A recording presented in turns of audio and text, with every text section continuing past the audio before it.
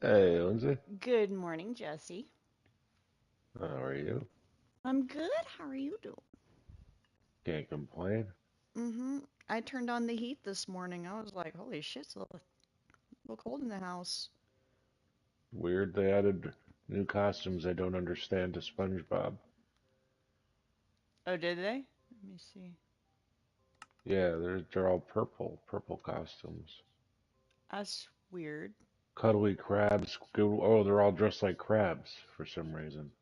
See, there's like a Halloween section in the store, but there's no Christmas section? Huh. Well, you That's could pro- just type Christmas. This Oh, is actually duh. sweet skin. Yeah, Dude, they're just yeah, they added more to SpongeBob.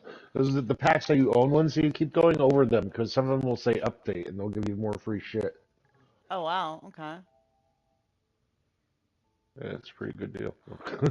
Oh, Like now I my have lord. Caveman, SpongeBob, and Patrick as well. I got some like clear dude I don't recognize. Oh, he must be a bubble guy. He must be the bubble. Must be the bubble. Oh my god, look at these Christmas ones. What are these ones? They You have a know. Nightmare Before Christmas one too, if you're a fan of that. Ooh. I've never seen Nightmare Before Christmas. One of these days, I need to sit down and watch it. I've seen it, but like I never pay attention to it because it's not my thing. So I end up doing other stuff while it's on. Mm-hmm.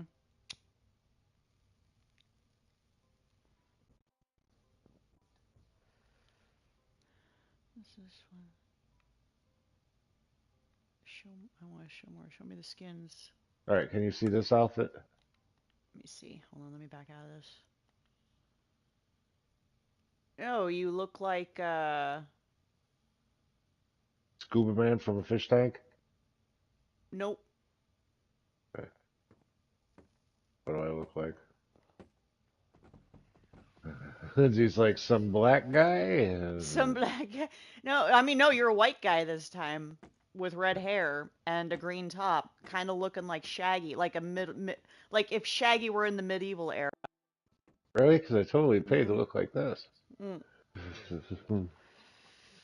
That's what I've been saying. I should be able to see these skins too. I know what they did. They show you the base skin. It's okay.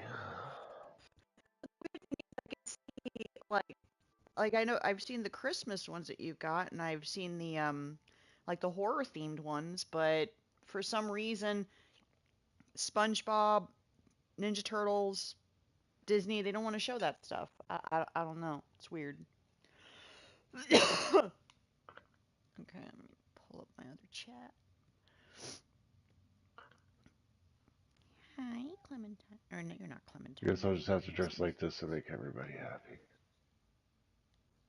Yeah. See, I can see the Joker just fine. I don't get it. I don't know, but I wasn't about to jump off the bridge without you logged in because I was afraid I wouldn't be able to get back up because my ice would freeze. Mm. Good thing I'm here then. Yeah, here's an extra bed. Okay.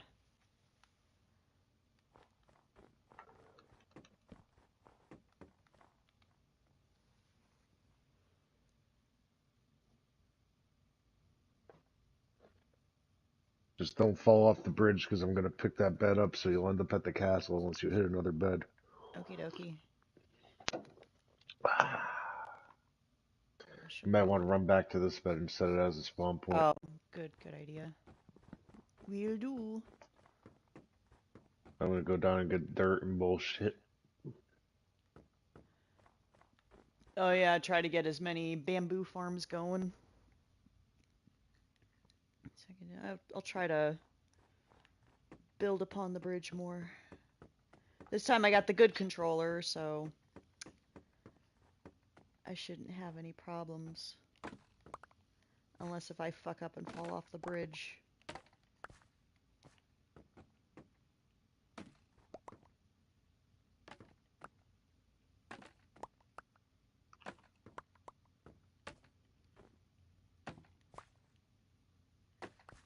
Oh, fuck! Yeah, I don't know why or how I just fucked up that bad, like that stupidly. What happened? I went off the bridge in the wrong area because I got too close to the edge trying to see over the side. Oh. Just don't go too far in case the ice freezes. Oh yeah, good idea. Yeah, I gotta keep an eye on that because you need a way back Yeah, it's a up. big bamboo field though that's at the end of the bridge, so it'll be fine. That could regrow and you could hack that down again. Oh yeah. Seems like that bamboo farm grows pretty quick, so that which is a huge bonus because It need all seems the like bamboo. if I don't make them too deep, they tend to grow better. I don't know if that's some kind of game lag thing or something. Oh, are you saying like growing If I, it yeah, on a patch of dirt in if the I sky? a longer patch Uh-huh. with that's not as deep. So same area but different setup. Okay. Food, got my bucket, got my food, got my bed. Oh yeah, you're gonna need food. Although yet there's Oh yeah, I got food. okay. I got tons of beds on me though. Of course there is Alright, game so down that's all there my if shit. there's okay. Oh, I got plenty of food on me. Okay, good.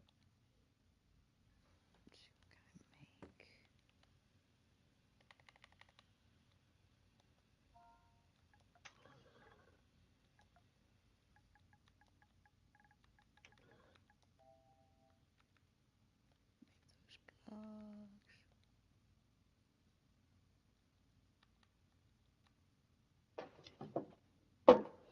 okay, cool.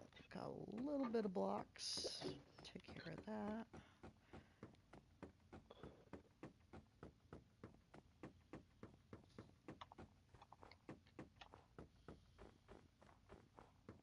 What the fuck are you doing out in the wilderness, trader dude? Oh You got good yeah, there's stuff. I He's got saw a sea trader. cucumber, coral, Wait, he has dripstone. he has sea Yeah, he's got sea cucumber coral? cucumber out here. I didn't even know there was coral in this game. Yeah, the sea cucumber grows on the coral.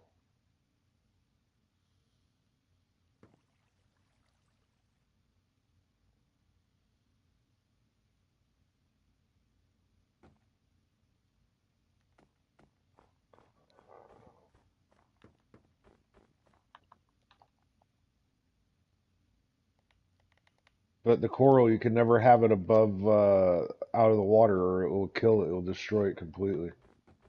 Makes sense because I think it's the same in real life too. You can't leave That's why coral's got to be. in the base, the lime green dye farm, never let that glass break her. It's just the whole farm is fucked, and we got to buy a new one with emeralds. Uh, That's like a big deal if that gets fucked up.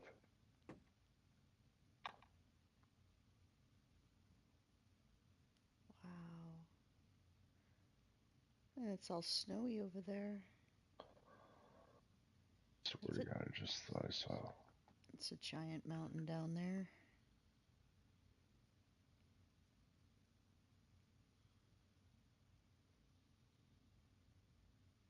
Another giant hill down there. Wow.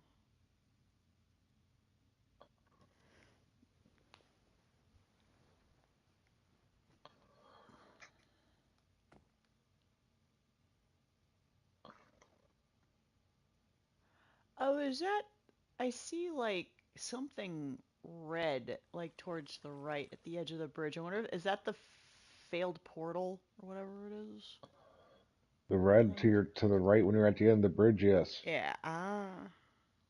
That's basically nothing unless some obsidian if you have a diamond pickaxe Mm. at this point, because I already checked it.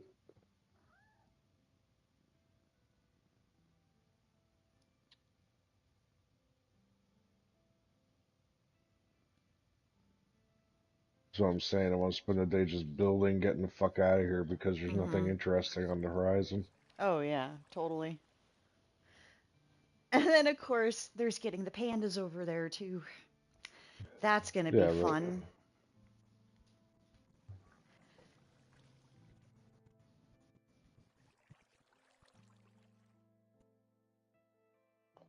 We can get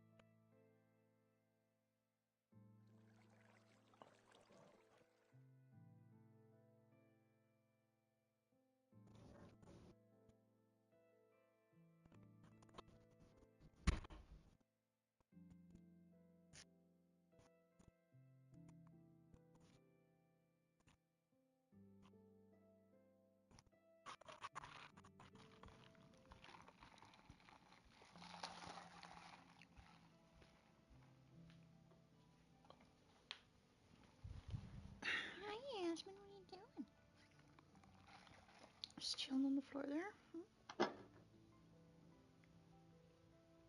Ow, don't bite me. Ow. Fucking asshole.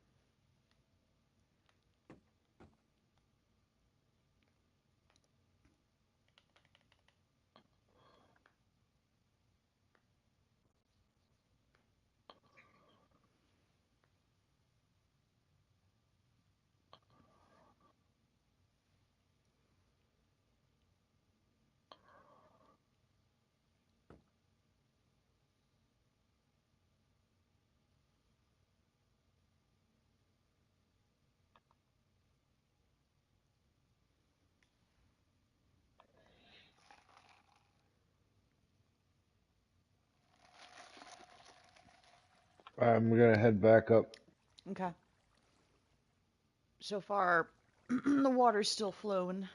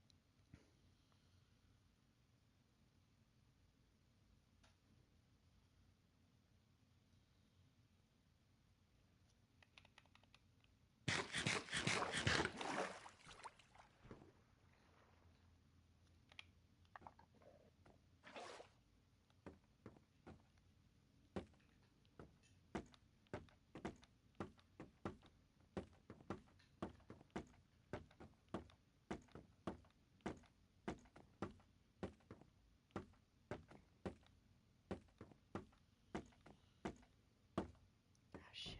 Didn't mean to do that.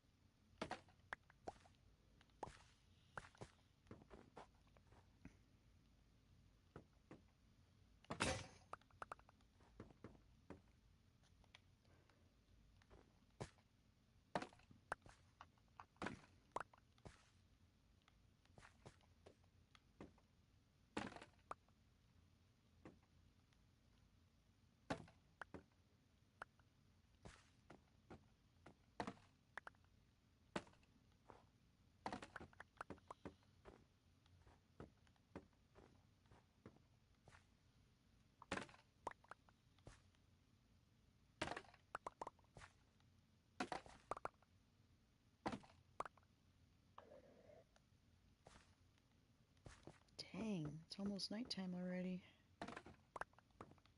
How time flies.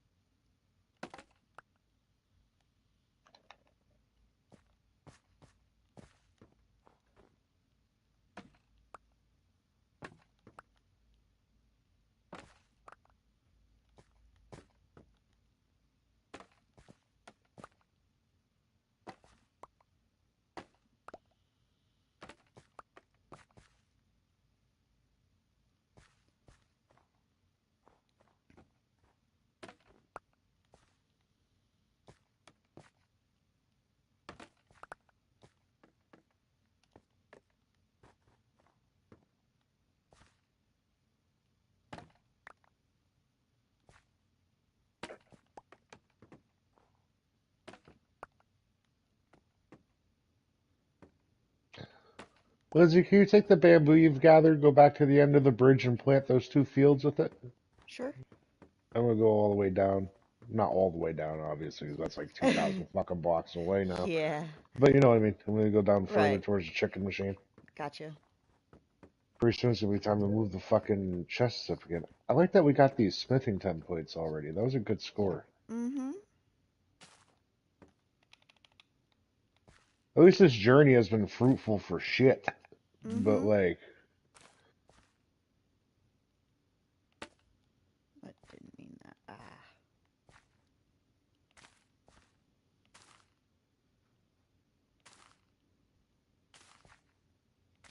it would be nice if we showed up right in line on top of pillager base though, so we could just pour lava down it. That'd be fucking hilarious. Yup.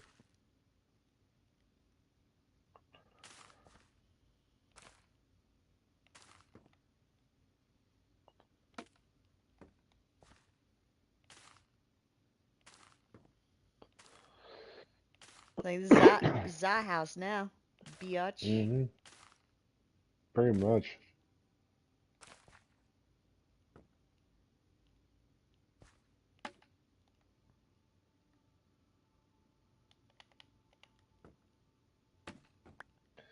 Wish I had a bicycle. Yeah, so I opened the SpongeBob world, and there was a way to fuck with it where it's not just like the story mode, it's like a survival world. So then I did the same thing to Ninja Turtles. It was like the creator doesn't want you to do that. Would you like to bypass that? I said yes, and then it let me turn it into a survival world. So I'm pretty Interesting. sure we could play in Bikini Bottom and Ninja Oh Turtles New my York. god, really? That'd be awesome.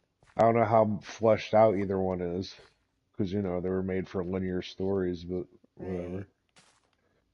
It'll Bikini be bottom. neat. Imagine that. Minecraft bikini bottom. I'm just thinking the Ninja Turtle one, it would be a world that had Oh, some buildings yeah. pre-made. Uh-huh. Just take the buildings over and put rooms in them all, because there are probably a lot of hollow facades, you know? Mm-hmm.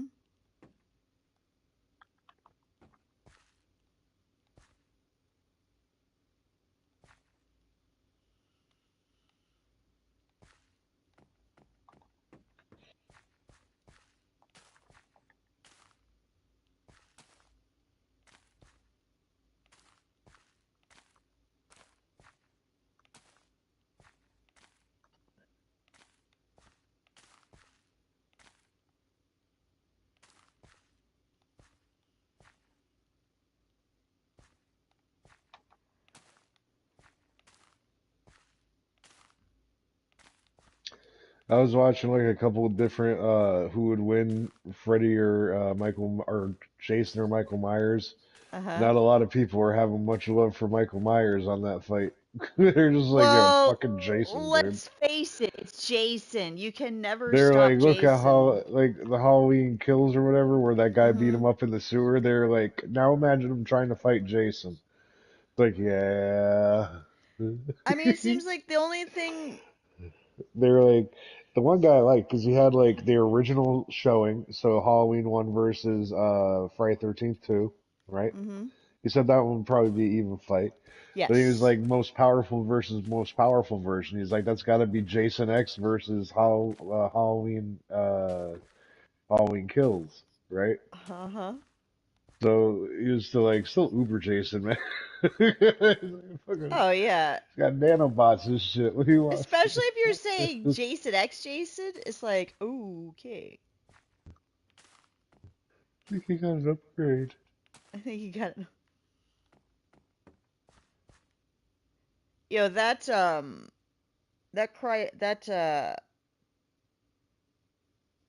that that cry that one scene where he took the chick's face, he threw it through Oh that yeah, yeah, yeah. that That's the was most the famous kill in cryogenic that ship. one. That was cool. Like that was pretty fucking wicked. It was. I've never seen a Mhm. kill like that in a movie before. That's a Mhm. pretty unique one. Yeah, But I 'cause you also liked never when think. he threw the guy down on top of the auger, and because of gravity and the guy's body weight, the guy slowly spun down the auger as he's getting impaled. Oh That man. was pretty tight. Ooh. This is because theoretically speaking, that could happen because physics. Physics, yeah. That's why my son says, I think physics are cool. And he's right, because you could use physics to do all kinds of weird shit. He is, but let me tell you something. Learning the science of physics is much harder than I thought it would be. Well, there's a million different things to know. I'm Mm-hmm. chilling over here until this shit grows. It's all So, good. Cause I don't feel mean, you like you're in have, a Dickensian work camp. cause like sure you have gravity, but then there's You more got to it than gravity, just man. gravity. There's gravity, man. Like like calculus, I guess goes hand in hand with physics. Yeah, well, just think about a shopping cart, right? Mm-hmm. Think about everything that goes into a shopping cart, Mm-hmm. because it's a lot. Mm-hmm. There's the weight of the shopping cart, right? Mm-hmm. Then you have the wheels of the shopping cart, the diameter of the wheels of the shopping cart, the width of the wheels of the shopping cart, Mm-hmm. the diameter and length of the pins going through the wheels of the shopping cart, what they're lubed with, if anything, and the resistance factor therein. Then you Mm-hmm. have the angle at which the wheels are set on the cart, which also creates a different element there Yep. of momentum potential energy. Now you have the motherfucker pushing the thing. And you're pushing it on the top and you're making the wheels move on the bottom. Mm-hmm. So Mm-hmm. it's transfer. There's a lot going on just with a shopping cart. Yes, there Kids is. are pretty neat. Yes, there is. Crazy how that works. It's like as soon as humans invented the wheel, all bets were off from there. Like, what is this thing called the wheel? Oh, it rolls. Like, oh, we could attach something to it. And You know, Pete cracked me up when he went off on the whole fucking we didn't steal this country from Native Americans or whatever because he's like, oh, they really? didn't even invent the wheel before we got here. How do you not invent the wheel? You not invent the wheel? How do you And not he's invent got the a wheel? point. He Yes, does have a he point. That's does a big have a fucking point. point. Yes. Motherfucker, you ain't seen a ball roll downhill? Mm-hmm. Well, no, that's these idiots are like, Science! we're gonna decolonize the USA, give it back to the Native Americans. I'm like, you The idiots fuck do are they gonna do with realize, it? Drink? yeah. I'm like, you said probably. Sorry. I know my people would. Anywho, What are they gonna um, do? Start squabbling over it? I guess so. But no, I'm just sitting here thinking you dipshits do realize that the Indians were at war over Yeah, land exactly. If here you really want to before we got respect the here. Native Americans' culture, you'll give them back all the land and Yep. then let them go to full Yeah, open let war over it. full out war over it. Yeah, full open war. Mm-hmm. And if you have a Like, problem with them killing people in the streets, you are a fucking bigot. that's a hell of a You pay-per-view fucking event. bigot. You fucking bigot. You fucking bigot. So, I know. Look. I know they're raping your daughter. You bigot. You should be happy. mm-hmm. What? Oh yeah, and then we got What? and then we got the shit going down south the border. The Um. Roosevelt Hotel used to be a nice place. Mm-hmm. Now it looks like. You know what? Nino Brown had a nicer fucking complex. Oh, I'll just. It doesn't even look like New Jack Nino City. Brown. Yeah, any of these crime lords in the movies, they all kept their shit tighter than that. Like, this was just a hellhole. You know what's strange? That seems like the mafia ran a much tighter operation than the Talk fucking to government. Fedorable the Horrible about that. He'll tell you all about it. Because he grew up in Las Vegas, and he always said, "Look, a drunk girl could walk home at night and not get raped because mm-hmm. they knew that if he got caught raping the girl, he might end up in the desert. Mm-hmm. That'd be that, and you'd be gone." It's Yeah, yeah. like it was a tighter ship when the mob ran fucking You Vegas. would be at the bottom of Lake Mead, encased in your feet encased in cement.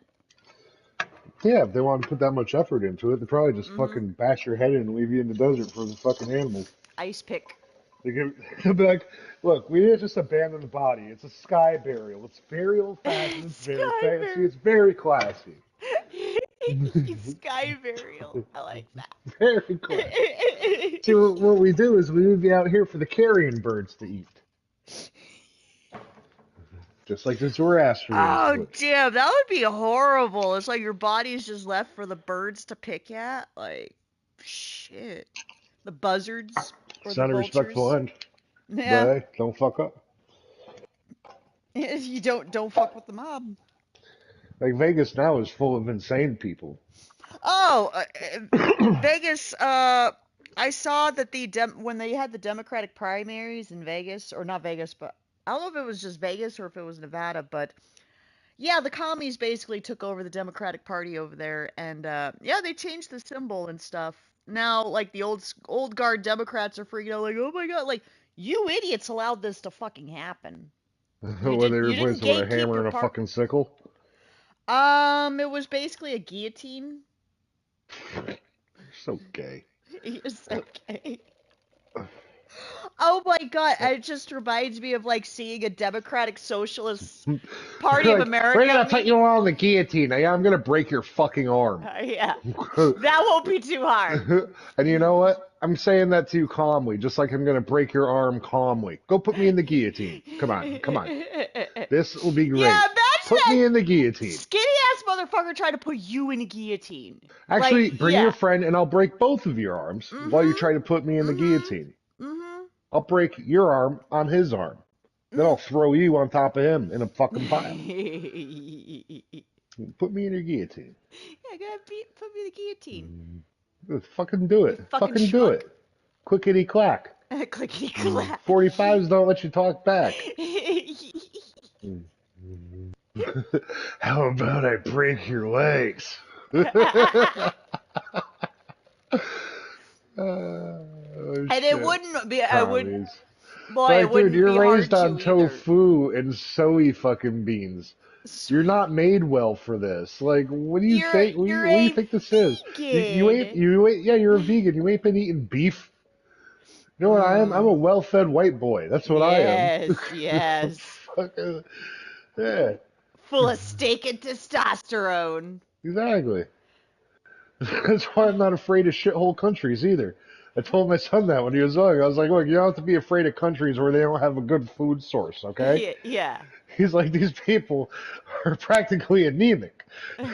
You ain't got to worry about them.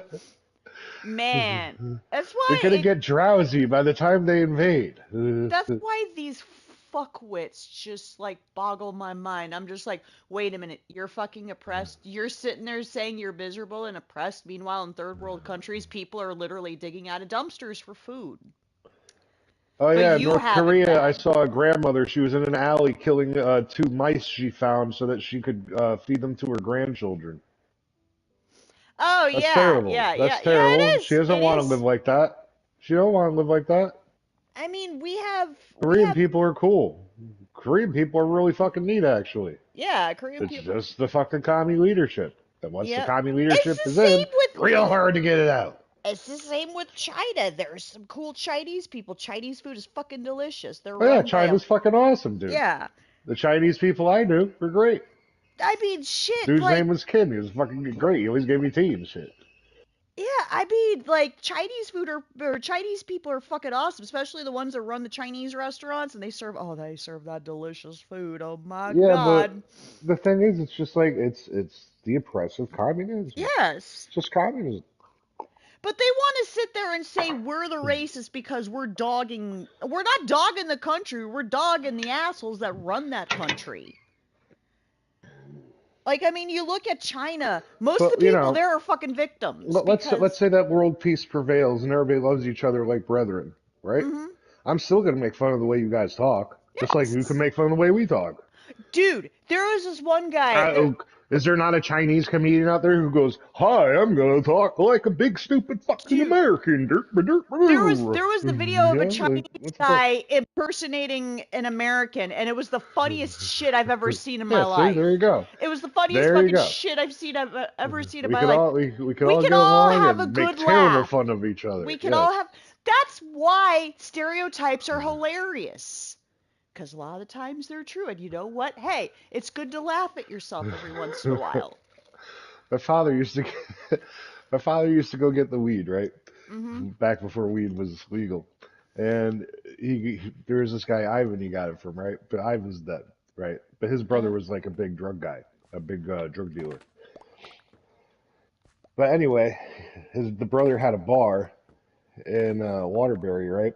Uh-huh. So they used to go hang out outside this bar in the car and wait for the brother to come out, right? Uh-huh. So that's like special treatment. Like the guy was like violent motherfucker, but like because Ivan was his brother, it was like special treatment. Uh-huh.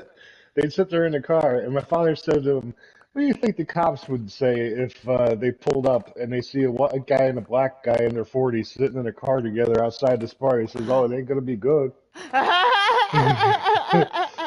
Yeah, because Ivan was from Jamaica. He's like, "It ain't gonna be fucking good." Oh, you got Jamaican. That's But the awesome. thing is, they work together, Mm-hmm. right? So it's just like, what's the cop gonna do? They're at a bar. Like, they might be getting a QP, but they're still at a bar. Uh-huh. They're not shit-faced. That's funny. They used to joke around about that shit. Yeah, I mean, shit. Yeah. I Like laugh. Ivan used to say shit like, "Oh, I'll tell him I picked you up and you're my whore." And my father'd be like, "Fuck your mother," you know, like. I mean, shit. I love racist jokes. I love sexist jokes. Yeah, I'm a Yeah, you woman. want I to see love some good sexist racist jokes. jokes? Go watch Mr. Miyagi stand up. Oh, Pat Morita. Oh, that's right. He Yeah, was a stand-up comedian. I forgot yeah, he about was that. dirty too. Oh, really? So he was like, because Red Fox was the same Yeah, way. He was a little he dirty. said this to a girl. He goes up to a girl he thought was cute and he says, "Hey, you like to drink?" And she says, "No, I don't really drink." And he says, "Are you sure you wouldn't just like a little nip in you?"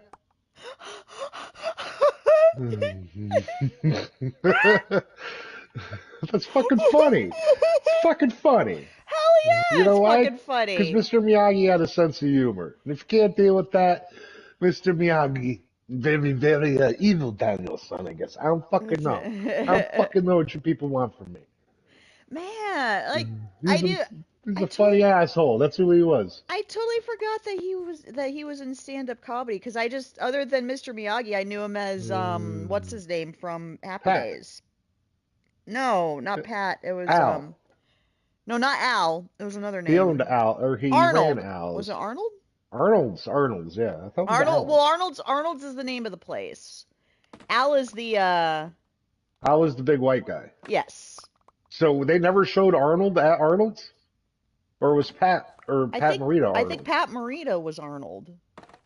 Yeah. I'm pretty sure. That's weird because they showed the other guy before they showed him. Unless the other Hmm. guy was just running the business terribly and he had to come back and fix his business and fire that guy. Yeah, yeah. Man, I used to love Happy Days.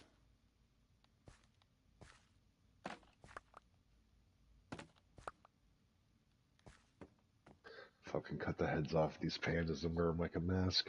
Oh my god, why? But they're Because it would look pandas. cool. Because it would look cool. Exactly, They're because it's a panda. pandas. That's why it would This look is a cool. panda. That's why it would look cool. Mm. Yeah, I've heard pandas are mean Tastes in real life. delicious. Yeah, they're probably pricks. You ever see a wet bear? It's not a pretty thing. It's rather Bear, frightening. well, like it's crazy because like grizzly bears and stuff. I wouldn't want to fuck with a bear because they look intimidating. They look like they Nah, could you know, hurt you you. can't, you don't fuck with a bear. If But it's a black bear, you might be able to fight it off a little bit, they but it's going to be more vicious. They get vicious. aren't grizzly bears bigger? Because Yeah, it goes those. brown bear, grizzly bear, and then you have above the grizzly bear, you have like your Kodiak bears, Mm-hmm. like way up north where they get really fucking gigantic. Then you have the big daddy, which is the polar bear. Oh yeah, and polar bears are no joke. Yeah, Those it's nothing guys, to fuck with. they'll tear It's you a up. 1,000 pounds of fucking meat They shredder may running look at you. cute. They may look cute in like pictures and stuff, especially a Coca-Cola bear. But yeah, you would not want Remember, if to. you in real life, if you give a polar bear a Coca-Cola, the bottle better be broken, and you better be stabbing it until the whole bear is red. Yeah, because otherwise you gonna be its lunch. How do you see a polar bear in a snowstorm? Just listen for your buddy screaming. Just listen for your buddies screaming. I watched that I've seen the Grizzly Man documentary. I was like, dude, this dude was fucking nuts. Getting that close up to fucking bears, and people wondered why. Oh yeah, People just wondered like what Steve happened. Irwin. God, I'm not gonna lie, I was sad, but I It mean, was. at least he did doing what he loved. His kids are doing the same shit he was. Yeah, they are. Every time I'd see him like wrangle a cobra or some extremely venomous snake, I'm like, dude, you're gonna get bit. It's just like that's not a good idea. That's not a good idea at all. Dude, it's like Australia. There's just so much, like the wildlife Yo, my there. son cracking up over the kangaroos that drown people. Kangaroos that Yeah, drown people. Well, kangaroos are if you ever see a fucking kangaroo just vicious. chilling in a little pond or in a little bit of water, Hmm. don't fucking go anywhere near it. He wants to drown you. He wants to lure you in and drown you. Well, Why? Because, lol. yeah, because you Like, can. it's like, this is my fucking outback. This is my outback. Drown me a townie. Drowns your ass as he eats an apple in the process. Yeah, right?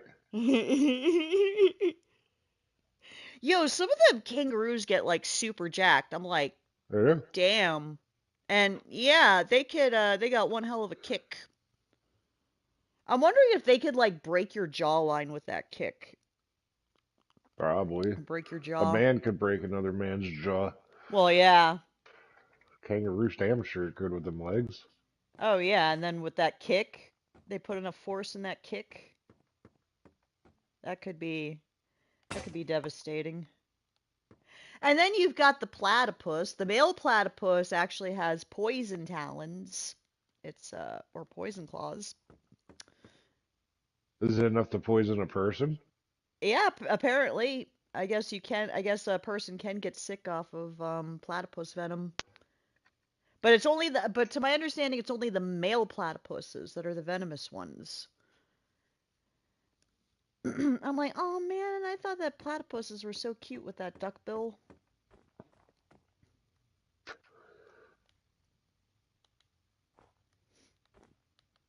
Yeah, but anything that's cute is food. Yeah, not wrong. I mean, shit, rabbits are cute, but they're a big food source. I've heard rabbits really tasty too.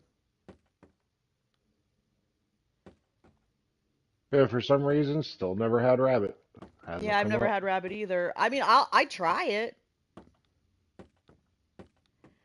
And I haven't honestly, I have not had any of the other type of wild game.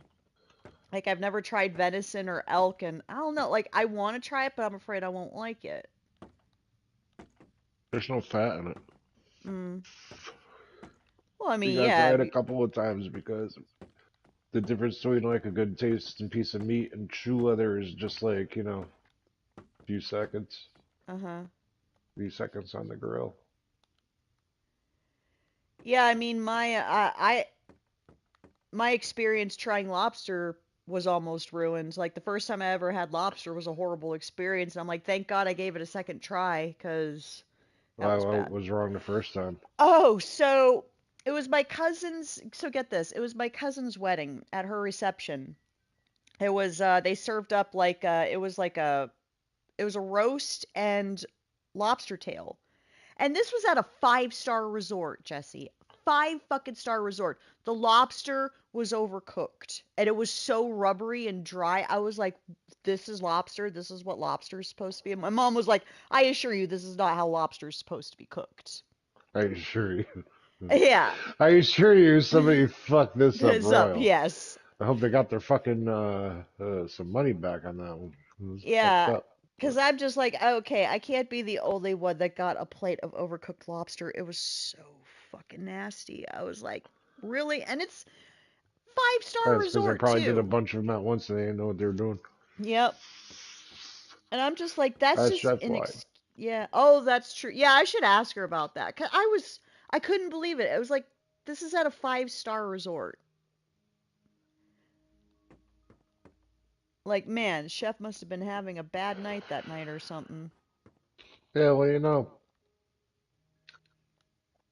what days the weddings are. You know the weddings are important, so Mm-hmm. pay attention to them. Yeah. Ooh, it's snowing. Oh, am I gonna need? Oh, I'm gonna need to It's make more snowing swords. because Oh, it's raining on my part of the bridge. yep, it's snowing on my side. Oh, I gotta make more. Gotta make more swords.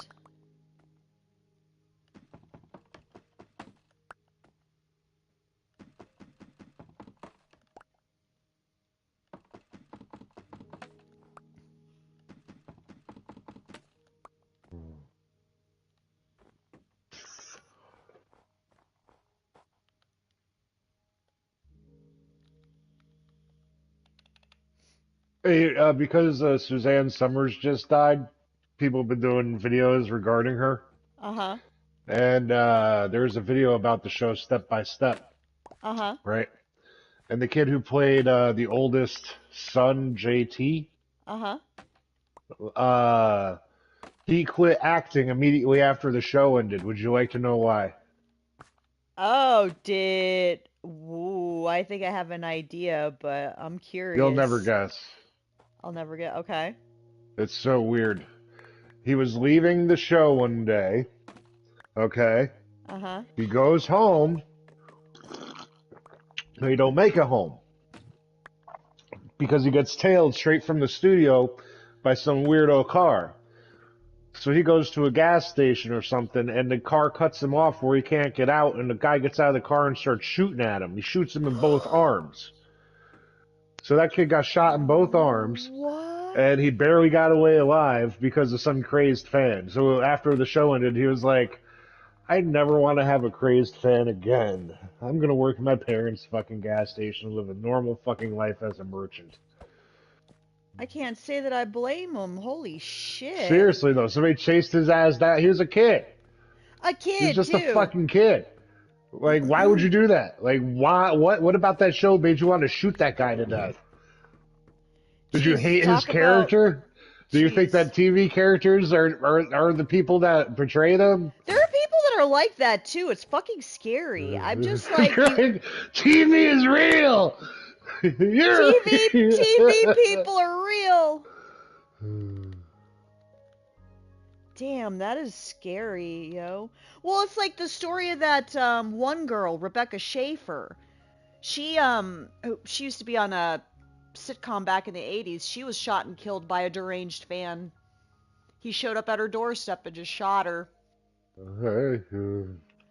I'm like, shit, Look yo. at John Lennon. That one was. And something can be said about the inventive Ring doorbell cameras. Yeah. Hello, I don't fucking know you. Well, Yes. you know what? There's Also, a. if you're like a fucking beetle, can you just hire a bodyguard? Well, no kidding. I'm like, Big dude, motherfucker, dude, ex-military with a gun. You're John Lennon. You were No, part it's of the cool. Beatles. You don't have any extra security? Like I don't believe in that, man. Well, you fucking should. Be like, Yes. trust me, bro. You in particular. If I had a time machine, I'd fuck with him. I'd be like, you in particular, probably fucking should. Yeah. No shit. I'd be like, what do you mean, man? I'd be like, are you threatening me? I'd be like, no, but someone else who's Someone crazy else, yes. is going to miss Yoko and shoot you in the fucking head. Okay, I'm just gonna put it out there. He's gonna be like, Oh, you're so crazy. I'd be you like, want. no, I'm not. No, I'm not. You won't listen to me. So enjoy not being on the reunion. Yeah, Enjoy, imagine that. Plot enjoy not twist. being on the reunion Plot tour. twist. Plot twist. He meant to kill Yoko and he ended up killing John instead. Nobody cares enough about Nobody ever Yoko. killed about Yoko, I know.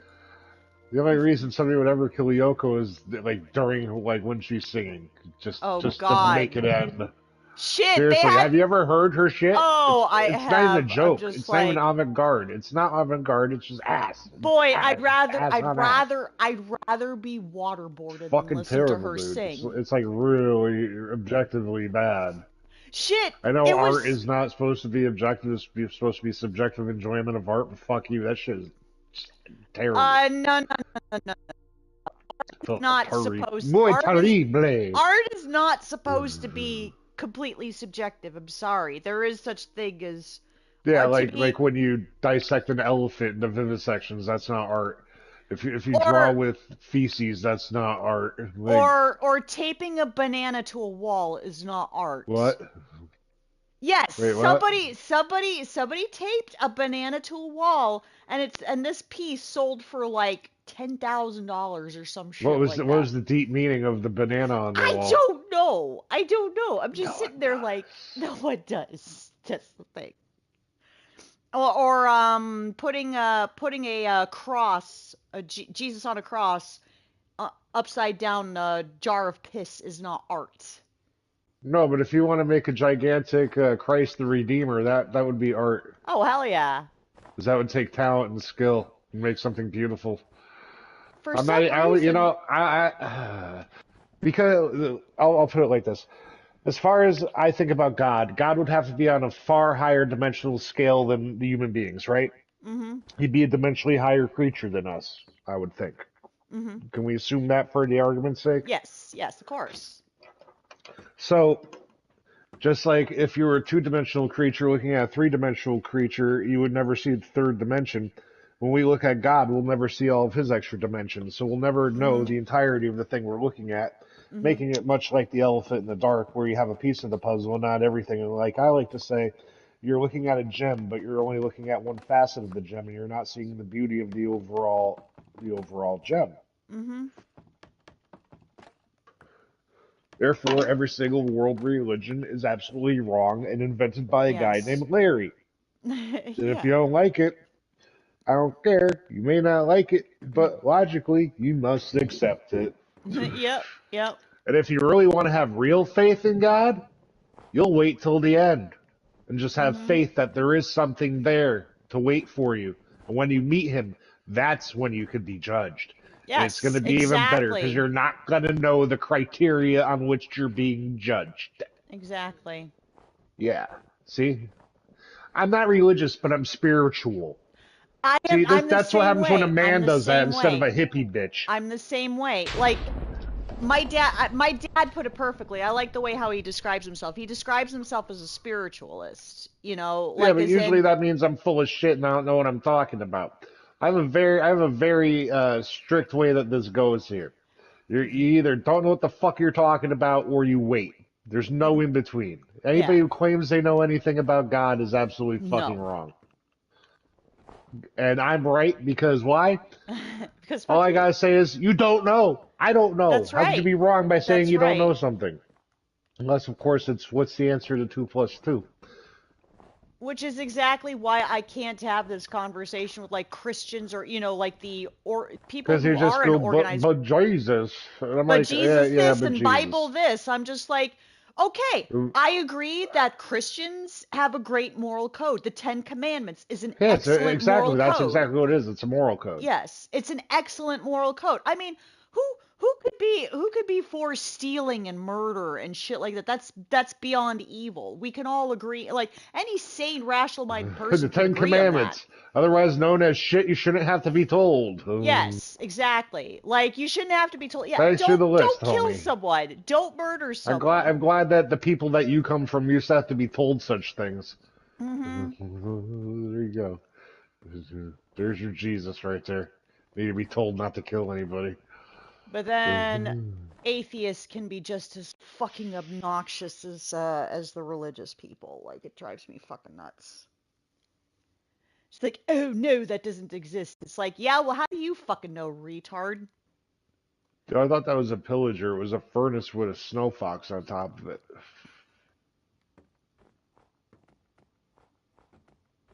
I want to know what's the deal. How come the snow fox always have stuff in their mouth? Uh, fuck if I know. Wow, it's snowing over here. There's a lot. Man, the snow's piling up over here. There's some snow on the fucking crafting table. Yeah, it's cool looking. Yeah. Oh, I can make two swords. All right, I guess that'll work. Man, this bamboo's getting bigger. What is snow for besides just looking cool? I mean, that's a good. Well, I guess you could make igloos out of them.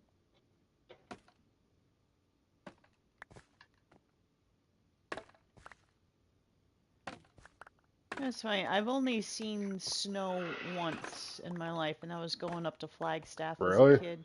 Actually, a couple times. I have seen snow a couple times. Yeah, 'cause where I live, it barely even fucking snows here. You gotta deal with that shit every fucking year. Oh, I know.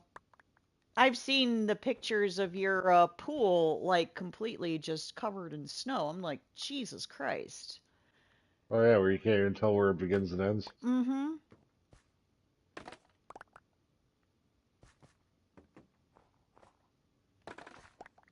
It's certainly pretty to look at, but yeah, I would not want to be stuck in it. It's the most beautiful thing that will kill you. It's that's a good way of putting it, Jesse.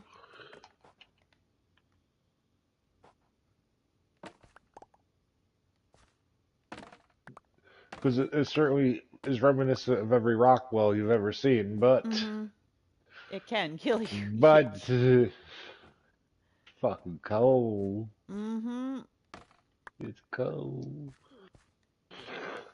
God, and just to think like below That's why all zero. these feminists are like, "Baby, it's cold outside" is a rape song. He was trying Oh, to save her from death no with his shit! cock. Okay, With his cock, yeah. and she was like, "I need your cock to stay warm," and he was like, Uh-huh. "I will do that. I will make this sacrifice of my cock so that your vagina can stay warm and not freeze to Yes, death tonight in yes, the snow." yes, yes. He was being a hero, Lindsay. Mm-hmm. Yes, he was. Absolutely See, was. 'Cause Let me good let me tell grief. you, that can warm you up. That's for He was goddamn sure. keeping, he was Yeah, keeping her from dying. yeah. Mm, he was an altruist. Nothing Like, oh short my of it. God, I'm cold. Yeah, me too. Let's fuck. Yep.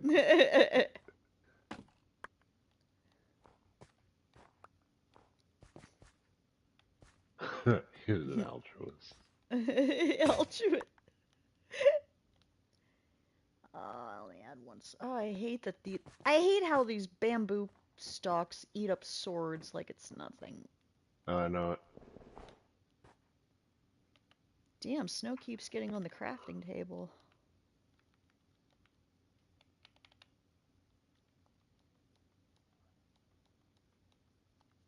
Gee, I got plenty of sticks though.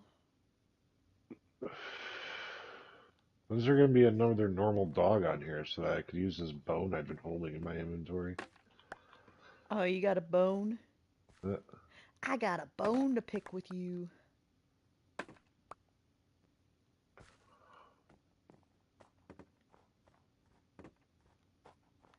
Oh, cool, there's snow on the trees over here. That's sick.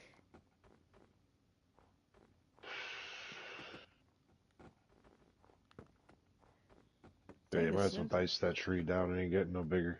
Yeah. Make some charcoal out of it. Oh, yeah.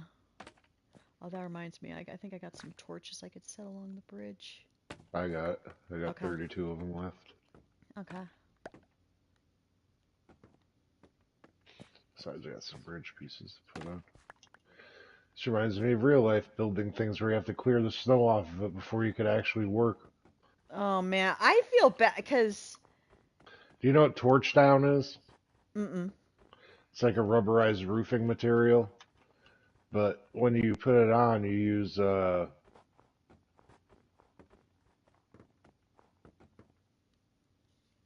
interesting. There's nothing to see on this map.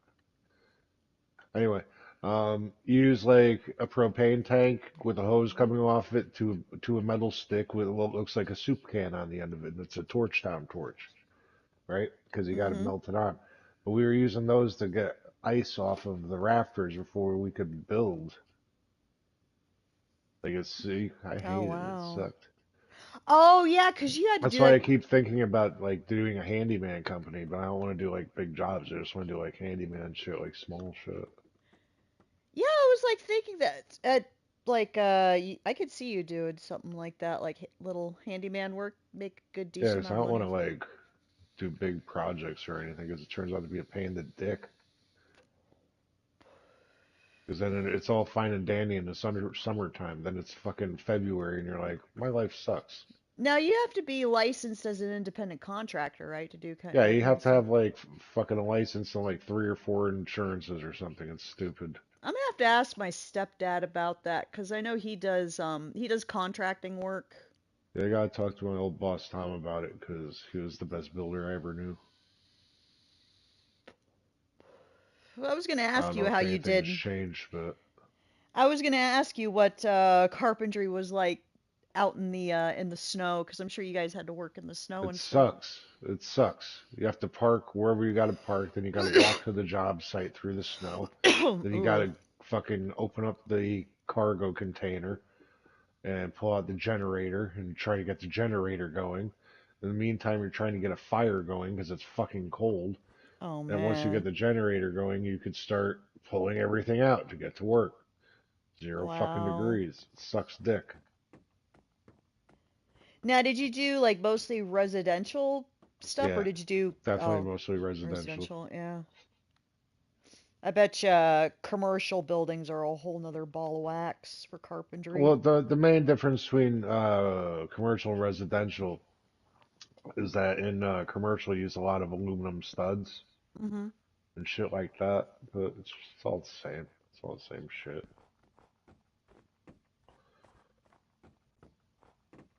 You know, the wall's a wall. You know what I mean? Right. Yeah, yeah. Well, because I was thinking, a commercial building is a much different type of construction than residential buildings.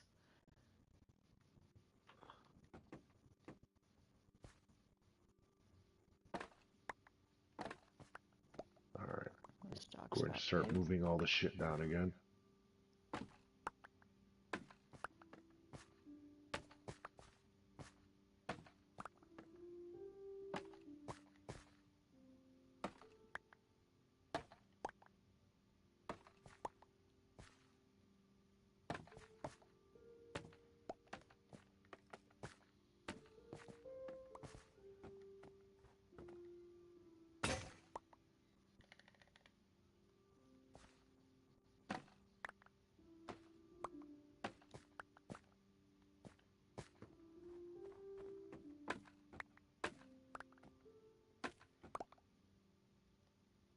These dogs do I have now? God, I've got so many. I've made too many sticks by accident, of course. Just hold on to them. You always use them Oh eventually. yeah. Oh yes, I will. I tell you what, I've been going through Fuck! Right as I put swords. trying to get my fucking tea, there's a bear on the bridge. Oh my Fuck god. your mother, bitch! Aww. Did you see that? Was it cool Yeah, looking? I saw that. You just pushed him right off the bridge. Yeah, fucking Yeah, fuck you, polar shoulder bear. checked him like we was playing hockey. Yeah, it's like you're not the Coca-Cola bear. No, they're dangerous. You can't just have them Well, around. yeah, they killed you. They killed you numerous times. Gotta give him that shoulder block action with the push. I saw them up here. They were attacking the foxes. Oh, so yeah, then that's fine. Like, yeah, push them off. That's weird because panda bears are different. They don't Yeah, attack real panda bears are wildlife. neutral. Uh-huh. They're not they're not friendly. They're like passive or passive or whatever. It's Mhm. basically like they won't strike unless struck first. Right.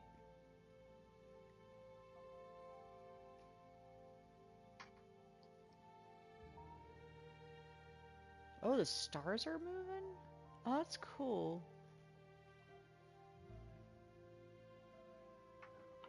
That'd be funny if they actually put the constellations in the sky. No, I'm sure it's completely random. Yeah, yeah.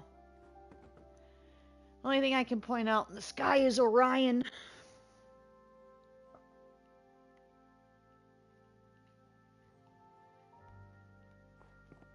You see about how I could locate the Big Dipper in the sky and then the North Star?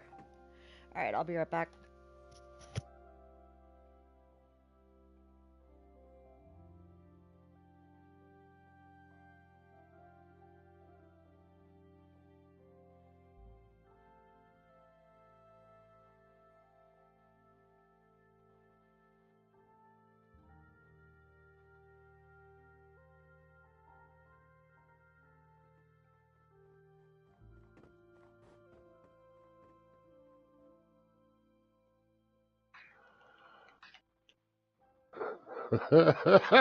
Sorry.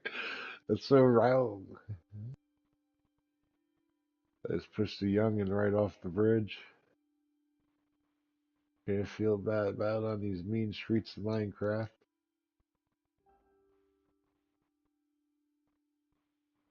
And remember, that's an alpha predator. It will kill you.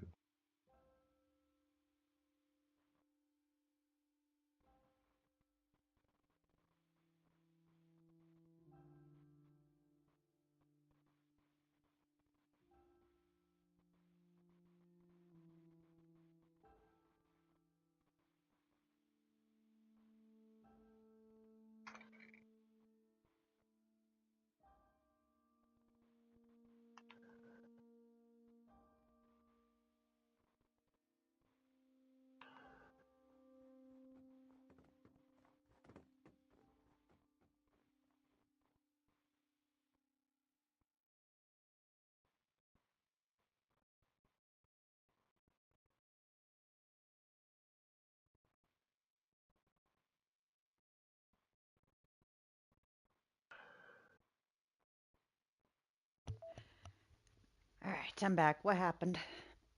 I pushed a baby What? I pushed a baby polar bear off the bridge. Oh, it was a baby. Oh, I know. you're like, And I like pushed sorry, it off bitch, the you're a bridge. polar bear. Polar bear go bye. The rules. Them's the rules. I made him, and I'll follow him.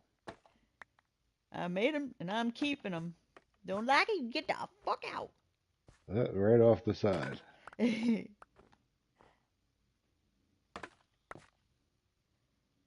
Two other animals I can push off this bridge. Oh my god. Like, okay, ISIS.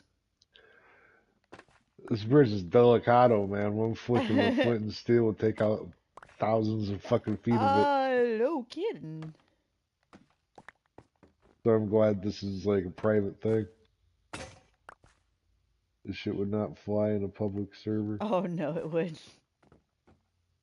make some But very then mad again, we hoes. wouldn't have to do shit like this because there'd already be shit built. Yep. Like, oh, which road do you want to take? That'd be nice. Mhm. Then again, there'd be people waiting to murder you on each one of those roads. Yep. The second you spawn in. I hate that these stalks sometimes fall over the side. Like, really?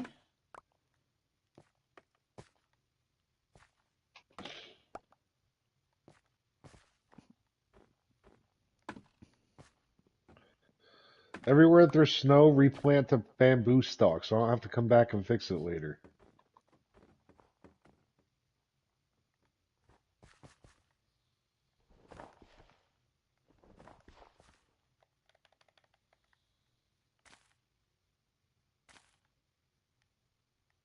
Go.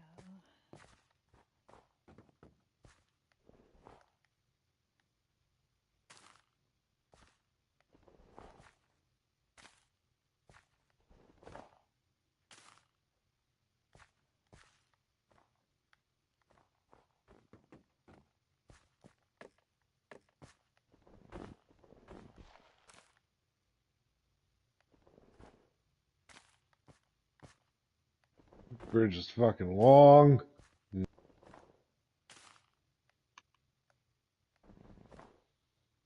Getting those retarded pandas down here is gonna be fucking take days. Retarded pandas. They do. It's a Some couple of of them them are are kind of derpy, yeah. questionable. Well, yeah, there's the snotty Sort nosed of ones. questionable.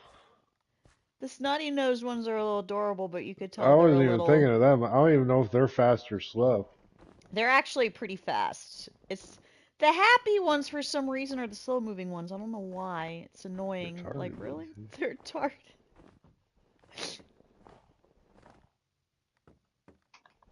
I mean, I suppose if that's the only explanation, I suppose I could take it. I could accept that. Gosh, so much snow on this bridge.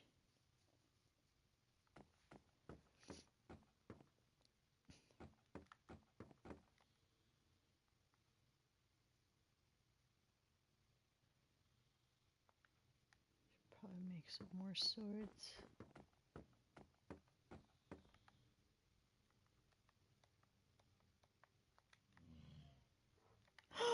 There's another one over here. Polar bear, see him from here. Push him off, Lindsay. Sorry, buddy. Good job.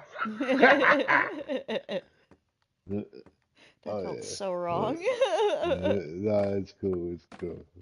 It's But I fine. mean, he did hurt you, No, so and I'm just they like, will eat you. Don't feel yes. bad on that. I hate it because it's so deceiving because they look so cute and friendly. It's like, oh no, they're not. They're certainly not friendly. You ever see the fucking lanternfish? He doesn't have a thing on his head to be inviting to visitors. It's to deceive you. Yep. Lie to Kind of like what, yeah, kind of like what John Wayne Gate, or not John Wayne Gate. Was it John Wayne Gacy? I you. can't Fuck even that remember that guy. motherfucker's name. Yeah, he's a piece of shit. Yeah, that piece of shit that dressed as a clown and killed kids and buried them under his floorboards. Like, yeah, big man over there. I don't want to put him away.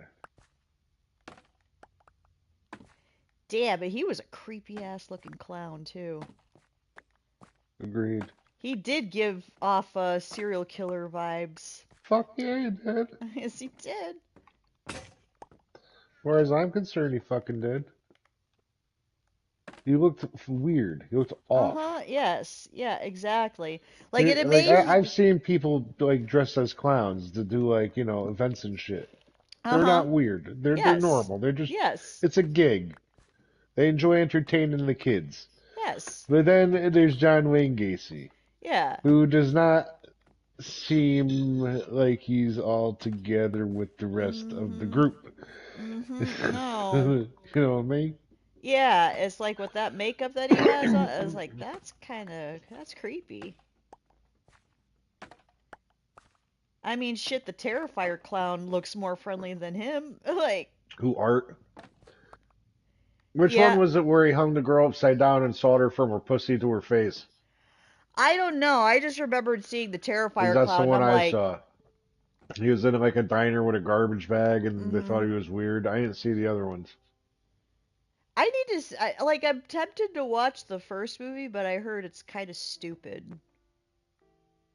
Which is odd because, I mean, the clown looks terrifying. Well, they're all kind of stupid. Uh-huh. I guess true. I'll never fall victim to a horror movie. So you think you could survive, like, someone like Jason or, like, a horde of zombies or... Yeah, honestly, yeah. Those are specific though. Like Jason, I would survive just because I've Well, been an it's obsessed just... Jason fan for years. So like I Right. know all his shit. You I know, know you all know how like you know how the ins and outs of how he operates. yeah, So, I know his deal. I I know am his a Jason rules. expert. I am a Jason The Voorhees expert. zombies are the most fun of all the evil things Oh, because absolutely. the best way to fight a zombie is just get really high and get a generator working to an old Uh-huh. TV Uh-huh. and then get a VCR. Then you need to find some old tapes of the A-Team. The And now just 18. copy the vehicles they made and now go kill zombies with them. Oh, that's a good idea. Yeah. That'd be fun too. Yeah, just make them, yeah, just get Yeah. high and drunk in a fucking garage full of shit. Now, here's my thing about the A-Team. Everyone who ever managed to capture the A-Team or get the up on them, they Uh-huh. always tied them up and left them inside of a garage full of shit. Like, Ugh. yeah, like smart Like move if you there, capture the A assholes. team, you put them in the Magneto cell. You put them in the plastic prison that's like smooth walls and shit with nothing in there. And they're Uh-huh. like, where am I supposed to shit? In the corner. You know That's what I mean? like You'll put them in a redneck's garage, like some farmer's garage has been keeping all this weird shit since the 20s. But that's what they want. That's exactly what the A team wants you to do. that's like putting MacGyver like Yeah, captive in a that's like tying up MacGyver and putting him in Radio Shack. exactly, The exactly. fuck are you thinking? Who's in charge here? Who's in charge?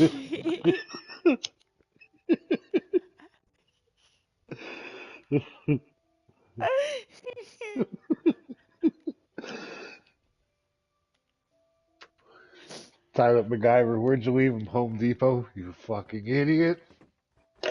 See, it's weird. Like in a There's miles of wiring in there. see, thinking back to like the zombie apocalypse, I'm not so worried about the zombies. I think I'm more worried about mankind during a zombie apocalypse. Well, that's any apocalypse. Oh, I guess that's That's true. not enough food. Mm-hmm. The It's zombie not. apocalypse is easier because at least the zombies killed some of the fucking stupid slow ones.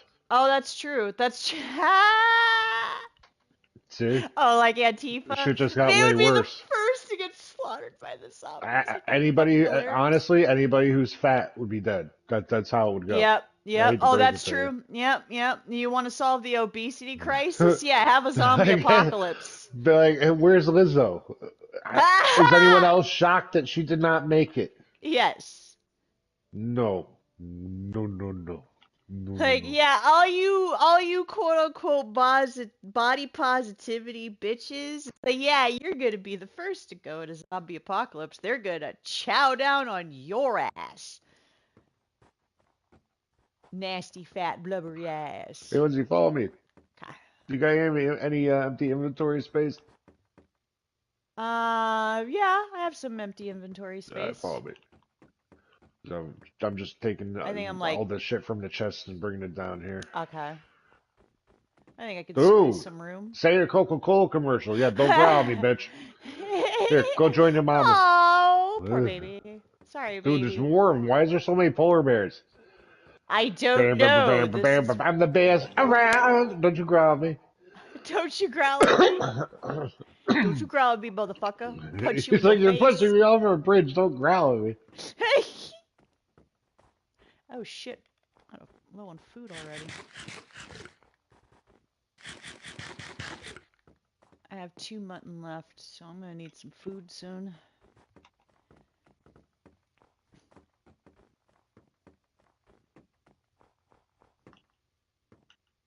Look at all this snow, Jesus.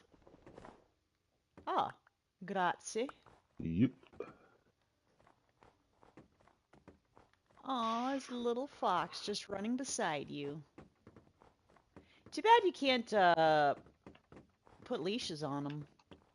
See all this snow, man. I know, right?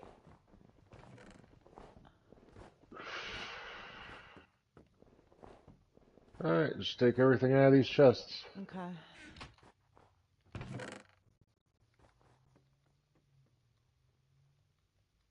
Oh, there's saddles in here. That's cool. Too bad you can't Yeah, ride it's from polar killing all those bears. fucking asshole Pokemon A Pokemon. rhinos in the raids. Those Pokemon bull things. Oh, those giant guys where it's like one or two Yeah, they drop the saddle. rams and they kill you. Those assholes. Yep. I was punching at one from a doorway and he killed me. That's why now that I'm used to them, I like those guys because I know they're always Mm-hmm. going to give me a saddle. That'd be cool if you could tame one, but I know that's not the Well, I saw a case. guy on the internet. He made a raid machine, like a raid A farm, raid where machine? Oh, he managed to trap pillagers and cause raid condition, and it kept raiding and killing the guys as they went into the kill chamber and funneling the objects back down into a chest. that's amazing. I saw a guy, Lindsay, some guy made the dragon like that ends the game, Uh-huh. like the last bad guy they Oh, yeah, farmed yeah, yeah. him. No way. That's funny. Oh my god. It's amazing what you Somebody made a can functional farm. calculator on this game out of redstone. Somebody Wow. else made a 64 or 8-bit computer out of redstone. It's like, dude, What? An 8-bit. Wait, let me get this straight. An 8-bit computer. It was Okay. huge. It was fucking huge. It Fucking was you. pathways everywhere in the It's sky, the way I do the huge. roller coaster tracks, Uh except it huh. was all redstone dust and circuits. That's amazing. It is. It was Alright. pretty cool. I think I got that. Okay, go back to the next chest. Whoa. That would have been bad. I almost walked off the bridge.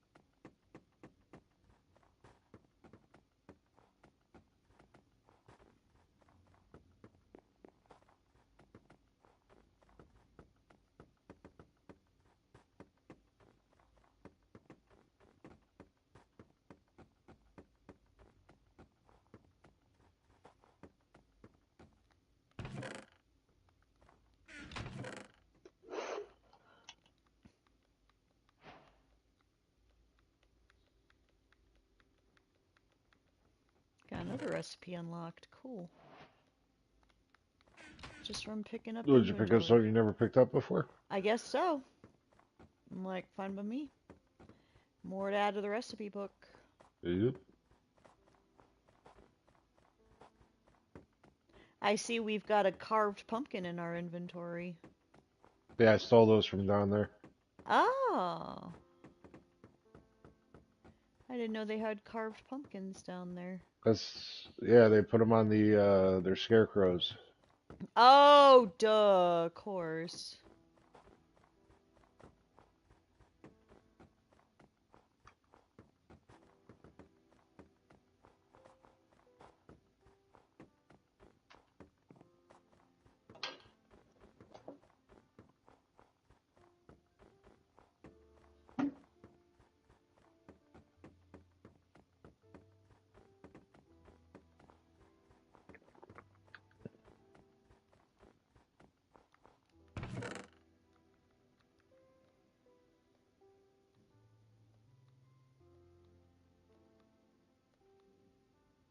Those gold blocks look sick. Oh, you can make a block of gold? Ah, I see you gotta build Yeah, you could Lily's. 9 bars make 1 block of gold, and the block of gold could be broken back down into the 9 bars. So it's really a way to compact it Mm-hmm. to put more shit in. But you could also build with them if you're very, very wealthy. Mm-hmm. You could make gold buildings. Make gold buildings, yes. Live like kings, like the sheik. Alright, I'm gonna find some videos, I think. Ooh, good idea. I see you got Lilies of the Valley in the inventory too, so make some white dye. What you got going? Um, Why did I? how about I put on Minecraft history? Sure.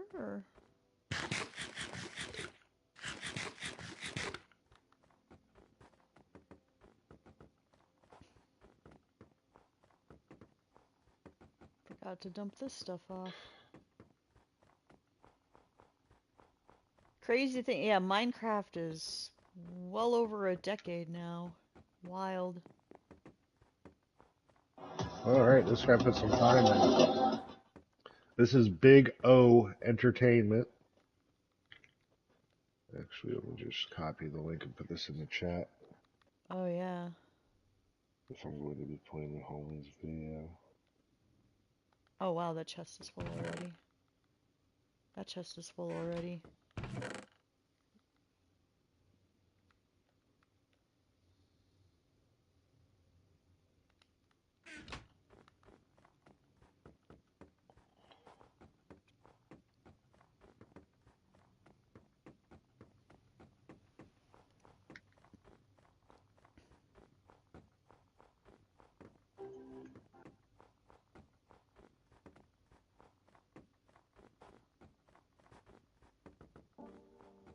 The story of Minecraft begins in the capital of Sweden, Stockholm. And while the capital has a Is sizable that too loud or? population just under Sweden? No, it's one right. It's person fine. was born here back on June 1st of Is it 1978 loud enough? to a Finnish mother and a Swedish Alright. father. This baby was a boy named Marcus Pearson. And unbeknownst to these parents, this boy would create one of the world's biggest games ever released. Is this But let's Nosh, not I get ahead of wonder? ourselves. While Marcus was born in the big city of Stockholm, he grew up in a small town 3 hours north from there, in Sweden, Edsbyn, with a population of just under 4,000 people. Marcus's father worked for the railroad, and his mother was a nurse. However, We Marcus got and his family would 17 eventually pillager move back to flags Stockholm when for the Marcus women. Nice. 7 is an important age here. They only at this stack time in is when Marcus 16s would like be snowballs. introduced to something that would change his life. To match the higher intelligence It amazes me that Minecraft seems to be universal because Dude bought a Commodore. at first I was thinking, because first I was thinking, oh, this is a kid's game. It seems like that because of the look of it. Yeah. There's a And there's lot more smarts to it than well, and there's that. So. cutesy stuff. Dude, have you seen the Legos, like the Minecraft Lego sets? They're pretty fucking dope Commodore looking. 128 was the last 8-bit home computer that was commercially released by I went on Commodore. Amazon and I just typed up Minecraft just to see what they had in terms of merch. I was like, oh shit, they've got Lego With nearly sets. full compatibility. The newer machines had 128 kilobytes of RAM and two 64 kilobyte banks, and an 80-column color video output.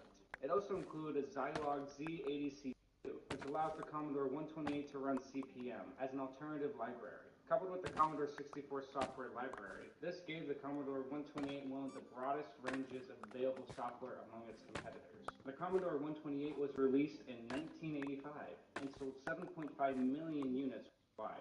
And one of those 7.5 million people who purchased it happened to be Marcus's father. And this purchase is what kickstarted Marcus's interest with coding.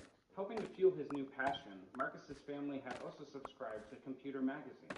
As Marcus explained in greater detail in this Gamma Sutra interview, my father bought a Commodore 128 when I was 7 years old, and we started subscribing to computer magazines. It was a huge one, newspaper format, and it had program listings in it that you could enter into the computer and get silly little games or fun effects and things like that. I started entering them and noticed that they broke or did different things if you changed what you entered. I don't remember exactly how fast this process was, but I made my first own program when I was 8 years old. It was an extremely basic text adventure game, where you had to enter the correct sentences to move to the next room. The purchasing of this computer opened a whole new world to young Marcus. And due to these silly little games and other games like A Bard's Tale, an action role-playing title, and Boulder Dash, an 8-bit puzzle game, and other pirated games on the Commodore 128 system, Marcus learned to program at the age of 8. And while this new door opened like a step to a brighter future, things would not get easier for Mark. While Pearson was a good student, he found life at school difficult after his family moved to Stockholm when he was in the 2nd grade. Unable to make new friends easily, he became even closer to the family computer. This fondness of video games and coding was described in the book of Minecraft, The Unlikely Tale of Marcus Notch Peterson. As Marcus's mother, recalls periods when her son would use fake stomach aches to stay home from school and spend hours in front of the computer. And while Marcus was finding joy in his father's Commodore 128, idea that he may have Notch found was it Swedish. as his only escape from the troubles of his family life. When Marcus was about 12, his parents divorced, and his father moved to a cabin in the countryside. In the years that followed, his father suffered from depression. As Marcus says, my dad went to jail for bad stuff, robberies, break-ins, because he got stuck in substance abuse. We really had a shaky period. Pearson explains in a Rolling Stone interview. To make things worse, his younger sister also began to experiment with drugs and eventually ran away from home. To add on to all of this, Pearson failed to finish his high school. He was still living at home with his mother, who was working the graveyard shift at a local hospital. She forced him to take online programming courses. It was a wise investment, as Marcus was able to channel his childhood passion into his studies. This would lead him to start churning out games. Following his graduation, few years of working as a web developer, Pearson created Worm Online, a massive multiplayer online role-playing game with his colleague Rolf Jansen in 2003. They used the name Mojang Specifications during the development, and as the game started turning a profit, incorporated the name Mojang Specification AB in 2007. Pearson left the project later that year and wished to reuse the Mojang name elsewhere, wherefore Jansen renamed the company to 123 later Code Club AV. Came back to 2004, at the age of 24, Marcus landed a job at Midas Player, which you probably know better as King.com, the makers of Candy Crush. While working at Midas Player, Marcus would meet someone who would play an important role in his future game. Marcus befriended another young game developer, Jacob Porzer. Jacob would describe what it was like working at Midas Player in this Forbes interview. It was a great place to start. You'd be making small games in Flash, and you actually did most of the stuff in-game yourself, except for the graphics. While working for Midas Player, the two began plotting their own games, some of which gained notoriety on indie game websites. Things seem good right now for Marcus and Jacob, as they are working for a good gaming company, and they could follow their passions on their off time. But while this notoriety seemed good for Marcus and Jacob, their bosses at Midas Player weren't as thrilled. We felt that we couldn't have someone working for us that at the same time was building their own gaming company, says Lars Markgren, the Midas Player co-founder who hired Pearson. Because of this, Marcus Pearson and Jacob Porzer were barred from making games in their free time, and this is the reason why Marcus left Midas Player in 2009, after developing 25 to 30 games for the company. Shortly after this, Pearson got a new programming job at J-Album, an online photo sharing service that didn't mind him working on his games in free time. It was during Pearson's off hours that he would be working on a certain gaming project. However, this soon-to-be extremely popular game wouldn't truly be realized until another game was released. Everyone deserves to feel good. From up all-nighters to early morning risers. Do we crop? Before Marcus left Midas Player, however, he was working on some projects that would be the impetus to Marcus's magnum opus, Minecraft. One of these games was actually a zombie game, with a graphics engine similar to GTA Chinatown Wars. He had made a 3D texture mapper for the zombie game prototype. He goes into more detail about this on his Tumblr post. Around this time, I was also playing around with the idea of making a zombie game, with a graphics engine similar to GTA Chinatown Wars. I made my own fully 3D texture mapper from scratch for this first time. The idea was kind of vaguely to make a spiritual sequel to Left 4 Dead. Another one of these personal projects was called Ruby Dung. The name Ruby Dung was a placeholder for the name Dungeon Game in the Ruby Lands. This was a base building game inspired by Dwarf Fortress, but this game had an isometric three-dimensional view like the game Roller Coaster Tycoon. Among the features in Ruby Dung, Lord was the first-person view similar to Dungeon Keeper, but at this time he felt the graphics were too pixelated and omitted in the first-person mode. He went into more detail on the previously mentioned Tumblr post. As the Ruby Dung engine got more advanced, I started thinking about adding a first-person view for following your minions around, kind of like in Dungeon Keeper. It worked okay, but the graphics got very pixelated and distorted, so I left it out. And while these games contained some of the building blocks from Minecraft, the game you know and love, it would not be fully realized until another game was released. On April 29th of 2009, the game company Zachtronic released the game Infiniminer. Infiniminer is an open-source multiplayer block-based sandbox I'll put more building chests out at and the end digging if you want to dump inspired by the anything. games Infinifrag, Team Fortress 2, and Motherlode, in which the player plays as a miner searching for minerals by carving tunnels through procedurally generated block-based maps and building structures. It was developed by Zach Barth of Zachtronic Industries with the help of his friend Chris Gensler and released in steps of incremental updates during April and May of 2009. It quickly garnered a following on message boards around the internet. In the game, players can play on one of two teams, red or blue, as one of four classes: miner, prospector, engineer, or sapper. Each class has their own set of abilities, tools, and blocks they can build with each costing a certain amount of metal ore in place. Most building blocks are team-colored and serve a specific function rather than being purely decorative. And player models and tools are flat sprites instead of three-dimensional objects. The sky is perpetually dark, and the landscape of the limited-sized maps is made up of entirely bare dirt, stone, ores, and non-flowing lava blocks. It was originally intended to be played as a team-based competitive game, where the goal is to locate and excavate precious materials such as gold and diamonds, and bring your findings to the surface to earn points for your team, until the winning team reaches a certain amount of points. However, as the game gained popularity, players decided it was much more fun to build things than to compete. Despite the growing popularity of the game from the message boards, Zachtronics discontinued development on the game less than a month after its first release.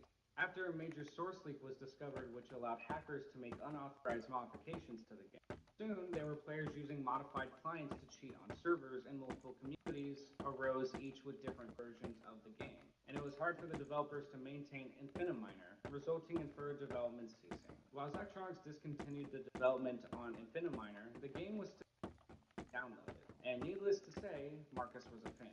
Once Marcus played Infiniminer, he realized the kind of game he wanted to make. He again goes into detail from that Tumblr post. But then I found Infiniminer, and my god, I realized that was the game I wanted to do. I played it in multiplayer for a while and had a blast, but found it flawed. Building was fun, but there wasn't enough variation, and the big red-blue blocks were pretty horrible. I thought a fantasy game in that style would work really, really well, so I tried to implement simple first-person engine in that style, reusing some of the art and code from RubyDom. As Marcus said, Infiniminer is what really laid down the foundation. And while he found Infiniminer fun, he also found it flawed. However, he saw the real potential of this type of game. Along with this newfound inspiration, he also used our assets from his previous project RubyDom, which were the grass and cobblestone block textures that appeared in the last version of RubyDom, and also appeared in the earliest builds of Minecraft. So as Marcus sat alone in his Stockholm apartment in 2009 during his free time, he reused some art and code from multiple earlier projects like RubyDom, and he then began working on a Infiniminer, simply called Cave Game. Cave Game took him about a week, and when this was done, Marcus decided to upload a video of the tech test of his new Cave Game to show it off. And the video of his Cave Game tech test got good response, which drove him to complete the game. He describes this in his Tumblr. The response was very positive, and I was blown away at how good the frame rate was, and how well it ran in a browser, so I decided to go for it. I knew I didn't want the flat sprite look of enemies that Infiniminer had, but I also knew I wasn't a good enough artist to make anything really good. Additionally, realistic-looking mobs would clash horribly with the terrain. As Marcus was working on it, he realized that he needed to make a character. I dig what he went with because he went with like it's like a 3D 16-bit. For him, he already That had Yeah. makes a any model sense. for the Yeah. characters. Remember when Marcus was creating that Feels 3D like we're texture Mario. output for his own Perfect. Yeah, prototype, that's why I'm which had a wondering if graphics he, engine if similar to Mario was a Odysee? huge influence on him building Minecraft because the worlds is just, it's a He lot ended like up liking Mario, player models and added them into like the an early game. Mario He game. explained in further detail, saying, "Then I realized I think already Mario's a made big fairly influence cool on all looking of player those. models Oh and yeah, did yeah, hobby yeah. design. I So I mean, spent some man, the time Japanese really, Bitchute out. And as you can they see, really the player changed models up from that gaming prototype were ported into when they released the and speaking of the Cave Game, the Nintendo title of Cave Entertainment Game was System, changed by the or as suggestion it Nintendo of was. Paul killed Arez, board better games. known as Yeah, it Riku did. Kuro, who is a New Jersey-based I game wouldn't designer, necessarily also say a that. I member mean, of the board games are independent still game alive and well. This It's suggestion just happened in an they internet have video a chat very between viable Marcus and competitor Paul, in video and his suggestion games. for the new name was Minecraft, Order of the Stone. But Marcus man, again I goes into detail remember in another when Tumblr my post. parents He first also brought then home the took people at the Nintendo, independent game wiki and my helped brother him and I come up with first the dug title into the for his first game, Super and it's Mario Brothers. Minecraft, It's Order like, of the Stone. whoa, Minecraft because it's a good name. this is a game Order of the changer, Stone quite because it sounds literally. like Order of the Stick, one of the best things on the internet. Well, hold on. I got a good Minecraft story name for does you. I this. saw. Oh? Oh, you're bad, bad. Okay, I'm bad too. Um, this guy was playing on that big anarchy server, right? Mm-hmm. And he gets an email to go to this spot in the Nether. That's like, why am I getting shot? Pillager. Hi, Saul. We have a pillager on the bridge? Not for long. See ya, homie. Oh, hi, Yasmin. You Do wanna watch me send play more of more? them. Yes, please. We'll kill them all and let God sort them out. We'll take your banner too if you drop that. Yeah, shit. Now I gotta go down there and get his banner. Shit, you're right. Oh yeah, yeah, yeah. Yeah, you You're gotta take. right. You You're gotta right. take. When you're right, you're right. When you're right, you're right. And well, you're always But right. anyway, this dude is a YouTuber, right? He's got a big Uh huh. following. Uh huh. So he gets an email that to go to this spot, this weird spot in another. It's off the beaten path, so it takes him a couple hours to get there. He says. So there's a portal there. When he goes through the portal, he's out in the middle of the woods, like way out in the fucking middle of nowhere, right? Uh huh. And there's other people there who are other influencers or YouTubers or whatever. And the guy is straight up like, everybody drop all your shit and or drop all your shit before you go through the portal. So everybody showed up with nothing, right? Uh huh. So they were instructed to pick out a part of the area and only with what they could find make their own space. Mhm. So they each did that. And it had requirements. Like you had to have like one record and a jukebox and like random shit, right? Mhm. So once you've gone about getting all of your shit, um, they told them there was going to be like an event. So everybody gets ready for the event. They go into this room, and there's a whole bunch of owl masks and robes, right? So they all put on their new robes, and they go into this cult setting. And the guy who made this had been to Bohemian Grove in real life. So he was recreating that in game. The fuck? Yes. What the fuck? Is that awesome? At first I heard capes and owls that I thought was just the court of owls or something like that. Like, Yeah, but then like they keep after that the next task was build something that benefits the community uh-huh. of everybody there. So each of them did that project, right? And like everybody was getting along real well. Uh-huh. And everything was like starting to look nice. And once everything started to look nice, there was a griefing. Like then they didn't know which one of the group did it because they were in a secret location, so they suspected it was one of them, Uh-huh. right? They kept wrecking this one guy's house, and he kept building it back. He kept wrecking it and building it back, right? The guy was getting pissed, and then the whole point was the guy who invited him was the one doing the griefing because he wanted to see if they would break down and turn on each other or not. And because they didn't break down and turn on each other, he says, "You all passed. Now burn everything to the ground." That Wow. was it. This is just a Wow. big troll. Hi, I don't know if you baby. would consider that a troll or what you consider it. I can't That's find his I would say flag. that sounds like a troll to me.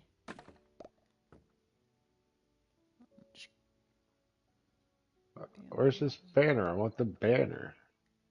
Give me your banner, bitch. I threw him off the bridge, fair and square. I pushed another polar bear off the bridge. Fuck polar bears. Fuck polar bear. Right, Yasmin? Fuck polar bears. Uh-huh.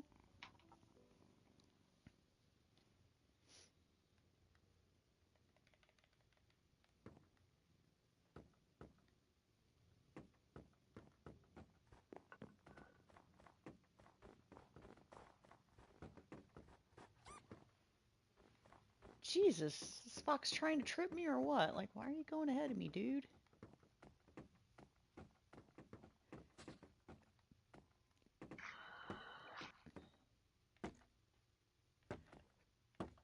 Come on, I murdered that motherfucker. Where's my banner? I want your shit. I do. I really do, though.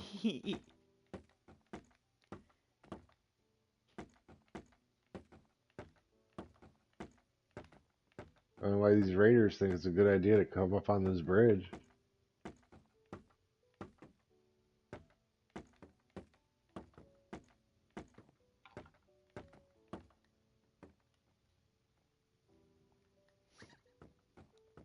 Yeah, buddy, you got some more space up here.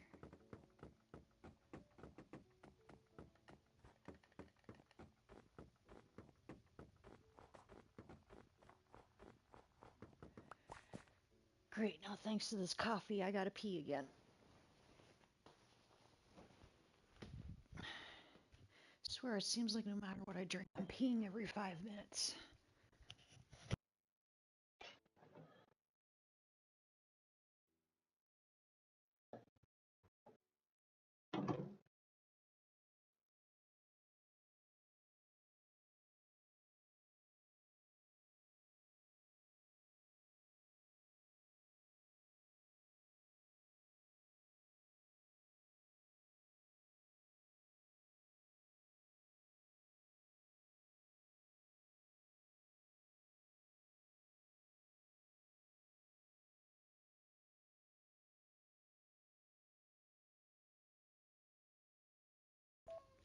What, Clementine?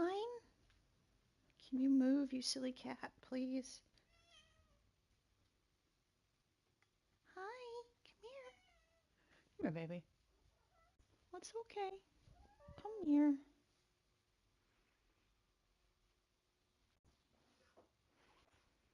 Here, let's get you up here so Yasmin doesn't try to bug you. Hi, baby.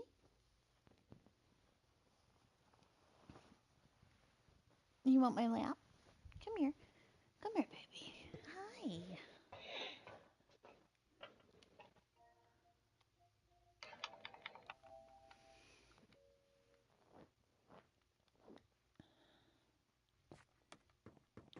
Hi, baby.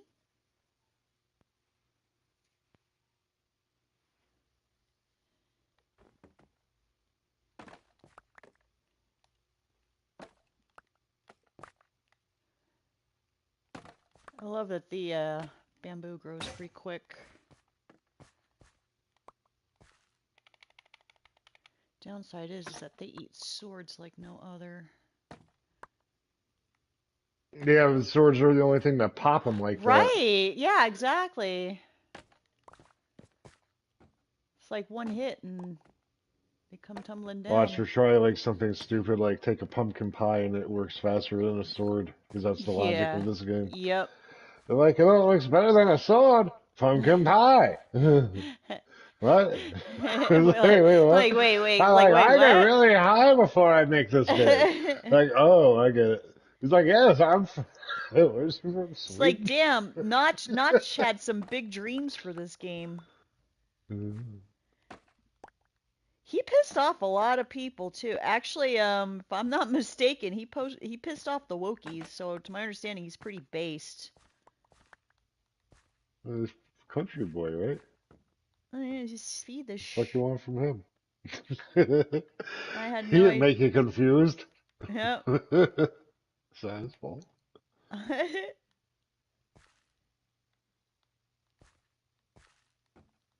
it just seems like I could squeeze some more bamboo stalk down here, but whatevs.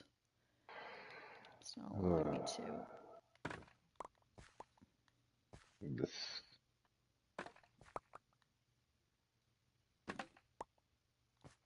Another one down, I guess.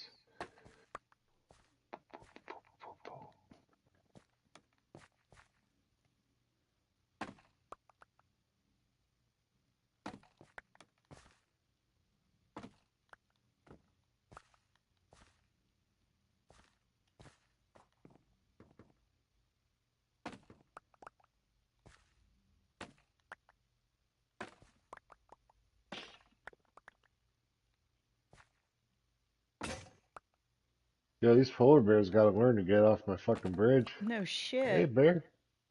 You cool, bear? Too bad you can't, Hey, give this bear a chance. If he fucks around, he's gonna find out. Hi, you cool?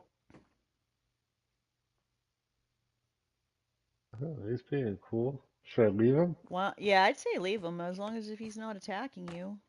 Want to capture him and keep him for the Hell yeah, that'd be security? awesome. Like, that's why I was saying we need some polar bear guards.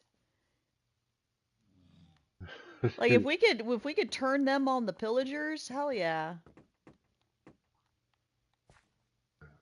Yeah, that reminds me. I need to look that up. How to tame, if you can tame a polar bear. Yeah, look that up right now. Yeah, shit. Hell yeah. Because I want a polar bear army. We'll just beat him into submission. Yes, exactly. Just like they do with the elephants. Just like they do at the circus.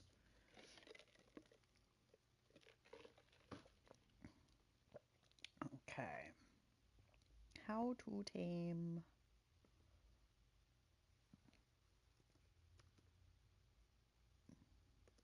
a polar bear. Here we go.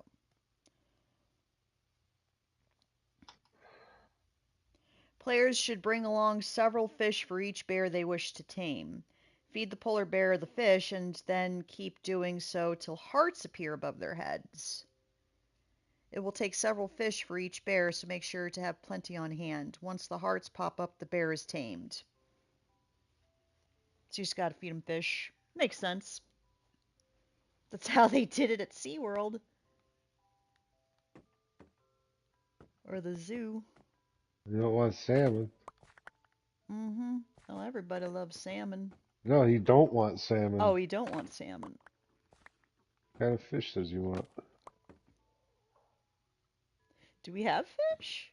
I have a piece of fish in my hand. Okay.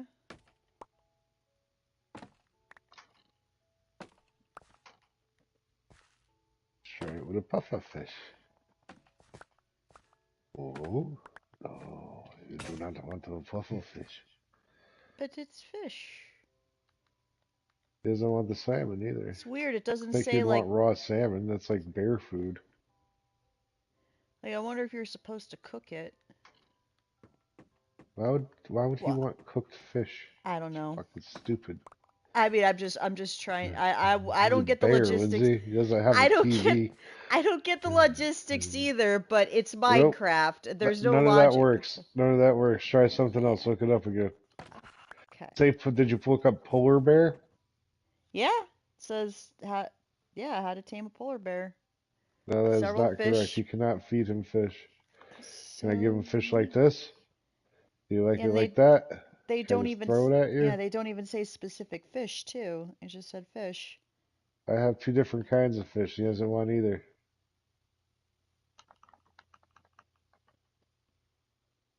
They walked right through him. What? So once you've found a polar bear that you want to tame, you're going to need a lead, a name tag, and if you've got a name, and if you've not named the name tag, then you're going to need some XP and then a what? Yeah, that's the real way to do it. Oh, read that one. Oh, See if I can put a lead it's on a him. video. Oh, I can put a lead on him. Interesting. Let's see. So once you've found the polar bear that you want to tame, you're going to need a lead, A lead, a name tag, name and if tag. you've not named the name tag, then you're going to need some XP and an anvil. Now you can find the name tags where the mob spawners are, in the chests, and you can also find them in the nether castle, in the chest there, if you need a name tag. They're pretty common. Name tag where? But I have I've name not named your tags. name tag, put the anvil down, You need an anvil? get your XP, put the You name can tag name in, things and on just an call it anvil. whatever you want to call the polar bear.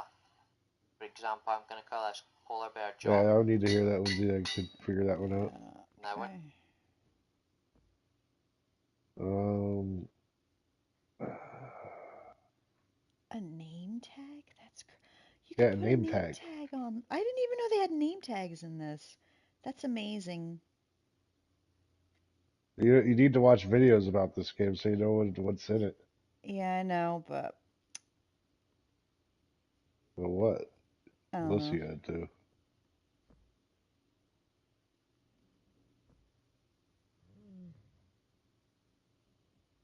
Well, I just never thought. I guess it just never dawned on me. Oh yeah, you could tame a polar bear in this game.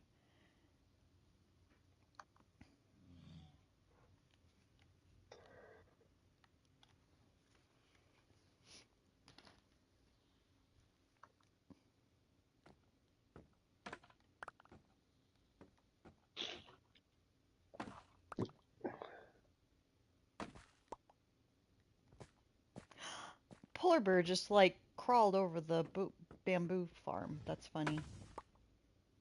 Hi. Don't try anything with me, pal. I don't even know what to do with these fucking bears. I don't have enough of anything to build a structure to put them in. I wonder what would happen if you put him in with. Ooh, I don't know if we I'm should not risk walking that. all the way back there. You fucking crazy? I was just wondering how they'd be around pandas. Probably attack them.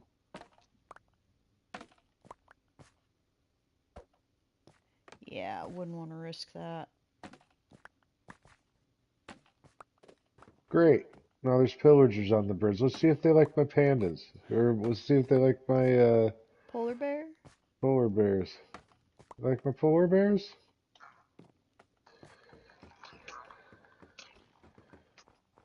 Come on, fuckface. Mm. Oh, there goes half my items off the bridge. Fuckers.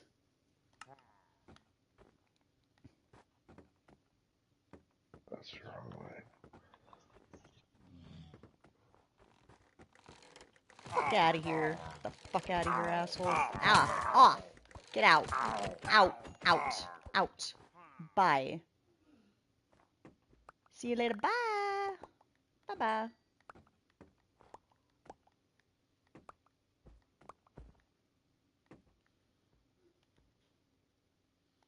Put some stuff back in the chest. Oh, why is this bed out?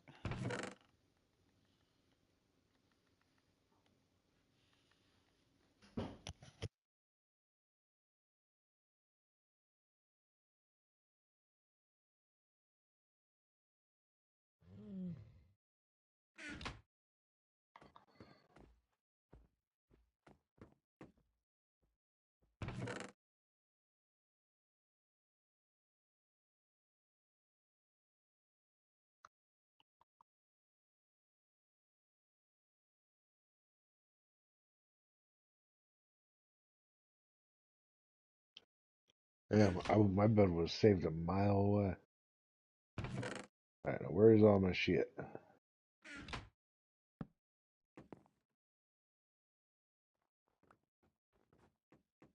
I gotta go get my shit. Where was any of it still on the bridge? Water bucket, that's what I Yeah. need. Check the trunk because I Yeah, what stored was on most of the stuff in bridge? there. Where were the pillagers when they attacked? Right here? Yeah, they were around here. Anything that I picked up, I put in this chest over here.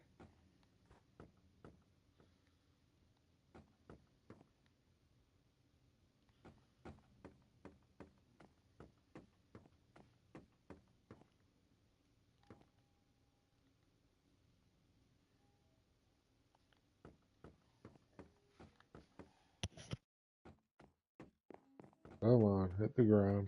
We are really high up. There it is.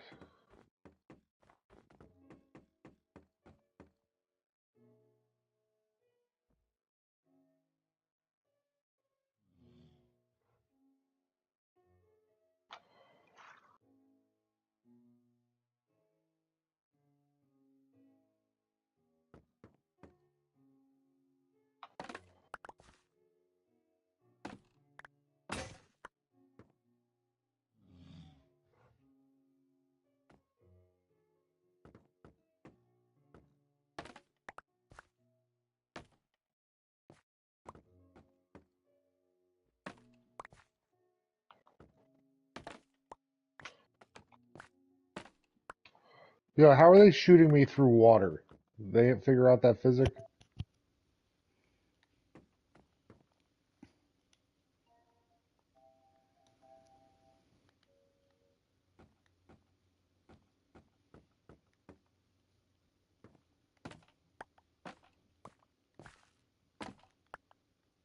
Wait, there's more Or what? pillagers? I just heard shooting at me through water. I was like, wait, what?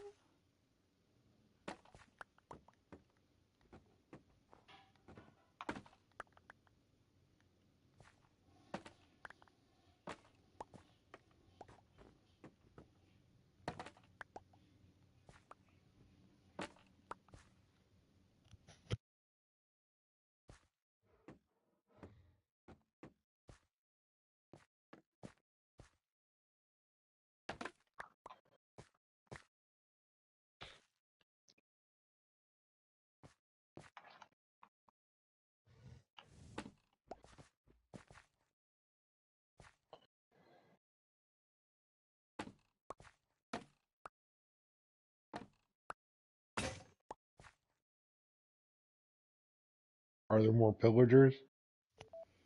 I didn't see any more. What made you say that? Well, I heard you go, oh, they could shoot through water now? No, it was nighttime. Uh,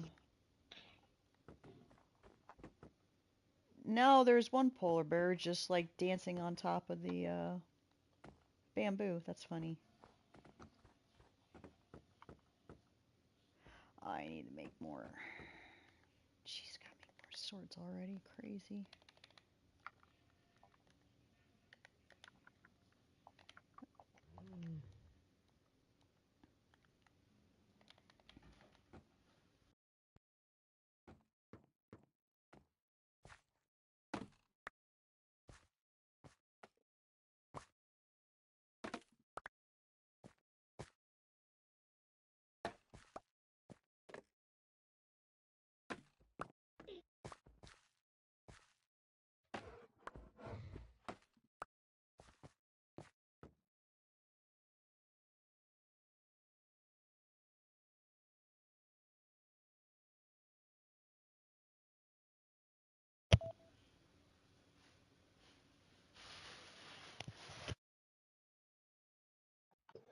We're gonna need dirt.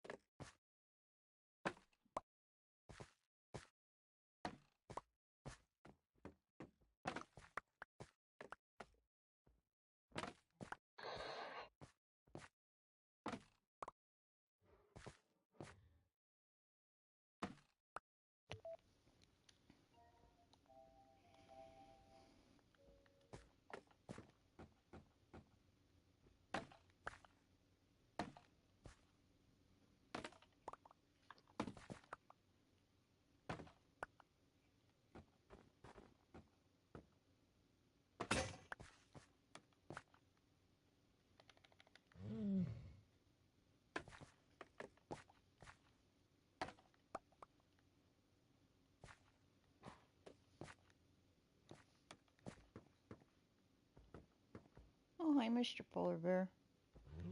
Well, at least you're not trying to mess with me.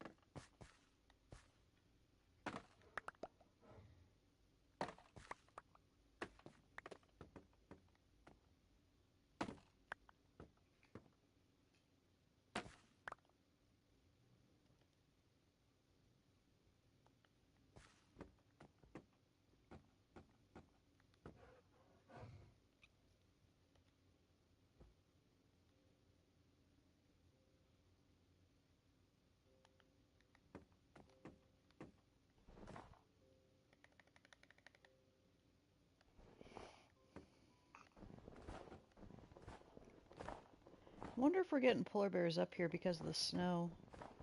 Huh? Said I wonder if we're getting polar bears because of the snow up here. Well, yeah. He. It's because of the biome.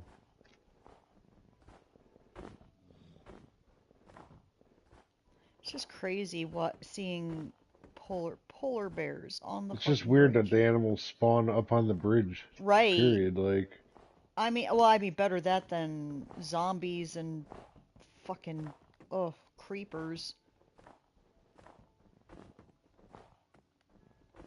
does this mean I killed all those polar bears for no reason? Pretty much. Cool. It was pretty funny. Oh, that water was turned into ice there. Fix that.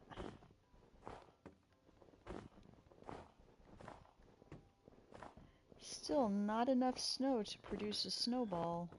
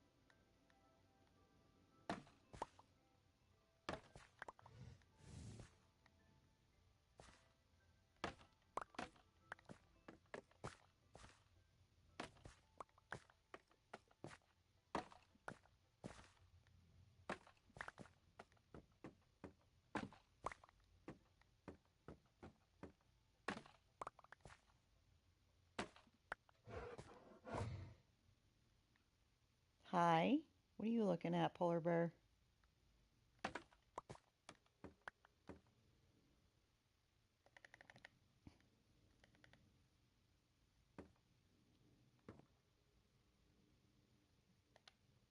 It's like, what is this place? What are all these? Oh, can you break the ice again? Oh, yeah.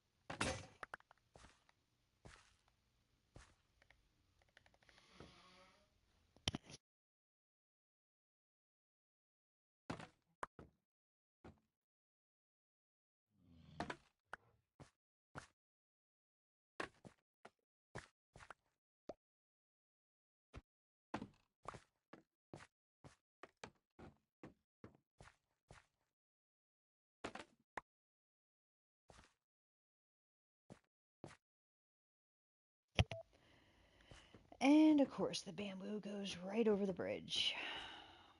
I hate that. Huh? Oh, I said as I was cutting some stalks, a couple of them like go over the bridge.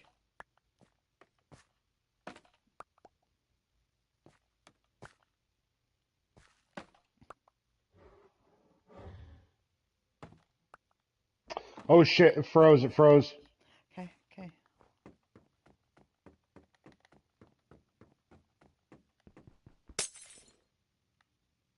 That's why I just stand like that. I can't get hurt. That's cool. I stand on it as it falls down.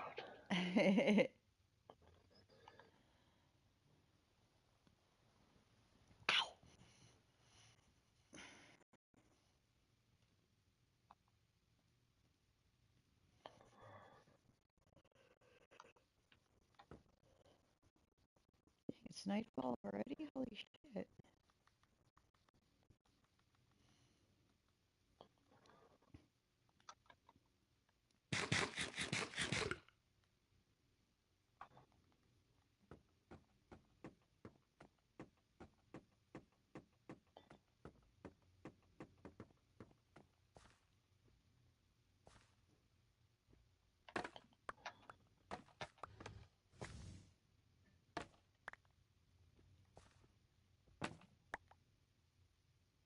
Villagers attacking is fucking ridiculous. Alright, douche. Douche.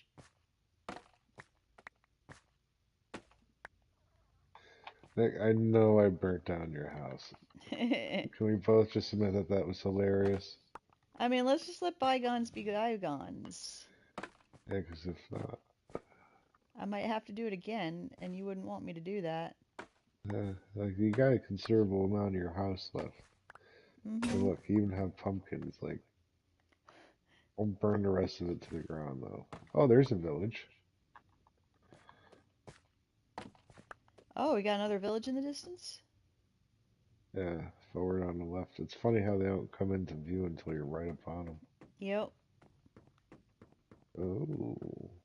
Oh. Yeah. Hi. What do you want, Mr. Polar Bear?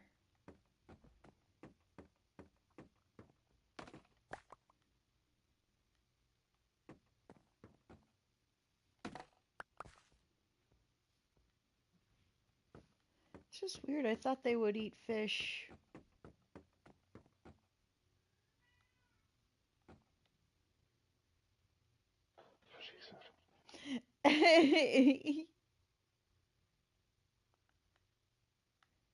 Oh, alright, get to a bed.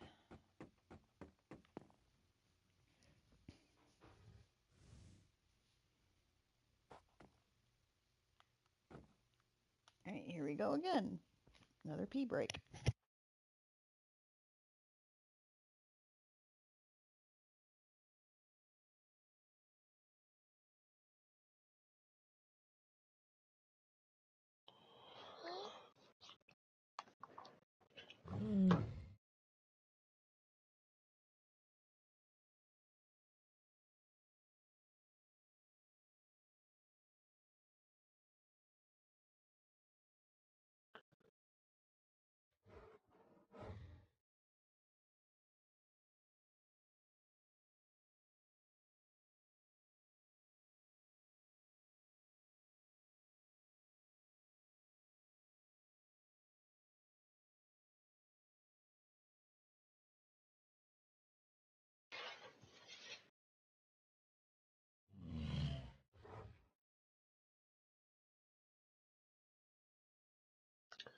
I'm gonna go scope out that village.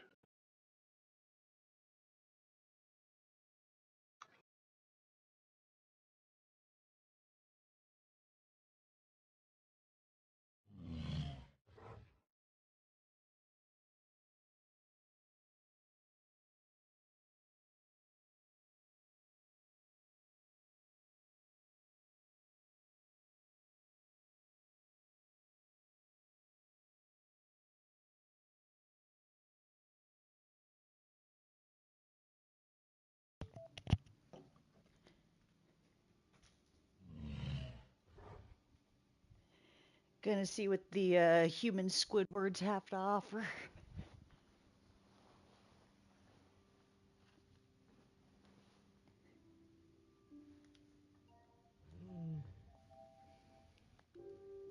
Hi, baby.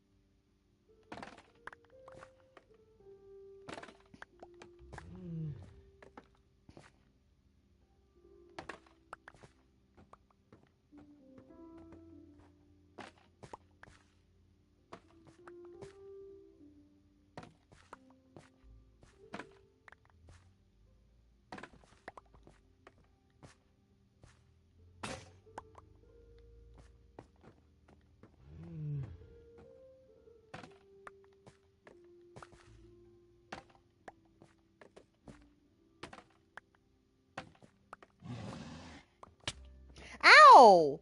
Oh, you gonna attack me now, you little bitch? Okay, I'm gonna push you off the fucking bridge. Come here, you bitch. Fucking little bitch. Come here. Get off. Get off. Both of you get off. Asshole.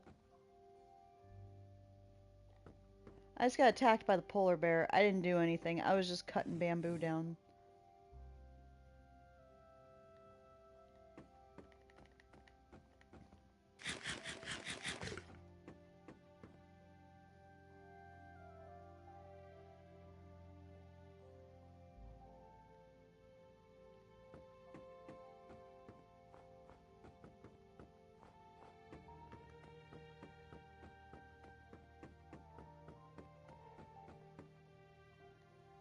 Okay, that water's still flowing.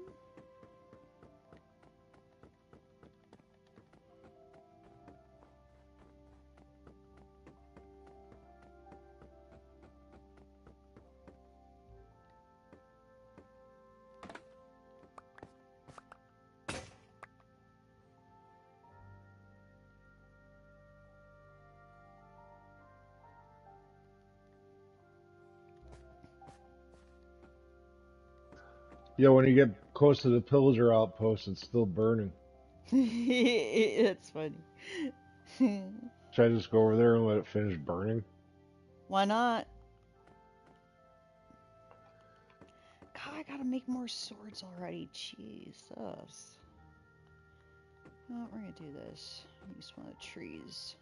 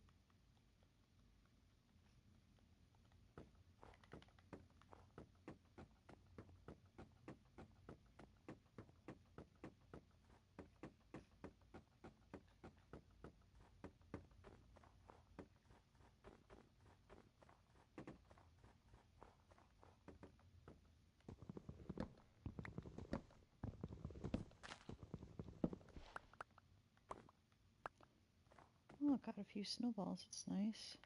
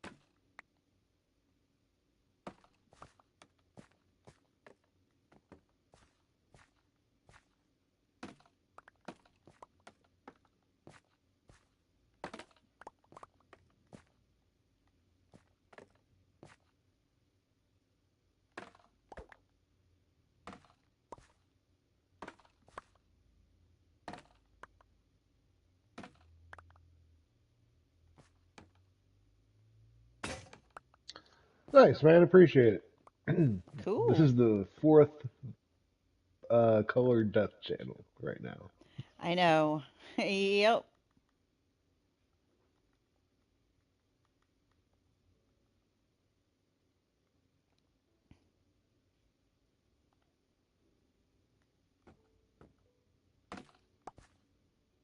I don't see too many people stream Minecraft. Or at least anyone that I know of.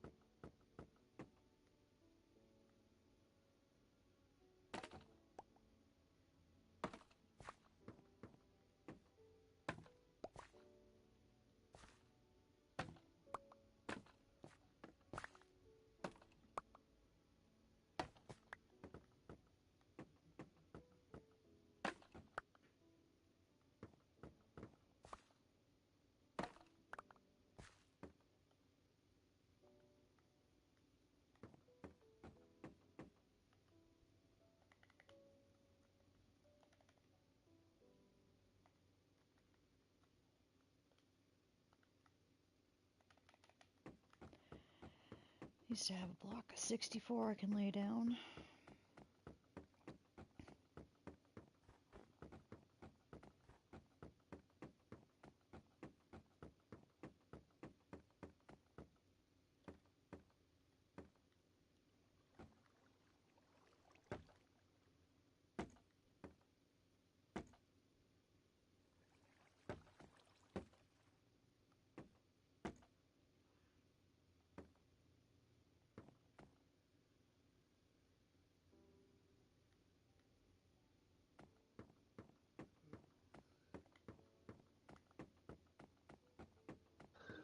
See, now this is the guy that robbed right here.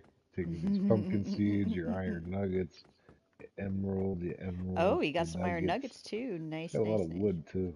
I stole this other guy's fur. I'm gonna take yours too. Oh, he's got a large fur now. I have one of those. Okay, take some of your wood. I'm gonna wake you Get up and see some what kind of trades you have. take some of this wood. Okay, go back to sleep. Go back to sleep. I'll rob you. You saw nothing.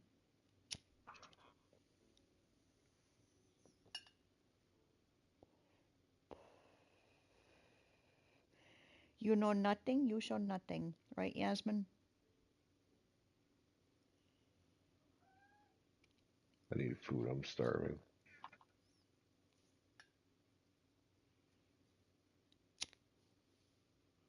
I'm just like Gary the snail, but wearing a suit. That doesn't even make sense. Oh yeah, doesn't Gary meow? Isn't he like a cat? Like a snail that meows like a cat. Hi baby, come here. I hear bizarre noises far off in the distance. Very bassy. What did you say, Lindsay? I had to take my headset off for a second. Oh, I said that doesn't Gary meow like a cat? Yeah, he does.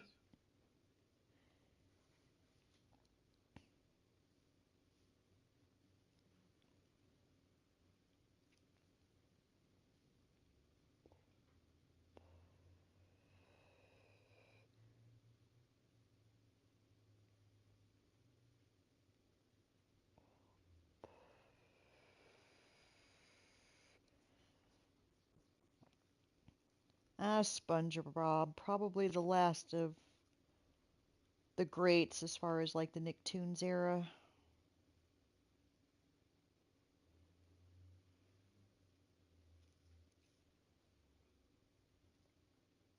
Ooh, that ice is solid. There we go. Break that. Good thing I was standing here.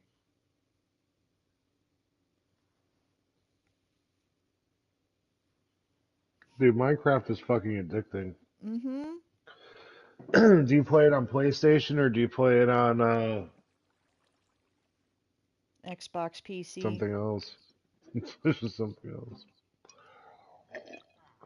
Huh. I heard that. I go in the trader goes, "Rah, rah." Damn, that Iron Golem took that blast like it wasn't shit. Wow, we're almost at the 3,000 mark on the coordinates as far as the bridge goes.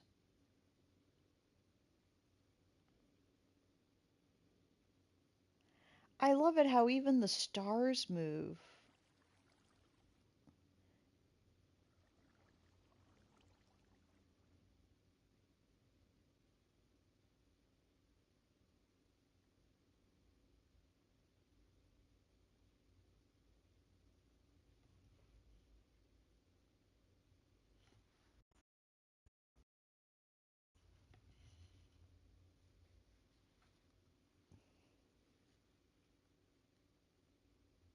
Oh, I got 3 snowballs.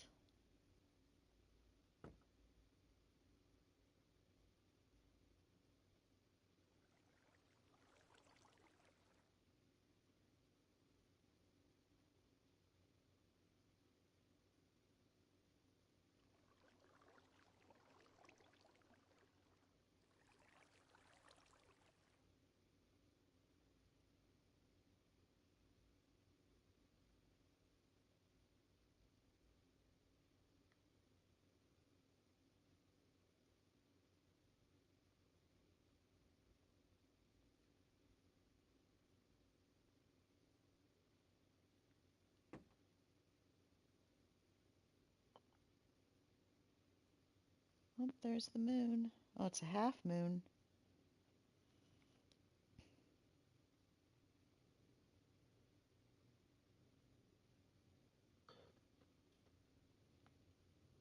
It's cool. You got the clouds in the sky.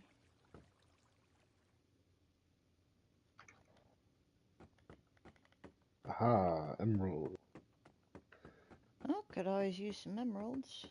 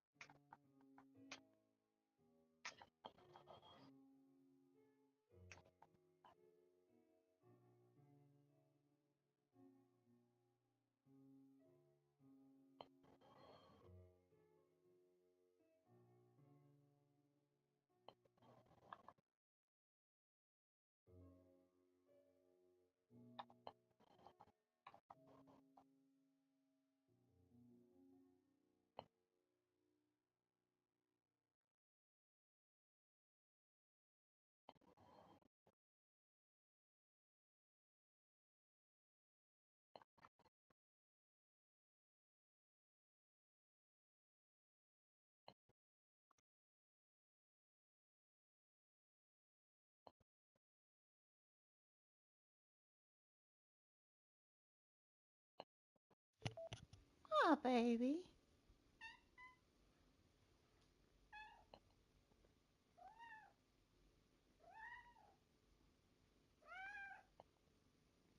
God, you're loud.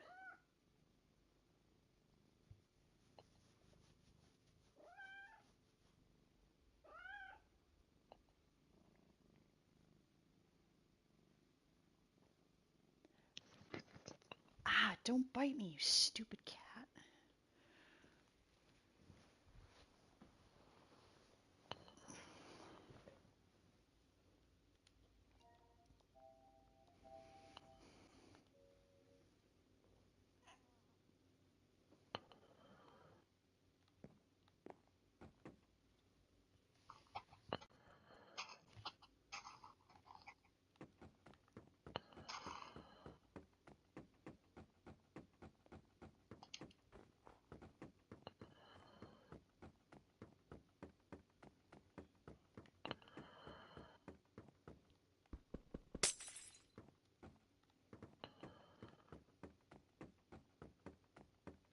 I'm sure. Okay, I have a couple more.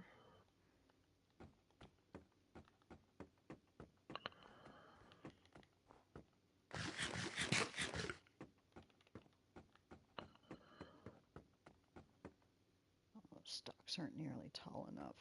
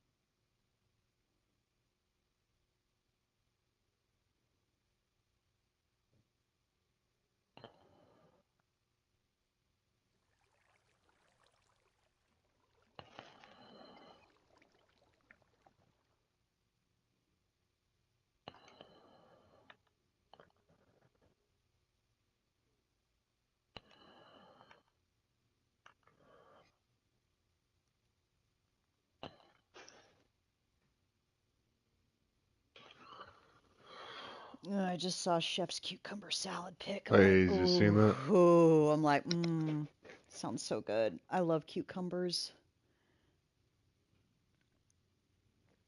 Cucumber makes the world go round. And then you got a cucumber sandwich, which interesting idea for a tea food.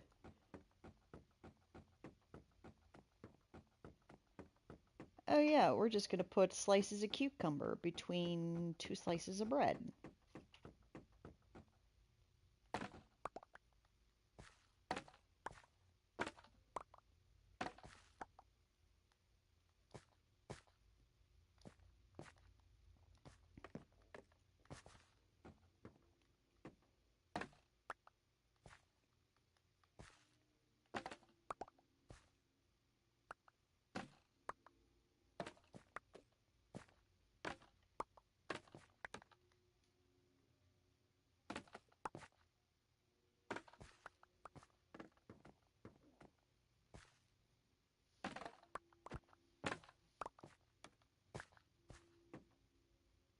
Trying to find where their iron golem went off to, see if he broke. Uh-oh. Yeah. That's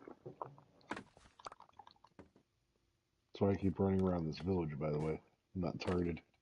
Yeah. Like, I know you got an iron golem over here, pals.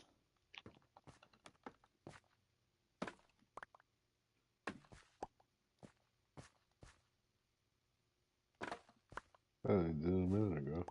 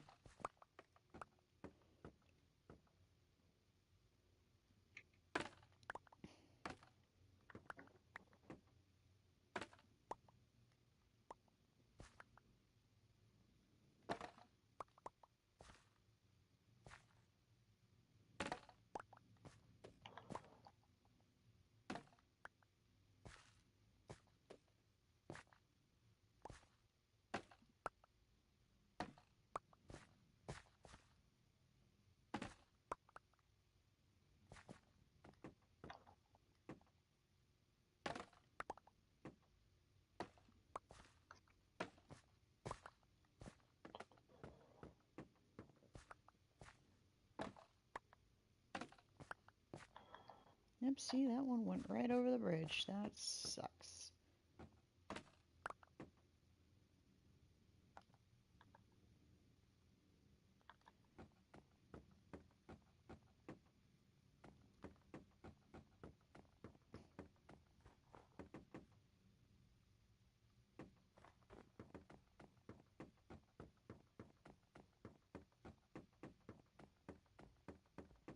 Polar bear's back.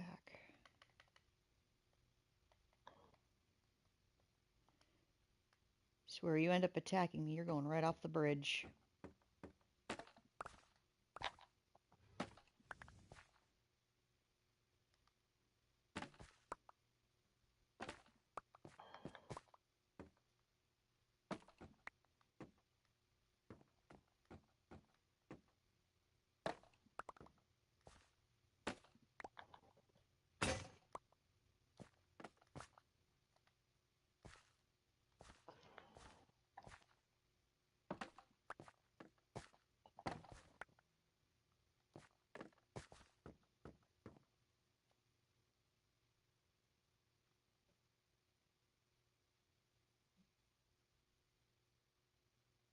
Oh, one more sword. I should probably make another one. Or 2, or 3.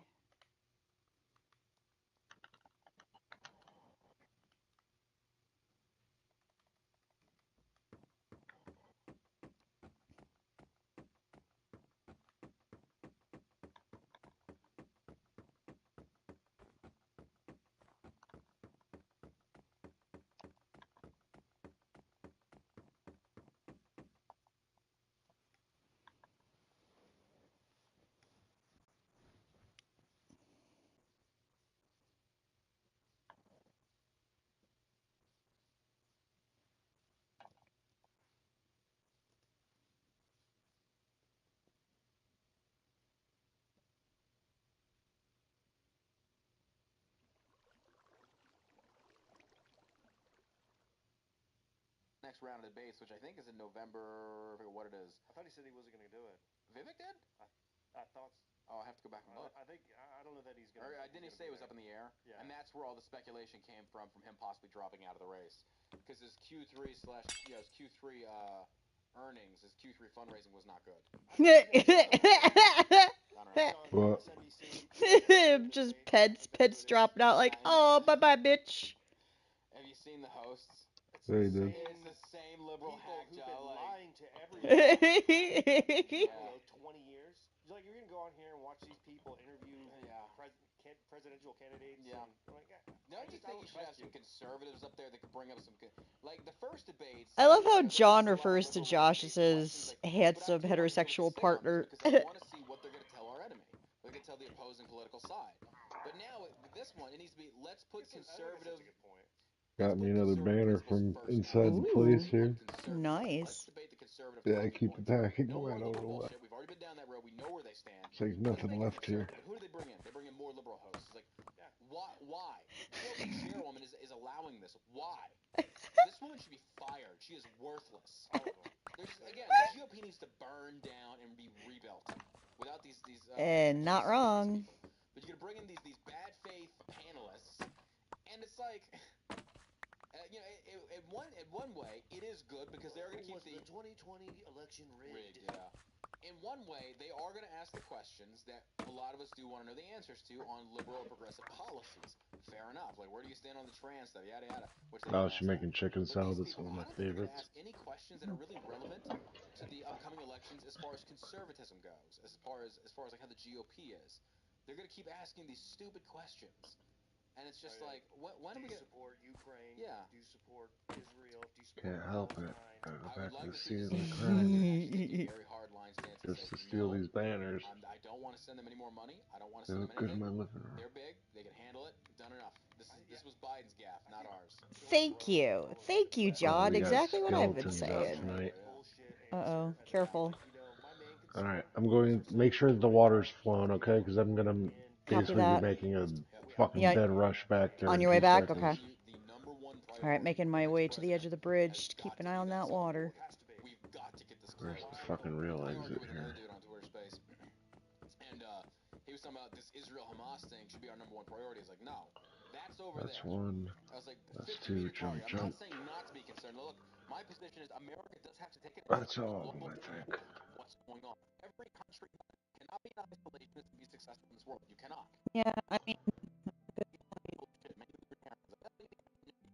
No, you can't. So, you do have to have a presence on the world stage, but how much of a presence? That's the argument right there. Right there. Yep. Are we going to get involved in international affairs? So the argument that I made is like, you can have this war over there between Israel and Hamas, Israel and Palestine. Fine. But our priority should be American. Thank you. It should be American. Alright, running like a bastard towards it. I got fucking Enderman and everything else between us. They've already said the FBI Okay, water's still going. 100 people on our most wanted terrorist list coming over that border in like the last 2 years. Okay. That's off the ones you caught. Off the ones you got, yeah. That's off the ones you caught. Folks, they're already here. They are already here. So what it's going to take is another 9/11 for people to wake up, get their heads out of their ass, and actually close this border. And that's the problem with keep it closed. FBI. Yep. Are you listening to a Rumble show? Because that might get us a little hate speechy. Oh, yeah. I didn't even think about that.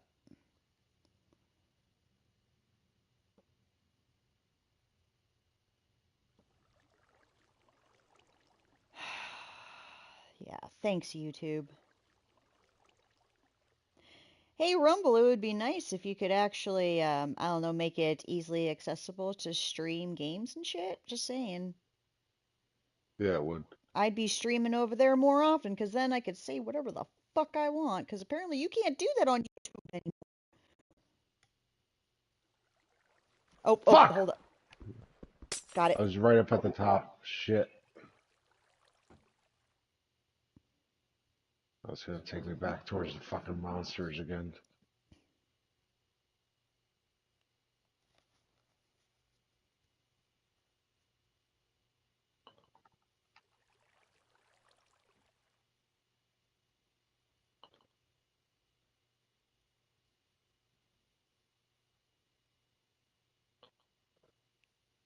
I run away from it before it hits so that's not over there. Okay, good, good, good, good, good. Fuck out of here.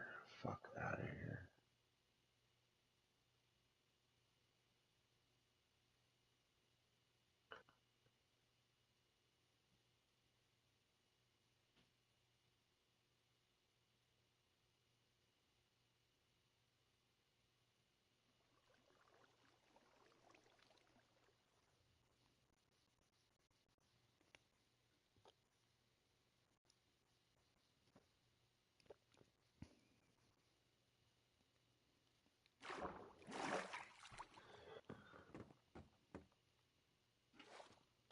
All right. Now, I got 6 more banners. Oh? I got 5 pieces of purple carpet. I got 2 bales of hay, a brewing stand, 4 iron nuggets, some maps, a compass, a fern and a large fern, and 3 emeralds. Ooh, So nice. altogether, not a bad little mini Not a bad. raid. Yeah, not bad. Not bad at all.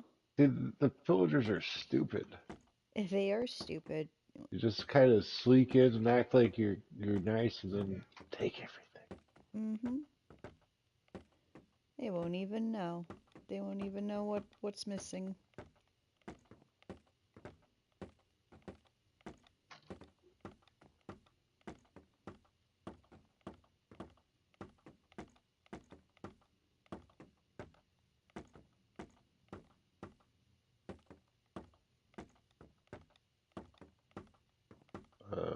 Which one was the iron in?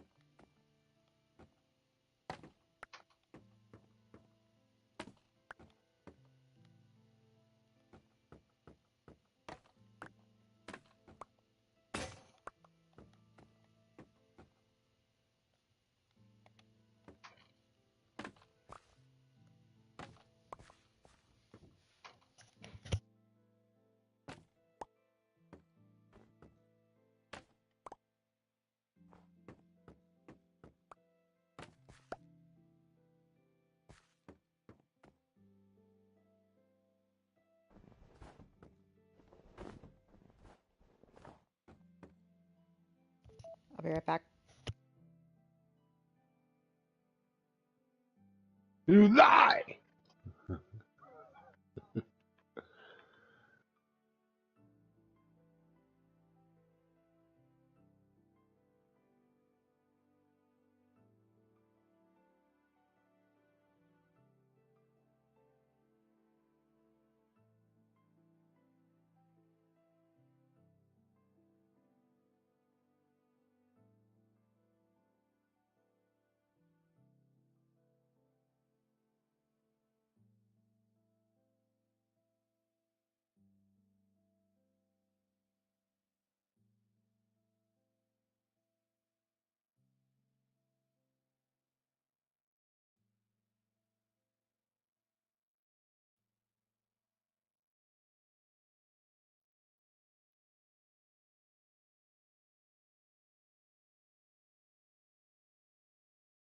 Oh, that doesn't look right at all.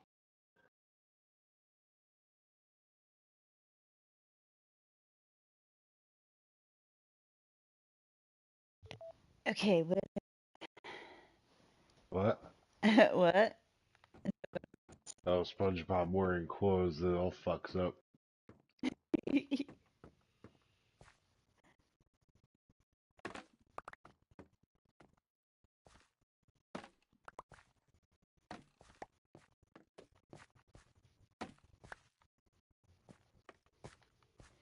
Damn, these ducks are getting bigger. Nice. Very, very, very nice.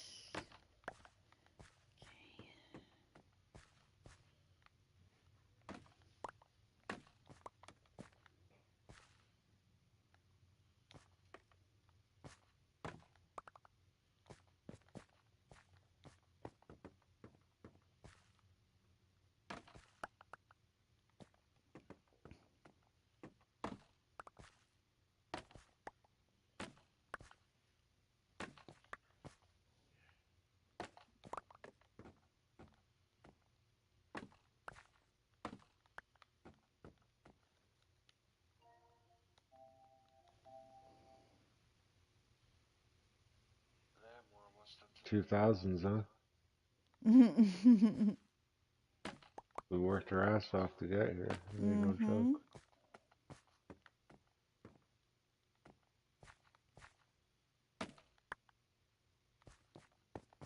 Alright, so the village on the right and the village on the left have both been robbed. We just move on.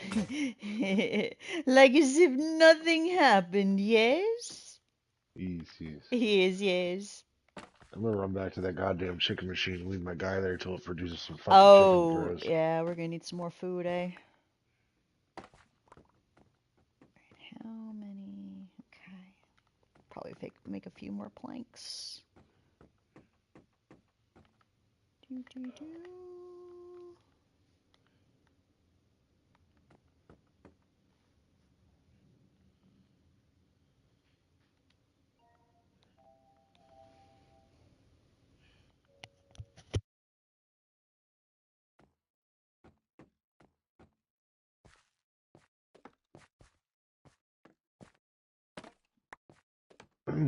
On the 3000th block, we should take a right.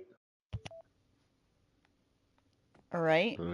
Yep, then we can get Okay. rid of the 1500 number and just be working on the one on the left. Ah, gotcha. Makes sense.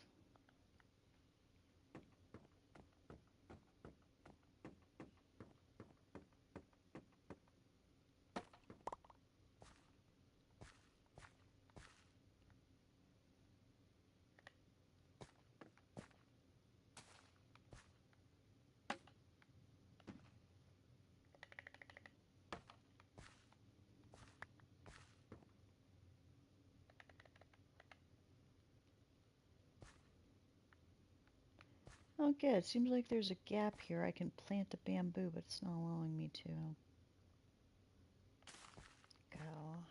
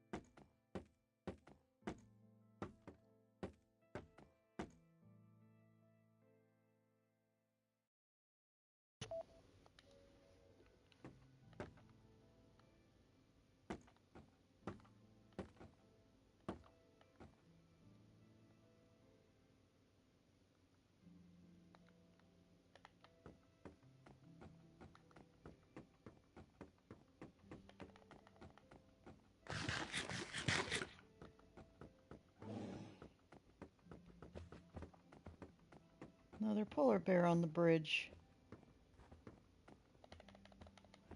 Bro, are you trying to come for me?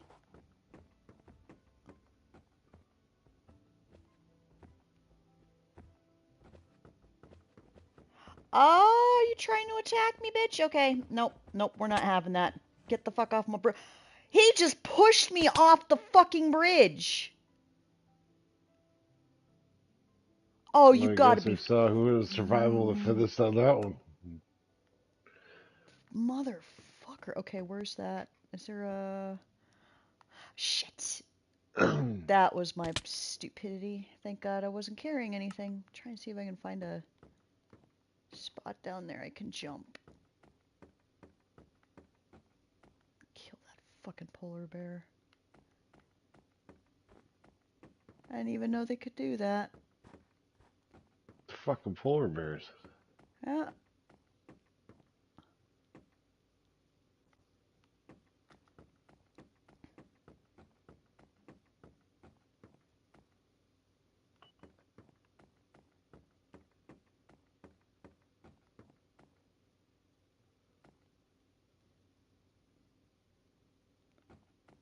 Spot down there, I think. Come on. Ooh, ooh, ooh. Made it. Alright, cool.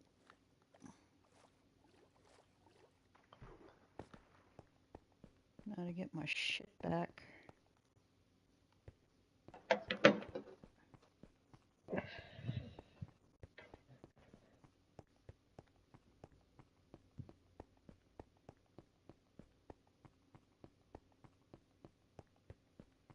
Oh, there it is.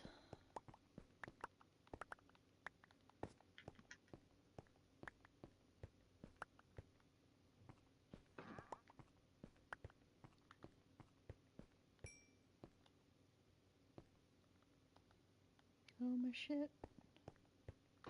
I think so. Looks like it. Yeah, I got food too.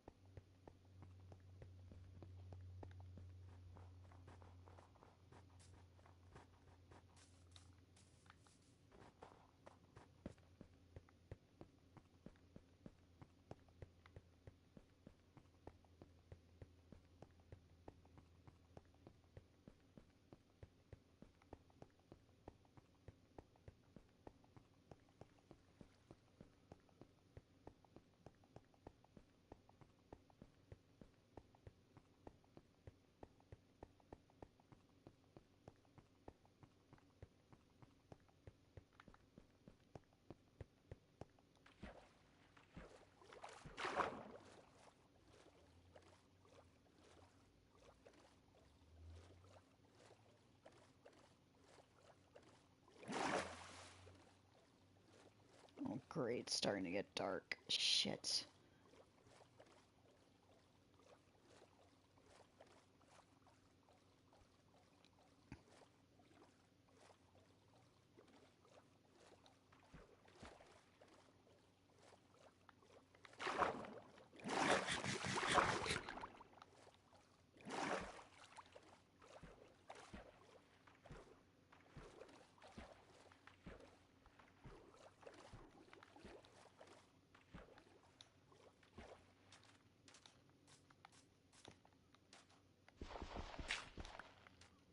Oh, damn it. Why does it have to get dark now? Shit.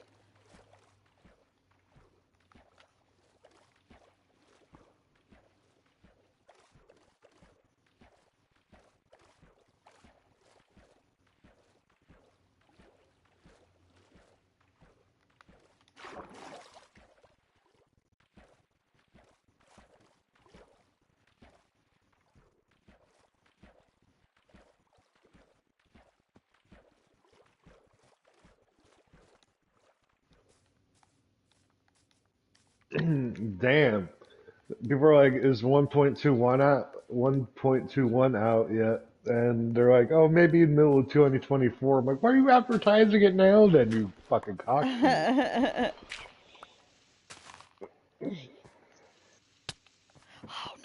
Oh, no. Fuck you, asshole. Oh, is that a zombie child? Fuck you. Oh, great. I'm dead. God damn it. I'm gonna lose my shit again.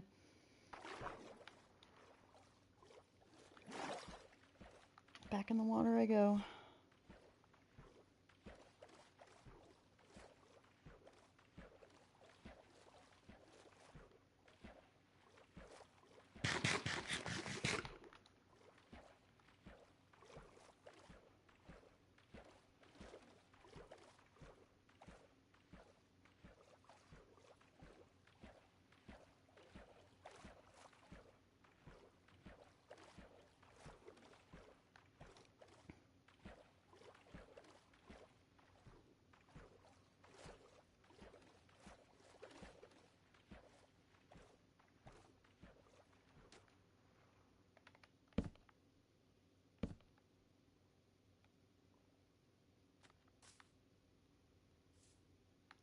Oh, we're gonna do this. Fuck it. Let's see.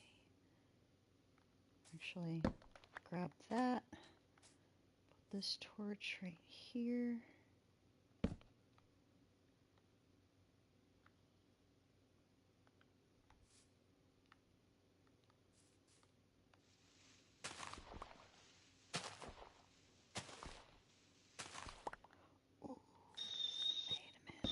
Ah, the sound of tea about to be made.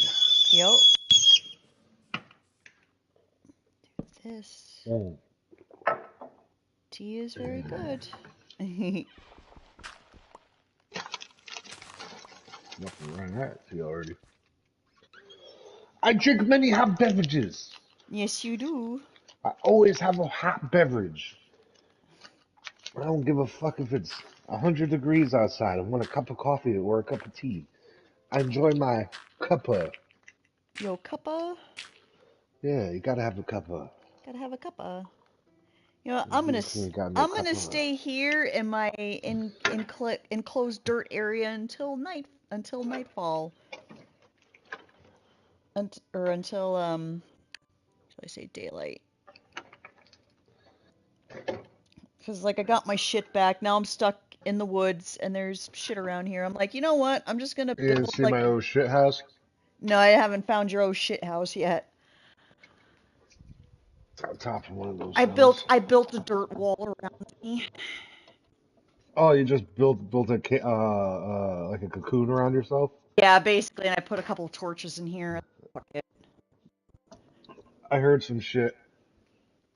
You heard some shit? Yeah. Be careful. Okay. Supposedly, you could take if you have a bed with you, supposedly you could throw it on the bottom of a body of water and lay in it and sleep. Oh, that would be awesome. Yeah, except for the drown. Except for the drown. Yeah, that's true. But then, also, if you have a piece of ladder, you could put it on the side of a thing underwater, and it will create an air bubble that you could breathe in. So technically, you could use that to go down as far as you wanted if you were ballsy.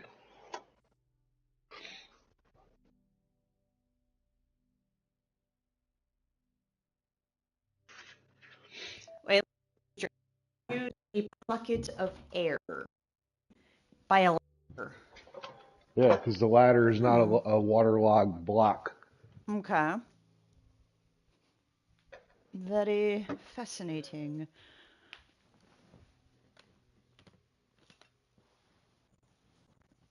I like this fried chicken machine. I still think that's the Oh best shit yeah, because you ain't it's got to do dope. nothing. It's totally The dope. cow machine, you have to keep feeding them. Mm-hmm. This one, you just stand here and fucking look for a video to put on.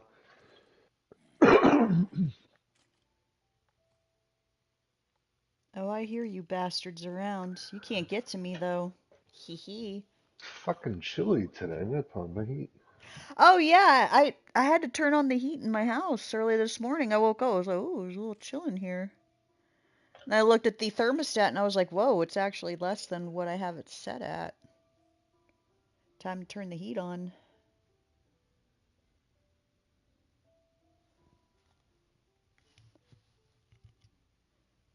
It's beginning to look a lot like Christmas.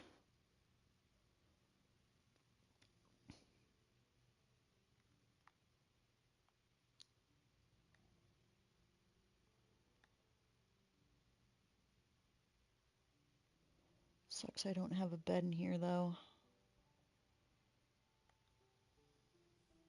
Can't make one either, so I don't have any wool.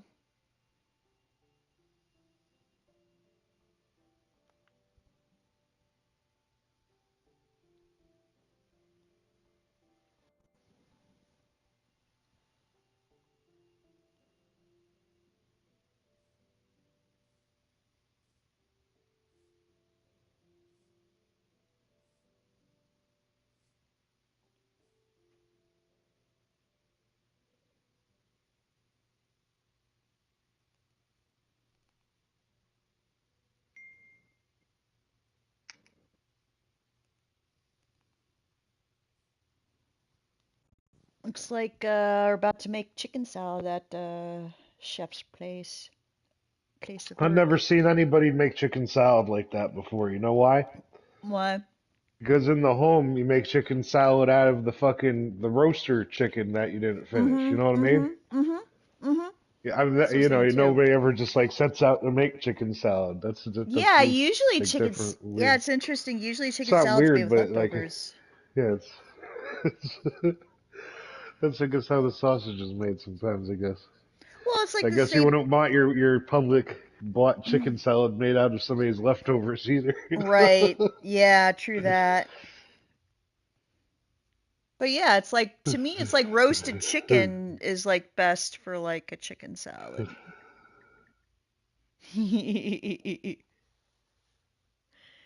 Great, that sounds so good. I got leftover egg foo young in the fridge though. I'm gonna eat that a little later.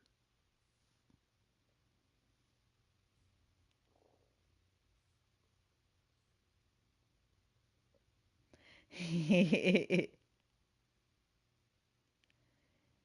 that sounds so good. Chicken salad.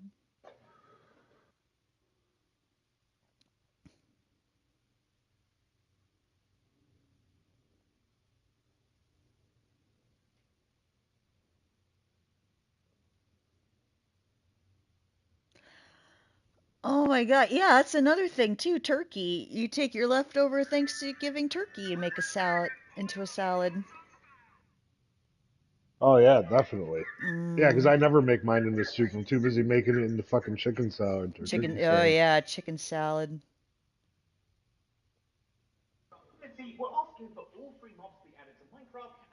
Or Oh, it's like where there's a I live. petition to add all three mobs to Minecraft. Oh, nice. Tuna salad. Oh my god, I love tuna salad. Interesting.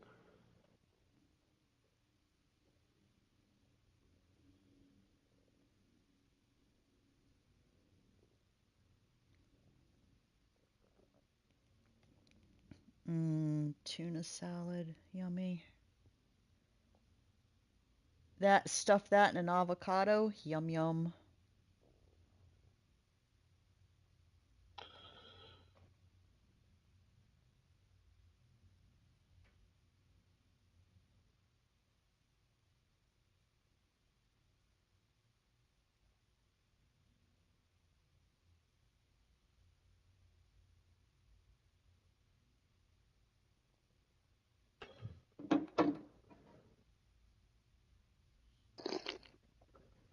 Oh, now she's gonna get that shit in my head.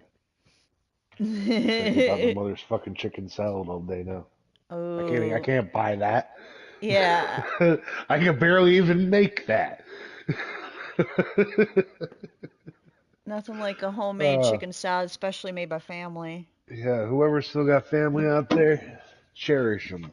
Even Yep. if you hate them, cherish them. Yep. Even if they Call them get up, on your have a nerves. conversation. Mm-hmm. Ask them for some fucking advice. How about that? Share recipes too. Yeah, ask them how to do something. I mean, man, I wish I had the recipe to my grandma's cheesy sloppy joes, but sadly my grandma doesn't have that recipe anymore.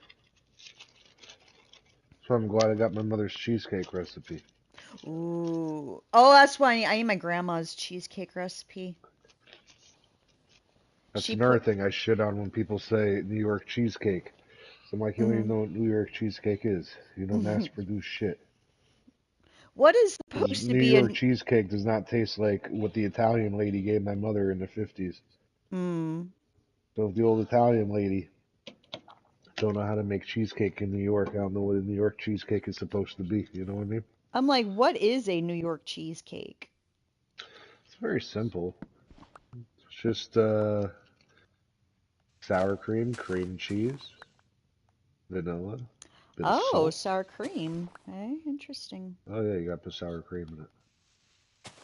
Very, very, very interesting. Otherwise, it's too thick and it's nasty. You gotta have a creamy Uh, texture. You don't want to yo, fucking. yeah, you gotta You don't have. want like so with store bought cheesecake, it tastes like you're eating a fucking bar of cream cheese. That's nasty. You Oh, want I it to be hate creamy. it. That's why I normally don't go for like cheesecake, My because mother's most of the time it's cheesecakes came like, out with an aerated texture almost. that's how cheesecake should taste. Should be creamy. Yeah, creamy, aerated, and Mm-hmm. the chocolate one was very almost parfait like, but thicker. You know what I mean? Ooh, a Not chocolate. parfait like, but like Right. that more that vibe. The consistency. Once it melted in your mouth, of course. Yes. God damn, I miss her. Woman could cook. We Aw. used to argue like cats and dogs every goddamn day. Well, that's how it is with parents sometimes.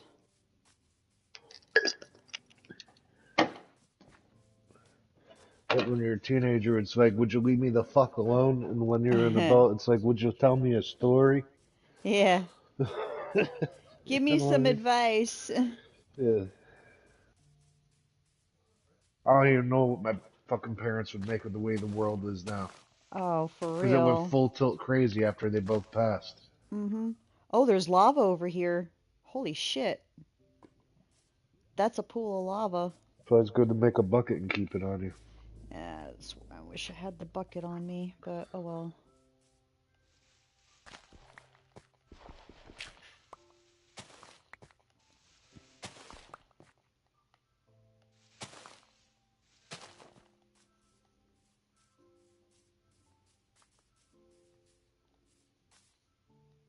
Is that a brown cow? It's a brown cow. Great, now I lost the bridge because I went way out there.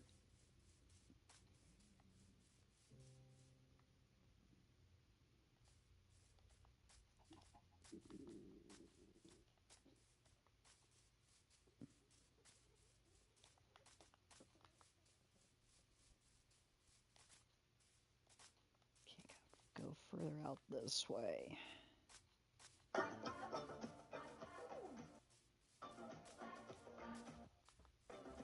The Valley of Jesus. See, this is why I wish we could get into servers from PlayStation, because I'd love to go on 2B2T server. Mm-hmm. Mm-hmm. Are places ever built on the oldest anarchy server in Minecraft, because the entire thing was constructed by thieves with millions of blocks that they had stolen. Not exactly a holy place. Oh, And I'm those gonna share this ancient video. giant replicas were constructed in the same area, with each statue being made out of a different stone. Haha. Found the village. Yay! Okay, we getting back home. We getting back home, boys!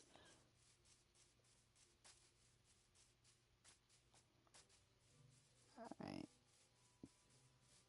Going to go ahead and reset the spawn point just in case. Oh, I should take some of this shit. There's more shit in the chest over here. The village. Alright, take that back up to the bridge.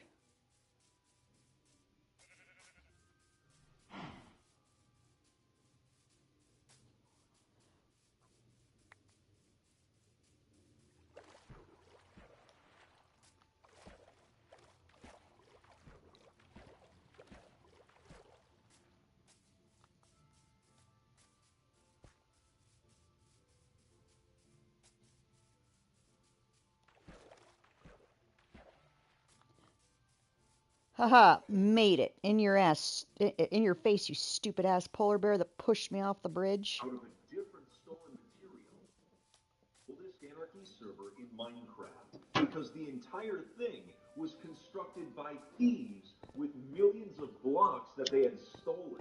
Not exactly a All of this. holy place. Over 50 giant replicas were constructed in the same area, with each statue being made out of a different stolen material.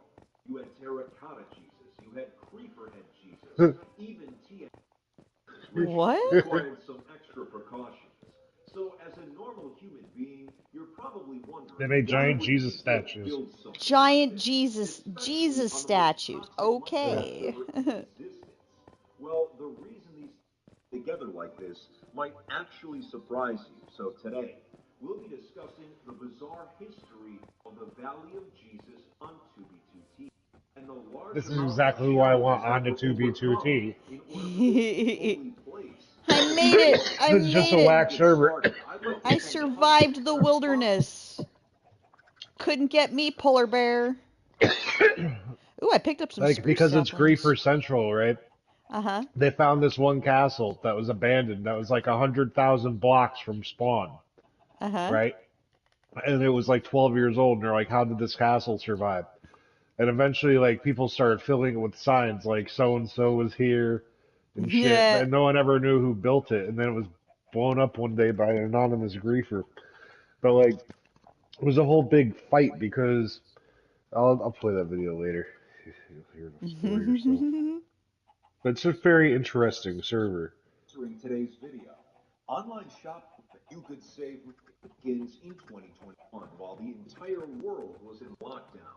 During this time, a player named Bobbers22 started building a reputation as a stash hunter. You see, on a server like 2B2T, if you're not part of a group base or a faction that has duped countless items, one of the only ways to amass wealth is to steal it yourself from other players. Bobbers would travel far and wide across the server in search of item stashes. But being a stash hunter is not as glamorous as you might think. Putting in long hours of traveling each week is the only consistent way of finding anything worthwhile. While the vaults that are located at bases are usually well stocked and aesthetically pleasing to the eye, the reality is most stashes on the server are usually just chests and shulkers lying out in the open. Nothing fancy, just a random place to store stuff. And there's no guarantee that they'll even have useful items or anything at all. The hard work, patience, and luck involved. At least I got you some more dirt. Taking stash hunting seriously. But during his travels, Bobbers would become friends with other hunters in the community. I picked up some stuff over at the village too. Long hours with the hopes of a What? big score. Well, I picked up 6 emeralds, iron boots with fairy falling Whoa, whoa, too. whoa, whoa, whoa. Which village did you go to? The one that we were at, the one that the pillagers raided. The one down here by the stairs? Uh-huh. They had more emeralds? Yeah. Interesting. Yeah, I checked the chest in one of the Very houses. interesting. Did it look like anyone was Occupying it? no, like you're talking the village down the lava cast stairs? Uh-huh. Did you see how I put buildings, 3 new buildings between the stairs and the village? I saw the one big building by the Yeah, stairs. there's the one big building, the dirt house, and then the other little house. Did it look like anybody was using any of that? I didn't look. Because if they made more emeralds, I'm assuming their village is thriving at least a little bit, even though there's holes in the fucking streets from creepers. Mm-hmm. Had a Anyway, few that's suicide interesting. bombers. Yes, very interesting. Shows how long we've been in this parts. Yep. For their own benefit. Alright, where's that Bitchute at? Hunting seriously. But during his travels, Bobbers Oh, would you're on become that friends one. with other hunters in the community just like him, putting in long hours with the hopes He made of himself big a thieves score. guild. To call them a group That's cool. sounds a bit cliche, but that's exactly what they were. They were taking the items of others for their own benefit. As time went on, Bobbers managed to find several high-profile stashes. This helped him build his reputation. He would go on to steal millions of items from these locations. Wow. He stored all of them in his own item stash, where he kept everything organized.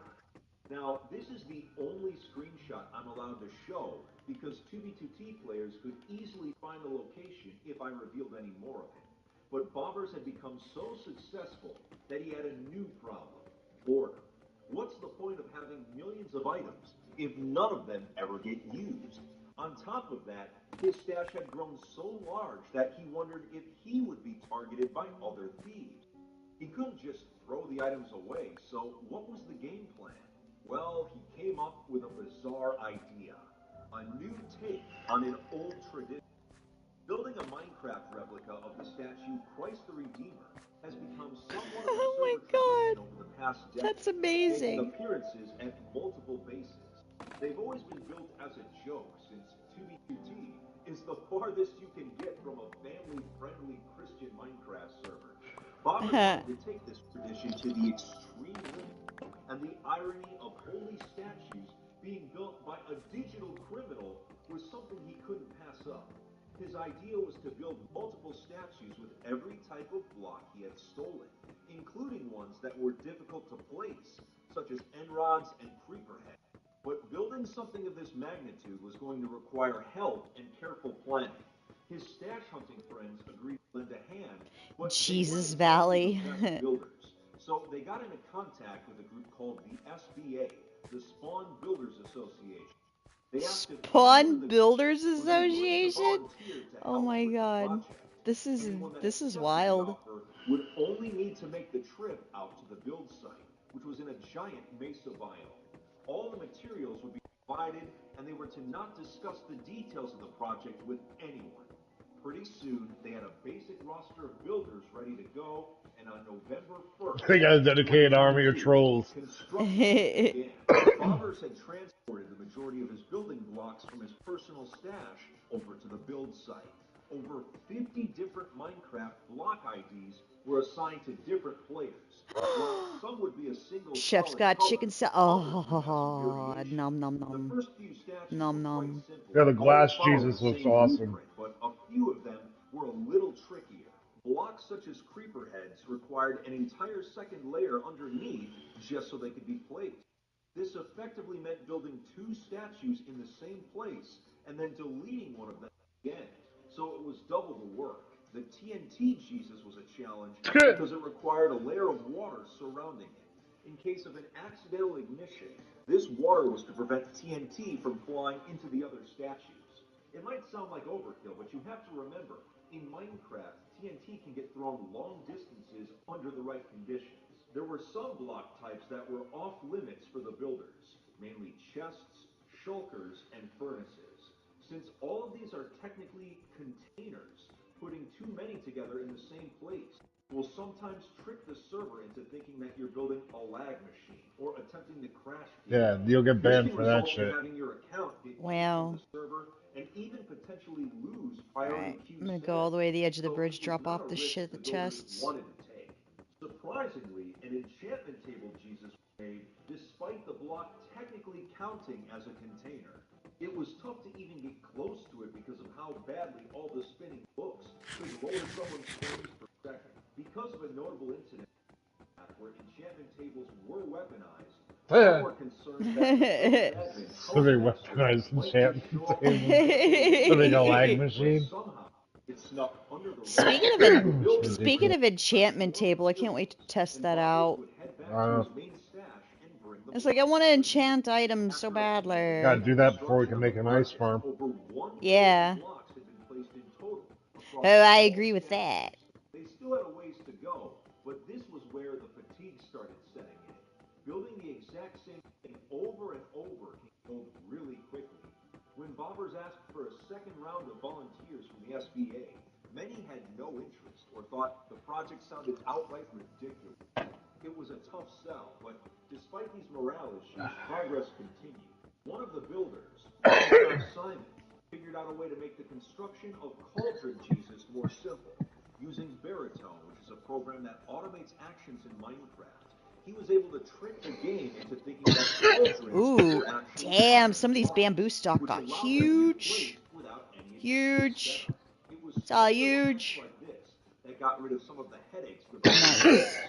In December of 2020, Oh, I got little 1 foxes month over after here. construction had begun, That's cool. over 50 Jesus 50 Aw. Jesuses. 50 But since they had started Jesuses. running out of block IDs to use, Don't fuck with the variations Jesus. became a little more creative. And over the next few weeks, little by little, more statues continued to pop up. Having this many in one place really helped visualize just how many blocks bobbers had stolen over the years. To see a number on an What a inventory dick. screen is one thing, but to see all these blocks spread out Let's see all of is your something thieving else and giant entirely. Jesus Now, you statues is might be another. thinking, where the base gets griefed, the coordinates get leaked, or Oh one of the yeah. group members Now I gotta betrays make the team. more But ships. surprisingly, there was no drama involved in this base, which for a group of thieves is shocking. Perhaps it was divine intervention after all, that 23 builders and stash hunters could keep something like this a secret. But the group approached me so that they could finally reveal their project to the public and officially bring it to a close. The Valley of Jesus is what happens when you The Valley of Jesus. I can't. That's That's funny. why I want onto that server. I want to go check out all this weird shit people have done. Sometimes a joke Some is all places are it just takes like to bring wastelands. somebody together. It's If you just too enjoyed today's funny. video, make sure to The leave a spawn like, is supposed to be hit that terrible. subscribe button, and follow my socials. Take it easy, Fit Fam, and stay alive out there. All trees are 50% off in my... I heard the spawn there was so bad they had to fix it and move it.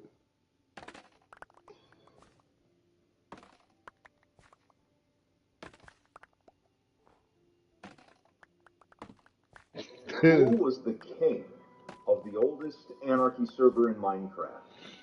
Sounds like a ridiculous question, right? How does somebody rule a Minecraft server that has no rules? Well, when you've had hundreds of thousands of players over the years, there's bound to be a few that desire power, influence, and attention here on 2B2T.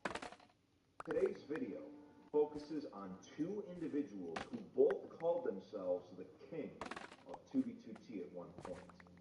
One's journey ended in disaster, and one went down as a 2B2T legend. There's a lot of history to cover today, so let's get started. When looking at the 2B2T timeline, everything that I discuss in today's video takes place between 2010 and early 2016, as this is the only time in the server's history where the player base was small enough to come to a consensus on anything. The first person to ever call himself king of 2B2T was a 2011 player named Chris Lighton. Old players recognize this name instantly because of what happened to him. His story He was serves raped. as a He was cautionary tale for all new players. So if you are new to 2B2T, you should pay close Ooh, attention more to stocks this. to harvest. Cool. Chris Lighton was your quintessential 2B2T player. He was toxic, enjoyed griefing, and was all around obnoxious. What is He would griefing? constantly spam the following Breaking other phrase people's in shit. chat. Oh, Chris Lighton it's is generally the king being a troll, I of guess. Being an 2B2T. asshole. And that last part, I'm sure you can fill in the blanks. But he spammed this phrase non-stop. And back in 2011, the /ignore feature did not exist yet. So players were forced to read these messages day in and day out. Just to get him to shut up, the player base at the time humored him and told him, "Yes, Chris, you are the king of 2B2T." And of course, it went to his head. He became one of the biggest griefers of 2011. He griefed spawn bases and took spawn killing so seriously that it was borderline obsessive. Some say that the 2B2T tradition of killing new players started with Chris. Back in 2011, instead of having a random spawn location within a certain radius of 0, everybody would spawn in the exact same spot. Chris was notorious for pouring lava over the entire area, burning Wow. new players alive instantly. Players that That's originally made fun of fucked. Chris for trying to be the king actually began to respect his dedication to making life on 2B2T miserable. for new players. When he wasn't busy killing these new players, Chris actually did work on some projects. He was one of the first people to dig out tunnels near the nether ceiling. He actually helped dig out the early parts of what is now the infamous X Highway to the world border. Chris was the most notorious player of 2011, and he had achieved fame and notoriety on the server. He had obtained all the attention that he desired. But all of this attention came at a cost. They murdered him. Second they found out who he was.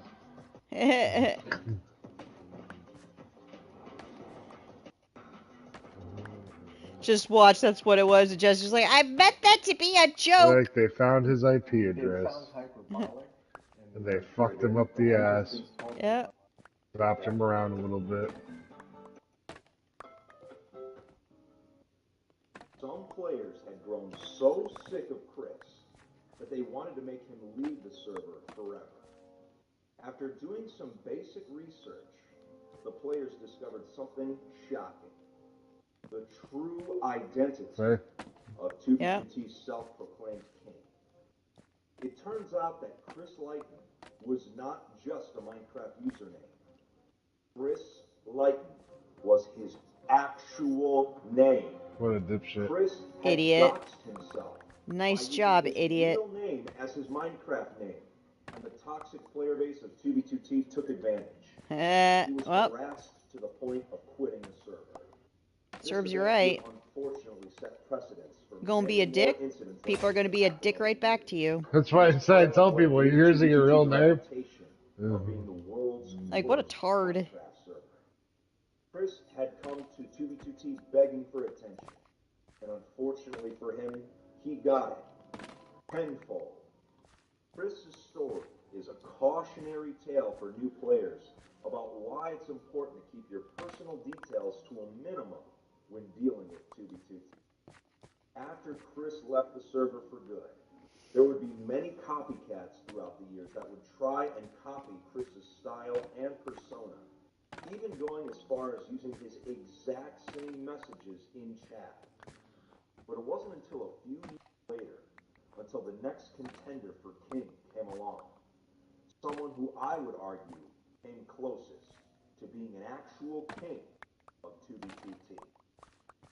Pyrobyte, the most legendary 2B2T player of all time, regarded by most old players as the true king of 2B2T. How did he get this reputation? Well, similar to Chris, originally, Pyrobyte was seen as an obnoxious player. But unlike Chris, Pyro was an actual computer hacker. He was Really interesting. This just took a bit of a spicy turn. Pyrobyte, together with Tristan, teleported to the world border, becoming the first players on 2B2 to see it with their own eyes. Pyro was also they left signs dated. But they hacked it, so that doesn't count. Items.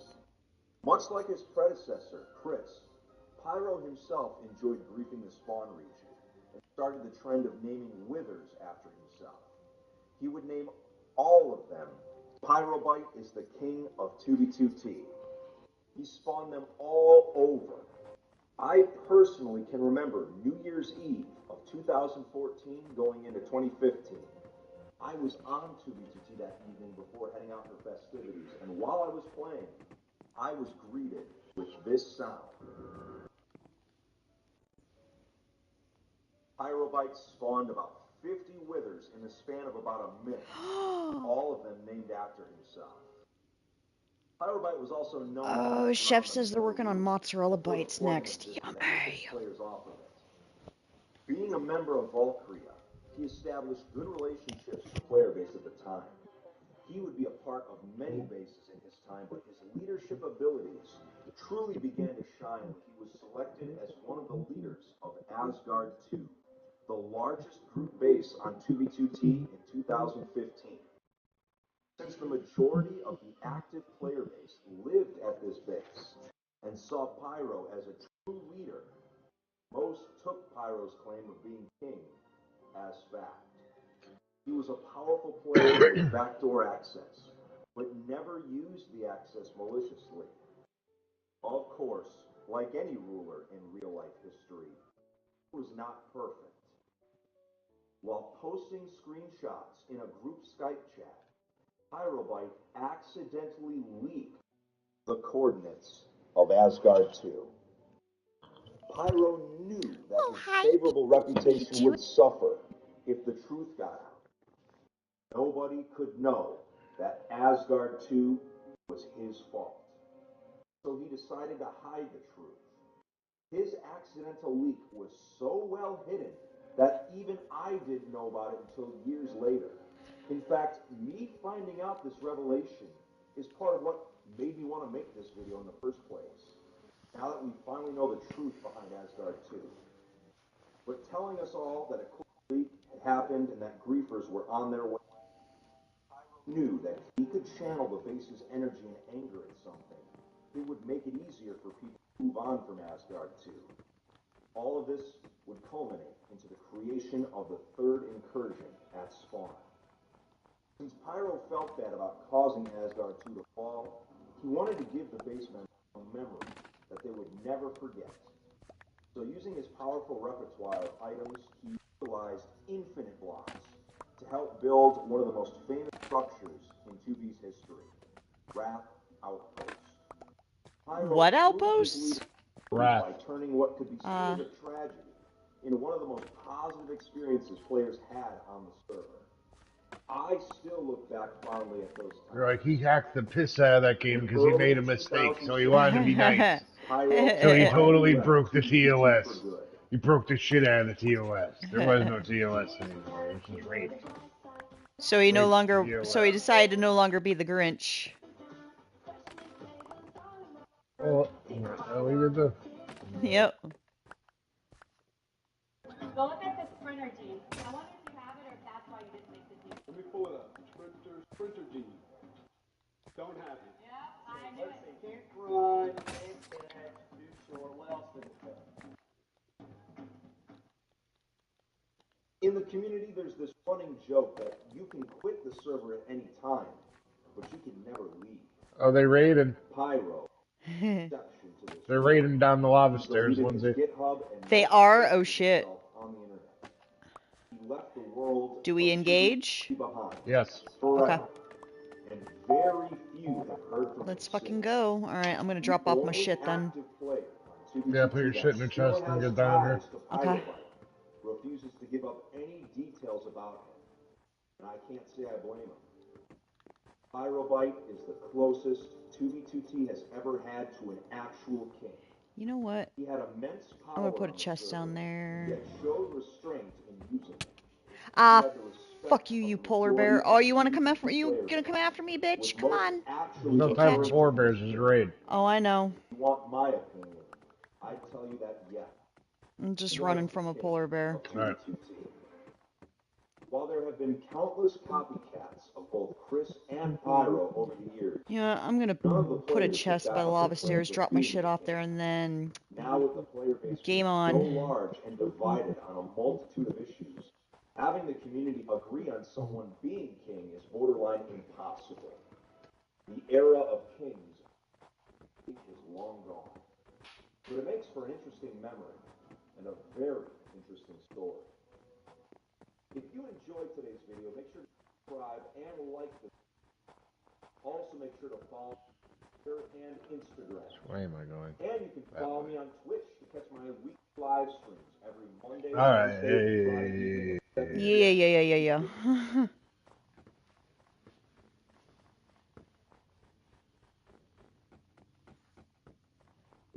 This guy's got a whole timeline. Wow. What crazy people do to each other if you give them an actual area to play in. For real. Yeah. I don't need Airbnb. I got a house, bitch. Also got a car. Don't try to sell me that crap. Here's our future electric car. Look, we're gonna put it in the water. See, it didn't break. Oh god. Fuck electric cars. One step closer to controlling every aspect of your life. Just saying. Oldest anarchy server in Minecraft, 2v2t. You don't think that they're not gonna shut off your vehicle? Lol, that's cute. Present day, entire decade of digital history. No other server has a history as in-depth and as well documented as. Make sure to save out of bed when you get down here. Right. Back in 2014. It has been I'm updated just like Patrick from SpongeBob. That's I'm funny. going to battle. Going to battle, SpongeBob! This particular time has had more contributions to it from community members than any other previous timeline. Since the server is 100% player driven, it's as close to it. And then you got Squidward. We have to raid. Oh. This is the first update to it since 2018. So today we'll be covering the changes and new additions to it since then, and discuss some of the reasoning behind. I'm all the way at the end of the bridge, so I'm trying to make my way back up. If you haven't subscribed yet, make sure to hit that button for the latest on the oldest Anarchy server in Minecraft. Alright. I see the lava cast bridge in view. The time from 2010 to the end of 2018 has remained pretty much unchanged. Last update still maintains the pattern. I got a spell book. Oh, nice. If you haven't seen my previous video timeline, I'll do a quick recap of it so you're caught up to speed. Oh, good, there's a bed right there. So I'm going to put a chest right by the bed, dump my shit off, and then go down. Consisted of people from 4chan and Facepunch. There isn't much on the timeline because nobody bothered writing anything down back then. The Great Decay period was when the overall player count dropped. The few remaining players formed. Age of Resurgence was when the player count rose again. Groups began forming. Player-driven events such as incursions started happening. The pre-hype period, when large bases were breached, the backdoor drama. A large amount of players moved to other servers or simply quit over this. The Age of Hype, which was when YouTubers content on 2v2t and exposed the server to a wider audience, drastically increasing the player count. Only 2 additions made to the timeline retroactively. The founding of the group Highland and the founding of the group The Astral Order. Alright. These 2 groups have Where'd he survived go? for many years now. Respawn point set? Okay, making my way down. Enough to be added to the previous section of the timeline. Do this. Other than those 2 additions. No, I didn't want to do that. Exactly Why do I have arrows? No. There we go. So now, let's begin where the previous timeline left off. Welcome to the automation period. Finally, the best part of the 2v2t timeline. The part where your humans are destroyed and you'll find more powerful beings. Raise us faster. Why is it named the automation period? I'll talk about that later because I want to discuss the actual events on the timeline first. It begins in March of 2019 when the YouTube algorithm begins promoting 2v2t content heavily. This was partially due to the resurgence of Minecraft's popularity, the 10th anniversary of Minecraft, but also because 2v2t content was recognized by YouTube being bingeable, where new viewers would watch one video about it after another. All of these factors led to Alright, it's on like Donkey Kong. server, even more than when YouTube first invaded in 2016. April of 2019 saw the first game-breaking exploit being used on the server, the God Mode exploit.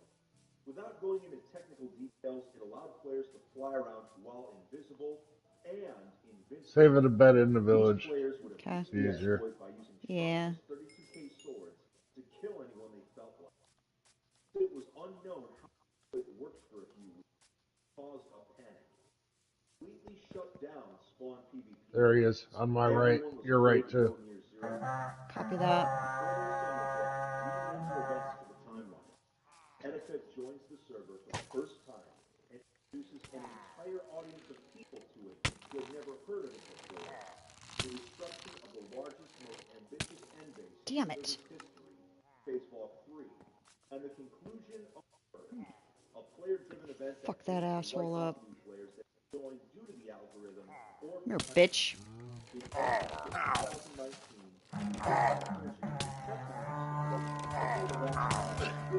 Gotcha, bitch. I will take that back. Thank you very much. Oh, there's a little kid in here.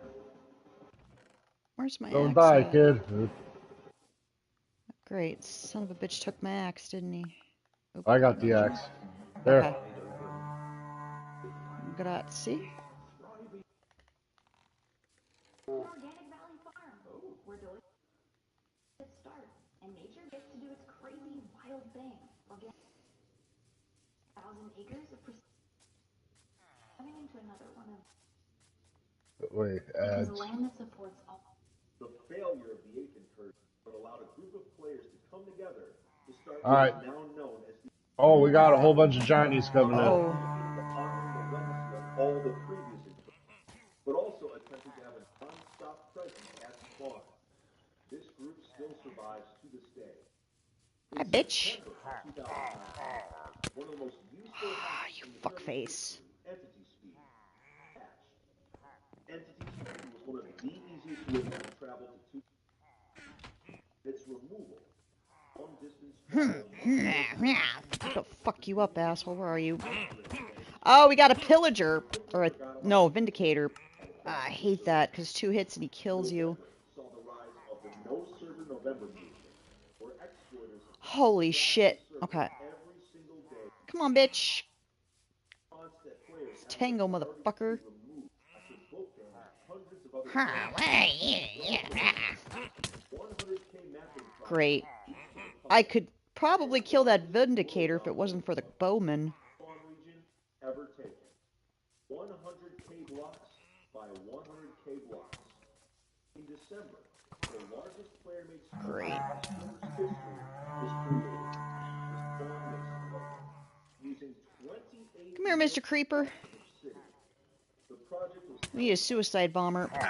utilized their technology to build it. Donkey Beat is also patched, which was one of the longest running, most persistent Ow. This Get him, Creeper.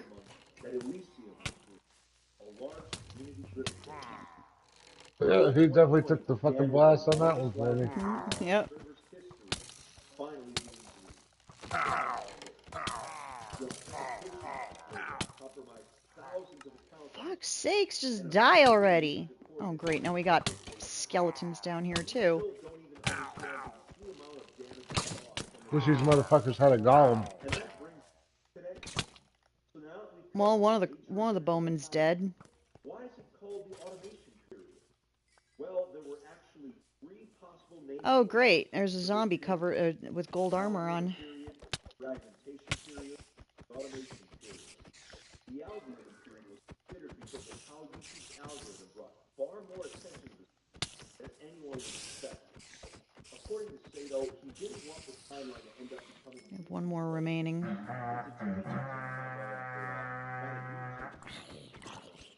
So he discarded the name under that pretext. The fragmentation period also considered. Sato has I observed wonder if he'll drop that armor.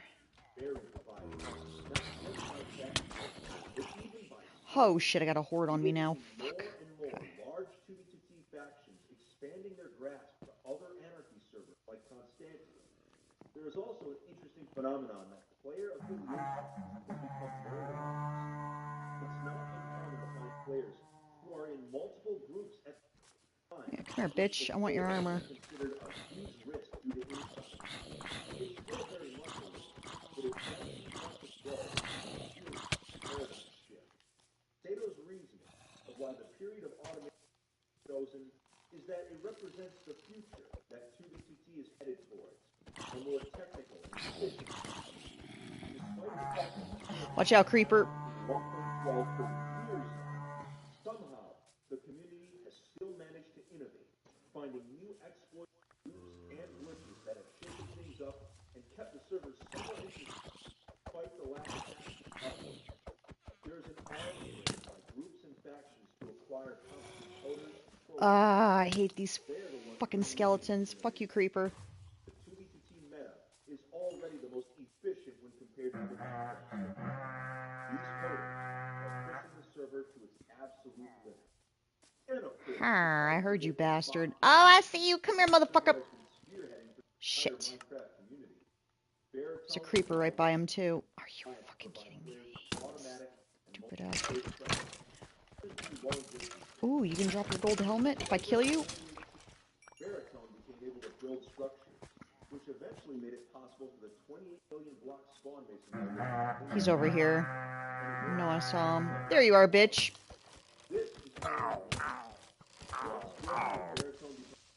Oh, there's two creepers over here. More and more mass structures and projects being accomplished, surpassing even the feats of the old incursion.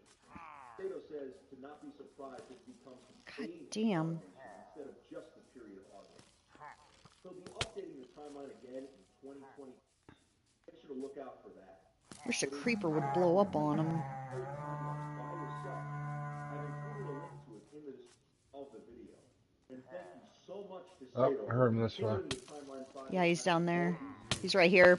Damn it. On it. Also make sure to follow me on Twitter and Instagram to stay updated on when new content is coming. Good job. That's it for today's video. Take it easy. Stay alive out there, Fit fam. Now where's that other ass? There's more assholes. Where are they?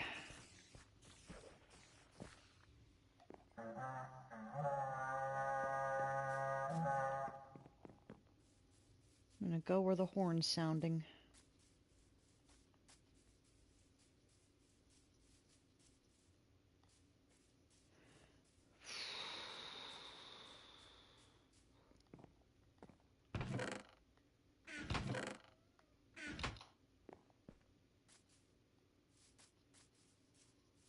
Anyone that's familiar with the oldest anarchy server in Minecraft knows exactly what the players here are capable of.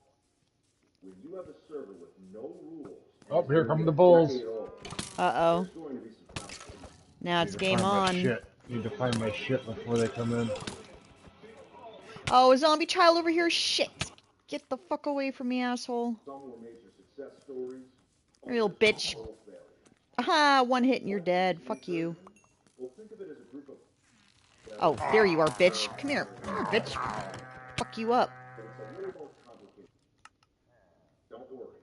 By the end of this Ah, no, no, no. Why'd you have to Creepers away spawn from the there? houses. That's what I'm trying to do. I just spawned there, and he was right there, so...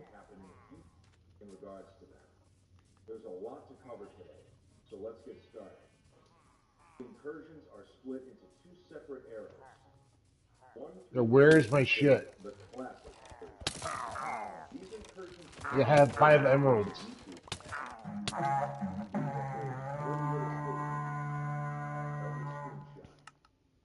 4 through 7 are considered the modern incursions. These incursions were much larger in pretty much every regard, and were mostly the result of competition. Because of this,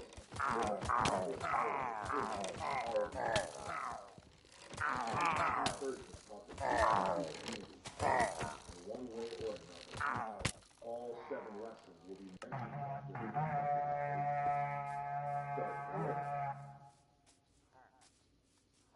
Let me bring you back to the year 2013.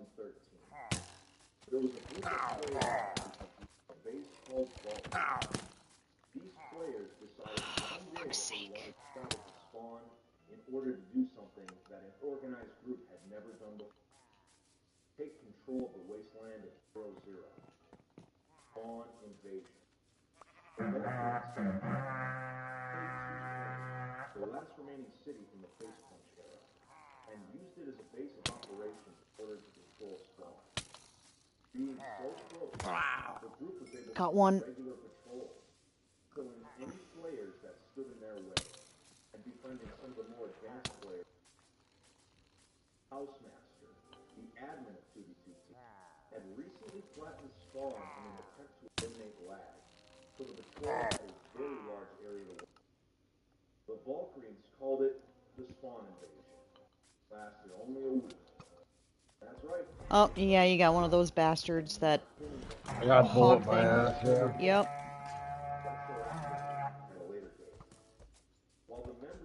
Ah, he runs. Holy shit. Come here, bitch. Punch you in the dick. Damn, 2 rams and you're down. Shit. Fuck off. At least he's burning up. Ha! Hi. Shit. showed that players could band together Come here, you fucking dickhead. Punch you in your dick. Gotcha. Haha. Bye. Ha! Fuck you, asshole. You ain't gonna get me. You ain't gonna get me. Nope. Nope. Come at me, brah. An IGN video was released. Caused a new wave of players to join. Oh, ho mad. At the time, it was considered enough new players for the members of Valkyria to once again call for a spawn. They brought more members and had pre-planned goals. These included rebuilding spawn lanes, protecting the NFE spawn base, protecting other structures such as spawn beacons, and killing the invading new players. This spawn invasion, 2 months, much longer than the original. Overall, this second spawn invasion was considered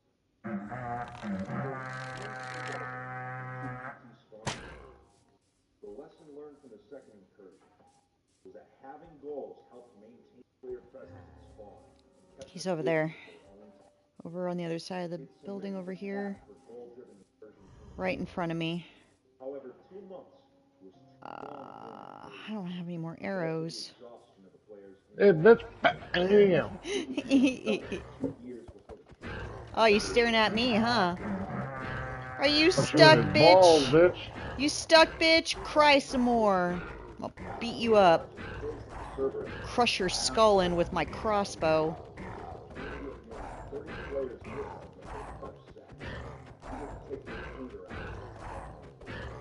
Why is this thing not moving? I don't know.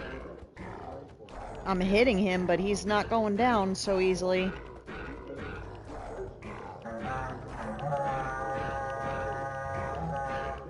Punch me in the asshole. There we go. Bye, bitch. First, it was the first incursion to have a deadline. A deadline would ensure that the event could not go longer than 1 month, preventing player burnout. First incursion allowed players from outside the Valkyrian Legion circle. Many of the members of Asgard are strong fighters, builders, and thinkers. There they are. Here they come. Come here, bitches. Oh, I hear a witch too. Come on, bitch. Oh, you missed me, bitch. They are coming. 3 of them. On my ass. 3 witches, 3 archers. I'm gonna go put the saddle back.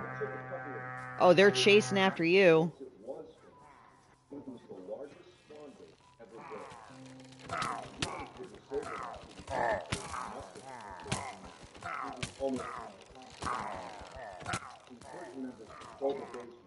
Got a few punches in on them.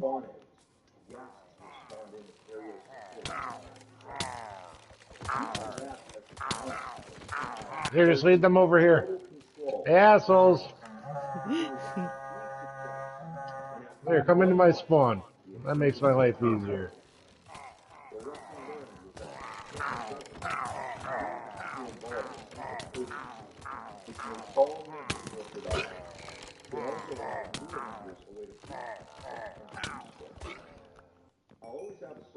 Got him.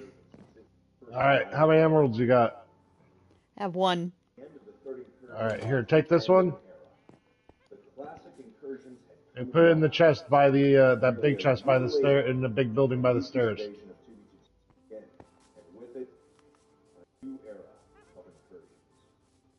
I gotta find my shit. Ah, there it is.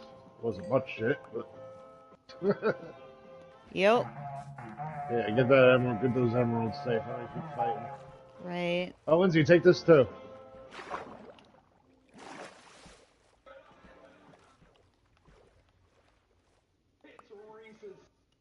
Saddles are important. Alright. Okay. I love these raids, man. They make us money, but they fuck up the look of the village. Yeah, they do. Thank Someday you we're for. gonna have to come back here and fix all the roads. Oh yeah, we owe it to the villagers for that. All right, emerald saddle stored away. What can I bring? Russia war was inevitable. I started the Team Veteran Initiative in order to rally some of the old players All right, and I also should convert probably. new players to our side. Oh While no, Sato I and don't need to. other old incursion members Over here. in case a new incursion had to be called. We tricked the incoming players into fighting each other under the guise of Team Veteran versus Team Russia. While many of us were fighting the front lines at spawn every day, it just wasn't enough. There were just too many players. While we were able to dispose of most of the Russians with relative ease, a group of new players began to rise out of nowhere. They called themselves the Resistance. They were The Resistance. far more skilled in combat than any other new players. There's a witch back there. Legitimate background fought in teams, outnumbering lone veterans that came across. They managed to defeat some of the old players by catching Burnsy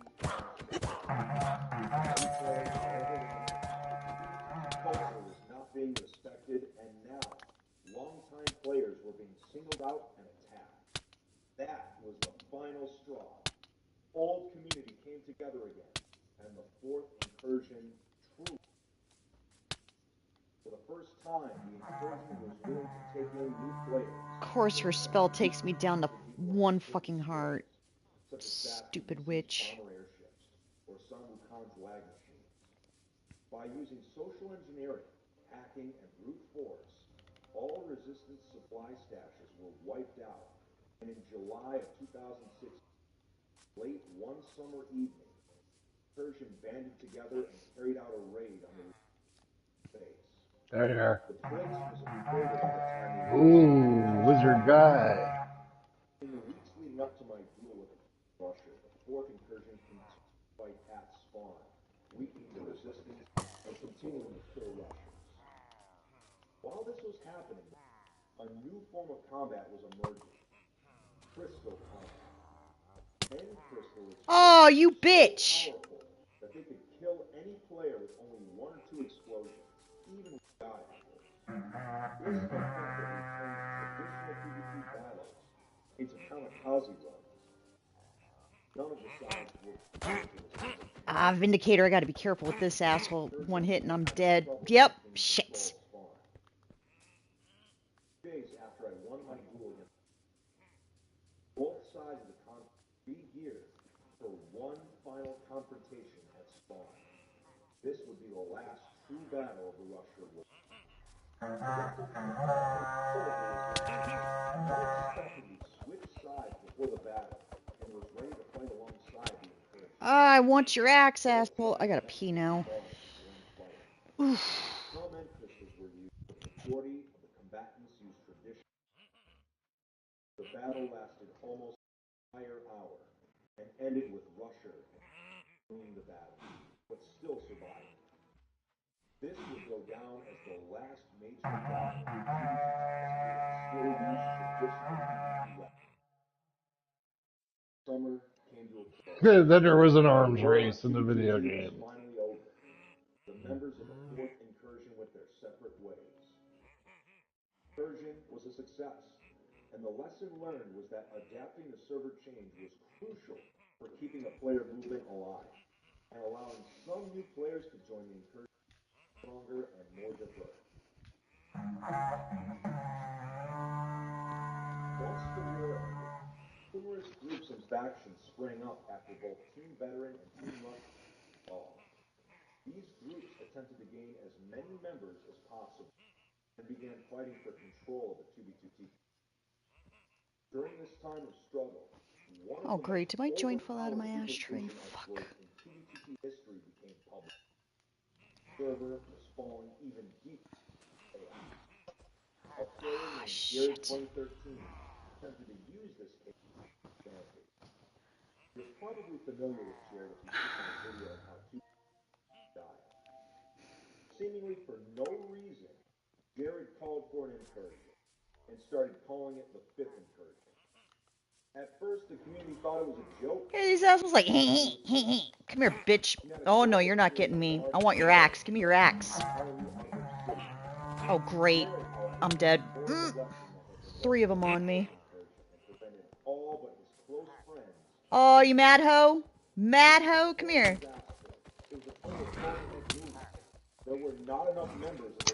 Oh my god. Distract him. I got one of those resurrection dolls. I gotta get it to the chest. Do a little Olay bullshit. Olay bullshit. One group in particular, Aurora, completely destroyed the fifth incursion wall single-handedly using the incursion was a total disaster. To this day, they still consider it a joke. The lesson learned was one person alone cannot create an incursion. It requires multiple community leaders. Compromises need to be made in order to have a goal to accomplish the goal. Hey, the potato. Let's rock. That's right. Okay, Bundy. Hey, I love these things. They get so much shit. Mm-hmm. So it's like, okay, kill guys for good shit. Yes, please. Like, you're just mad because I burnt down your house and took all your fucking stuff, right? Is that what this is all about? Wow, they didn't like that. They axed me. The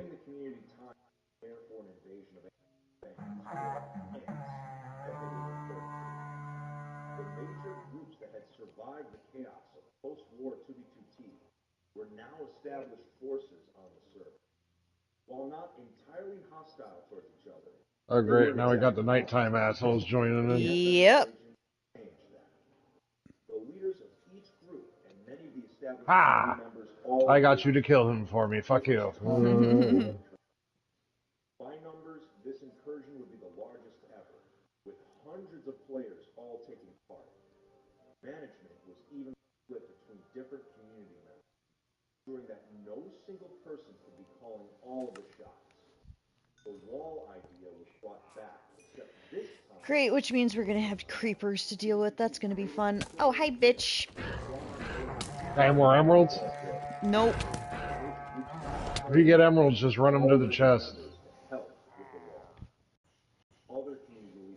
I'm gonna kill that fucking asshole on that giant ass beast, whatever the fuck that is. Hell yeah, that's the attitude. Fuck That's you. the attitude Fuck I you. like to hear. Fuck you.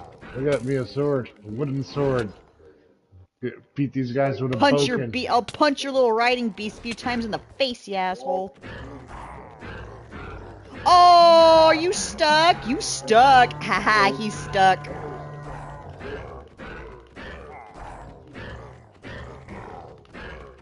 Jesse, he's stuck. Be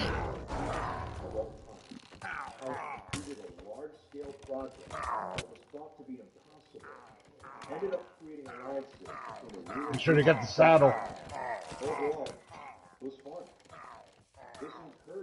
Shit. Get off me, you stupid spider.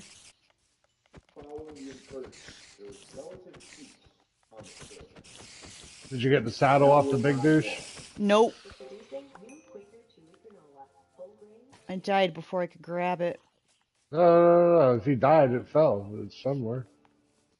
Fast forward to the end of the summer of 2000. Is it in your inventory somewhere? 2 years after I don't see it.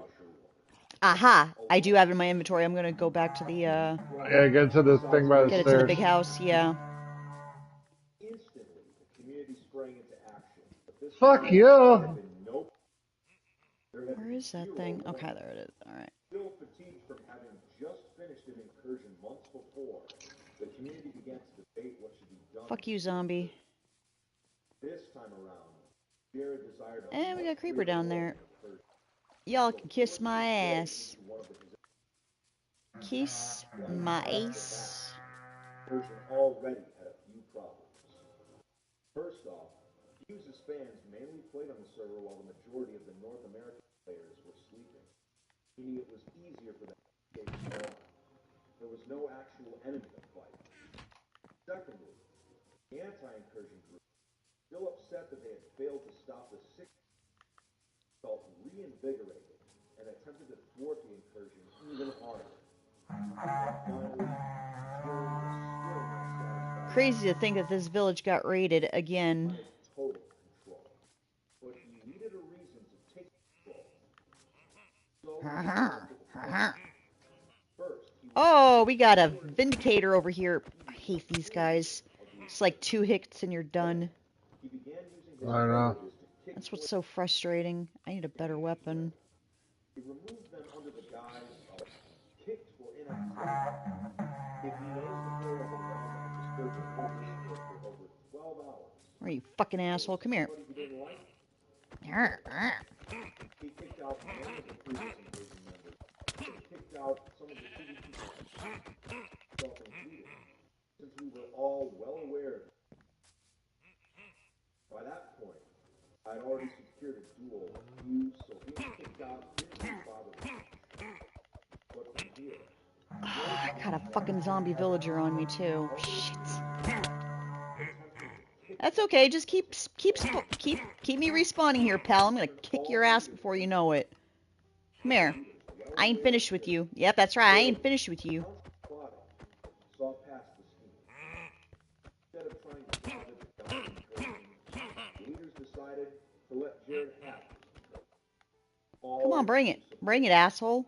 Bring it. Come on. Jared in charge. It's only a matter of time before I kill you. I hate this fucking asshole. Ha! Bye, bitch. Too bad I can't teabag your body. And the progress that was being made was easily undone by the anti-incursion group.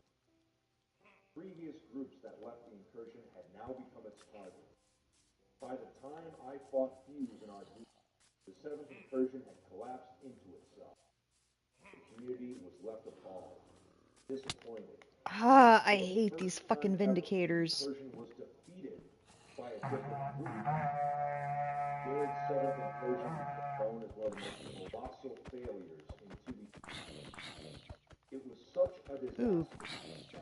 Give me your sword, zombie. I'll take that. Himself said that the incursion name should be retired.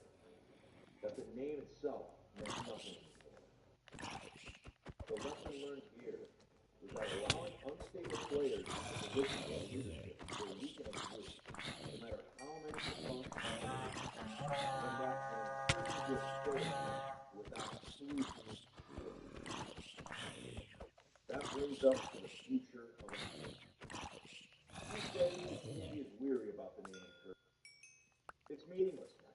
It's a Oh, joke. he didn't drop his sword, fucking asshole. So large that citywide events constantly happen without even being named. When 2B2T fell into the YouTube algorithm's favor,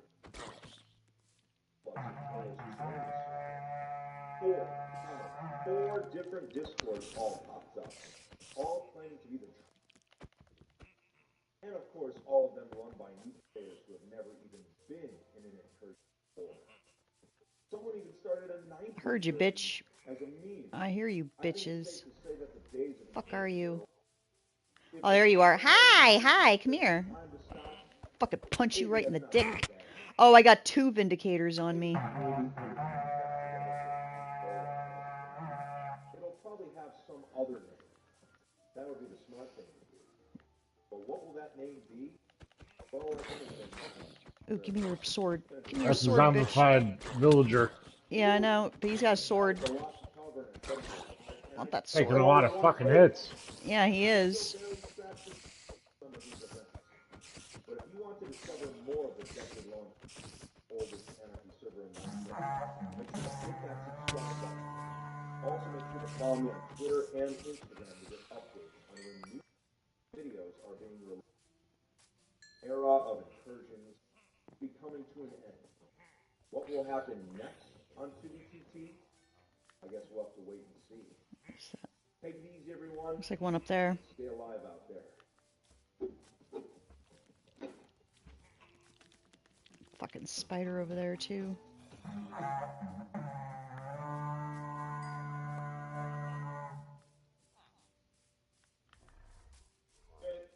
Welcome back to another stream of oldest server in Minecraft. I gotta get away from this 6 fight. years old, 100,000 players. I know you guys Oldest are server sick in of that stuff. Minecraft, eh? But anyway, Well, tonight we're doing some more killing at Spawn. It's gonna be sweet. Now, he's you know, like, we're gonna go kill some like people the at the Vita spawn. It's team, gonna be Panda, and sweet. What a Furry douche. Gang. Now they've been helping out He's Team got Giant 5 guys with him. What a dick. last night. They were with me. But that's why it's fun. So you spawn in, you better be ready to get the fuck out the spawn. Or pretend you're a cunt bush. I'm just a cunt bush. Alright, dropping off 5 more gems. I need a weapon. It's better than this. I don't want to use Take the wooden swords. sword. Okay, I guess so. We can always make more, I suppose. At least it's daytime now, so we won't have to worry about the spiders and the zombies. Oh, I know. So, and the fucking creepers. I hate those bastards. Have to make things even worse. Kick some ass, get some shit. Hell yeah. Wonder if we turn this up to hard if we'll get better shit. Oh Should I? God. Oh.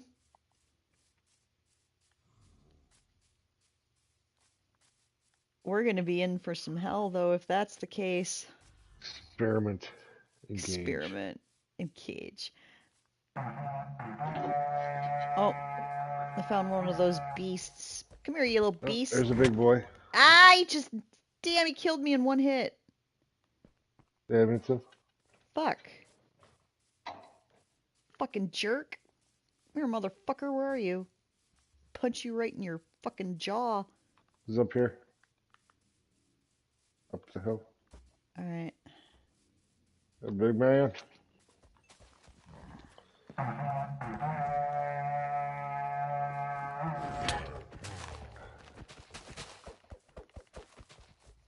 Holy shit, he is on a rampage.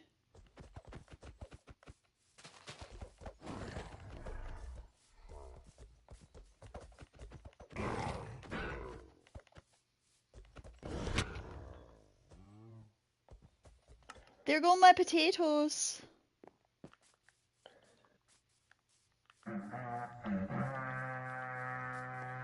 Give back my potatoes, bitch. Okay, where the fuck are you? Holy shit, he's still right behind me. Holy shit balls. Oh yeah, he'll chase you. He'll fucking tighten chase up my you. anus. Yep.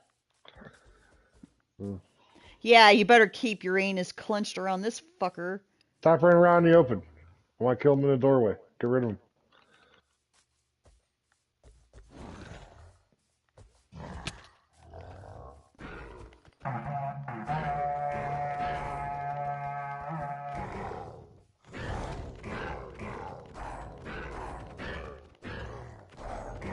Gang rape him.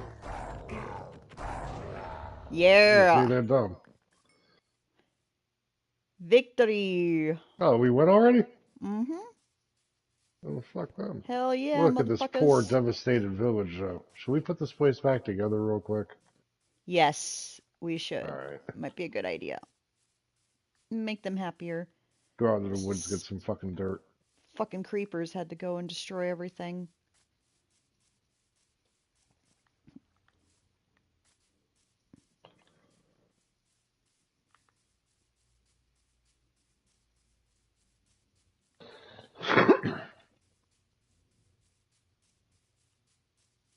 Can you make a couple of wooden shovels? Sure.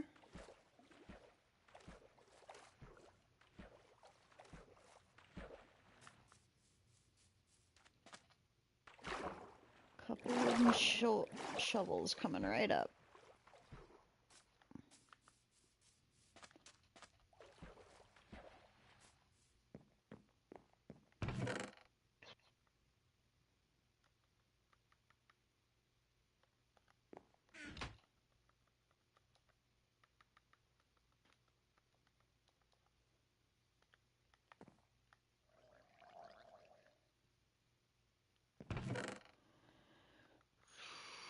Oh, need some of that.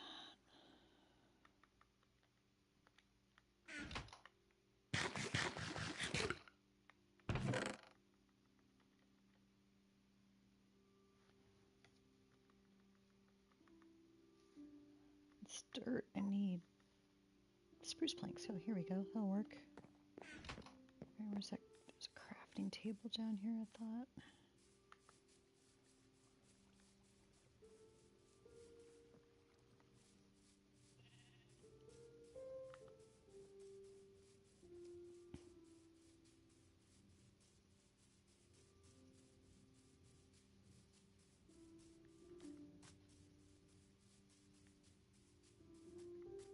There it is. Okay.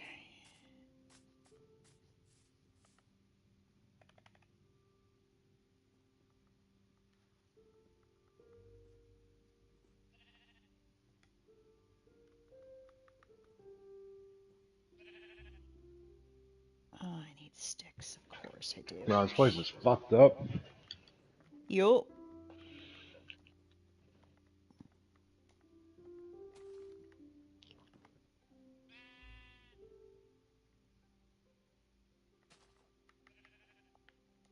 Alright, I got 2 wooden shovels.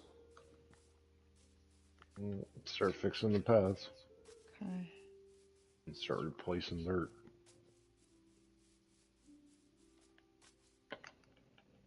Damn. Actually, you might want to go and get more dirt because we need so much dirt. Like, so much dirt.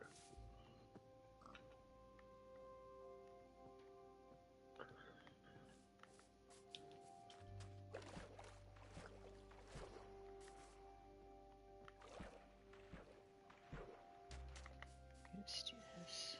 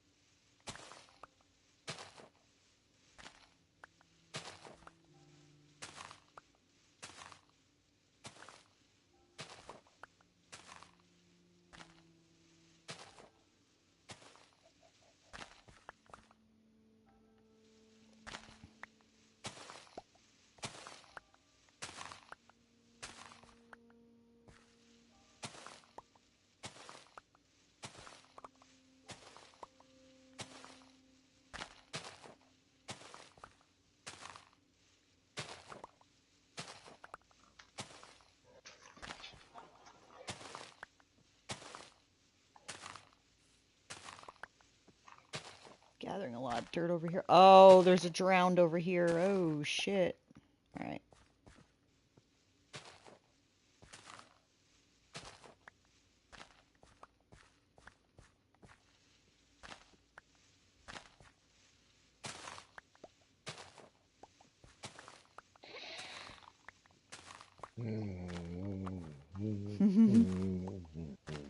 So much destruction.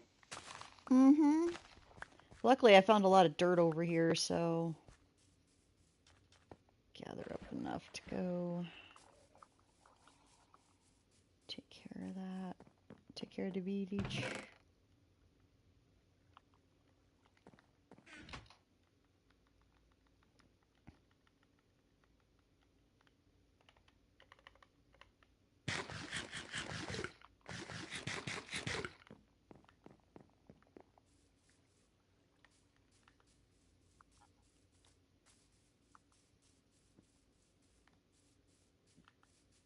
Should I probably close this? Might be a good idea.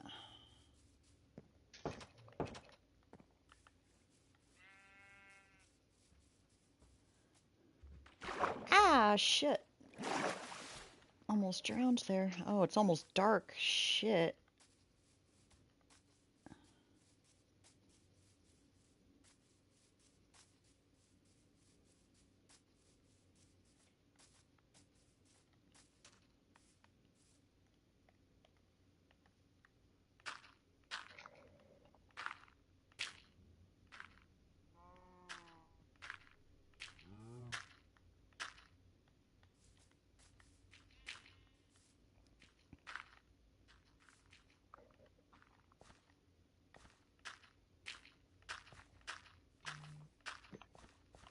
Alright, I'm running back to that big building real quick to drop off my shit. Okay. You think maybe we should sleep in there? So, like, next day? Yeah, it's easier. Yeah, it might be a good idea. Okay, I'm going down there. You see, like this house I made right here, this one Uh-huh. counts as part of the village. This one over here, not yet. So I need another house like right here to connect.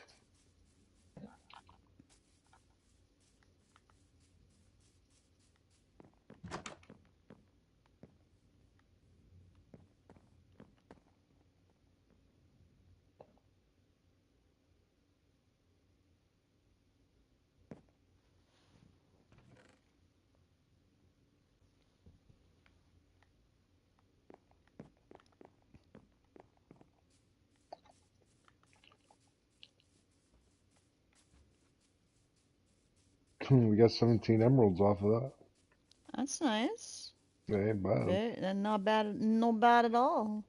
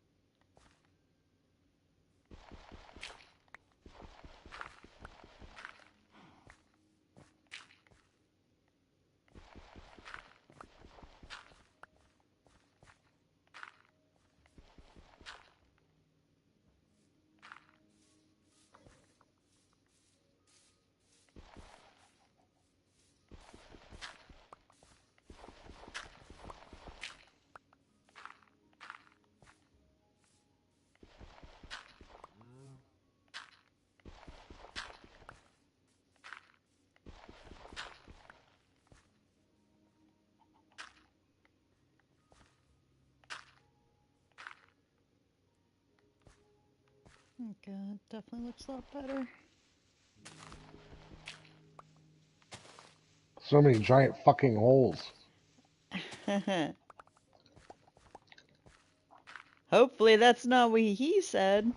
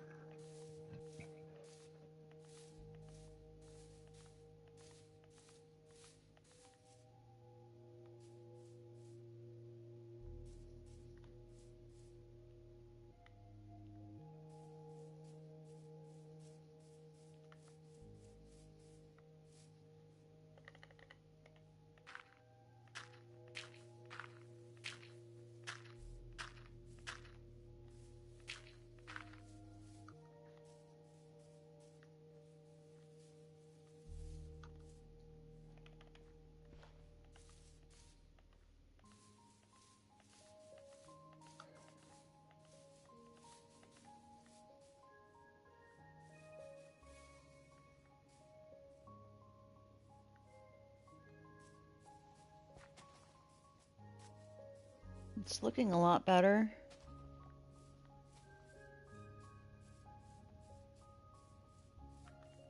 Let's see what else holes there are.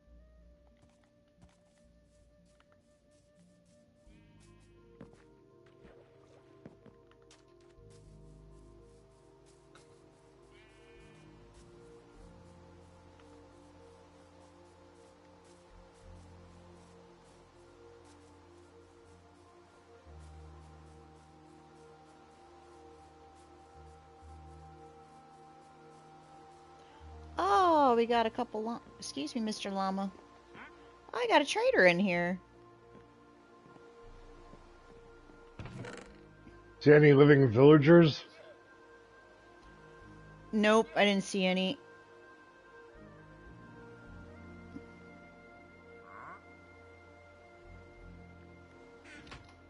This place ain't even got a door left on it.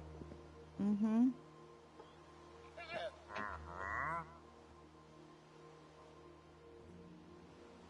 Oh. The one little kid that I fucking boarded up the door is probably the one villager that's still alive. Hi. I noticed that you're a stonemason now. I really hope that there's somebody for you to fuck. You know, like repopulate the village, that'd be great. You know, some nice girl. I gotta pee now.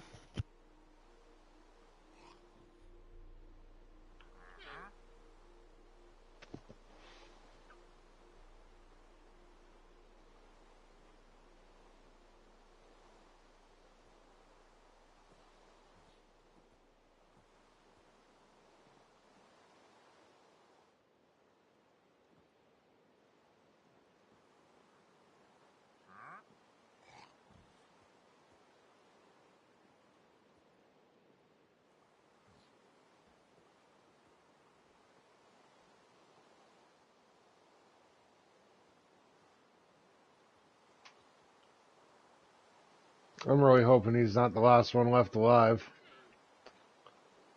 That would really suck. That'd ruin this village. Yeah, that would really suck.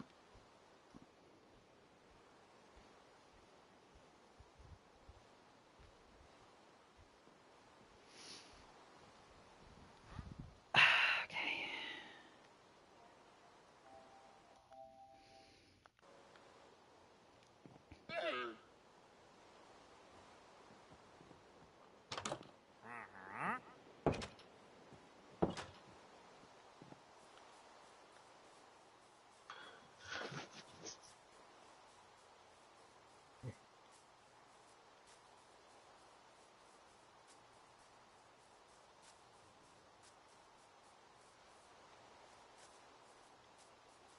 Is anybody alive?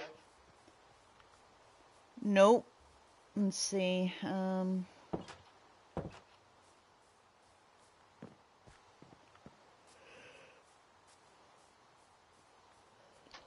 Plenty of livestock around here. Where are the people? Oh, there's a stonecutter in there. Cool.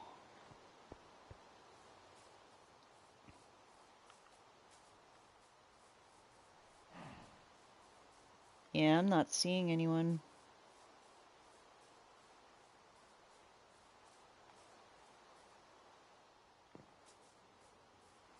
As if it's only one stonemason. I don't know what the hell he's gonna do. Yeah. I don't know what's gonna happen there.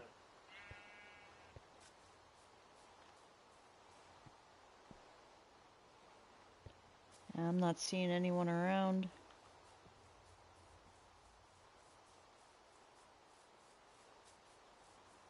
Yeah, there were like these monk-looking dudes in this village. I don't know what happened. Up here?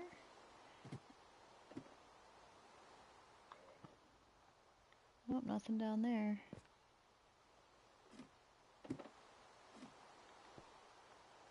Got a brewing stand in here. Let's spend a couple of days here. Okay. See if it reinvigorates itself. Okie dokie.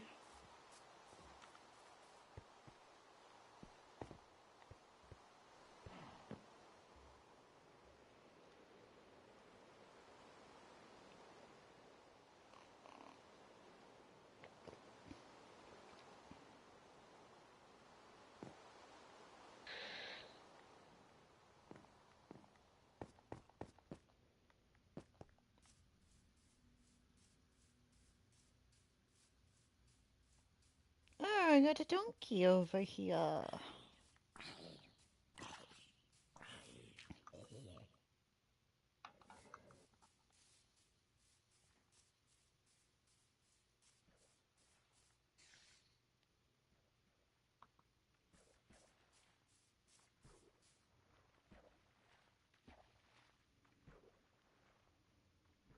Oh, is Mr. Spider stuck?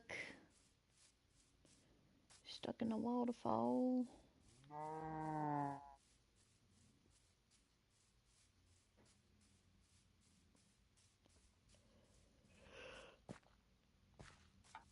Cool, got a door on there.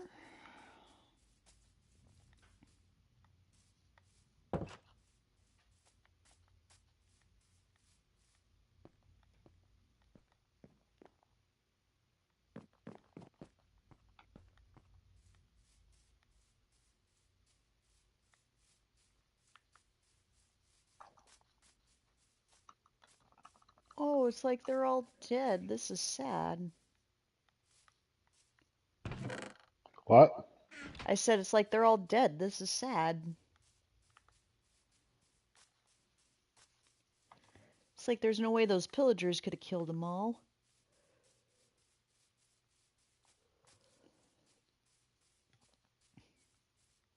No, there's one stonemason, but Mm-hmm. I think he's it. Now, if it does come down to it, and they don't come back, I guess we're gonna have to just strip and raise the village. Yep. But if we do have to strip the village, we could get a shit ton of stuff out of here. True that.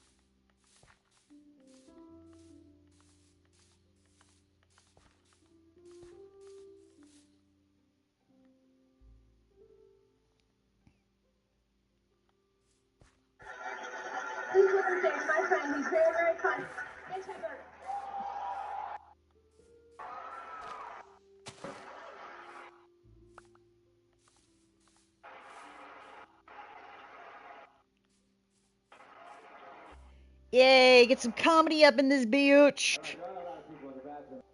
I don't want to waste this. I love Mitch Hedberg. A little bit. Are there speakers in the bathroom?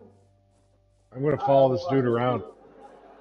I'll say more physical Oh, stuff we've later. got a This person. is all audio. Yeah, he's the same guy from before. Oh, yay, my phone's here. There's only one person alive still. Cool, cool. I don't know what to do with him. Probably end up putting him in a boat. You know, this improv sign all over, all the improvs have it. And the one in one of the improv in Tempe, the sign is made out of gold. Swear to God. And at the end of the week, the people listen to so I stole the M. Because the M seems like it weighs the most. Followed by the R. That is the T. The T was one little thing.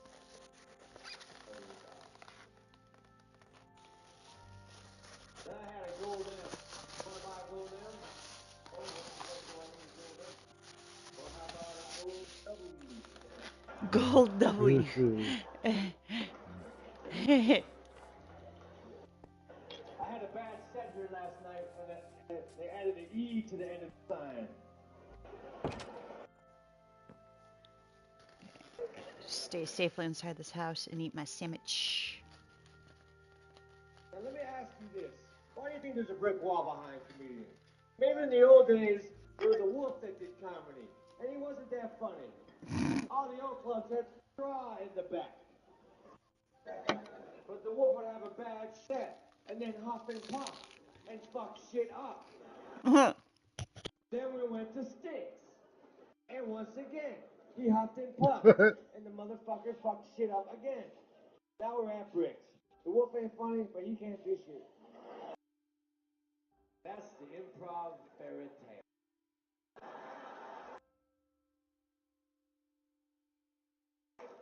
When I was in the DC Improv, they would use my name for everything. It's embarrassing.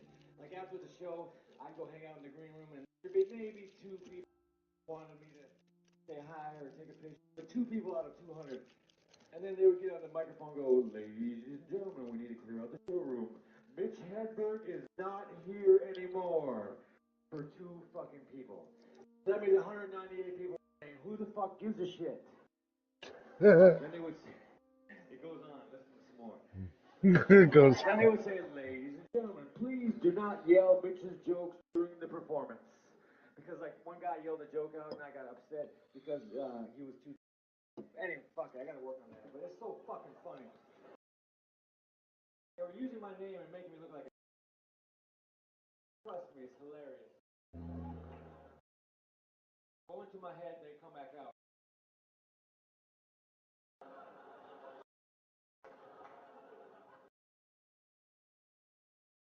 I got a door deal here. I'm working on the side of the door, and then tomorrow I'm working on the side of the door. And then Hey Lindsay, where you at? I'm in a house. I'm eating. Can you babysit this guy? He just keeps walking back and forth between here and his house right here next to him. I need to go get a couple of things. they gave me a table here. This is the best thing ever. Yo, his bit talking about sandwiches is fucking hilarious. I'll be right back. Shit was Okay. falling off. You know tables don't have top. Hey, how's it going, buddy? Her. You know what I'm talking about? Her. I don't.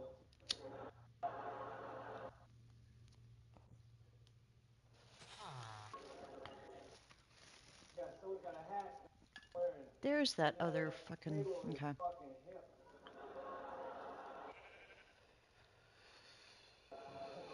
That's a cool flower. Downtown table. Tango. That table is bad. I'm sorry, Mr. Trader, man, but I'm going to have to beat you to death with a shovel now.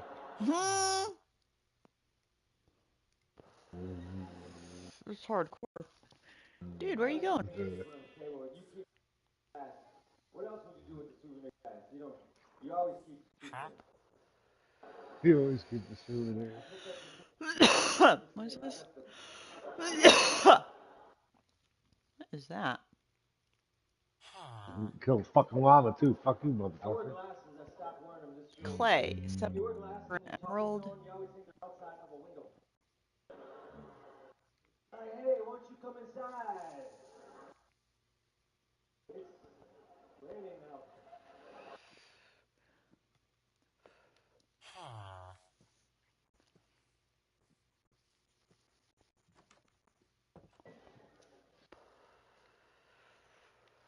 You know, tobacco, not. You can't smoke in California unless it's part of your act. So I had to.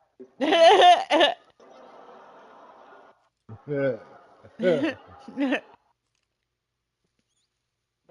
Here's how it is part of my act. Now, remember that show, My Three Sons? That's called My One Dad.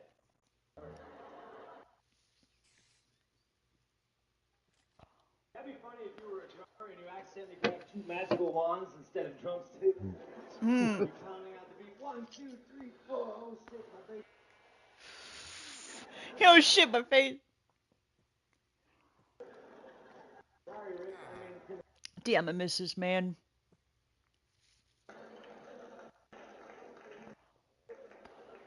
I'm sick of soup of the day. It's time we make a decision. I want to know what the fuck from now on is.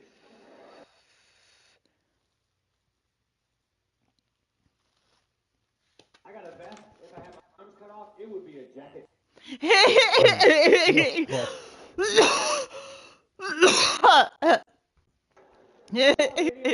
she was born without arms. Literally, she was born with her hands attached to her shoulders. And that was sad. But then they said, Lola does not know the meaning of the word can't. And that to me was actually kind of worse in a way. You know? Not only does she not have arms, but she doesn't understand simple contractions. Very simple, Lola. You just take them together, and then take out the middle letters.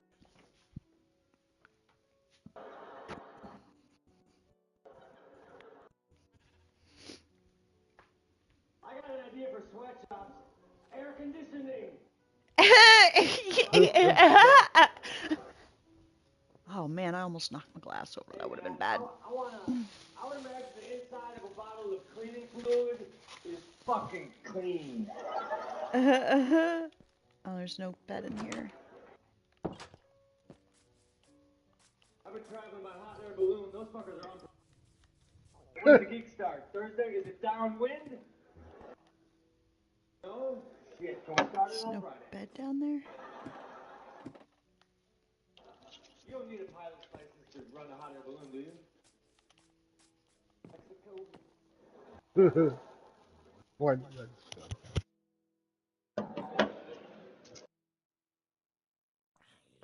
You don't need one, because, like, someone came after and said, hey, give me your license. Fucking cut the sandbag. Here's my license, dude.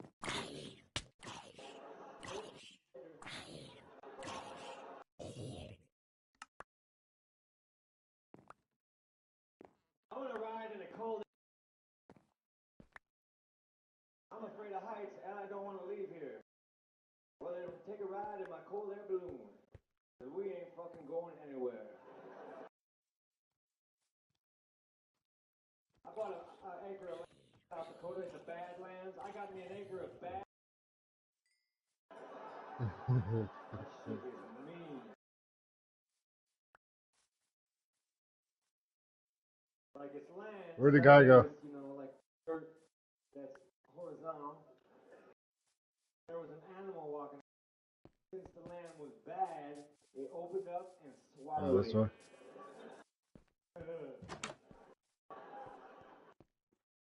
Great, where the fuck is he? I don't know. I asked me to babysit him. If I had $1 for every time I said that, I'd be making money in a very weird way. He was in the stone cutting room. Yeah. If I was a headless horseman's horse, I would fuck with that dude. Okay. Tell me when you find him. We're going that way. Right. We're not Is he headed in here? towards the hay. Imagine if the headless horseman had a headless horse. That would be fucking chaos.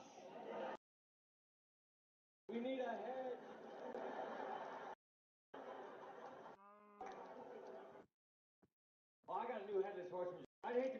Horseman dentist. You wouldn't make very much money.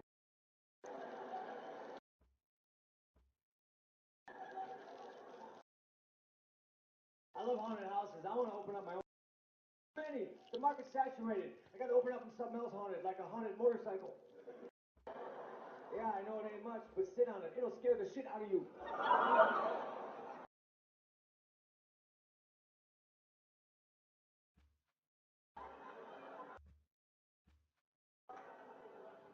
Laugh for no reason. That lady over there.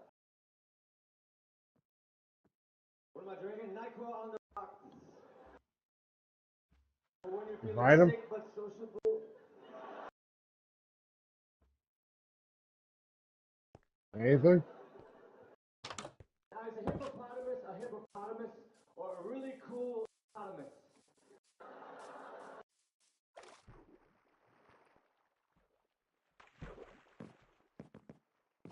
There's a billboard. I don't know, there's many billboards. They have the lotto jackpot. It says, estimated lotto jackpot 55 million. See, I didn't know that shit was estimated. That would suck if you wanted to go euros. We estimate that you are. That would suck if you became a priest and the day came where you had to fight the devil. You'd be like, shit, I didn't think that was for real. Ah, yeah. Tried to sneak it in.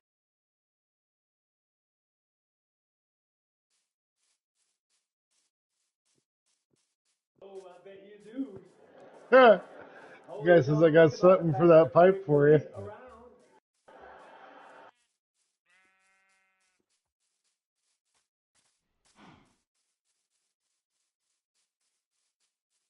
You got some, what do you have?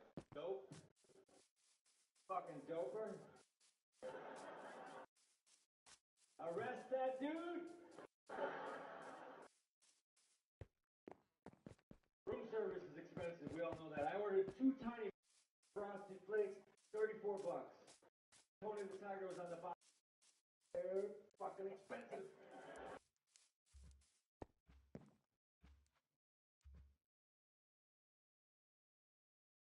Why don't you just stand next to him like I told you to? I saw that it was station, so I asked the thing, does the train still run through here? He goes, no, of course not. But that'd be really cool if it did. So you don't. We'll be up at 8, 9. The conductor says, all aboard, and wake the fuck up.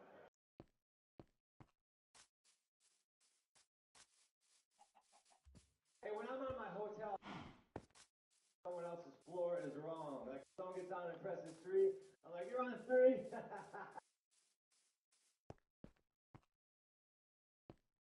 Dude, I don't think I can ride with you.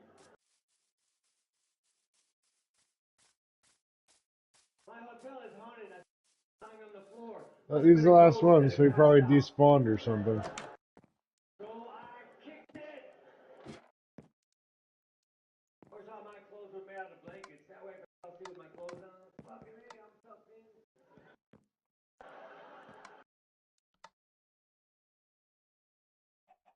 Now, when I was camping, I was looking for firewood, so naturally I was looking for the Duraflame tree.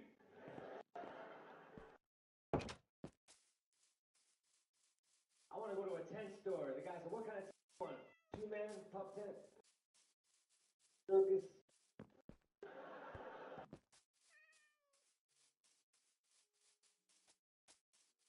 As a kid, I used to jump out of bed. Adult, I do not sleep on trampolines. Follow through with that theory. That'd be cool if Spider-Man shot hammocks instead of nets, you know? Hey, you're not a criminal, but you do need to relax. Now go find 2 trees that are close together.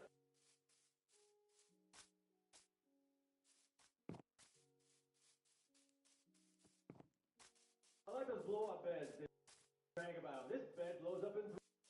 A fucking mattress is already ready. But you can store it in your closet. You can store a mattress too in the fucking bedroom.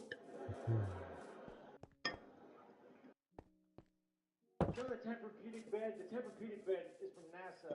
It's spongy. And if you call, they'll send you a free sample. But, you know, of course, 1400 free samples. Got some glue.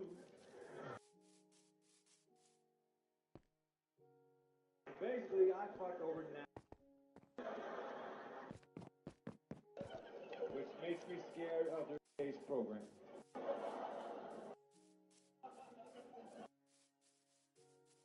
Steamrollers run shit over to make sure it's good. Like, they want to test the product, they'll run over with a steamroller. How do you know the steamroller's good? Who ran over the...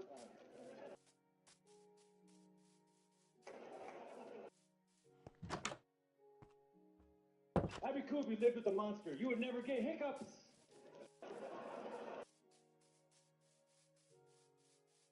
Hey, this comedy is all part of my get-rich-slow scheme. And it's working. People say, Mitch, why'd you get into comedy? Were you funny? No, I was just good at holding ice cream cones. Oh, the microphone. I was like, what the fuck? Sometimes he's on a fucking another wavelength than me. What's that, my man? Fancy, dude. I got something to put in your pipe, though. You're all about refilling. You're all about refilling. Do you work at a gas station?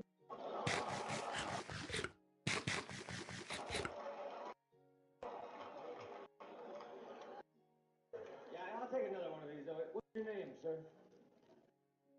What, Phil? Oh, I was gonna say Phil.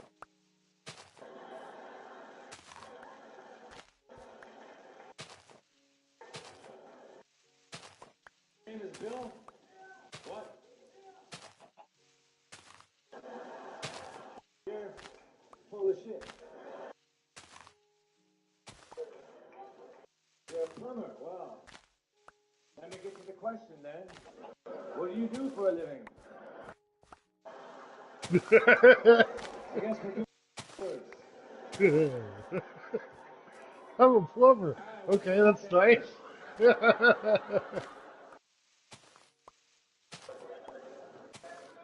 Alright, no hiding our hair, homie. Which way is shit run? Lindsay? These are two trying to stump me, Phil. What? Lindsay, you there? What? What? Did you see him?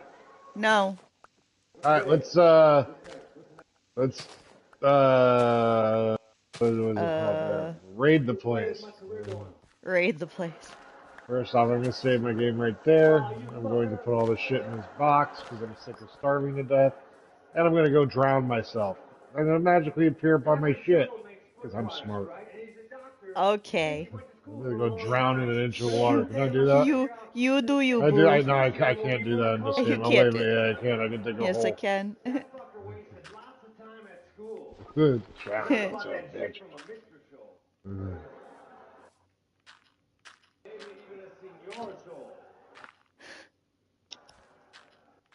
I got New Balance shoes on, but they're old, so I might start falling. I don't know about that shit. Hey, get to a bed, would you? Okay. Can I,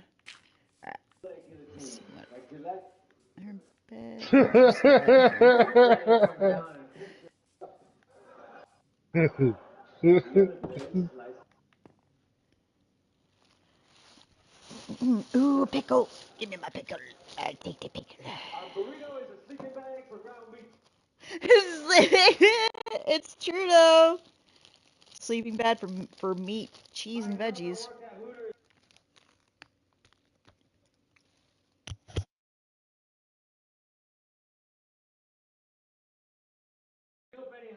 They twist their knives and throw them up and they fucking get Benihana to go. It's totally pointless. Pick it up, do all that shit. Because if you didn't, I don't want that.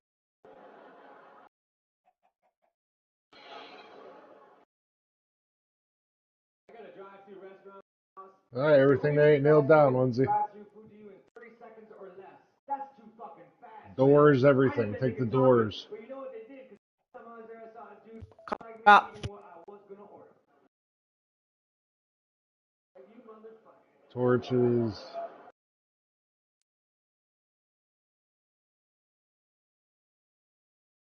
We ordered a lot of chicken fingers, man. 10. I want a chicken thumb. It must be accumulating. No one ever orders them.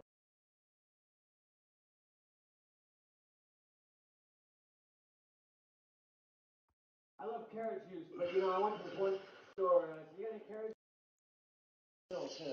He goes, "No, carrots don't have juice." He goes, "Twist this." Fuck, he's right.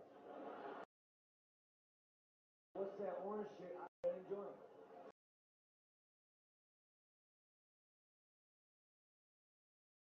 What time I was supposed to be on David? Madonna was on, and Madonna went long, so I got bumped. But I got to eat cantaloupe backstage, so it was still cool. It was already cut up into bite-sized pieces. I got paid $900. Unprecedented. Damn. I rubbed that Alright. my dad's face. I rub that shit in my dad's face. Made him a do it for free.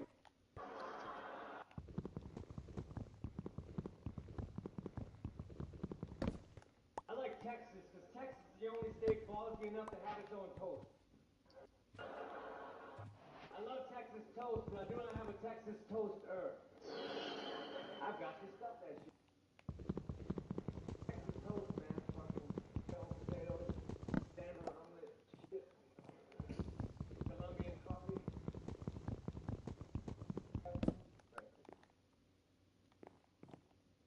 You know the jellyfish are dangerous. Unless they're from Smuckers, then you want them to towards you. There's a jellyfish. Get away. Oh, it's from Smuckers. Towards me. Land on this English muffin. Now, if you're a fish and you want to become a fish stick, you have to have very good posture. Slouchy fish, or you will be a fish clump.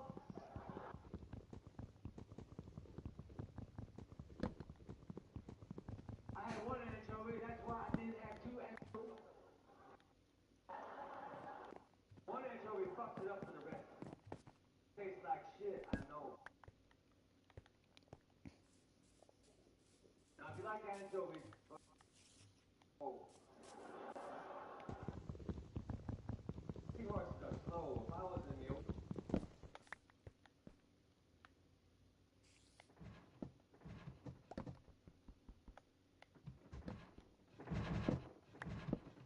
Damn, seaweed is a house.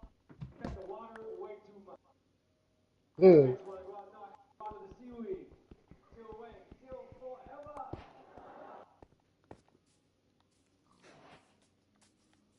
Ran some Evian water through a filter, the shit disappeared. It was so fucking pure.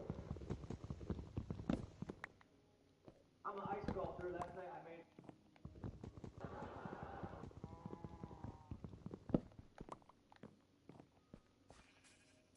You know, in the summer they say drink cold. That would suck if a drink was ice cold. That would be impossible to drink.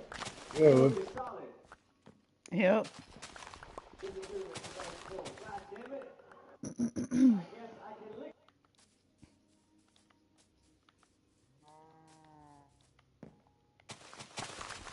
I'm gonna hit this now because I like to know when to back down.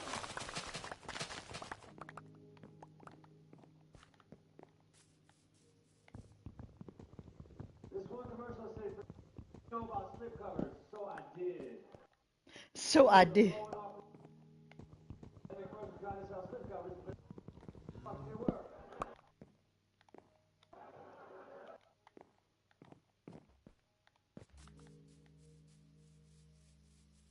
You know, I read last year at MC Real World, they got 40,000 applications. That's amazing, man. Such an even number.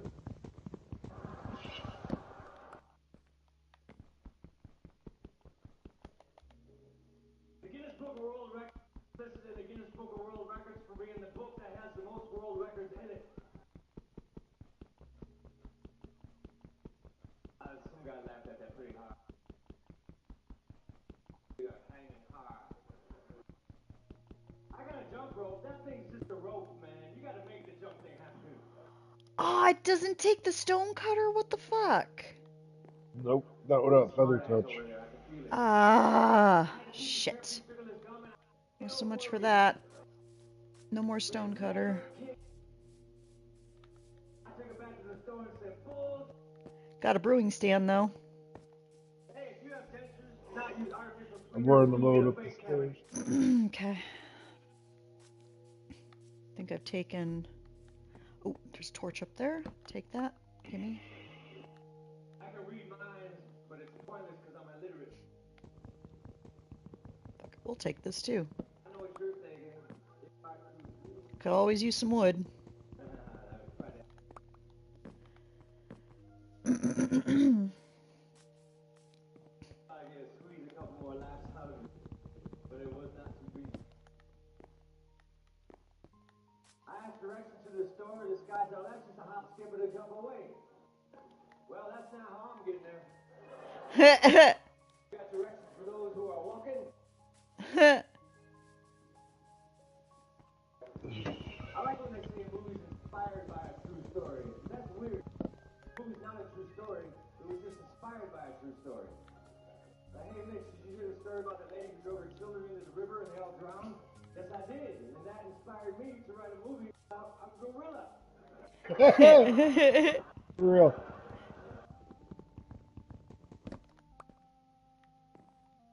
Proton T-ski. What the fuck kind of joke is that? I have no clue. T-ski? What the fuck? Oh yeah, I remember. I want to go to a lake and put tea bags in there for like a week. And then I'm gonna T-ski.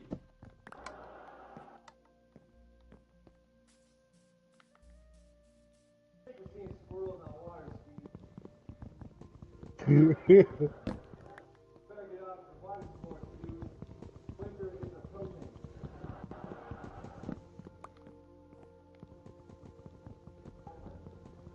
Or acorns. Fuck, I fucked up. Acorns. Those little Just out of random curiosity, I'm gonna see if the chicken machine will bake potatoes. Let's see. Experiment engaged. acorns are fucking cute. How come we don't eat acorns? Have you crafted anything with the bale of hay before? Bale hay becomes wheat. Oh, okay. Well, I'm gonna take the hay then, the hay bale then. Shit over here.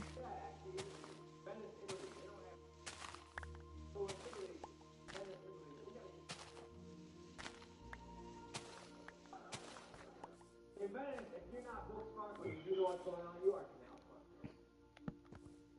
I got canal smart, bitch.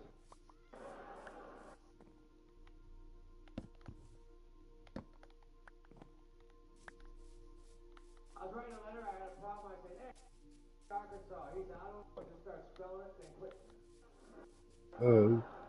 Good stuff. I was at the airport, I put my bed.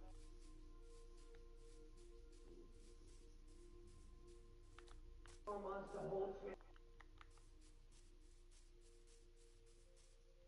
I play guitar, I taught myself how to play guitar, which was a bad decision, because I didn't know how to play it. But I was a shitty teacher. I would never have went to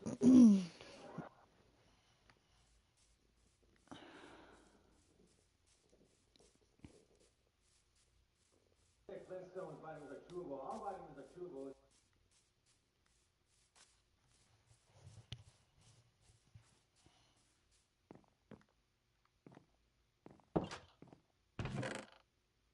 I'm glad they made Flintstone vitamins. I used to watch the Flintstones and go, man, I would be healthy. Dumb, man. That's dumb.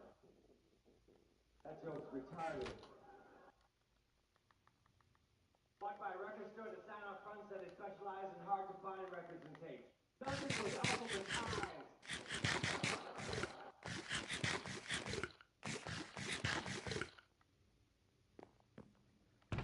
I was downtown in a town and they had a store. Then there was an open area. More stores. And it said in the open area, coming soon, the Gap. I'm like, fuck. Coming soon and it's already here.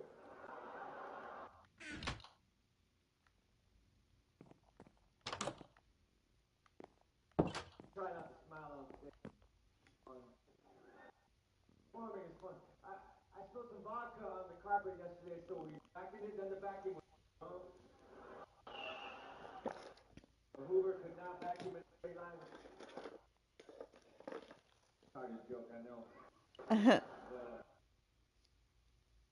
A vacuum store is just like a guitar store. There's a bunch of vacuums hanging in the window to entice the vacuum. But they cannot attract the same clientele as a guitar store. Because if they did, the store would be loaded with a bunch of broke fuckers who just wanted to run the new vacuum.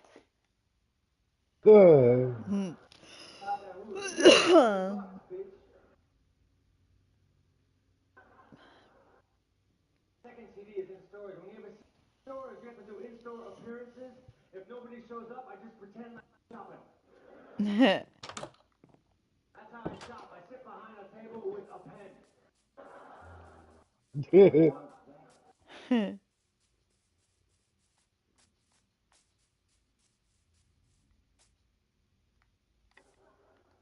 Lull, that word. God damn it. Lull is almost all L-U-L-L. L is 1 letter away from being 4 L's in a I had a concept there. Hope you do not.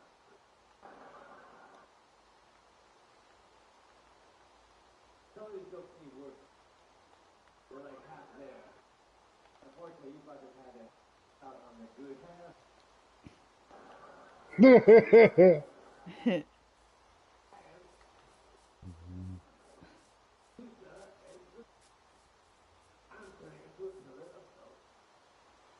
It's funny, it's like, you know how Medusa looks like you turn into a soldier.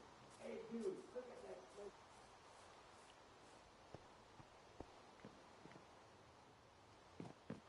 Thank you. Not bad now. Thanks, take care of this. Bye, contact.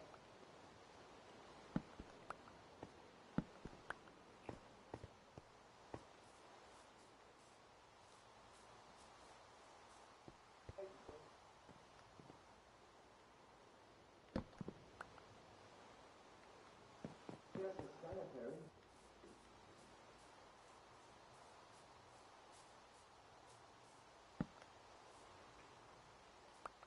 Started out as tears, then after drinking. Oh, Clementine, come here. Hi. You're so soft. Come here, baby. When you're too drunk on stage, people get mad, you know.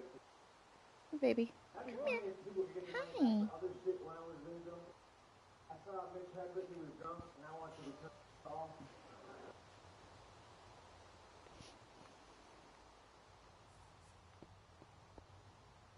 I wish you made fajita cologne, because that shit smells good. A fly was very close to being called. That's what it does half the time.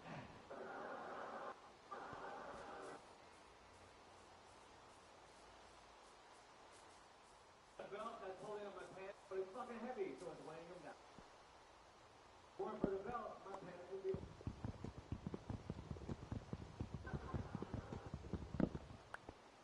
But my belt holds up my pants have belt loops that hold up the belt. What the fuck's really going on down there? Who is the real?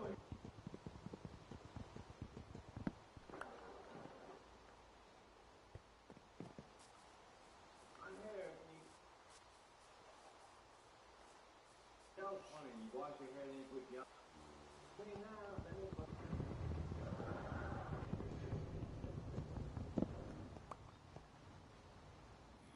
I like when they say shampoo volumizing, because man, my hair is fucking fire. I want to hear what it has.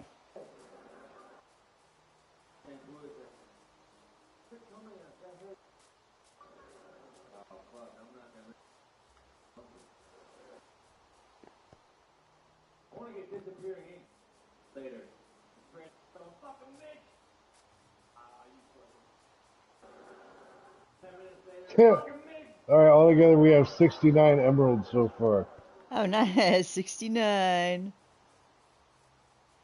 I think I've gathered all that I could gather. You know when you go to a bar and you want to wash your hands, so you go to the bathroom, and they don't have any hot water. You turn I'm on on the my way heat back from now, the chest cold to water the comes village. out. Okay. You turn on the AC, cold water comes out. But fuck, you cheap bar. But I can accept that. But I just want to know what H stands for now. T obviously stands for cold. H must stand for ha dude. You thought this was hot, but it is not. Don't spread some germs. I want to walk around with an air-sized bottle of booze, another one down like I'm a raging alcoholic. Little bitch. Shut up, bitch!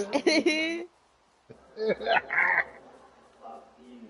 I need another one of those. $1.75. Anyone here watch ESPN Classic? Yeah, I did. I saw a baseball guy hit a foul ball. Fucking classic, man.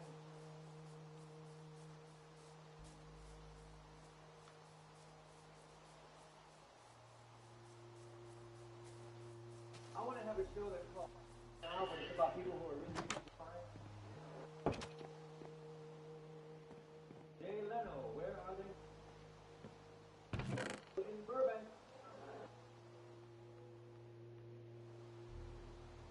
And remember that movie, The Outsiders? And the one guy's name was Soda Pop at the time.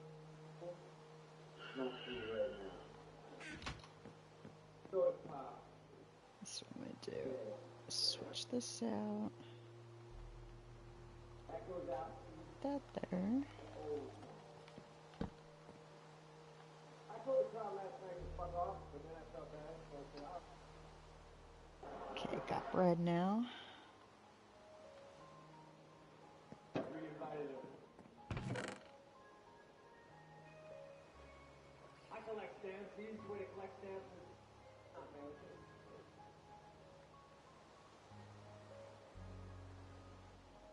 How's the stamp collection going? Good, ever since I started corresponding with you.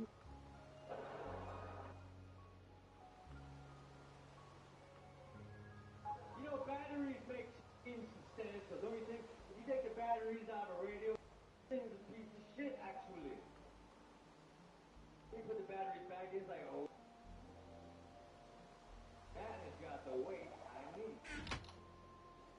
All Alexa. Oh, yeah. Think plastic piece of shit. With one wire that goes through the back.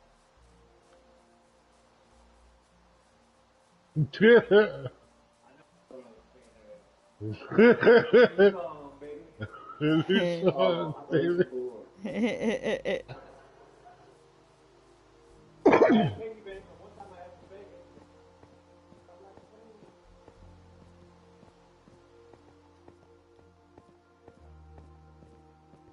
Come on, fuckers. Walk off this stage. Hi.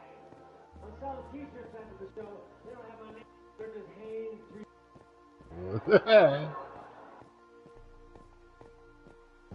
was at a restaurant. I saw a guy wearing a leather jacket. At the same time, he was eating a hamburger and drinking a glass of milk. I said, dude, you are a cow. Metamorphosis is complete. Don't fall asleep. I will tip you over. All right. Thanks a lot. Have a good time. Very good, Mitch. Too bad you're dead. God damn, I know, right? I'm like, I miss that motherfucker so much. Mitch was the man. I said his bit on sandwiches was fucking hilarious.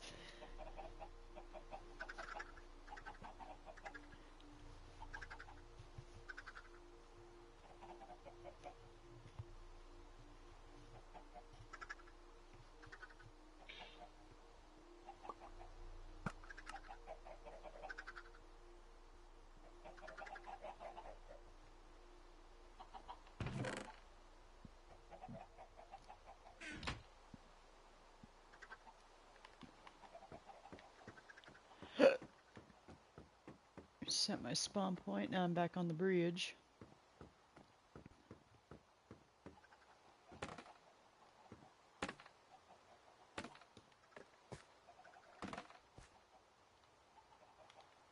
Oh shit, that's right. Alright, I'll put a chest right here.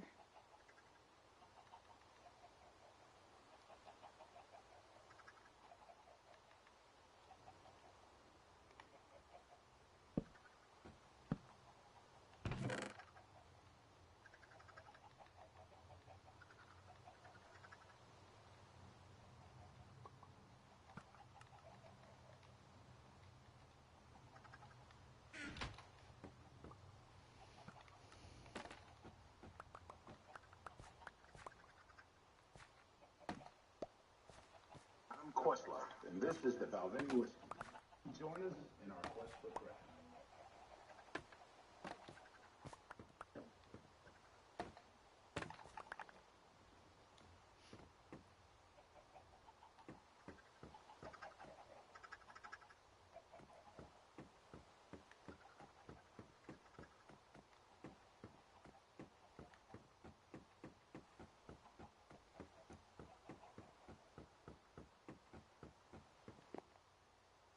Thank you. Thank you. It is wonderful. Man. Anybody got a light, a match? Give me one, please. Just a light, bro. Thank you. Sorry, I got to be careful with these mouths.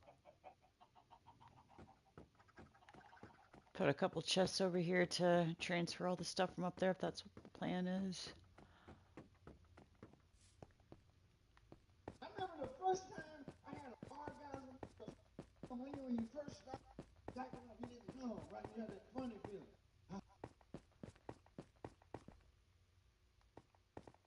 First time I came, I phone with me. That is oh shit. Hour later, I was back. And you do it again? And I just like, fun. It ain't nothing dirty about it. I mean, because I don't want to fan in it. Don't know what and I thought, you know, when you like to get pussy. What it was like before I got into it. Remember the great pussy? I got caught up in that motherfucker. It was mean. Like we masturbate. See, never messed enough. Women like to fuck as much as we do. But they don't confess to the shit. They always be good. Go home, have all that. I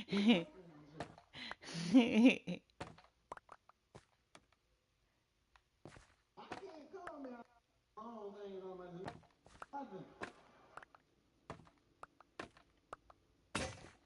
I remember I discovered master. I was about 9.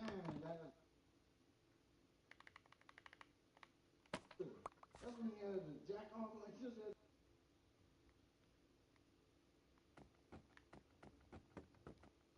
Right, I said, hey.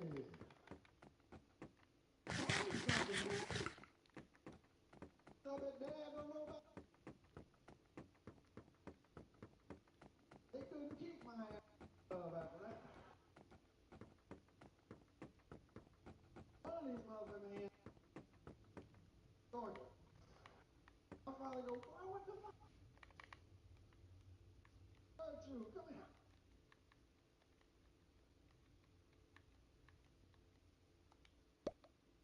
Ah, didn't mean to do that. This is it. Freaks at the top. Playboy bunny. Hey.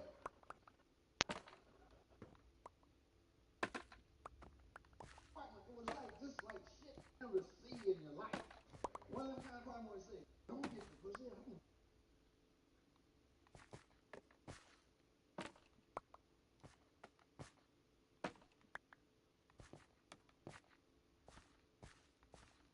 And we were sitting down at a little midnight, and she was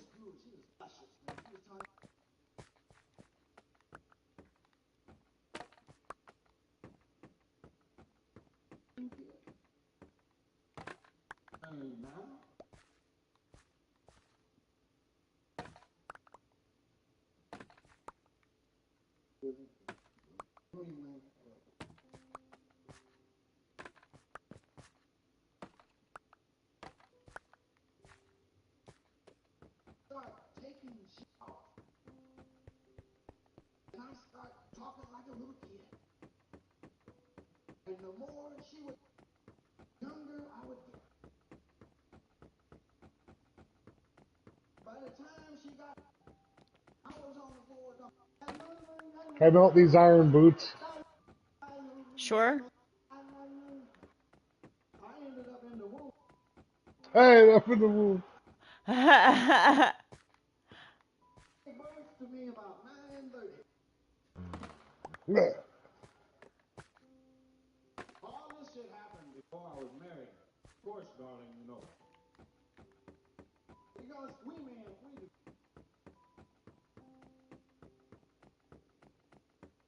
I do not cheat. I will fuck. I'm sorry, darling, but I would never confess. Don't fuck around with her. My wife can ask me, dear, no. No, goddammit. No.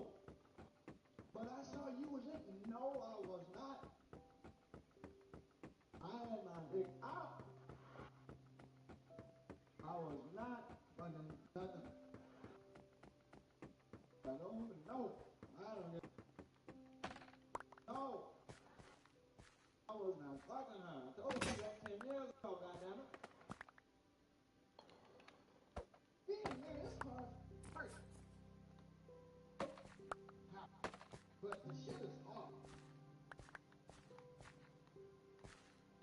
I mean, it's hard enough feeling by yourself.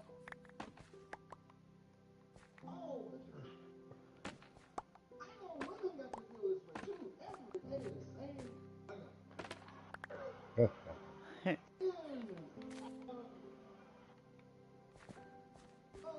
Looks so. I like to be touching y'all. Goddamn bitch.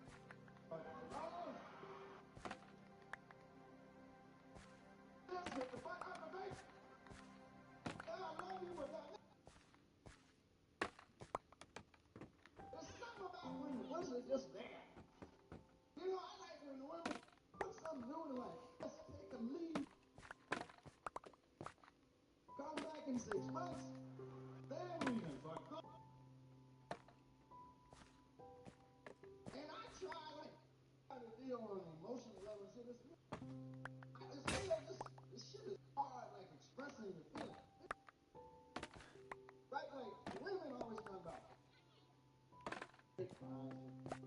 How you live. If you could steal and be front off, that shit.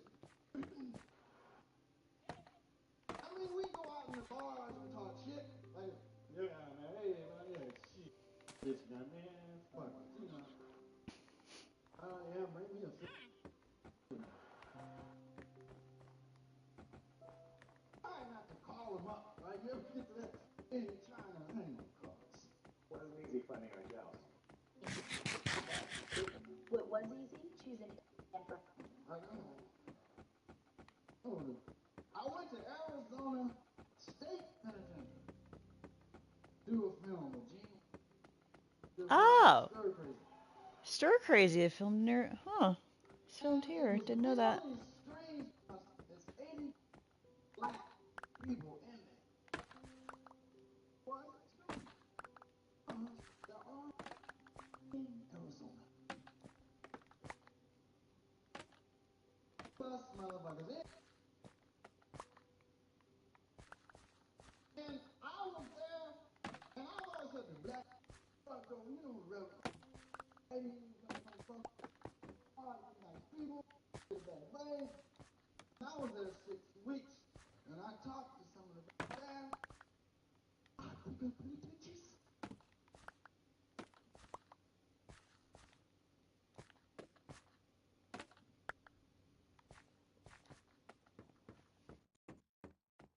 I said to myself, why everybody in the house? They was home.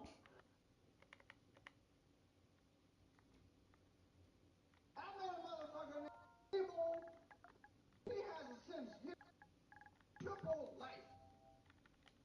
How do you do triple life? That means if he died and come back, he gotta go to penitentiary. He gotta go to penitentiary. Get your little ass on in the past, motherfucker. You know what you did last week.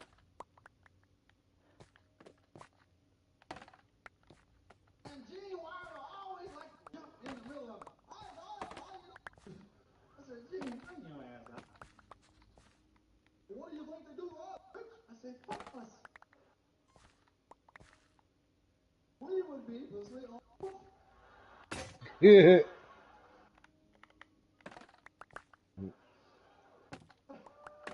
Gene told me, said, boy, I'm not homosexual. I said, they don't fuck you because they like it. I said, I just want to see that look on your face.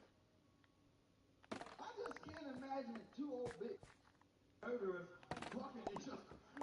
Hey, baby, you want to let me get? Yeah, daddy, go for you. You tell anybody, I'll kill you.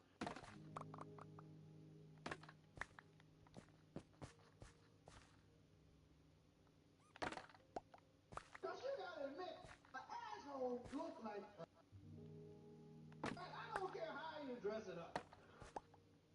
It's still an asshole. You can ask anybody what they look like. Asshole. Pretty asshole, but Oh my god, they're squeaking. That's cute. 40 years, I'd fuck some. You want my grits? That's the cold blooded. Teach nobody nothing. Mexicans in the Mexicans, everybody got games, right? Mexicans got the Bitchute games, the tattoos and shit. Motherfucking Mexicans, they don't wear no shirts. Mexicans don't wear no shirts. And the white boys, they got the blue color, the Nazi party.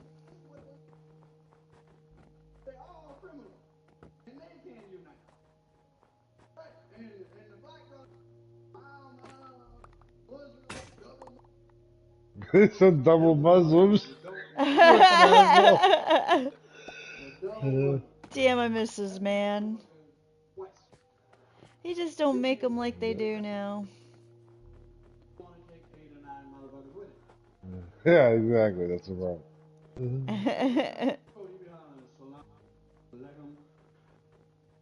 Pass me a loaf of bread.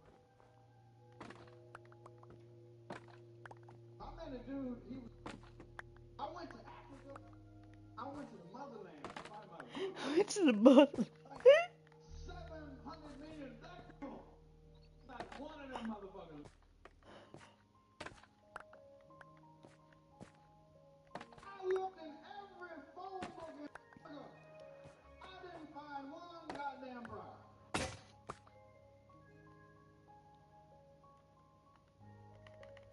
Only one familiar I saw was J-Bo. I called him up. They said,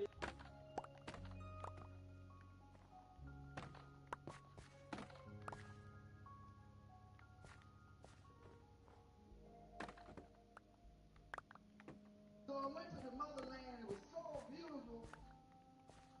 Just seeing black people in charge of everything. I'm talking about from the rhino to the president. It was black. Blue black.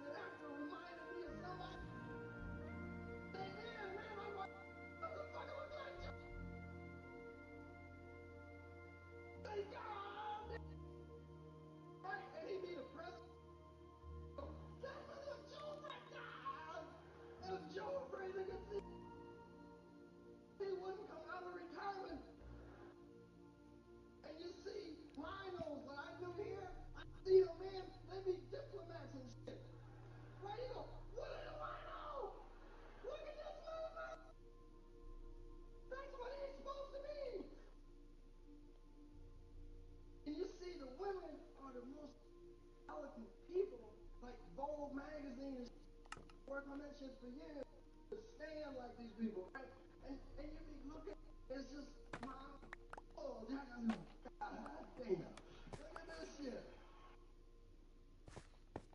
Because in my mind, most people, in my mind, Africa is a lot of stories.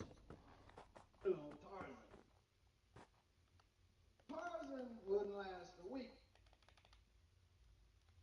Or they probably just call him old crazy white. Say, where's Simon? You mean crazy white man?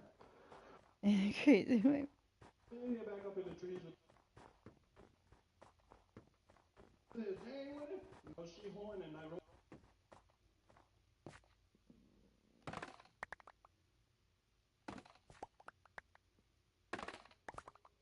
You go into the jungle like in the country, man. It's something like I run and see all these motherfuckers. Because it ain't like at the zoo. They be bullshitting us at the zoo. Because you get into the jungle for real, it's the real deal. You look at a rabbit, I'm telling you, don't fuck with a rabbit. And the rabbit has a So, different attitude. how you No, know? he don't belong Fuck there. with that rabbit. Just that fuck you, rolling on the woman. Never seen no rabbit look at me like that. Hey, cause we go in the zoo, we all go fuck with the lions and shit, right? Cause you see the lion can't get out and shit, is it? Hey, lion! Hey, motherfucker! But when you see a pride of lions, them motherfuckers hanging out, they have a different attitude.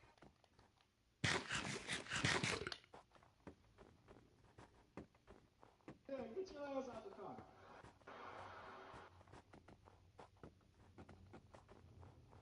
Bring the camera, too. Cause we gonna eat all that shit. I saw like the lioness women do the hunt. The lioness hunt down the Cape buffalo. Now the Cape buffalo is motherfucker on 4 legs, except for these bitches. And the lions signaling each other, and you know they can't. And them motherfuckers eat like that. And one of the buffaloes saw the lions and kicked away from the rest of it. Didn't say shit. Hit right into the other 2 bitches. Right? Oh shit. And went to turn back, and they was on his ass, broke everything. Motherfucker didn't have time. It just said, huh. And you know in the movies how you see buzzers and shit circling overhead? These motherfuckers drove up in a truck.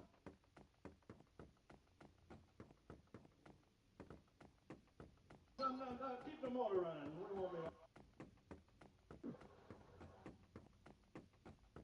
I saw 2 cheetah, man. They were 2 cheetah. I mean, it seemed like they were talking to each other. Because they was in the bushes. The bells were over. You want to go get this?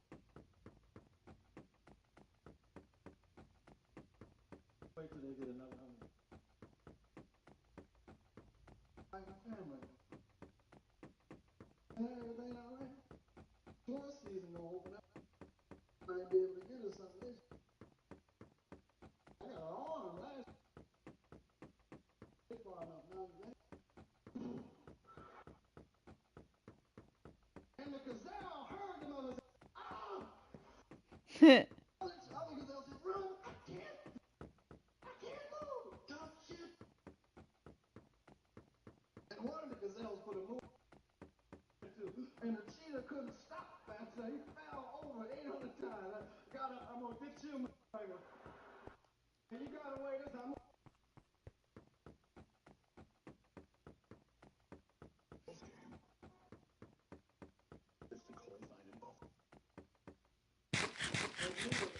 My friend, I remember I did something brave once, I think. I worked at a mafia club in Young. I didn't know nothing about the mafia. Because to me, like, my father was the baddest man I ever met. Because my father could do something wintertime, he could go out and lift the hood up on the car.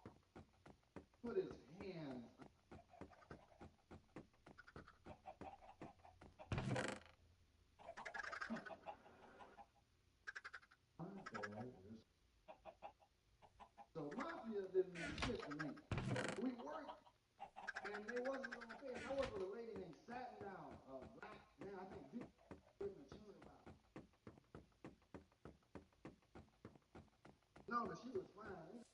You know, she was crying.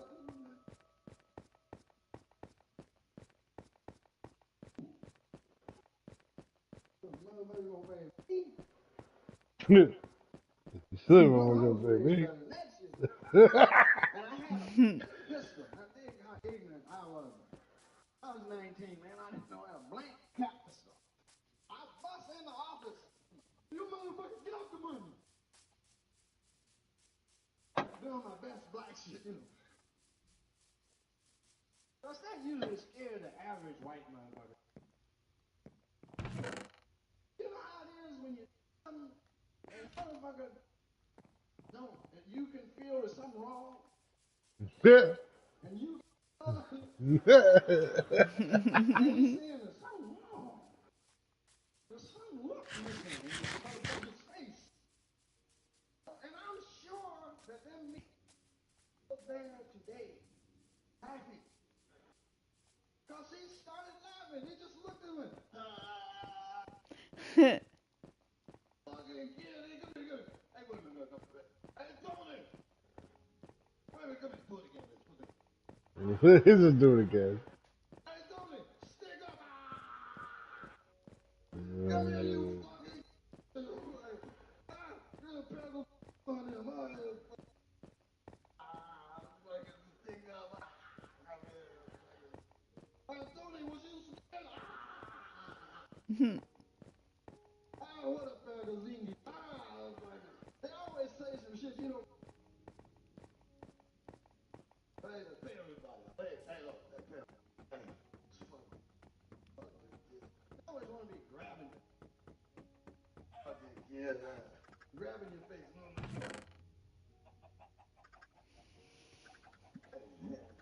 What's her name?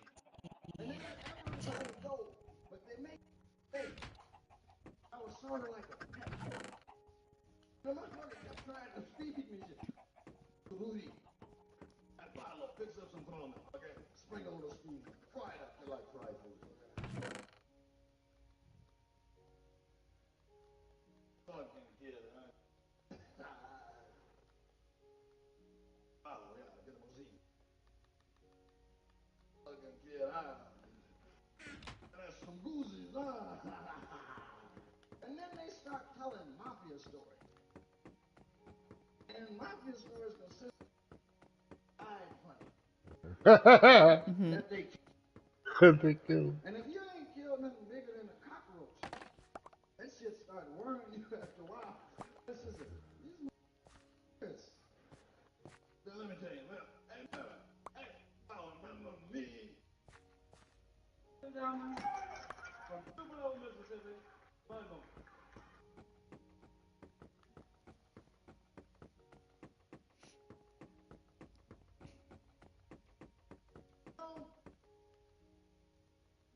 Now, I know that boy.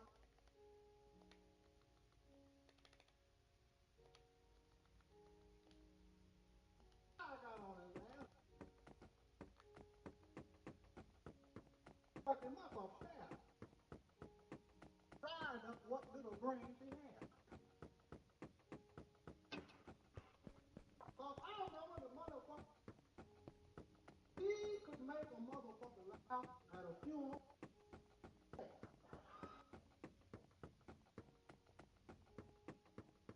But you know what happened? That's what happened when we got the money. That Miss Mill Crampton shit was gone. He said, fuck it. Went all the way away. Shit, now me, I'm gonna be out here 4 days and take money. Oh, I remember who, nobody remember one. I gave mom was an ugly. I told her to go about 2 men. You had that funny boy. One starter.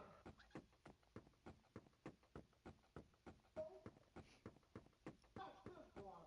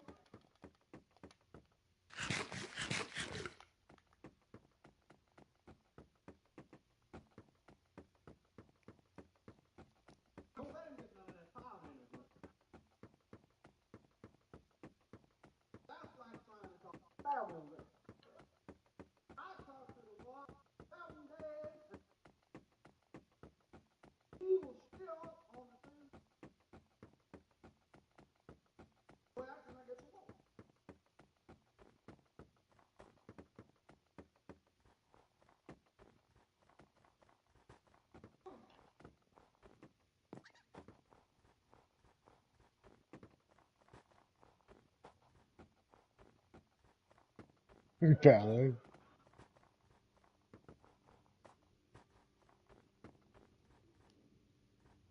You might as well up on there. Ain't many that motherfuckers out there.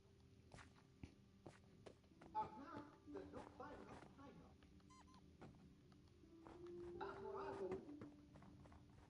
And my religion was arrested. I knew he was sick then.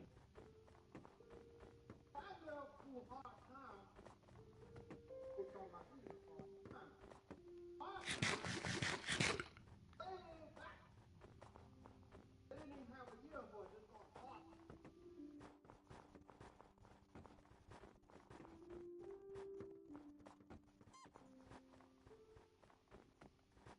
Not all the time.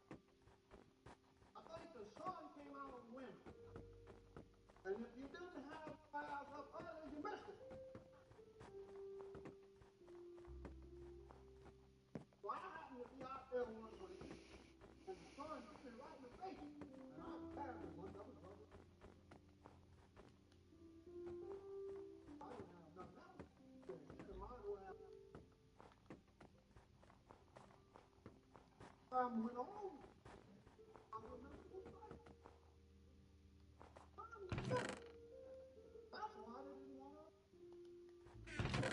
to cheer you up inside.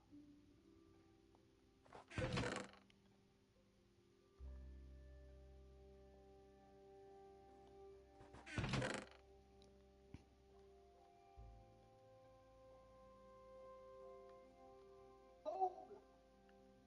Look like a cold black. A cold black. But shining silver. Like a baby's butt. Sweet breath smell like.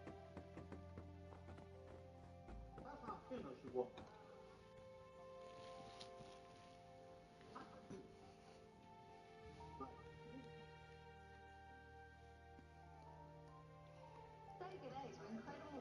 I don't want to say goodbye. What?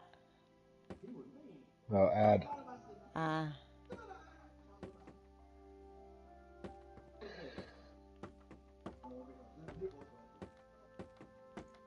What happened to that? Freebasing. Freebasing, I freebased about 8 months straight. My bitch left me and I went. But I fell in love with this pipe.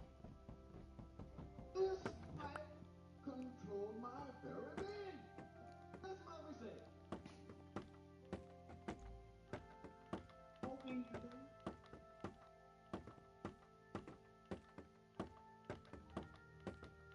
On the pipe you talking about. Don't put me down anywhere where I might fall. Wanna be? At first, I knew it was gonna fuck me up, but I had to do it. I just had to be here. This mother said, you ever tried this? This is a motherfucker said, bring me out. There's a dope dealer that need me to get hooked so he can get some freebase. All right, we are officially at the 3,000. All right. Take a right. Take a right. Okay.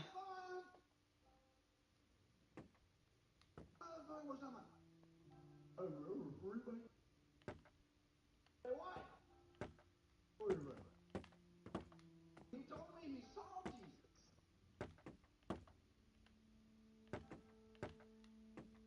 Okay.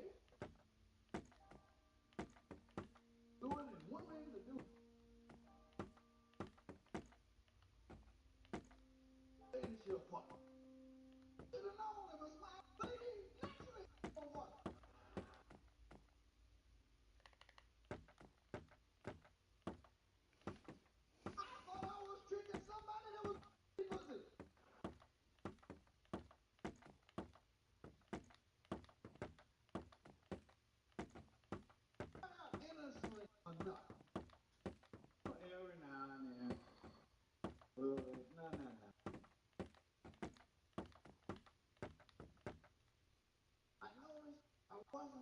walking as far away from the pipe. I used to walk, I put the bike on, go all out in here. Motherfuckers, they used to shit. You got none of your own shit. And we was doing it, and a woman, the fire doesn't last long enough.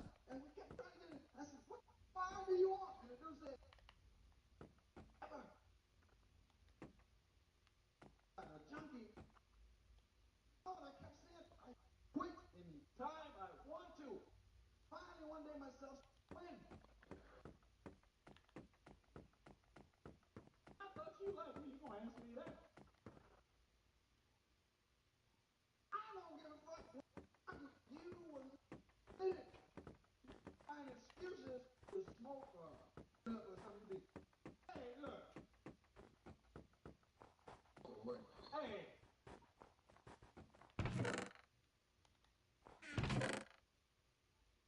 Fuck it, I ain't. Go in the room, you lay down and you understand.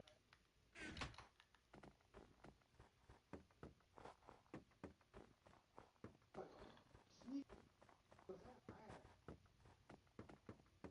My aunties and shit was so high. Hey, nothing. Obvious. They say shit like, can you move that so we can fix the greens?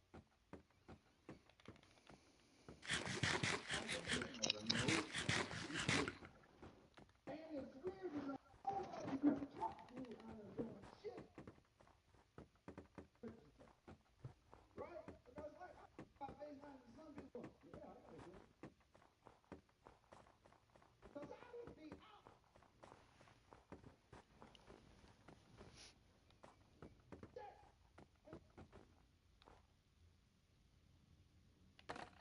Fucking.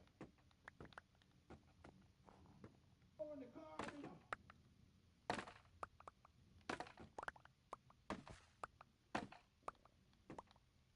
Oh, death. Oh, weeks.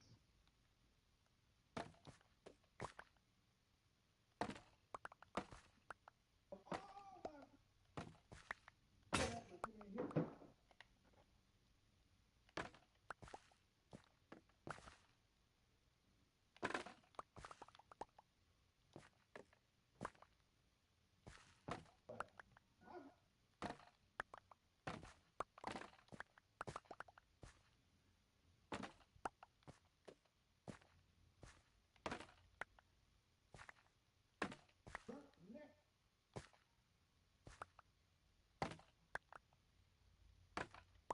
What about?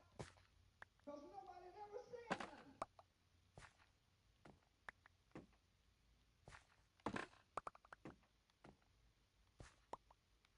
Because motherfuckers just. But this motherfucker, burnt up motherfucker. Hair going on.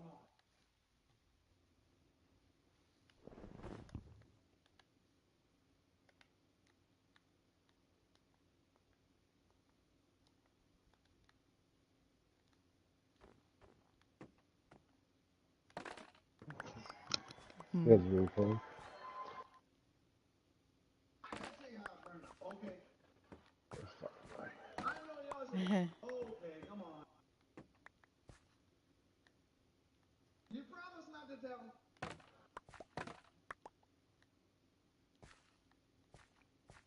I don't want this shit in that. Just like everybody know how I burn up. There is it. You know, like evil, yeah. Burning up freebasing. Other than me. Now wait a minute.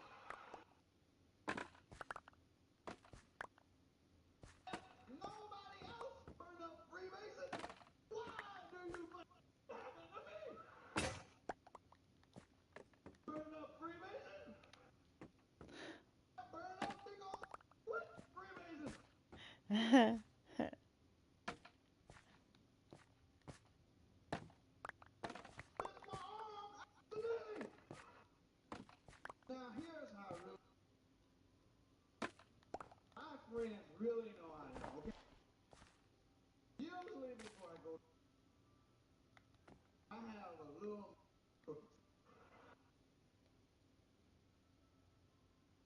Milk cookies are actually really good. I don't care. Who? What? What cookies? Oh, you can't hear that? Uh-uh. Oh, you were saying, Richard Pryor, you're saying, this is how I caught on fire. He's like, I like to have a little bit of milk and cookies before I go to sleep. Oh, yeah. Where are you at? What are you doing? Building upon more on the bridge. Oh, that's good. I'm bringing more shit down to the boxes. Cool. Yeah, trying to get more added to the bridge. Because sooner we can get back to the castle, the better.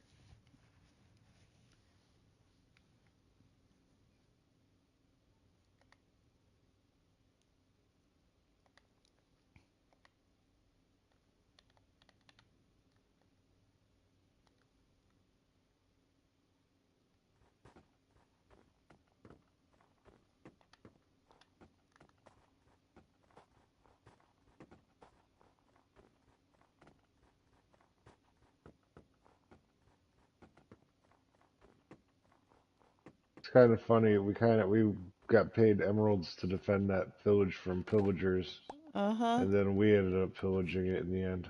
Yep. We didn't want it to die. It wasn't our fault. We tried Nope. defending it. Yeah, exactly. We kicked their asses. Yeah, we won. There's just not enough Mm-hmm. people left.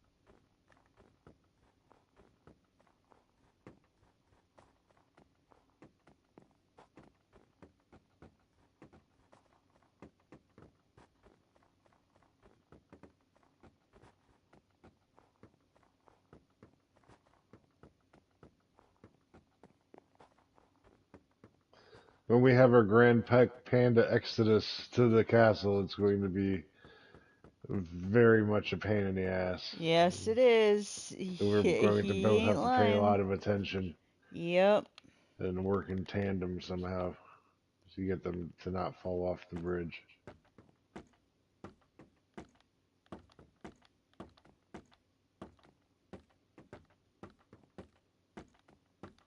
The slow-moving ones are going to be such a pain in the ass. Oh, I know. Ugh. They're the ones you actually want, though. You know what I mean? Yep. Although I assume if we bred enough of them, we'd get all the variants anyway, right? True. Yeah, exactly. Well, and even if there are some that fall off the bridge, at least we could still breed more. Yeah, if you're not all about being responsible with your pet breeding, you get whatever you want. True that. I mean, Fuck it. These are really just decorations. We all know this. mm-hmm.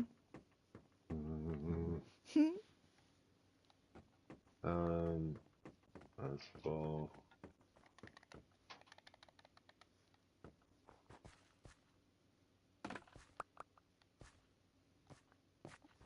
We got some gaps over here. We gotta fill that in.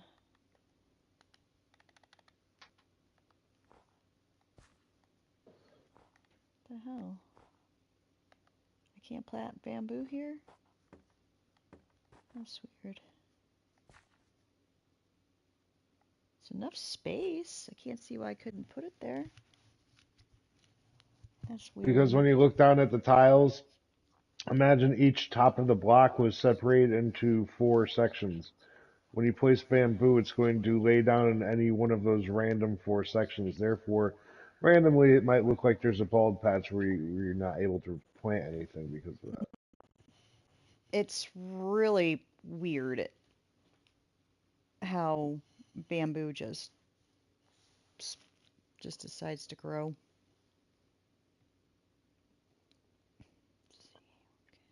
They do that to try to make it look random. Yeah.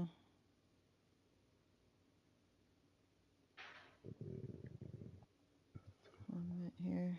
Here.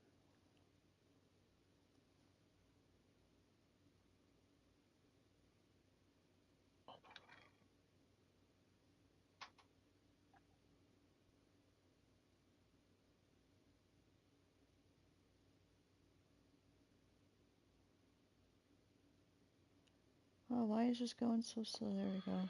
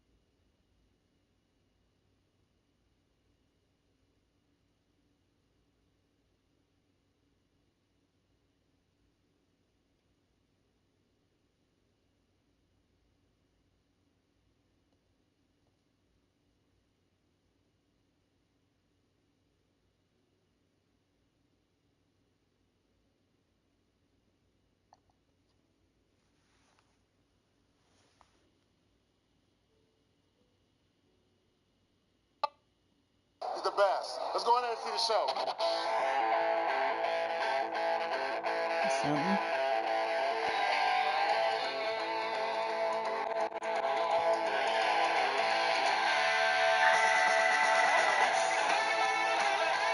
This has good sound.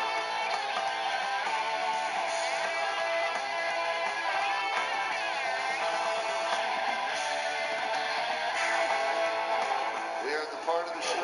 All right, I'm up. You're all here. You guys ready to see your headliner tonight? Let me hear you.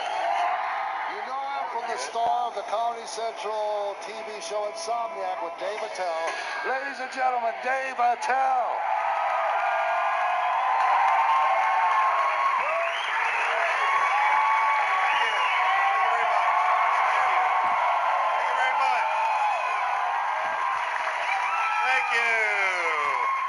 Thank you, Newport, Kentucky. Thank you. How about a hand for Rick and Matt? Give them a hand, everybody.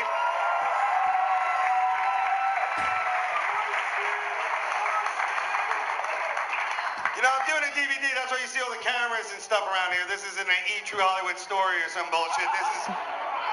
This is the place to do it because Kentucky parties. Because you guys invented fun here in Kentucky. That's right, people. I'm talking Jack Daniels, machine guns, and lube. That's what I'm talking. You guys party.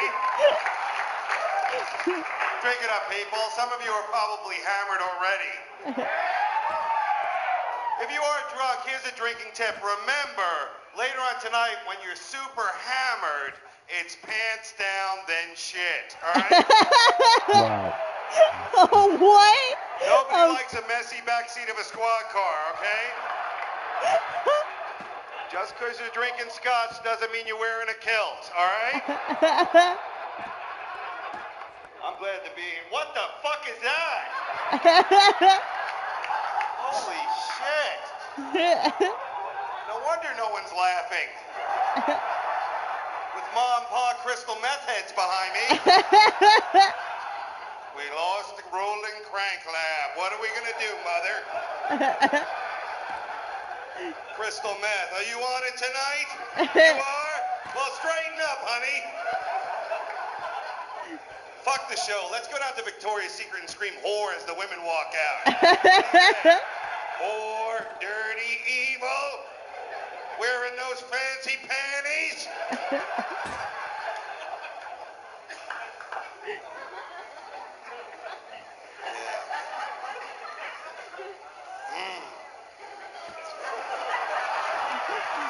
paint this? I didn't know Mona Lisa had ADD.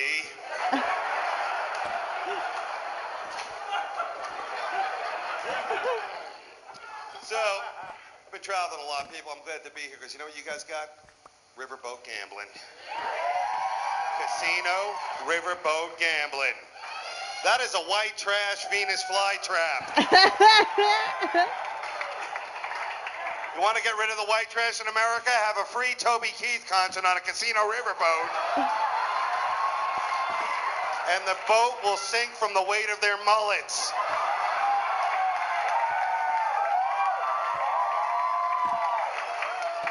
It's a little riverboat. You see the steam coming out of the stack? That's not steam. Those are souls, all right? There was some crystal meth to be had that night. Crystal meth, it gets a bad name. Well, let's say you're in a situation where crystal meth can help you, like you got too many teeth. You gotta grind some of those fuckers out. You can't be looking all toothy down at the Waffle House.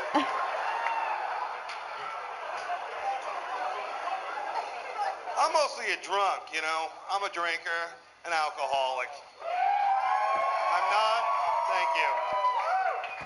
Thank you. It's always good to have a wingman when you drink, because I do a show where I drink, you know. Thanks a lot, hon. You're good. All right.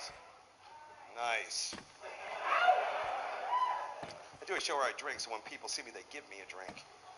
Which started me thinking that the next show I do will be called Knock Knock, I'd Like a Blowjob. Knock Knock, I'd like a blowjob.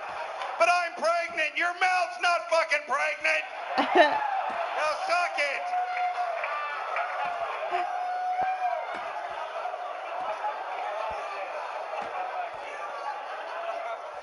Too much? Some of these jokes are too much, people. I understand.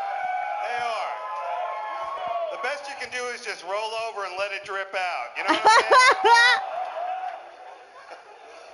I don't smoke pot. I think that's what's holding me back in this world. I do have a lot of pot tendencies. Where are the potheads? Okay. I have a lot of pot tendencies. I'm always late. I laugh for no reason. I like to watch Jeopardy with the sound off and make up my own questions. I know how you guys... I'm with you. Potheads want everyone to be on pot. Even their dog. Have you ever seen a pothead dog? Oh, man, it's sad. He's wearing sunglasses. He's got a bandana on like he's high. I don't do that with my dog. I don't make my dog live the drunk lifestyle.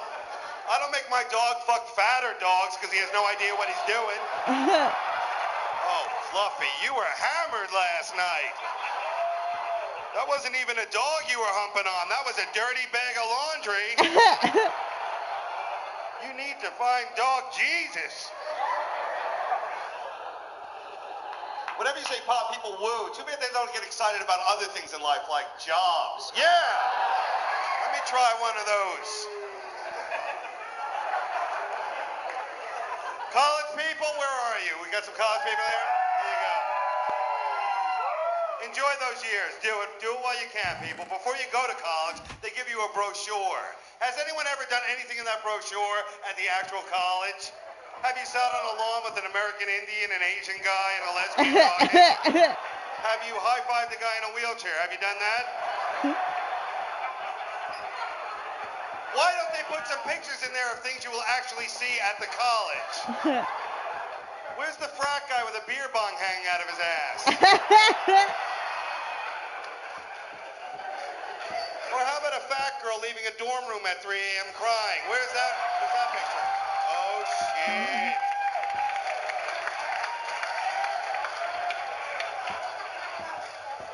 Your parents want you to go to college. You know why? Because while you're away at school, they're fucking in your beds. They are. I'm sorry.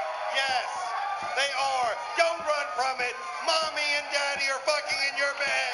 In your little canopy bed. Your dad's spanking your mom's ass with a Hot Wheels track. As they both do blow off of your Jessica Simpson poster.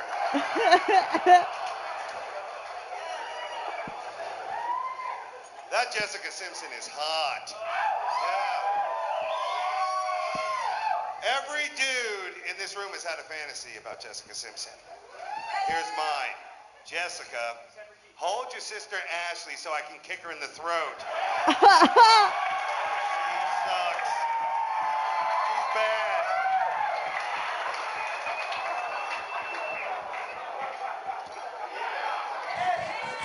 Oh, you guys got to be careful, man. We're going to wake the Cinnabons down at the other end of the mall. I do smoke cigarettes. I know that's wrong. Right? We can smoke them in here tonight. Look at it. It's like a dirty bomb went off in the back. Pretty cloudy. Cigarettes, of course, are a guilty pleasure now. Kind of like tit fucking a first cousin. You know? It's wrong, but it feels so right. And you can't do it once you get past airport security. Cigarettes are expensive, man. They used to be $1 for a pack of smokes. Does anybody remember? No, because those guys are dead. $5. Now, they make cigarettes expensive because they think you'll quit smoking. No one ever quits smoking. You just quit buying other shit. Like for me, vitamins and fruit. Apples, bananas, kiwi. Did someone say kiwi?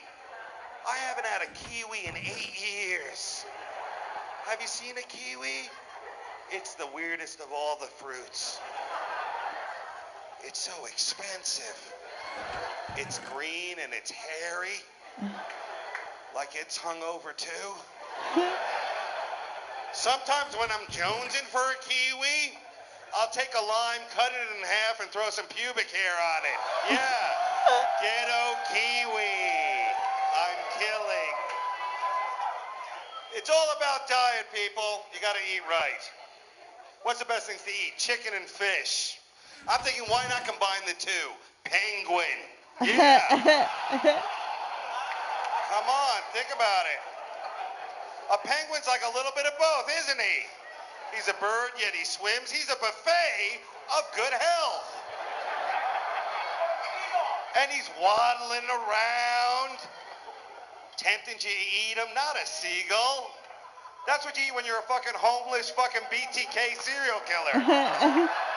Seagull, that'll be good. Nothing goes better with hooker blood than seagull.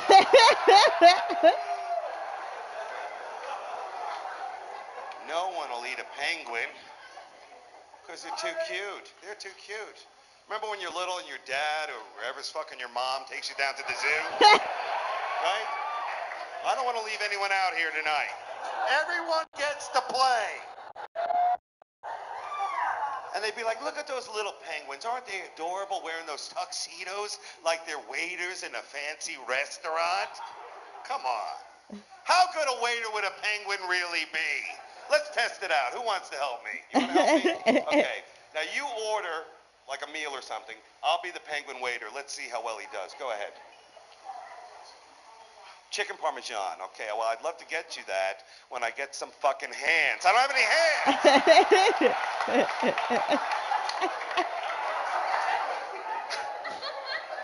Talking about that, I got hit on today in an ice cream store by a dude. Yeah. I don't know if that's how you play it down here in Newport, Kentucky.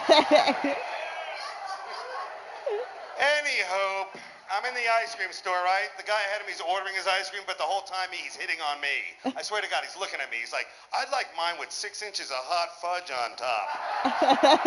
What are you having?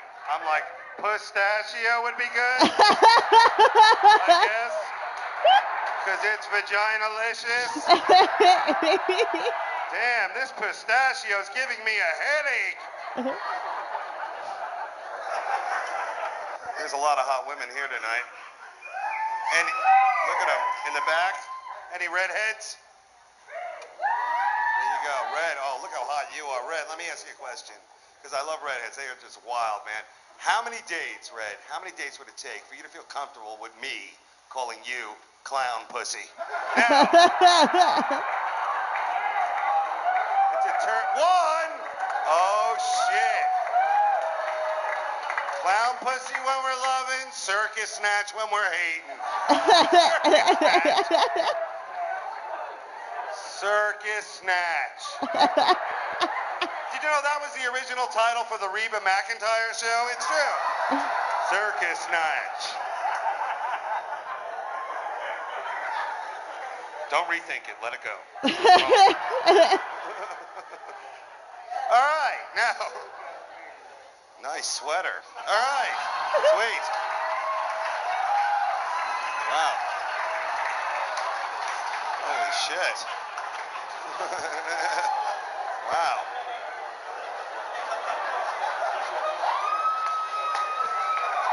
You guys are a little wild, huh? I don't blame you.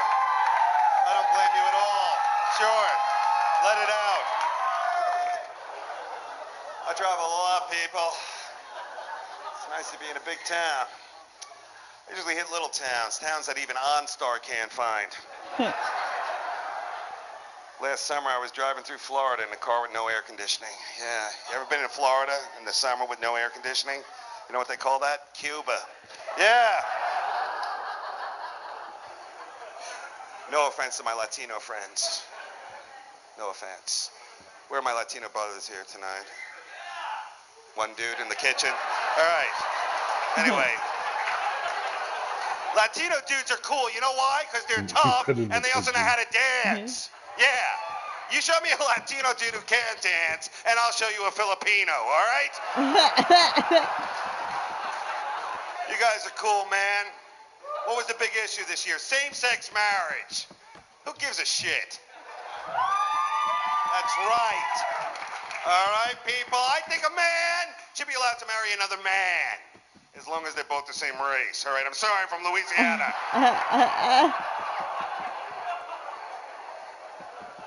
I'm a white man and a drunk, and you know what that means. When I get drunk, I start using the N-word. You know what I'm talking about. NASCAR. Yes, the Olsen twins are legal. And they owe us big time. We sat through their candy-ass adventures. Their little mysteries, their mommy dress-up parties.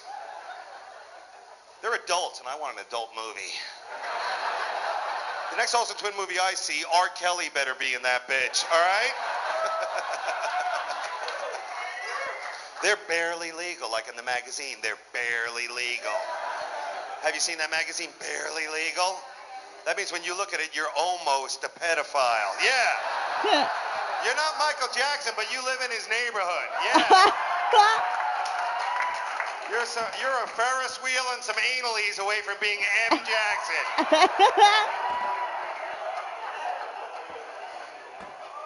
That Barely Legal magazine is cool, man, because you get out all the evil, right? It's not right. You get it out. They should do that with other taboo sex. Sex with titles like Kinda Sorta Fucking a Goat.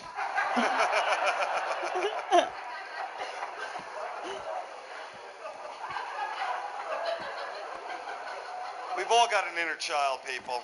We do. And my inner child is a girl. Her name's Bethany, but the local boys call her Sugar Tits. Now,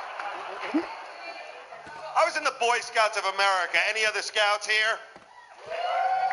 You were in the Scouts? Really? You were a scout leader. Okay, there you go. I was almost Eagle, which is kind of queer.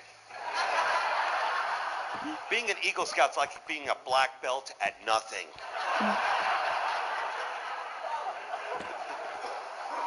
Being an Eagle Scout's like being the best guy at the ukulele. No one gives a shit. I was in the Scouts, people. I know things. I know how to survive in any state park in the United States. Yes. I'm talking 100 yards from civilization. I am out there. All I need is $1,000 worth of camping equipment, some Mad magazines for trading, and all the Claritin I can carry. Hey, it wasn't all shits and giggles out there, people. Unless that was your nickname.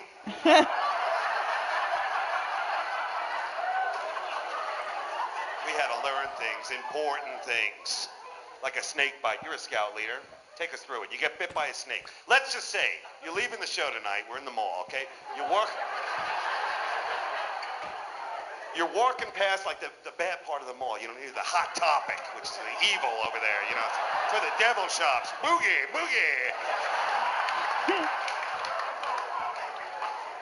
You're walking past the mall, right? A king cobra snake comes out and bites you. What do? Go ahead, tip.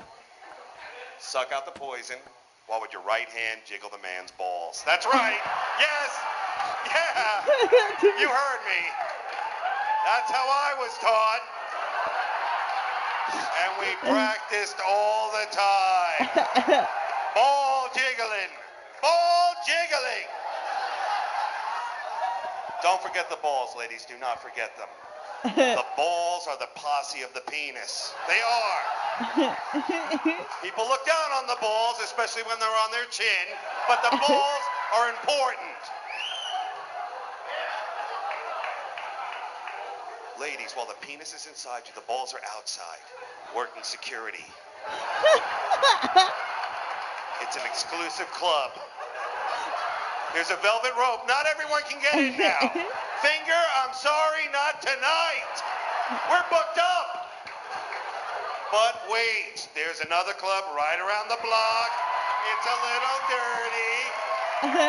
Finger in an asshole, shoe, fly shoe. You can say anything you want if you end it with shoe by shoe, am I right? What the fuck? Finger in a bowl, shoe by shoe. What the fuck? The balls, especially when they're on their chin, but the balls are important. Ladies, while the penis is inside you, the balls are outside, working security. It's an exclusive club. There's a velvet rope. Not everyone can get in now. Finger, I'm sorry, not tonight. We're booked up. But wait, there's another club right around the block. It's a little dirty. Finger in an asshole, shoe. Who fucking attacked me, Hulk?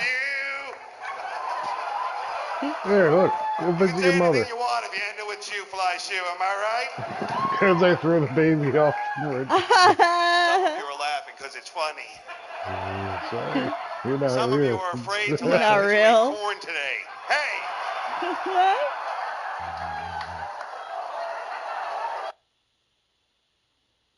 We're booked up! But wait, there's another club right around the block. It's a little dirty. Finger in an asshole, shoe, fly shoe. You can say anything you want if you end it with shoe, fly shoe, am I right? Some of you are laughing because it's funny.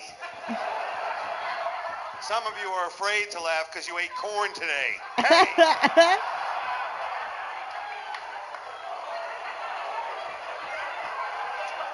Now that we're all buddies, there's a lot of people fucking walking around in here. Is this like an outpatient, inpatient rehab or something?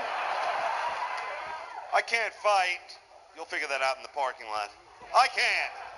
But if we do fight and you beat me down, do me a favor. Don't piss on me. And if you do piss on me, don't hold my eyelids open so I can see it. Have a little hospitality. I drank a whole bottle of Jägermeister one time. Have you ever done that? Oh, gross. Oh, yeah? Were you wooing and yan when you did it? No. He said he drank a whole bottle of Jägermeister. Oh, yeah. Oh, God, that's so nasty. Laying on your bathtub floor, praying for death. Drinking a bottle of Jaeger's like being in the eye of a tornado. Everything's spinning around you. Death is close. You can't just lay there. You got to drunk-proof your apartment. You got to lock up your guns, duct tape your dog's asshole closed. Really? He won't want you to do it, but he'd thank you if he could talk.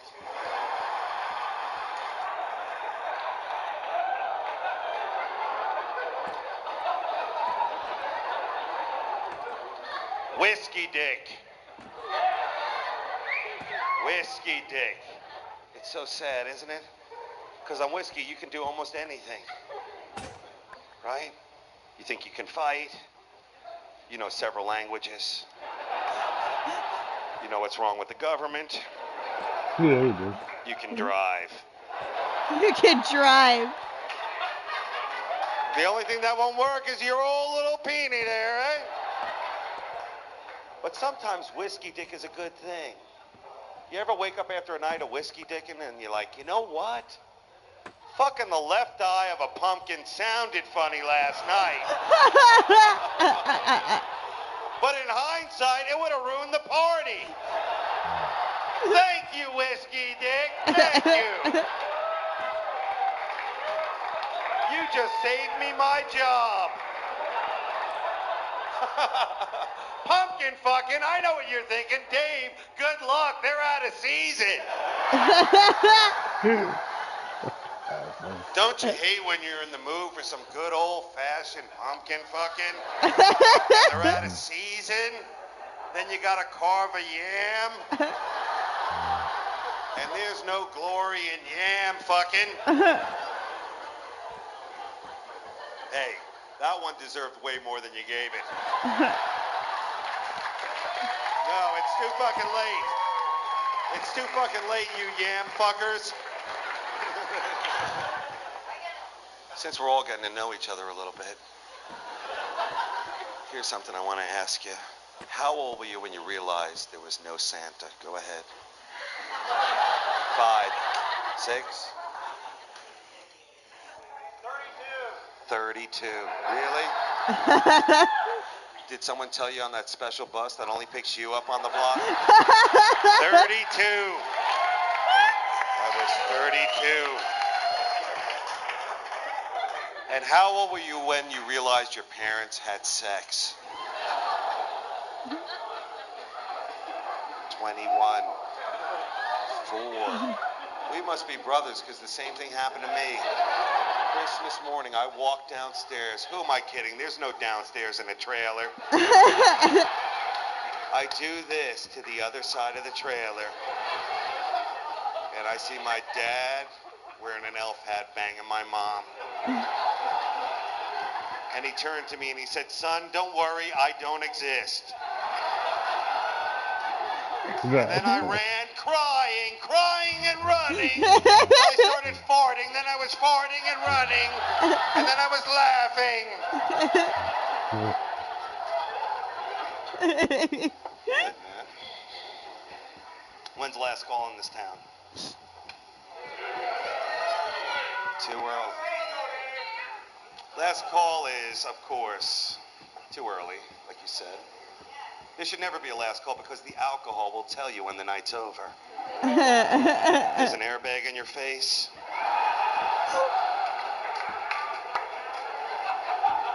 You're covered in Taco Bell wrappers. Whenever I go to Taco Bell, I'm usually so drunk I can't even order. I just pictured I just throw David 20 down and go Falco. Right. surprise me.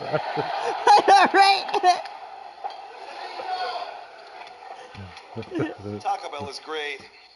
It really is. Cholito, that's your favorite? We gotta thank our... I didn't say let's scream out shit that's open, did I? This isn't TRL, fuckos, alright? It's a TRL, fuckos. It's like a fat man's request channel. Cholitos!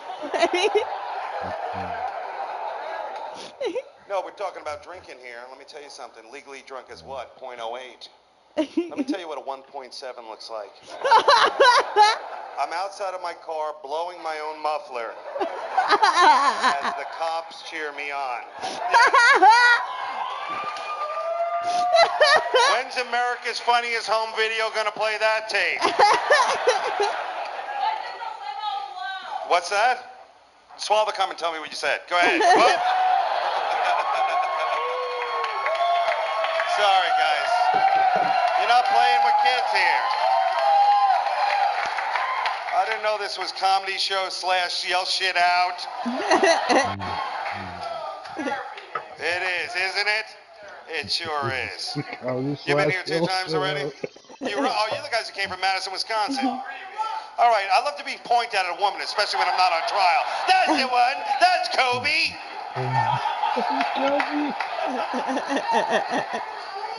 You're from where? Don't you two have to be on the Maury Povich show tomorrow? I mean, really. Maury Povich says you're my daddy. Wisconsin, that's fucking cold up there. You must just be glad to be out of the house. Sitting in a fucking house, snowed in, that radiator hissing at you. In the beginning, he's just hissing. Then the racial slurs start. I knew you. That when you go crazy? I was almost killed in a snowstorm. I wasn't driving. I was attacked. I couldn't see them coming. Yes, yes. I thought it was Get hell. really high. I love it. I gotta pee too. God damn, I love Dave Attell. He's so fucking odd. I love Does he it. still do new stuff? I don't know. I did go to a stand. He was doing stand up a few years ago. I don't know if he's still still touring or not, but still funny ass motherfucker.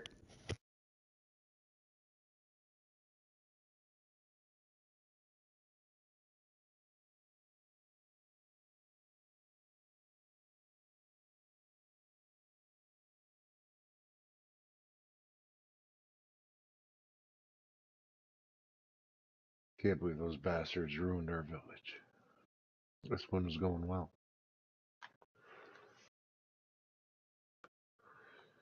I wonder if you stacking that other outpost.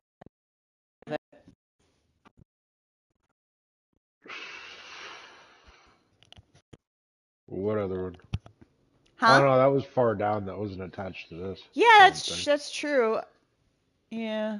I just thought that was kind of odd. It's like this is the second or third time that village has been raided. It's weird. Well, it's only one. It's got a lot of people in it. It was a good village. It was a village.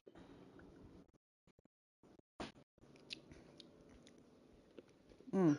That was gonna be a ghost town. Mm-hmm. Be cool if we could repopulate it, but There'd be a lot of effort, and it's too far from home. yeah, true that. We've been talking about getting back to the It'd be a cool little ghost town. get back to the castle. When I bring down a flint and steel, you can feel free to burn the fucking thing down for all I care. We need buckets of lava though.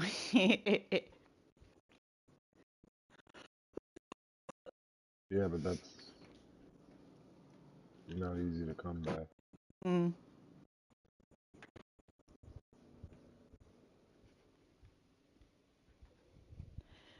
Alright, time to get super baked.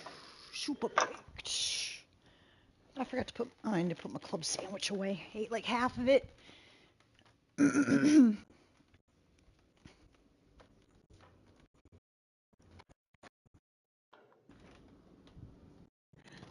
That reminds.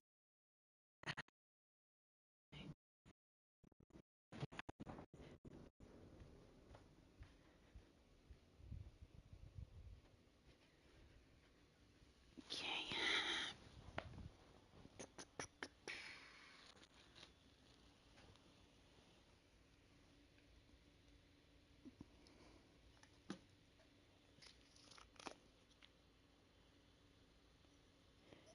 Take one of these pink SCI pre-rolls. God, it smells so good. So nice and fruity.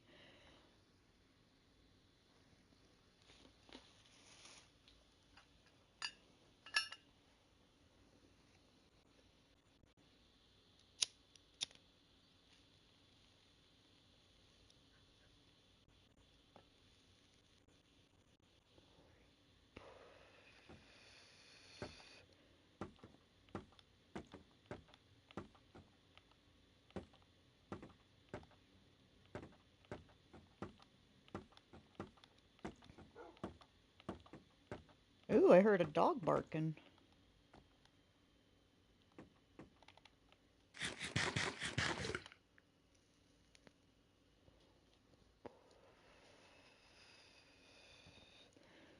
reminds me before I switch back to a tell.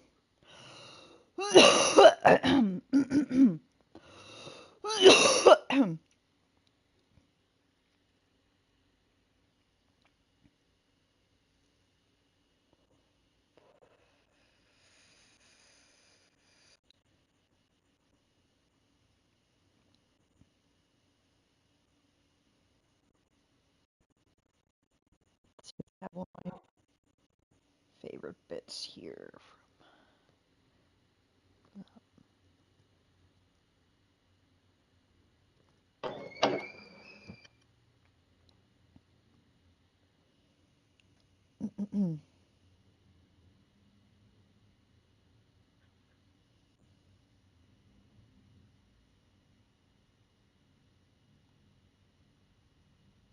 There we go. Play one of my favorite bits from Mitch Hedberg. Nighthawk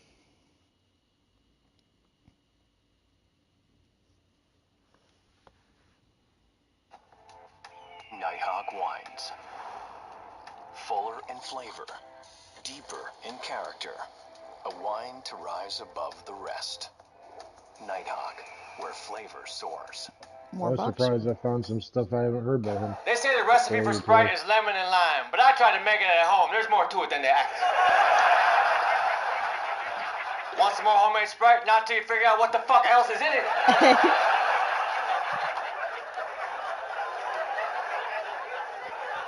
I like refried beans. That's why I want to try fried beans, because maybe they're just as good and we're wasting time. You don't have to fry them again after all. I eat a lot of sandwiches. Who doesn't, man? Sandwiches are easy to eat. But I hate sandwiches at New York delis. Too much fucking meat on the sandwich. It's like a cow with a cracker on either side. A cow and a cracker on either. What would you like, sir? A pastrami sandwich. Anything else? Yeah. A loaf of bread, and some other people. What kind of bread? Rye. No, fuck. Banana. You got banana bread? What kind of cheese? Cottage. Get the fuck out. I'm not making a banana bread pastrami cottage cheese sandwich. That will severely ruin my reputation. I order the club sandwich all the time, and I'm not even a member, man. I don't know how I get away with it. I like my sandwiches with 3 pieces of bread. So do I. Well, let's form a club then.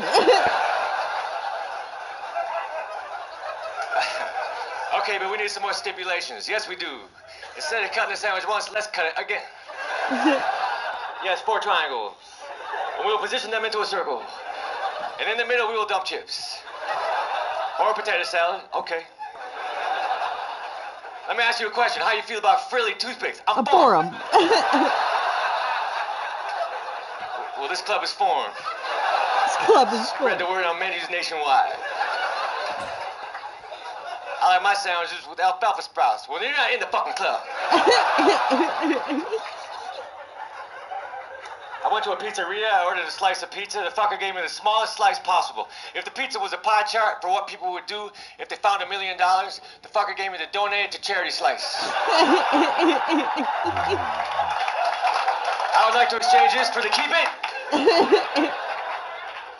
Gotta have a drink here. A loaf of bread and some other people. Get the fuck out. I'm not making a banana bread pastrami sandwich. Severely ruined my reputation. What kind of bread do you want? I'm going to use that joke. Banana. Yeah. Oh my god, banana. I like banana bread. I like banana bread. It's like that's my favorite Mitch Hedberg joke. What kind of cheese? Cottage. Get the fuck out. Not making up a pastrami cottage cheese banana bread sandwich. Severely ruined my reputation. Oh man, I swear they don't make them like they used to. It's like, it just makes me sad the state of comedy today. No, yeah, just find some new comedians so we can hear what they think is funny. Yeah. In fact, my vagina itches. Fart.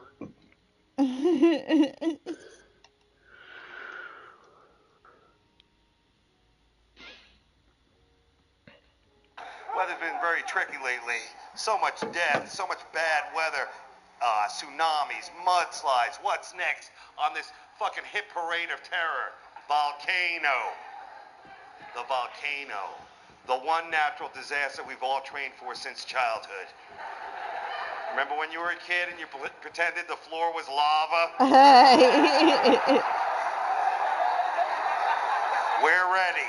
If there's a volcano explosion, all we have to do is drop cushions and pillows to get us to the safety of the kitchen to have a well-deserved snack. Lava. That comes at you like a half a mile a day. That's like being attacked by a gigantic tortoise. There's a gigantic tortoise on the loose. Everyone prepare to walk eventually. Follow that dude with the club foot to safety. Because there's a gigantic tortoise on the loose. Not turtle, tortoise. The ones that are too big to flush. When I was at the zoo, I saw two turtles having sex. Turtle sex. I saw it happening. I didn't see it end. I don't have that much time. And I said to the zookeeper, I go, are they having sex? He goes, no, it's more like a rape. To see who's in charge of the turtles. Like in turtle prison or something. I'm like, turtle rape? Is that even possible? I mean, if you can't see that shit coming at you, I mean, really. 2 weeks ago, I got a knock on my door. Who is it? The queer eye for the straight guys. Yeah. For 4 hours, they fucked the living shit out of me. I swear to God. I'm like, dudes. I'm covered in cum. I'm like, dude. Can't see anything. Eyelids glued shut with teeth. Where are they? I'm like, dudes. Aren't you going to redecorate my apartment? They're like, right now, we're respackling your ass crack. Oh, it was horrible. At first. Am I right, ladies? Now. Am I right, ladies? That joke was great because it offended like 5 people at once.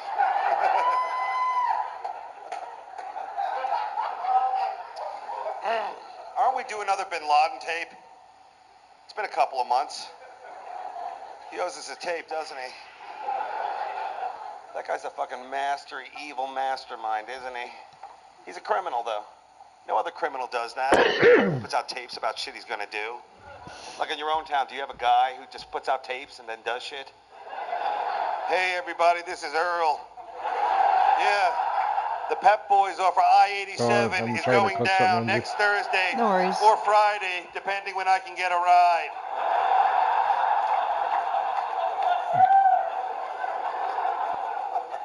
There's a war going on, people. I'm not talking about overseas, I'm talking about right here in this country. Road rules versus real world. This is an old one. Pick a side, people. Pick a side. My favorite TV show is The O.C. Do you guys watch that?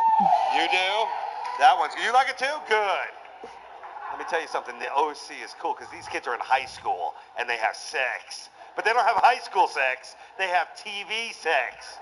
Hand-holding, eye contact, talking. I want to see real high school sex on that show. I want to see Ryan, that bad boy, jump on that Marissa girl and just chimp fuck her. Yeah! Just stick it in and go, yo! Pull out, come on his own belly, and walk out with her iPod. That's what I want to see. Use a condom, dudes. Do it. Especially you young guys. Remember, there's a right way and a wrong way to wear a condom. If you put it on for the first time and it feels really, really good, you have it on backwards. Yeah. The ribbed and lube side's for the lady. Yours is that other side. That scary, dry side. How do they get it so dry in there? Is that where the Oprah Book Club meets? I mean, really? Oh, kid, don't be making fun of Oprah.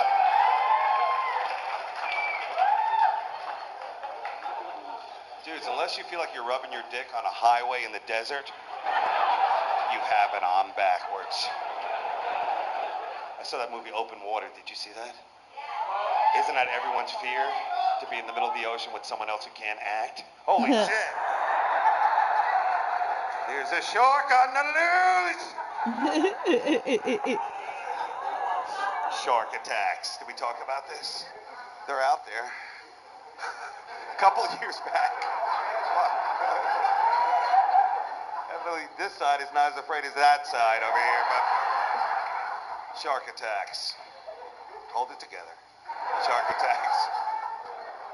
A couple years back, you remember this story? It was a big story. A little girl, she was surfing. She had her arm ripped off by a shark. You remember that? What's her name? Lefty? That girl is cool. I see her on TV. She's laughing about it. She's like, you know what? These things happen. Well, actually, Shark Girl, they rarely happen. You have more chances of being banged in the ass by a leprechaun on your lotto winnings than you do of being attacked by a shark, you dirty little whore. Sorry, I'm watching it at home on TV. She's like, maybe it's for the best. For the best? What was that, your evil arm that was ripped off of you? Your arm that made you do crack and jerk guys off? Oh my God! This arm is a whore! Hitler! Hitler! I have to get rid of this arm. This is my good arm. For making hot chocolate and waving goodbye to Grandma.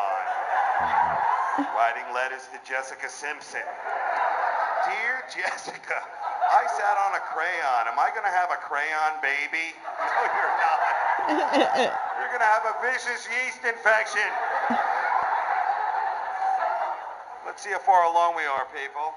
Oh, it's time for some porn. Porn jokes. The internet is the greatest device ever invented. The internet is amazing because during the day, it's a helper, a friend, a teacher.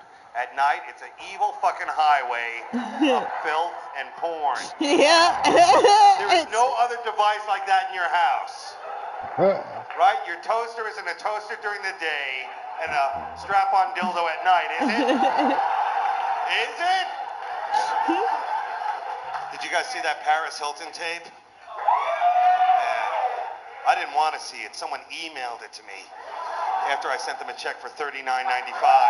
I like regular porn, man. That's what I like. Straight ahead. Right? Girl on girl. Hot action. Three-ways, people. You see them all the time in porn. How many people have had a three-way here? Right. You did? And remember, the mirror in the room is not another way. Well, I have a twin. I called him afterwards. What's the secret to a three-way, people? Not cocaine and a father who didn't listen. Teamwork. I was watching a porn, right? One girl was riding a guy's dick, it popped out. The other girl put it in her mouth, put it right back in. I've never seen pit crews at NASCAR do it that quick. My favorite porn is midget porn. I don't know if you've seen it. Midget porn is so harmless, people. It's like a little porn, like a chicklet. Just enough. In fact, if you watch midget porn backwards, it looks like childbirth. It really does. I think I got them where I want them. Midget porn. It's like, I don't know, I didn't even think it was porn. I thought it was Lord of the Rings with penetration. Get this, I'm watching the midget porno, okay? The woman in the movie, let's call her Scabies. All right, she comes out. She sees the little midget, she starts laughing at him. She's like, hey, little man, are we gonna party or what? Ha, ha, ha. He pulls down his pants, he whips out about 15 inches of midget cock. Yeah, I thought it was a leg. I had to rewind the tape. I'm like, on that? She gets this look on her face like, fuck, I've been punked. I don't know what's going on here. I thought he'd have a baby, Nick. He had a baby. Ladies, make your man feel like he's a stud. Make your man feel huge. Tonight, when you're about to make love, do this, okay? Take your hand, put it right here, and as he's about to penetrate you, just say this. Easy. Take it easy. Oh, okay, a little more now, a little more now. Whoa, whoa, whoa. I can't breathe. If you do it right, you can make an Asian man feel Italian. I swear to God. Yeah.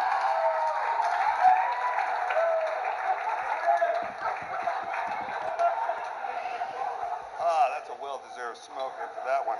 I'm crying. That was so good. Brought back so many memories. So, sex. What's that? Do you? Is it the kind of love where I can come on your back, put you in a cab, and call you in a couple weeks?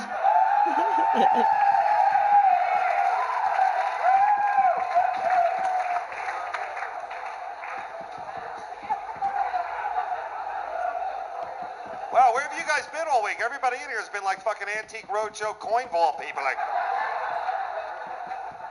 let me get a shot of whiskey. Where's the waitresses here? Let me get a shot of Jameson whiskey. Let me get a shot of whiskey here. You guys don't mind if I drink and get fucked up too, do you? I'll tell you something. I'll tell you something that really happened today. I was smoking, because you guys can still smoke inside. Evidently, it's 1978 here in Kentucky. Smoke inside, and you don't wear a condom. As long as you wash your dick off, you're all right. I put some scope on it. It'll be all right.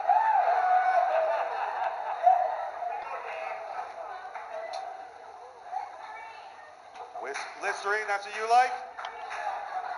You put Listerine on your cooch? Then you must find anal a fucking kiss on the mouth. Here she is. Here's my girlfriend. Here's my girlfriend.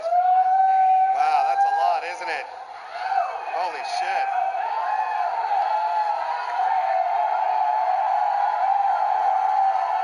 Right. You know, listen, let me tell you something about drinking, all right? That's not a shot. That's a cry for help.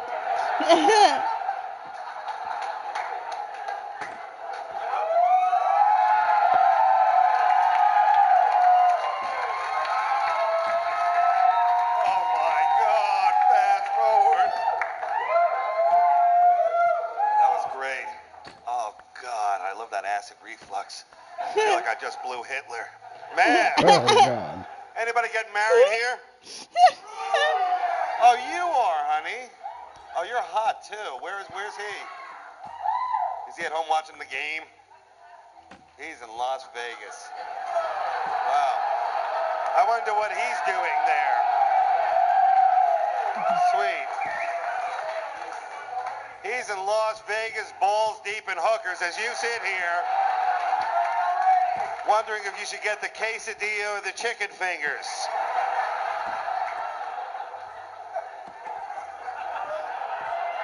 Balls deep in strange poon.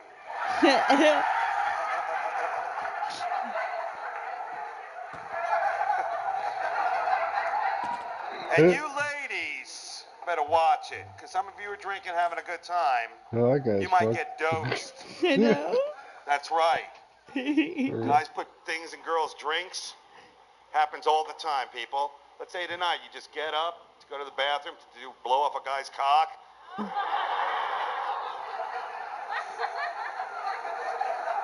You come back, you take a sip of your drink. Ooh, this tastes funny. Everything's blurry. Where am I? Then you wake up somewhere spread-eagled on a pool table, surrounded by cocks. Cock, cock, cock-a-doodle-don't. And you're like, Dave, I'm listening now. Dave, help me. And it's too late, because I'm videotaping it. Yes.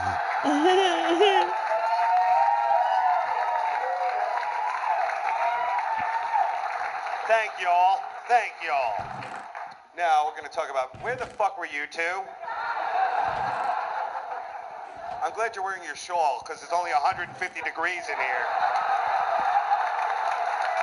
We're like 2 degrees away from fucking Iraq in here. What? Who's my twin? Who's my... Wow. He doesn't look anything like me. This guy looks more like me. Masturbation. First of all, I do it, okay? Yes, thank you. I do it overhand, people, like I'm throwing dice. I don't know about you guys. Let it ride. I think I'm a joke ahead of the crowd. Everyone here has been caught masturbating. I was caught by my college roommate, and he was pissed because I was wearing his sweatpants. Now, I was gonna watch him. I was gonna watch him. Being caught is the worst thing that can ever happen to you. And if you are caught, the one thing you never want to hear is, you're fired. Because that would suck. Some of you I know some of you were thinking, Dave, I've never been caught masturbating. I'm cool, man. I'm a stealth bomber. Hey, you know what? We've all been caught, whether we know it or not. Everyone's had that experience of jerking it, and you feel a presence behind you. You look around, nothing. There was something there. That was Jesus. Yes, it was. I'm not lying. That was Jesus. He had come down at that moment to tell you something super important, like a cure for a disease, or where Atlantis really is or something. But he caught you jerking your pud to the credits to Charmed. Forgive them, Father, he know not what he do.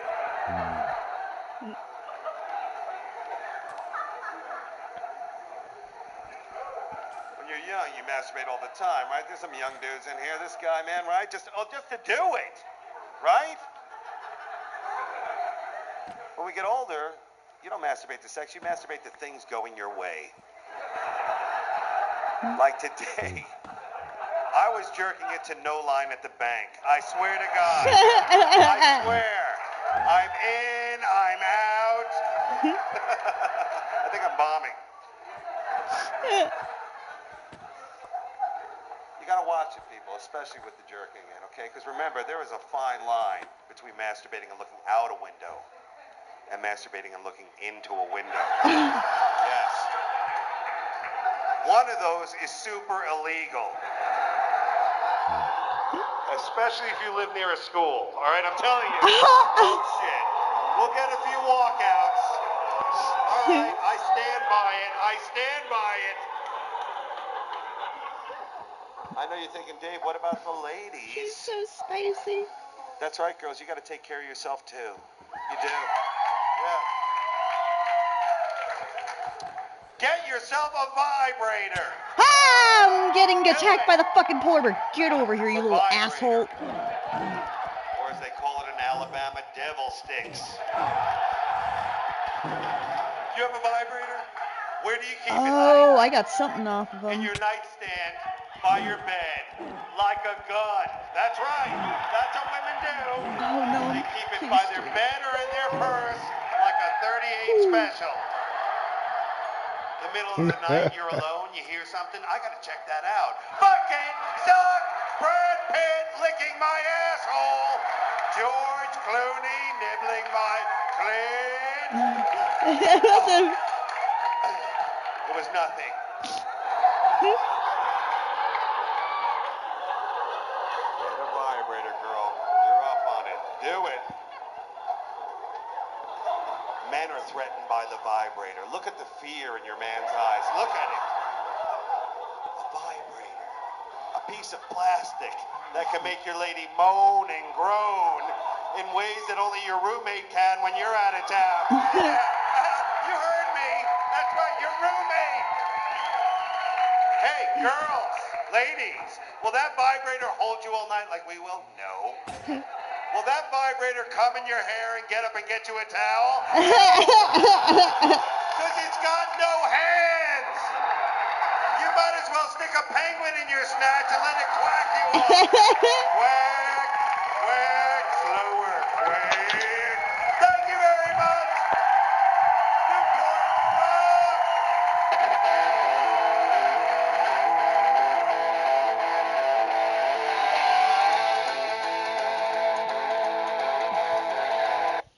Fucking legend.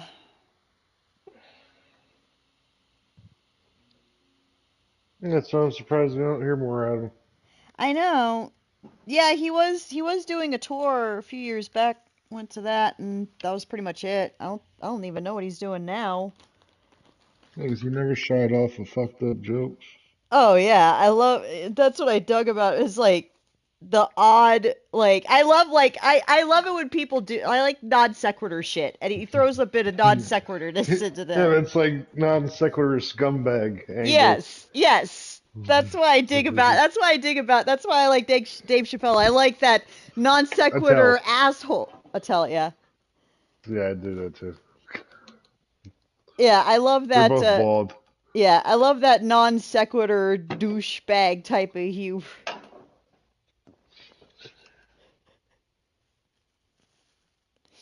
All right, where was I?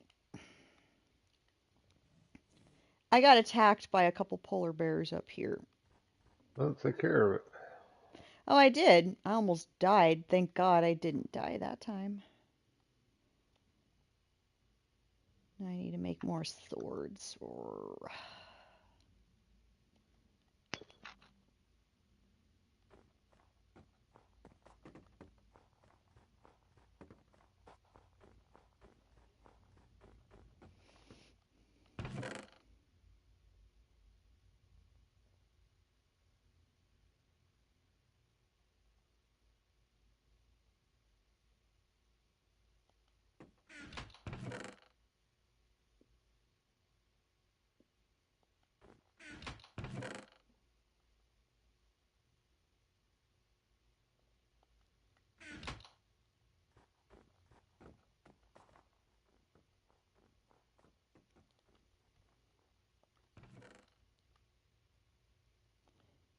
Okay, do I have...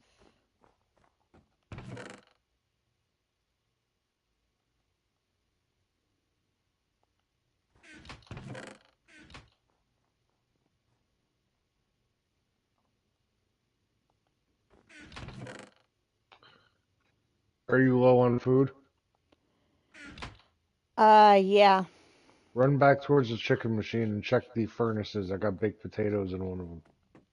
Oh, interesting. Okay.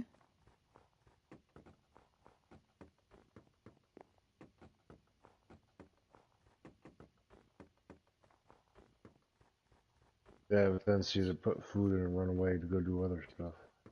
I like wait for enough, like just how many I'll need, then I'll just run away. Because we're on a bridge. I mean, I'm gonna pass it again. Yep. True that.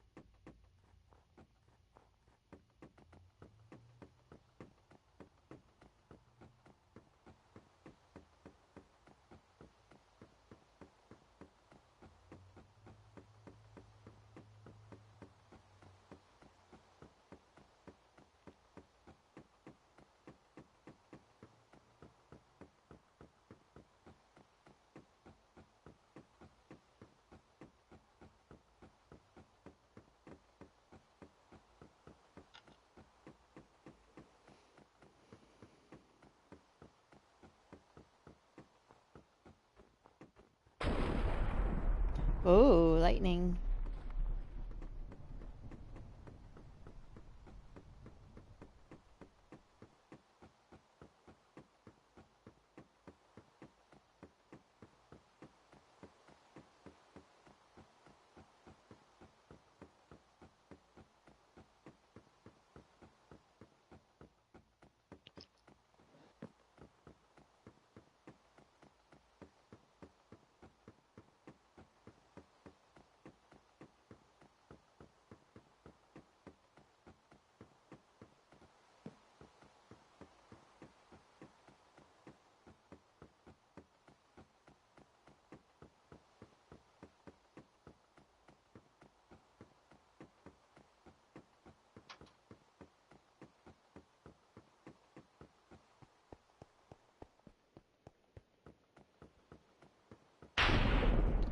Whoa, I just saw lightning.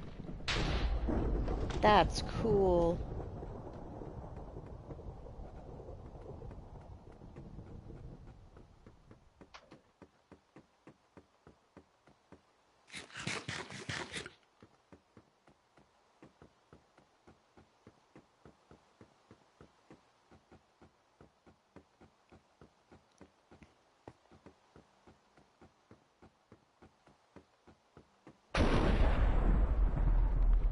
I saw lightning again. I dig that.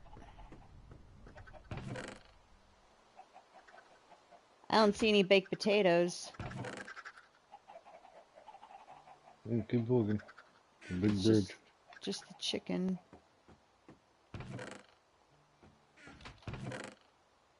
No, it's from one of the furnaces between us and me and the chicken.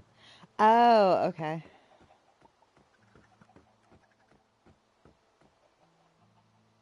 I see.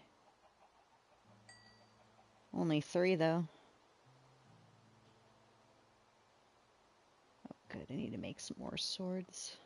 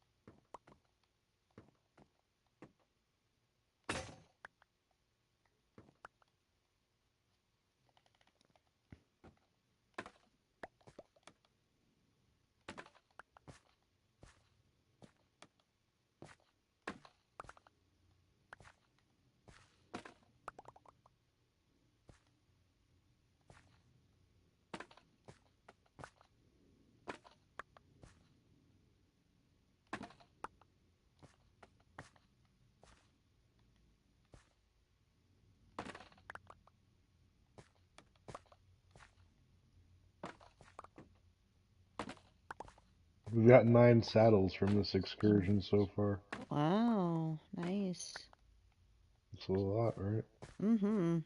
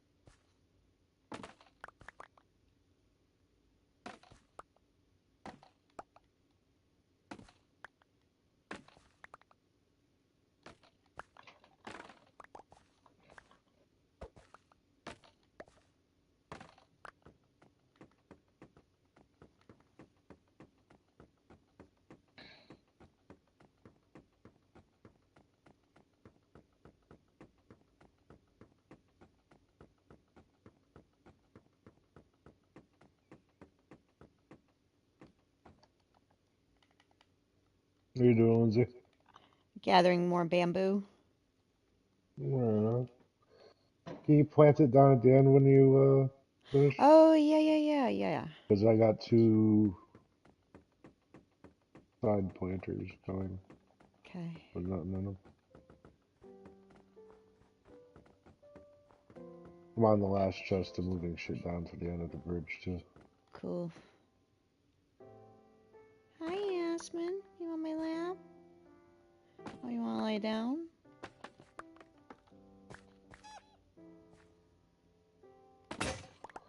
We have a lot of beds.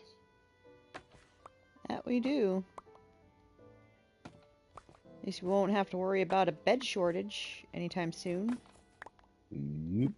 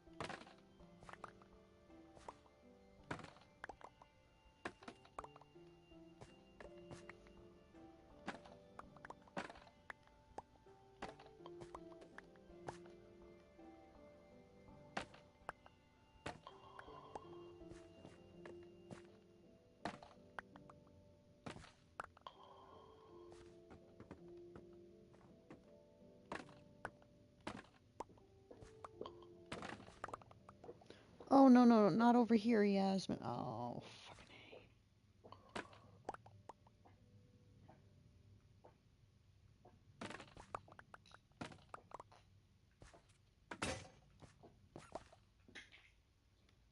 A. Oh, thank you, Yasmin.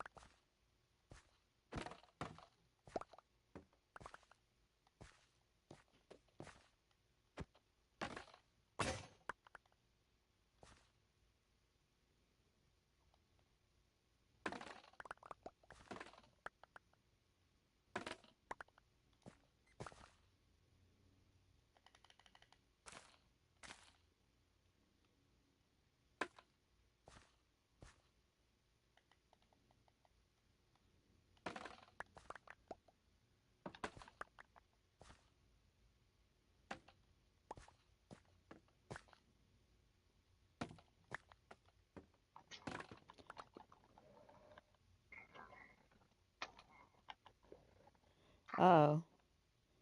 Found pillagers?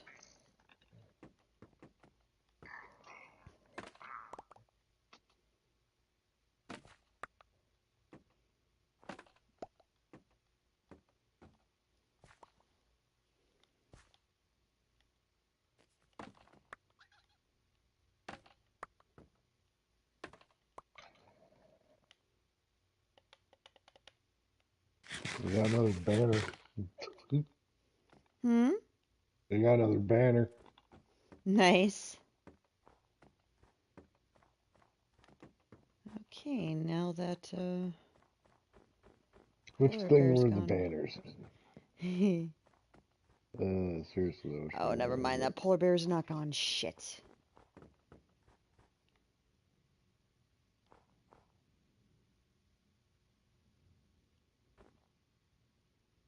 What'd you say? I said, there's a polar bear up on the bridge, and hope he doesn't try to attack me, because I've had a couple try to do that. Kick its fucking ass. It's weird. Polar bears seem to be pretty unpredictable. Either they'll leave you alone or they'll get aggressive. Chef home yet? I don't know. Let me They see. are unpredictable. You're absolutely correct.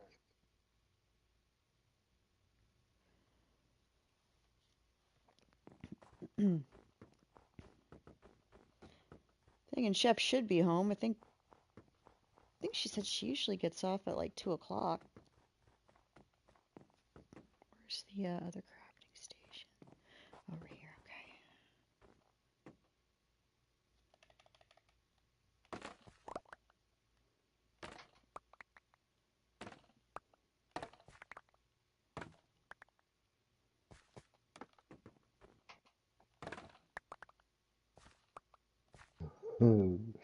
For Patrick, this looks like a popsicle.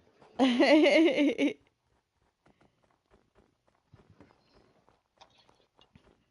Okay, here we go. Let's see, should drop some stuff off over here. Don't need that or that. That I could probably use. Alright.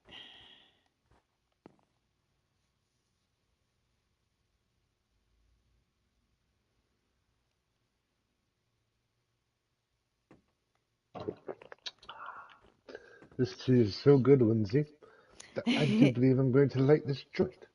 Oh, sounds like a plan, Jesse. It's lovely. I love tea. Tea is like... It's so funny because I've seen some British people are like, God, would you stop talking to us about tea? And I'm like, in every single British show, someone always mentions, do you want a cup of tea? Like a cup of brown joy, the shade of an Mm-hmm. acorn, made warm from the same source where I take my name from.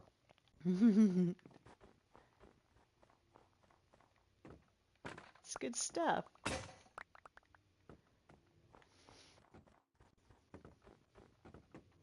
Alright, getting closer to the new bamboo farm. About to plant them stalks. Oh, there's snow on the dirt over here. Okay, I guess I'm going to clear that off. Not down there, yeah, a ton of it. Yep.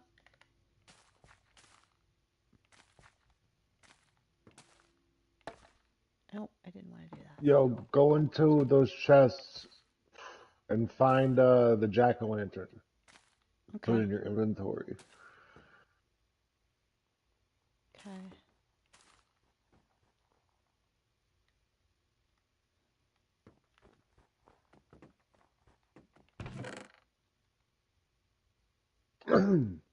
Jack-o'-lantern.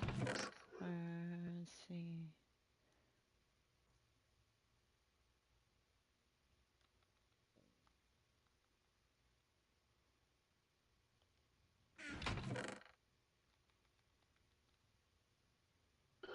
See a pumpkin, block of copper.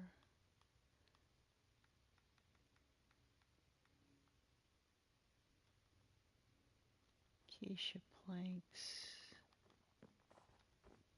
Cut copper. How come I don't see any jack-o'-lanterns? Oh wait, what's this? Are you talking carved pumpkin? Yeah, the jack-o'-lanterns. Yeah, I got that recipe already. No, no, no. Put it in your inventory, but then Oh. put it on like a hat. Put it on a hat? Okay. Put it on like a hat. Oh, okay. Oh my god! See? I knew that Yo! would make you happy. Yo! And it's like I'm wearing a mask. Like I I could know you can actually. see through the holes. You gotta That's look through the holes. amazing. Wow.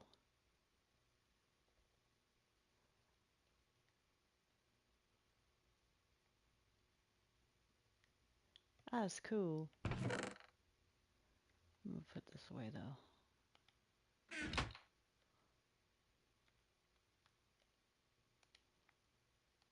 Because I can't see through that thing.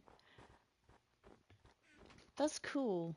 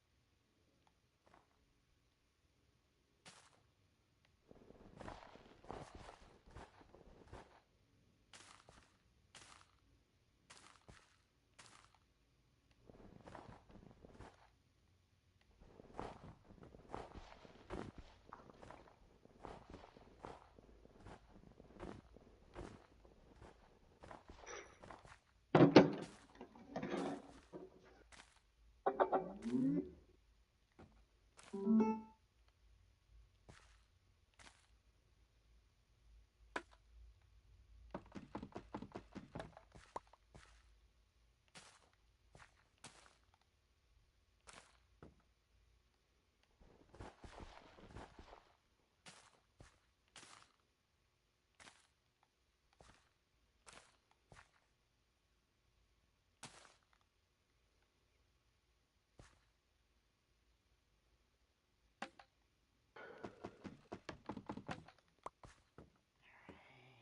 It's done here.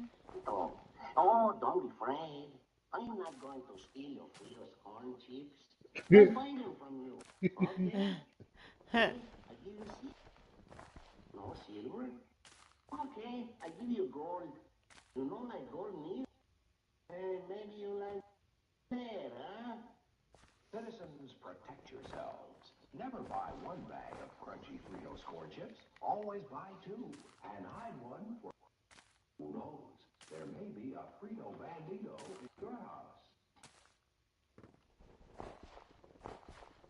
How you do?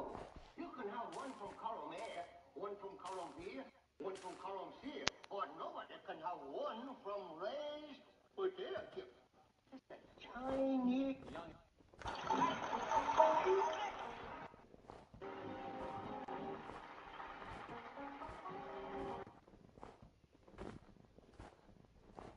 Oh, I am probably unlike any other Jewish meeting here at Southport.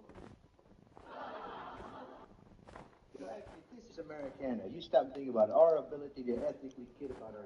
You know, I mean, really, you can become here anything you want to be. I'm a citizen born in this country. That proves we weren't all made in Japan. Oh, is this Pat Morita? Like everybody in this country, Yeah. let's face it, I could be president of the Glendale Gardeners Association. But really, the way I got it began, why cut grass when you can smoke it? Oh, besides, really, I mean, I'm tired of being Oriental. I've been all of us at one time or another. Chinese, Japanese, Korean. It's happened all of them. Honestly, I've got to be very honest with you and just admit that ethnically I'm a failure. I'm on paper folding. To this day, It's crazy. back in No my ass. glove compartment. Dude is Japanese American. I even flunked karate. That wasn't my fault. Karate, I flunked because the instructor was a little weird. He wore a pink belt.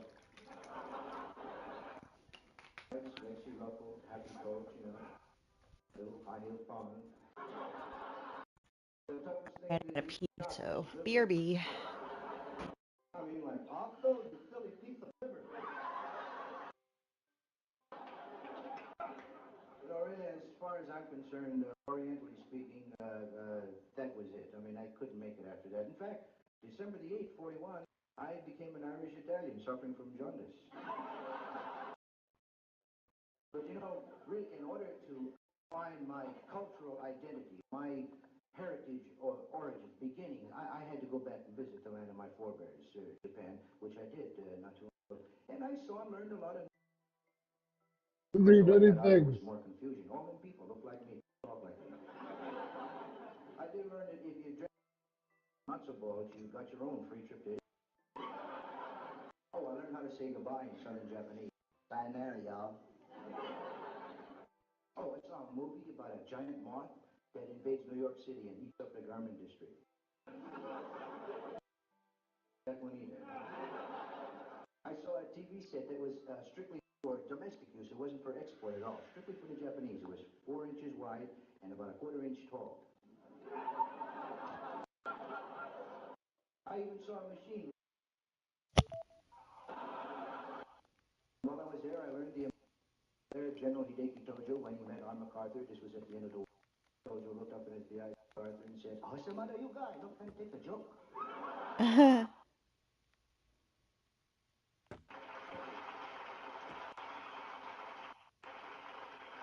Talking about the war and the this and that, you know, you stop and think about over here in our country, we all the flicks about the VE Day. Over there, I saw a Japanese war movie. It was called the BM Day, the Big Mistake Day. And it was wild because for a change, it showed them kind of winning. You know, like their pilots got to wear the nice white scarves. They had the straight teeth and had the uniforms. The American soldier had to wear that and they had their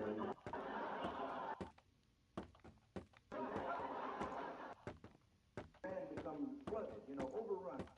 A whole slew of American cameras, and that was nutty. There was one scene in there that really knocked me out that I got to tell you about. Showed a very clever lieutenant colonel breaking the news to his fluent, you know, and he was beautiful. He just simply lined all his men up. Okay, men, line up. Good, good. Some of you guys turn around and face me. Good. Today I got a great news for you. What's news? 50,000 brand new troops coming to this island, and the troops are going. 7 aircraft carriers. 900,000 round ammunition. Second news, they're not ours.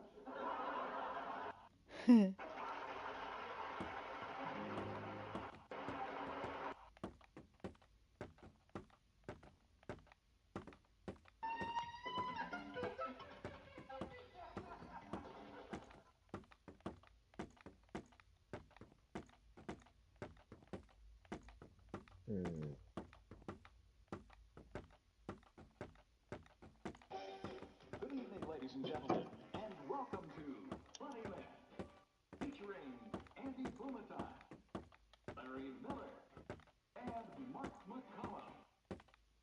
Here's your host for the Pat Morita.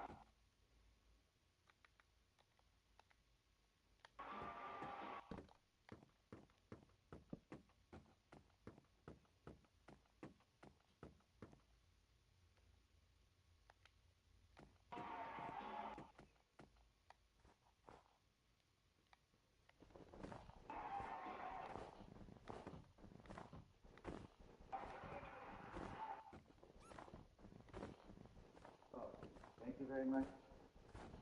People build these guys. I'm really not fascinated my name through Arnold Miyagi O'Hara. And I'm here. This is a great show. I began in business. I started in saloon.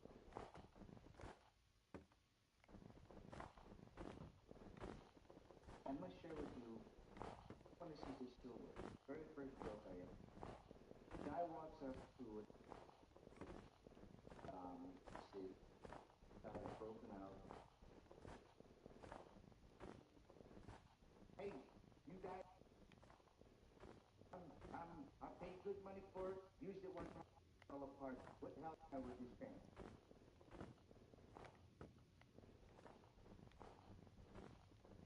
The fan, it's amazing.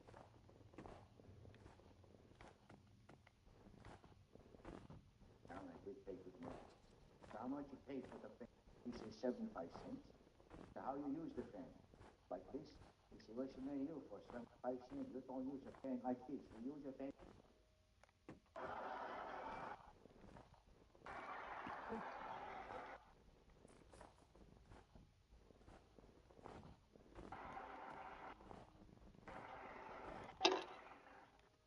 Still work, I guess.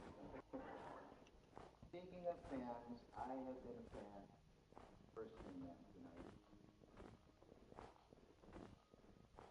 Aloha Land for a long, long time. Have any pet audience who still remember for? Can barely hear. It's the spring of your harbor. So.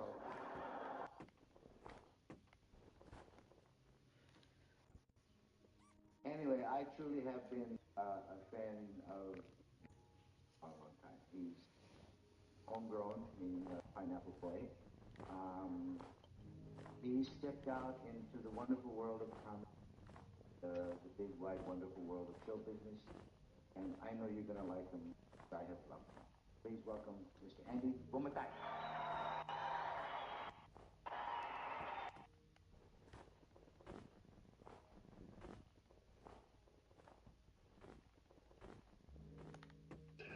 So Mr. Miyagi is really a pothead that thinks that Hawaii is called Pineapple Land? That's awesome.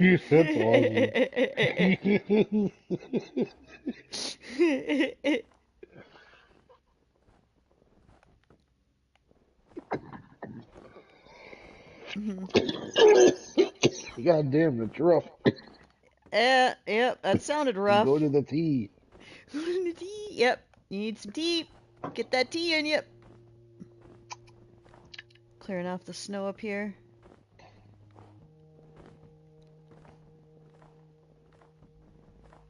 Store employee knocks out one shoplifter with a bottle of Pepsi. Wow, I mean, hey, modern What, problems you just require pull a modern Punisher? solutions. Yep. She'll be like, hey, bitch. Bam! Yeah, that does happen. How about don't steal, motherfuckers? Is that really hard to? Is Yeah, that but really don't hard? fucking steal. No, No, that's hard it's for people. funny. You have commie dumbasses like AOC, like they just want bread. They just want to feed their families. Really, when does stealing a pair of Nike shoes equate to feeding a fan? Okay, right.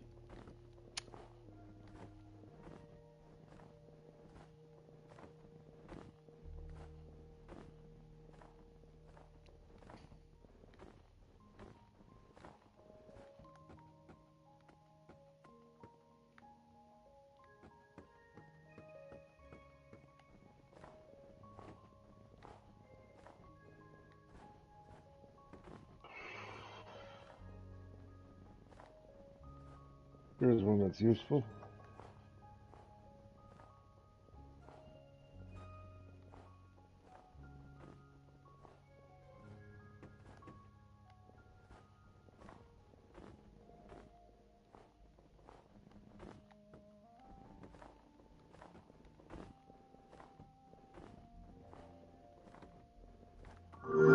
Ah, that's that.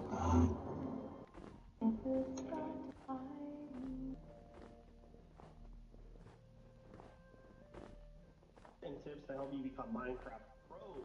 So if you enjoy this kind of more, let me know down in the comments. Yes, yes, keep making videos. Everyone always make videos. What's this one? This guy's doing this on a computer. He's like, I'm gonna just go buy what's in the computer to play my game and go by numbers. I'm like, this is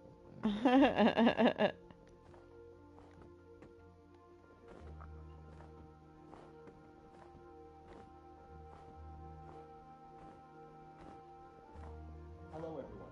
Dude, In this this video, dude's I'll so... show you 100 start using in Minecraft. There will be some survival. Watch out, Mr. Fox. I'm gonna end up punching you.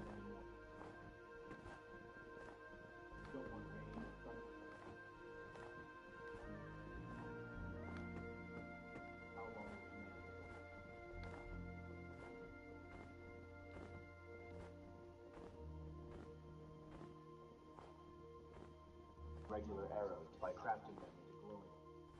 This is useful when you don't have blocks or an empty bucket. You can quickly remove a water source block by double-clicking it with a water bucket. Hitting a player or mob with an knock them off. Activating the sound subtitles can be very lava and to know mobs or players nearby. Lava can smelt up all 9 pieces of 72 items. Box as fuel. Lava bucket can smelt up bucket back. Fire 1 holes by using trapdoor in any version.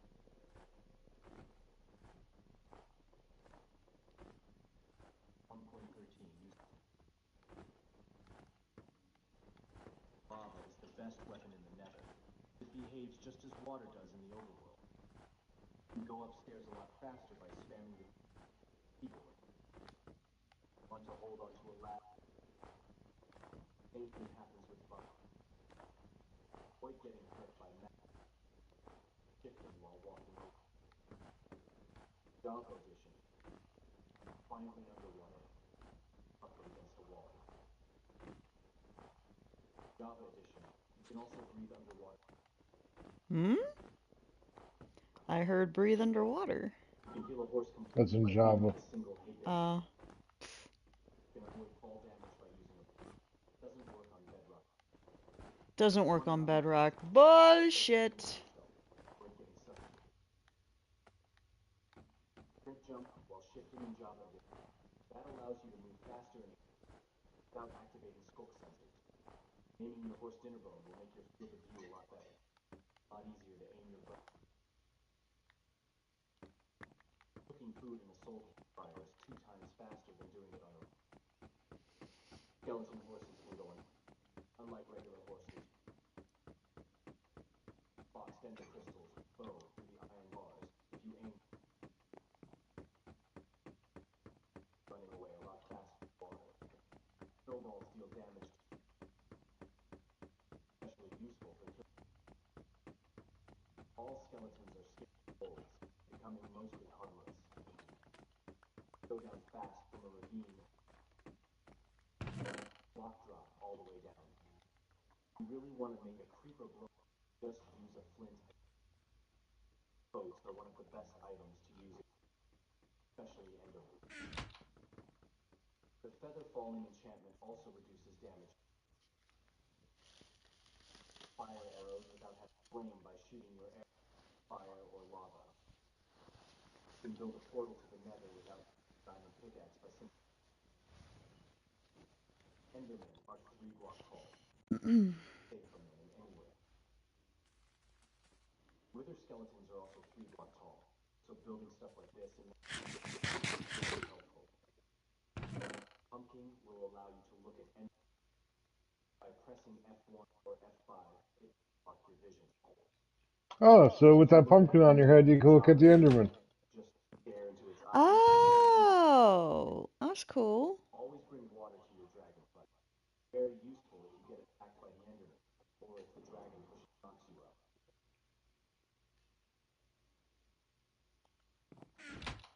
Very simple trap with rail and mine carts. Flash potions are more throw them at your head. Block most of the damage explosion by simply placing a block in by simply using a only way to survive falls. Allium will give you fire resistance from life in the Nether. Vicious stew crafted with a daisy will give you regeneration, which can be useful when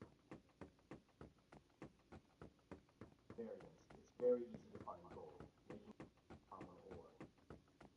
Start in the mushroom island. No hostile mobs will.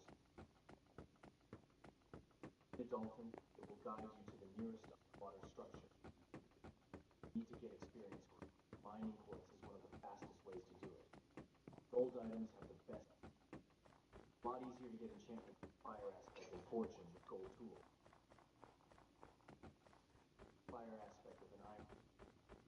dual wield it with another, getting it in the diamond one.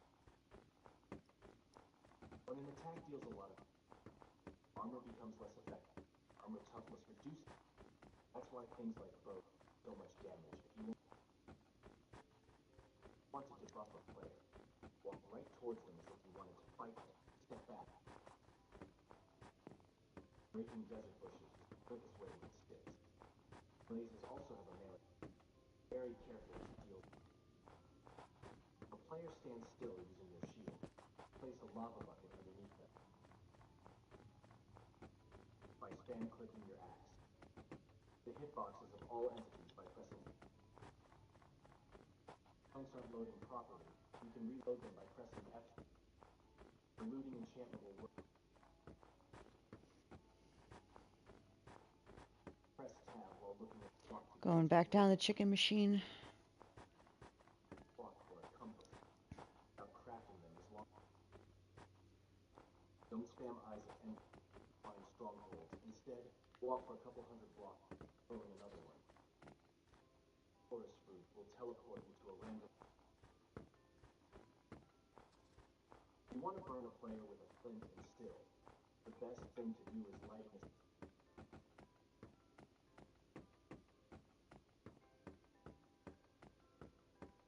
really useful when fighting the wither. Glitch onto the nether roof, boat or ladder.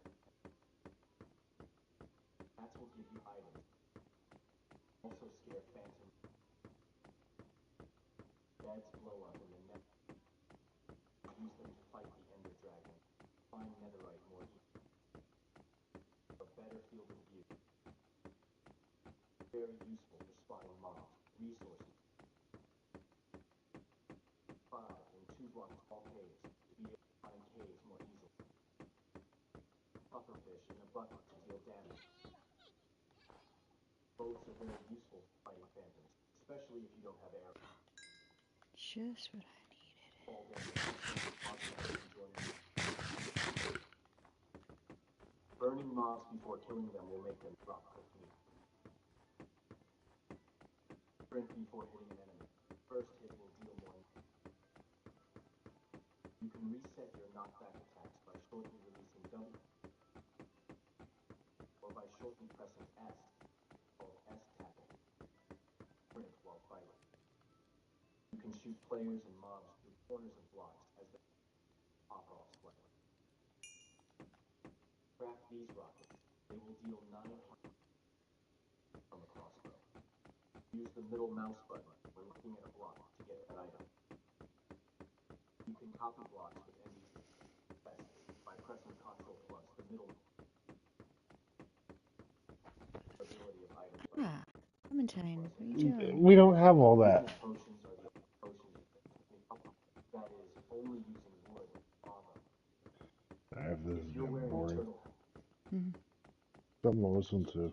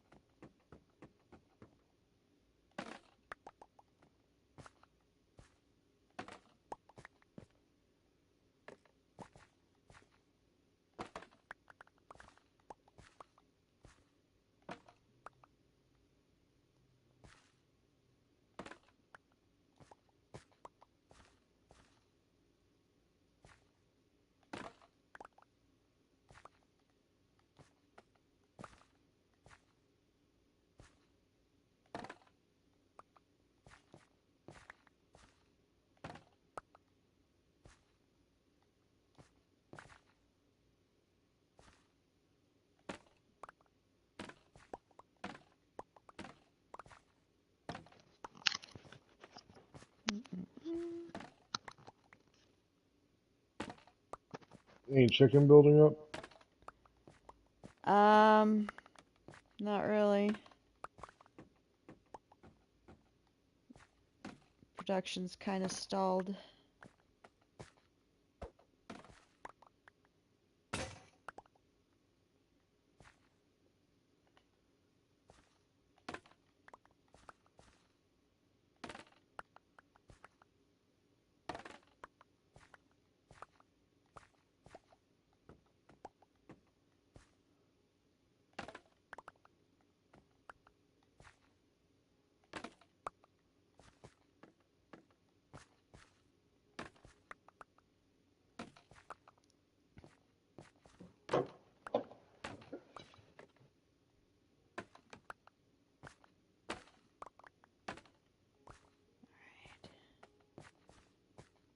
Shit. There we go.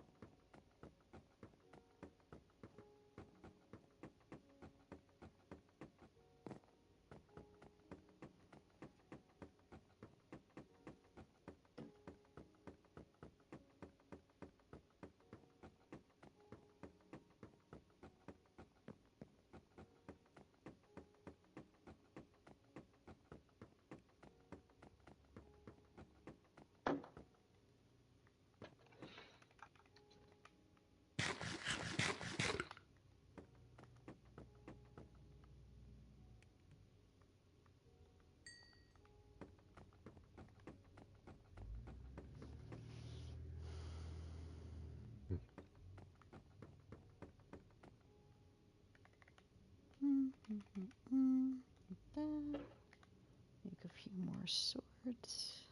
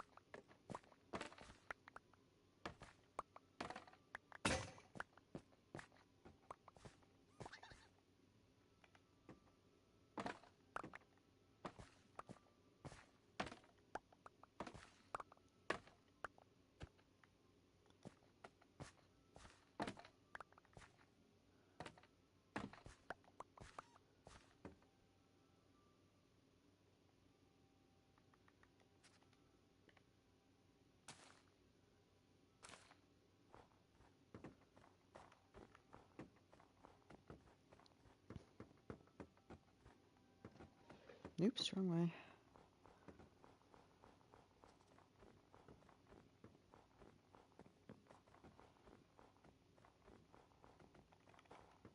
Why is there a pillager thing up in the right-hand corner, a hose mat or something? Uh-oh. Oh. Can you imagine imagine if they tried raiding the bridge? Oh, I don't want to jinx things. That'd be great. That'd be hilarious. That would be. We'd have to go down and get it because we'd throw them all off the bridge. Yeah, that's true. Like, come at us, you hoes.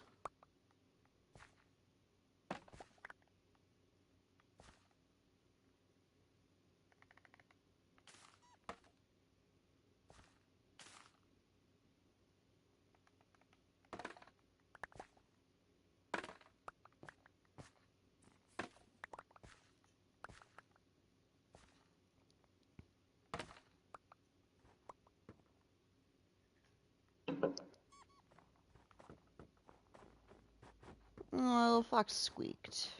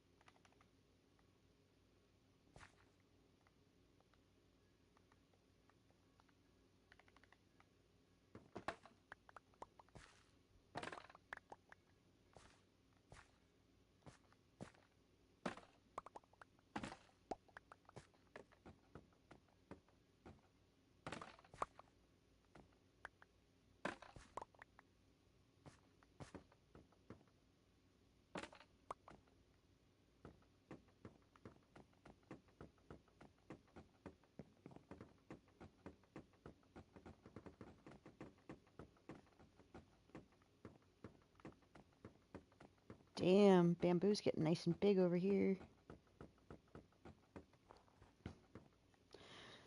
Alright, now I'm in a secure spot.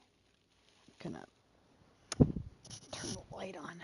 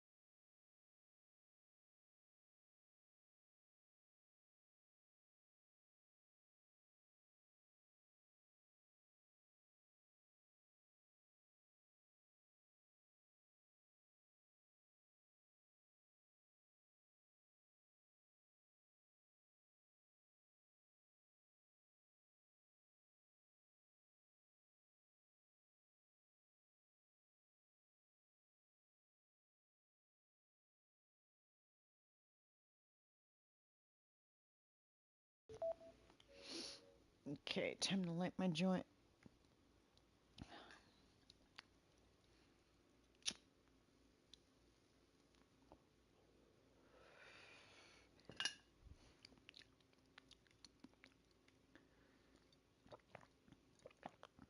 Mm.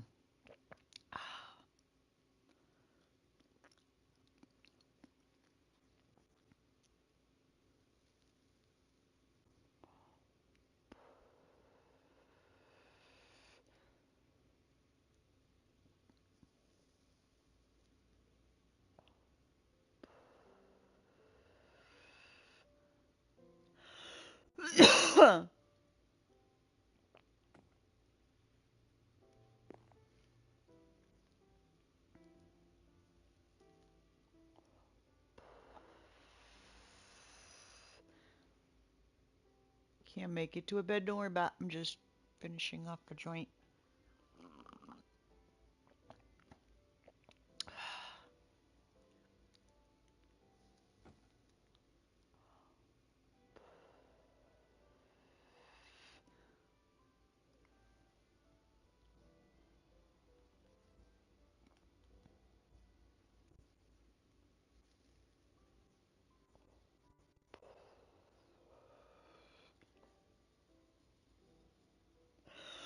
Oh, shit.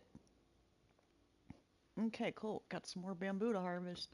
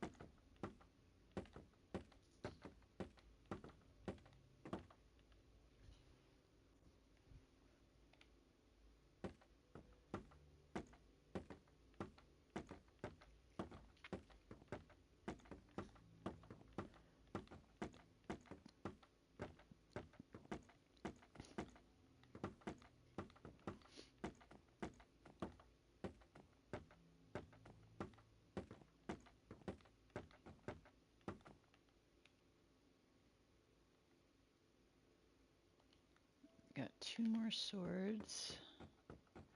Some nice stocks up here. That's good. Oh, damn. Already down to 3 drumsticks.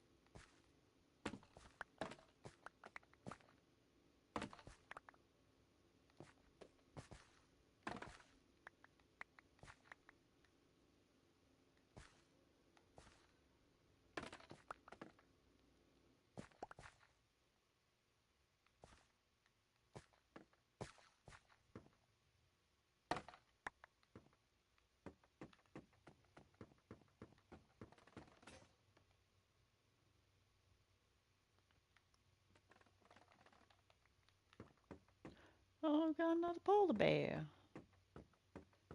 You gonna behave, Mr. Polar Bear? Or am I gonna have to push you off? Oh, I should probably save here before I try to engage.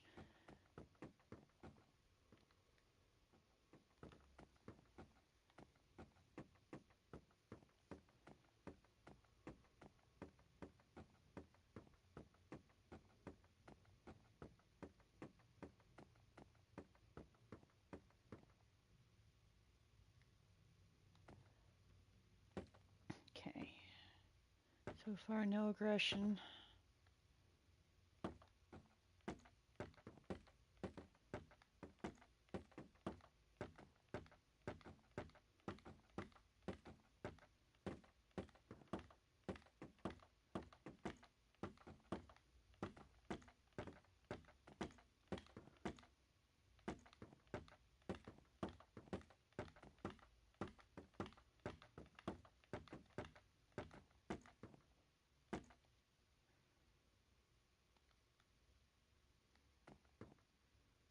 Oh, we got two up here now. Or is that just one? You gonna be nice? Okay. Well, we got two.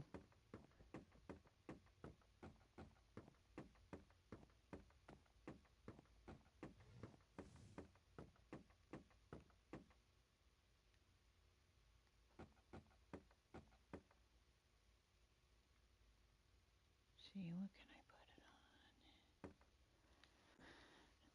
it on?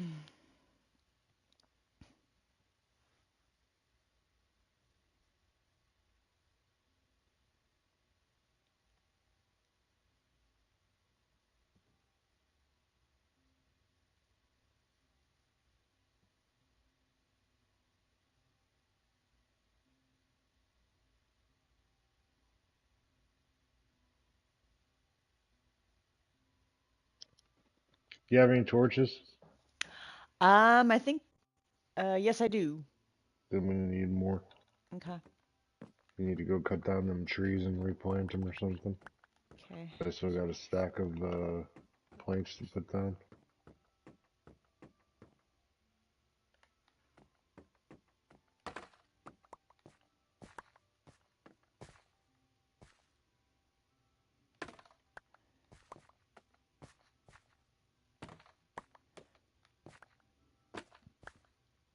We're at 1375.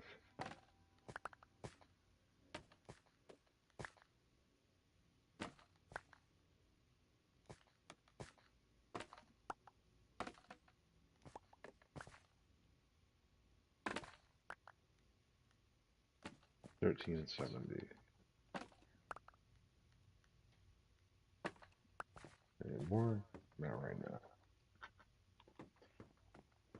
Phew, two polar bears on the bridge. So far, they're behaving.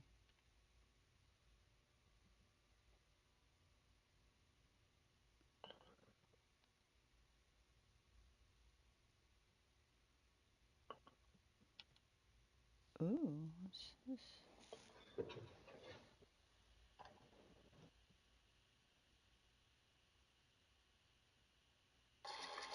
Otherwise, you merely have the will of one man, which is the basis of a cult.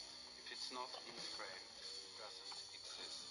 I'm as mad as hell, and I'm not gonna take this anymore! I'm funny how? I mean, funny like I'm a clown, like a usual. Where you been? Look, Wendy, darling, light of my life. What's your one purpose in life? Good float, of course. I like death with sex. How about you, Casey? You like sex with death? Yeah, so fuck up and die. So fuck up and die. Adrienne Barbeau patterned her voice after Alison Steele, who was a famous female disc jockey from the 60s, who is known as the Nightbird. Yeah, I saw that. Isn't that fun factoid too? Isn't that pretty fun?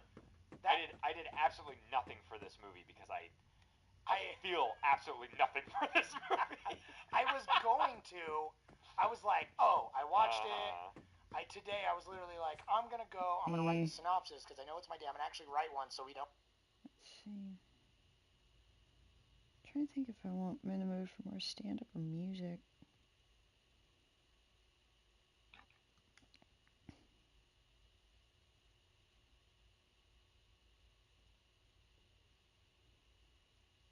Oh, you know what? Since it's getting closer to Halloween, fuck it. Time for some horror movie music. I know just what to start off with.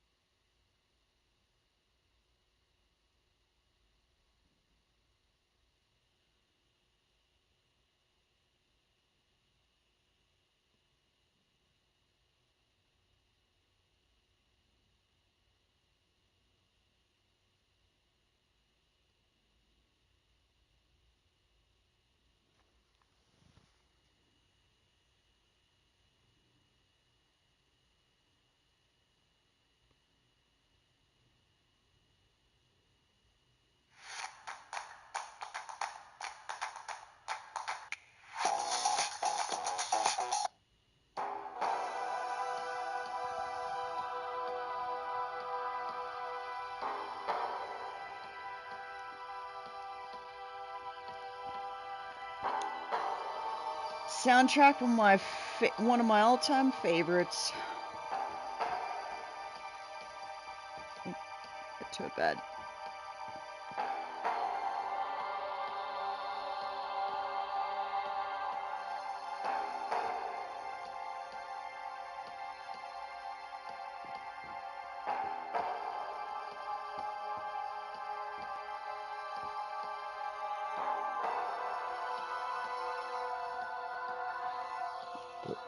It keeps cutting out. Oh, let me see if I can.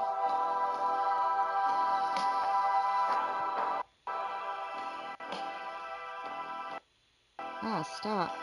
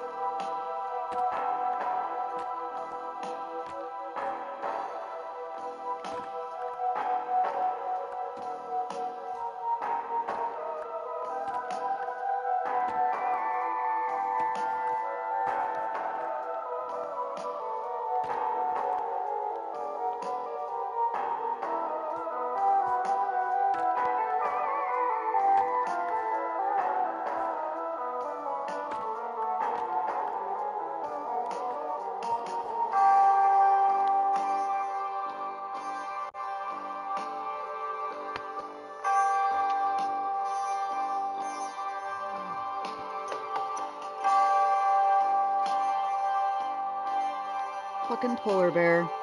Alright, you're going off the bridge. Excuse. No, don't go over there. Don't take my shit. I'm not taking your shit. I just pushed one off the bridge. Oh. Figured if they're. I really hope my water bucket didn't fall off, because then I can't get down to get the rest of my shit. I'm back to fuck these polar bears. I'm just gonna push them all off the bridge from now Fine on. by me. Fine by me. It's like, sorry, can't risk it. We don't know if you're friendly or aggressive until it's too late.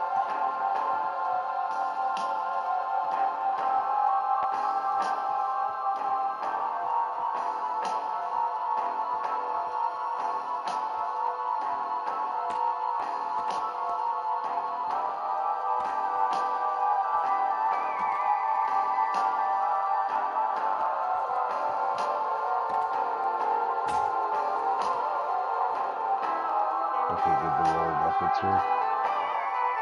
Yeah. Do you mind coming down this way? So, because it's probably gonna freeze. It's snowing. Okay. You at the edge of the bridge, right? No, I'm back coming towards where the trees are. I ran past you.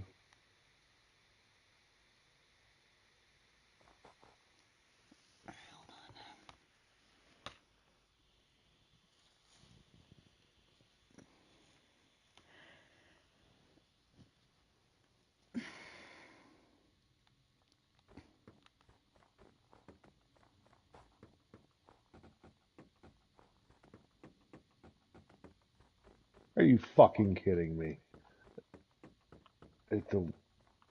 Here's follow me. Okay.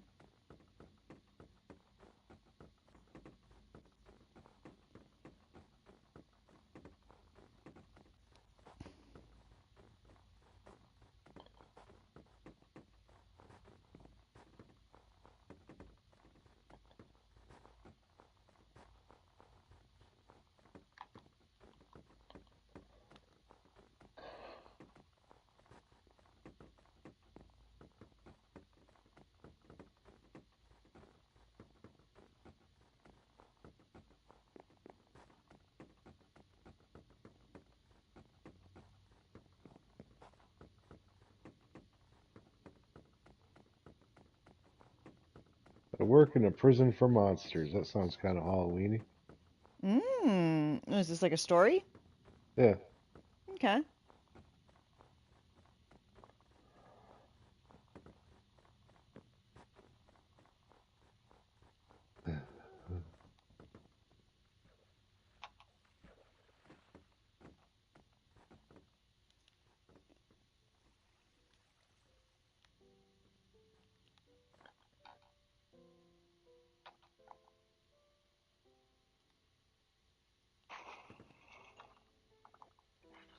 Hopefully that bamboo farm gets a little bigger. 'Cause at least that's right by the waterfall. Bucket.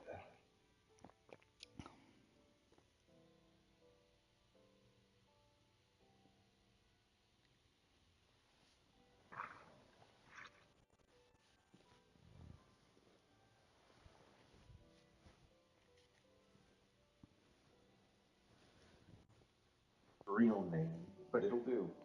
Now, as with most maximum security prisons, there are some genuinely sick people there. Murderers, psychopaths, rapists. You know, the kinds of people who can probably never be allowed back into society. A lot of people claim that it simply isn't possible to escape from this prison. And maybe they're right. I really hope that they are. Not because I'm afraid of the sickos they've got in the cells. I mean, I am. Of course I am. But even the most disturbed serial killing necrophiliacs they've got in there don't scare me as much as what they've got in their basement. I don't think most of the regular staff is fully aware of the prison's other inmates. I've heard rumors that some of the guards are aware something is up, but they either don't care or they know better than to ask questions. I imagine they probably think it's some government lab or something, running experiments that may or may not be entirely ethical on convicted felons. Some people would say that might arguably be preferable to the truth. They have your standard security procedures, of course. For starters, inmates aren't allowed to have Normal any shit. contact with each other. Some of them are not permitted to leave Yes, their so. cells, and those that are only do so under heavy guard. There are no common areas, there's no yard, and every inch of the place is under heavy surveillance. The whole basement complex is surrounded by 20 feet of reinforced concrete and runs deep beneath the prison itself. Digging your way out simply isn't an option. There's only one elevator that goes down into the basement complex of ASP, and it only moves if you've got a valid passcode and keycard. The snow is On actually top of helpful that, because it shows the you which elevator is squares you can monitored on plant one both on. ends. Oh, If anything goes yeah. wrong, the elevator gets shut Oh, down. look at the little Nobody baby. enters that Oh, it's a tunnel, baby wolf. and nobody Or leaves. fox. It's a You fox, may isn't it? wonder what requires Tiny. that much security. You might think that whatever's down there can't be human, and you'd be right. I can't tell you much about the organization I work for, but they refer to themselves as the International Fey Relations Bureau, or FRB for short. I legitimately do not know the overall scope of their work. They're good about keeping things quiet, but what I do know is that they deal with the supernatural. Monsters, demons, fae, gods. It all falls under their umbrella, and ASP is where they keep the ones who prove to be problematic. Most of the unusual things in the world are content to keep to themselves. My understanding is that there are far fewer of them than there Oh are no, I'm gonna have to gods, switch and to most one of of the my shit colleagues and I controllers agree soon. that they're certainly on the decline. It's why the FRB is eager to study them, especially those they have in captivity, and that's where I come in. Alright. I'll admit it. I took the prison job to satisfy my own curiosities. And I Despite gotta my pee, position as so a I guess it all consultant with works the out. FRB, I still had only fairly limited experience with the supernatural, aside from a few strange people I'd sometimes run into at their southwestern branch who most likely weren't entirely human. I'd never seen any of the research firsthand. The closest I'd ever really come was when my dad passed away, and even then, I never got a good look at whatever it was that killed him. I only knew that it wasn't, and that it wasn't an animal. That was what brought me to the FRB, and ultimately, what led me to ASP. I'd been reading about these things for years. I'd seen footage that most people would never get the chance, but I'd never actually laid eyes on anything truly supernatural. This job was my chance, not only to get my hands on dirt and interact with them, but I'd be learning about them too. Maybe I could even find ways to keep people safe from them. You can't imagine how exciting of an opportunity it was. It really did feel almost like something out of a dream. I'm sure that on my first day working at ASP, I was the only person walking into that dreary place with a legitimate smile on my face. I was met at the door by a tall and heavy-set man with kind eyes. He had a warm but tiny smile that seemed just a little out of place given everything I knew about Ashurst. Dr. Barry, he said, obviously recognizing me as he went in for a handshake. Welcome to Ashurst. It's nice to finally meet you. The name's Bob Hitch. The warden asked me to meet you here. It's nice to be here, I replied, trying to match his smile. He had an absolutely crushing handshake that didn't last for long. Well, I'm glad you think so. This wasn't an easy position to fill. Ashurst doesn't exactly have the greatest reputation in the first place. I'm sure you can imagine why. I've heard some rumors, I said as he led me inside. Bob flashed his key card to one of the guards in the front entrance, who gave him a nod. He turned down a sterile hallway, lit with fluorescent lights, and I followed him closely. A lot of them are true, he said. We don't typically deal with gin pop, but you'll still see and hear the job, I'm afraid. It can't be as bad as the inmates we're dealing with downstairs, I replied, half joking. Bob didn't seem amused. You'd be surprised and disappointed to know just how similar the two are, he replied. Up ahead was a barred metal door that we stopped in front of.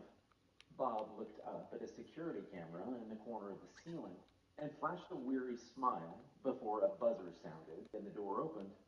We walked past a security booth where Bob stopped to show his ID to the guard there. Morning, Mikey. We've got some new blood with us today. The stone-faced man in the booth glanced at me before scanning Bob's ID. He didn't respond to Bob's comment before he buzzed us through another door that led to a steel elevator door. I assume you've been briefed on our security protocols here, correct? He asked as we approached the elevator. He scanned a different key card to summon it. I was, yes. The key cards, the concrete, the surveillance. Good. Saves me that part of the tour. He gestured for me to step into the elevator and pressed his thumb against the pad to be scanned before we descended. The Hey, ride down cobblestone, felt perchance? longer than it should have. Nope. Maybe it was just my nerves. You'll be joining our research team, working under Dr. Jason Hendricks. He's all right. For the most part, they observe the behavior of our inmates, although on occasion you'll be asked to interview some of the more talkative ones. Under supervision, of course. Some of the shit we've got down here is a whole new level of dangerous.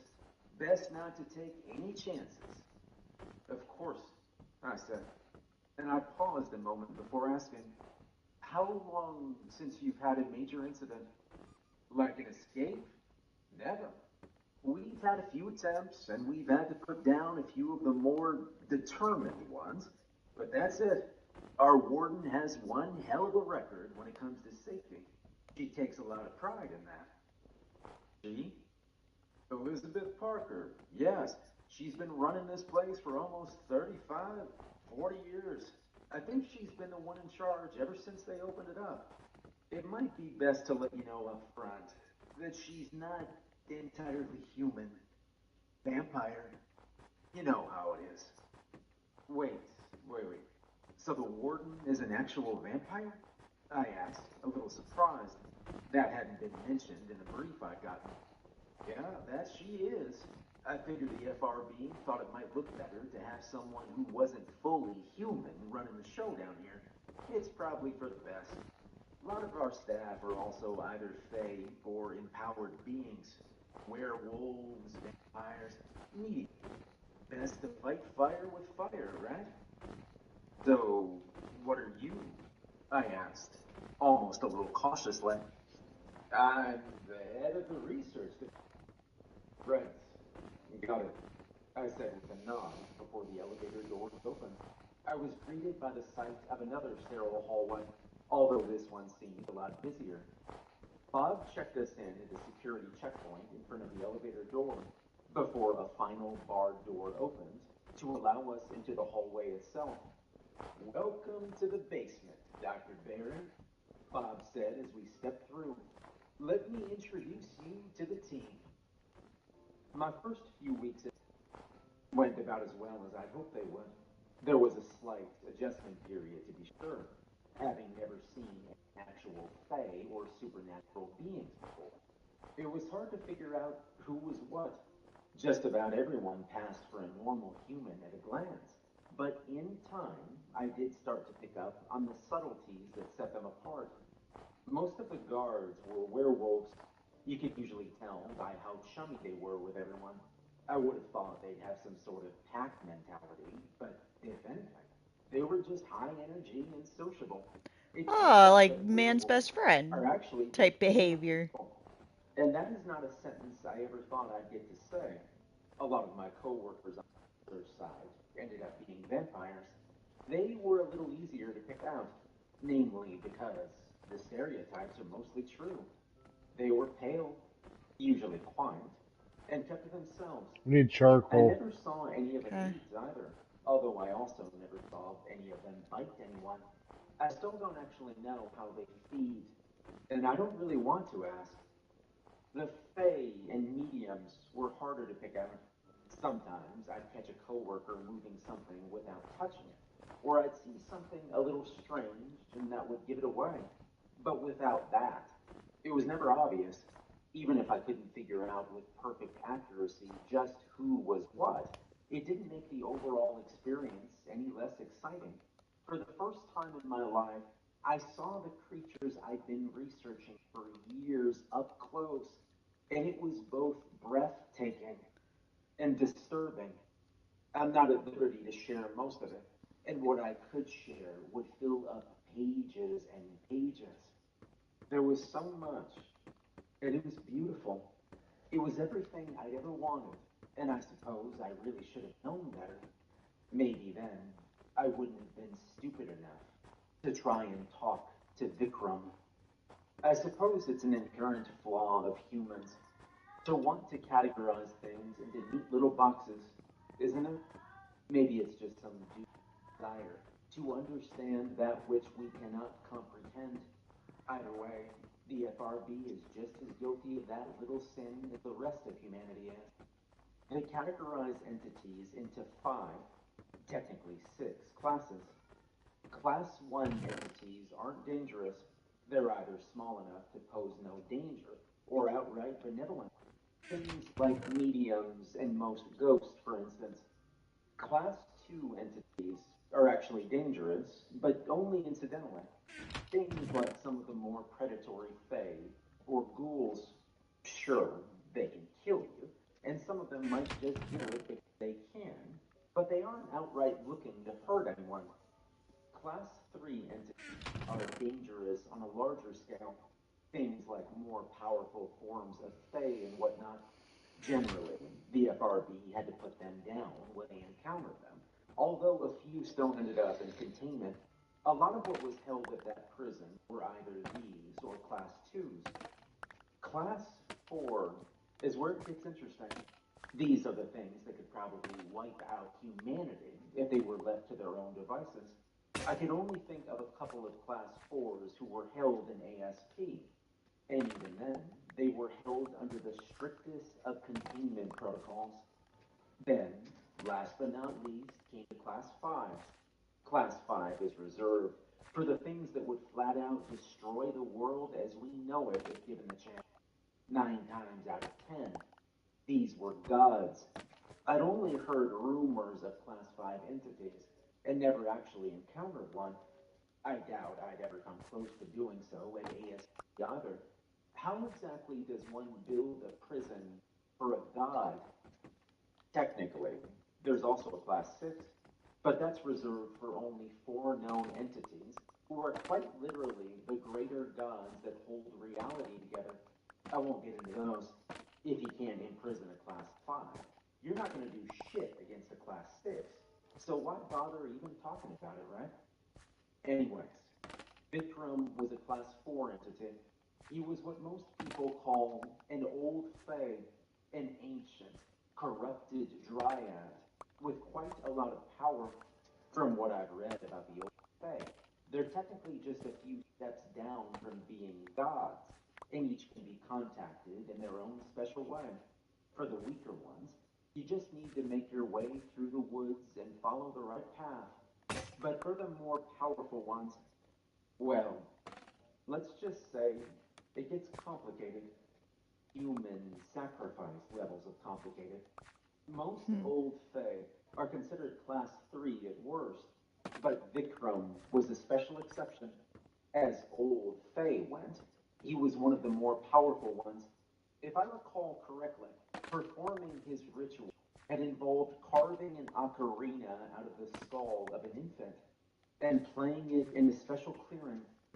He was brought into captivity after dragging a small town into whatever weird dimension the old fae typically hide in, and keeping them there for a few centuries just for shits and giggles.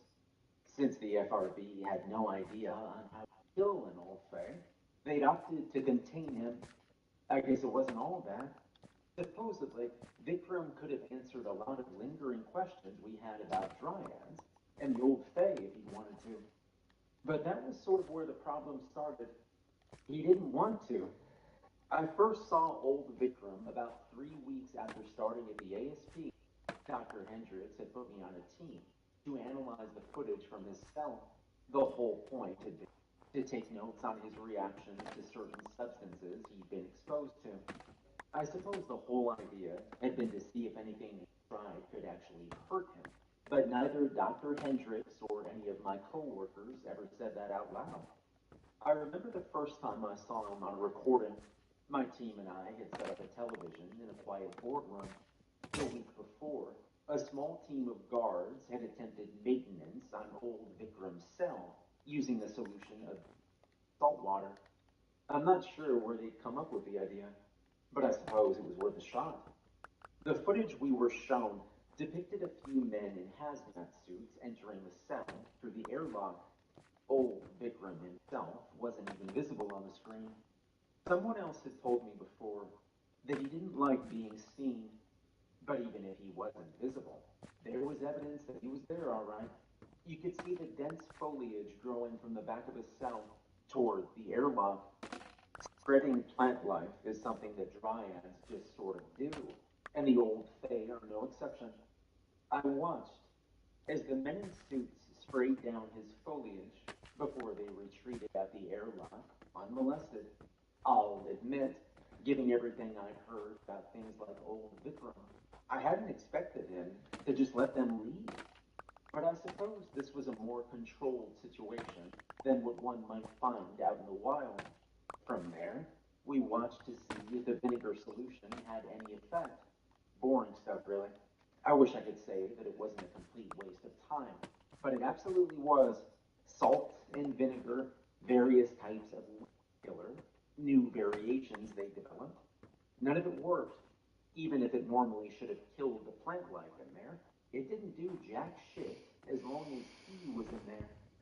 Old Vikram was content to ignore them, and they kept away from the back of his cell where he was hidden amongst the foliage. His camouflage was damn good, too.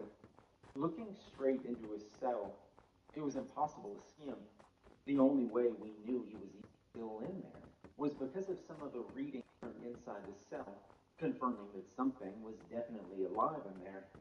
I remember it was after about a week of watching the security team waste their time and hours that I finally asked Hendricks the $1 million question that had crossed my mind. You guys ever think to just interview the big guy? We'd been receiving one of the last rounds of testing that had utilized a variant of Agent Orange that some idiot had modified to be even more dangerous, and I'll admit that my question mainly came from a place of frustration. What?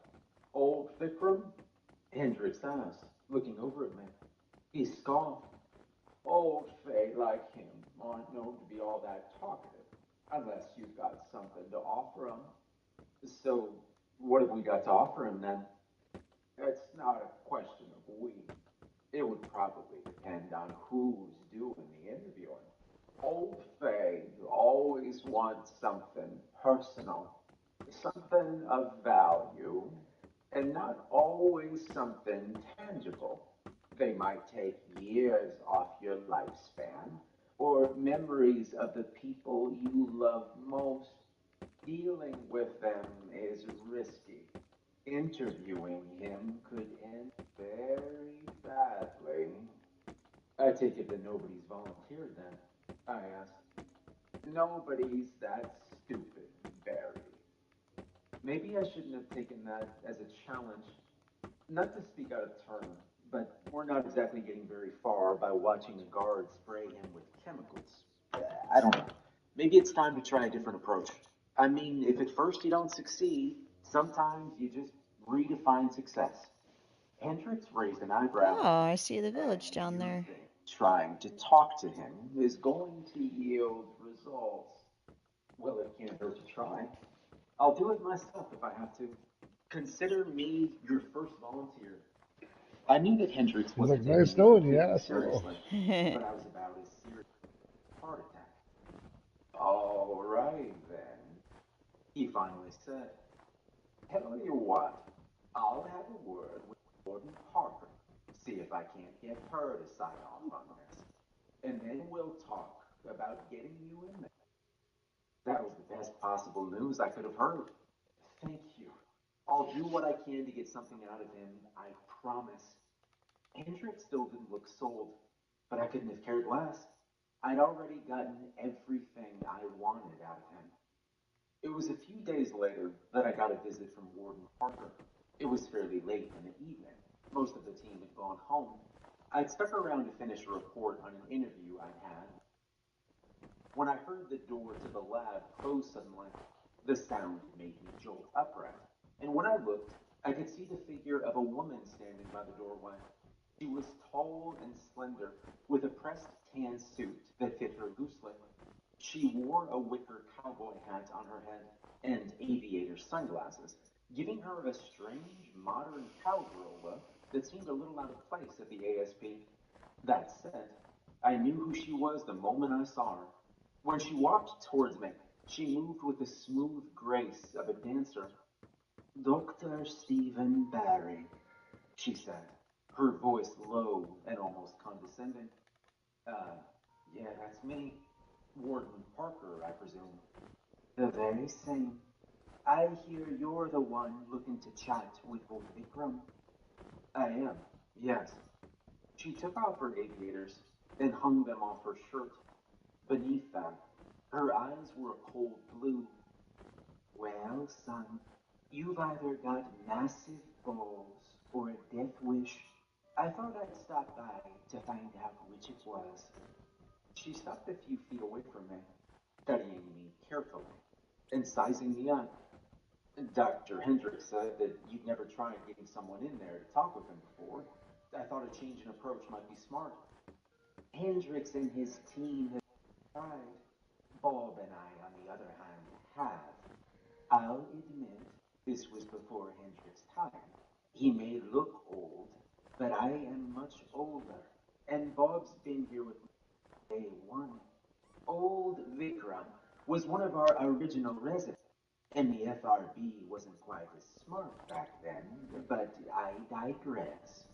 Someone's already tried to talk to him. It didn't go well. If you don't mind, may I ask what happened? The warden smiled, showing off gleaming white fangs. I was kinda hoping you would. Mind if I borrow your computer, Doc? She shooed me out of the way, and I gave up my chair for her. We were hoping to get some actual results, so we had everything reported. I doubt you'd have the clearance to access those files, but I do. Just give me a sec.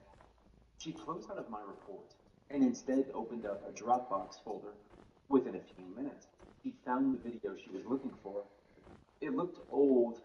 The footage was grainy and colorless, but I could recognize the image on the screen as Vikram's cell.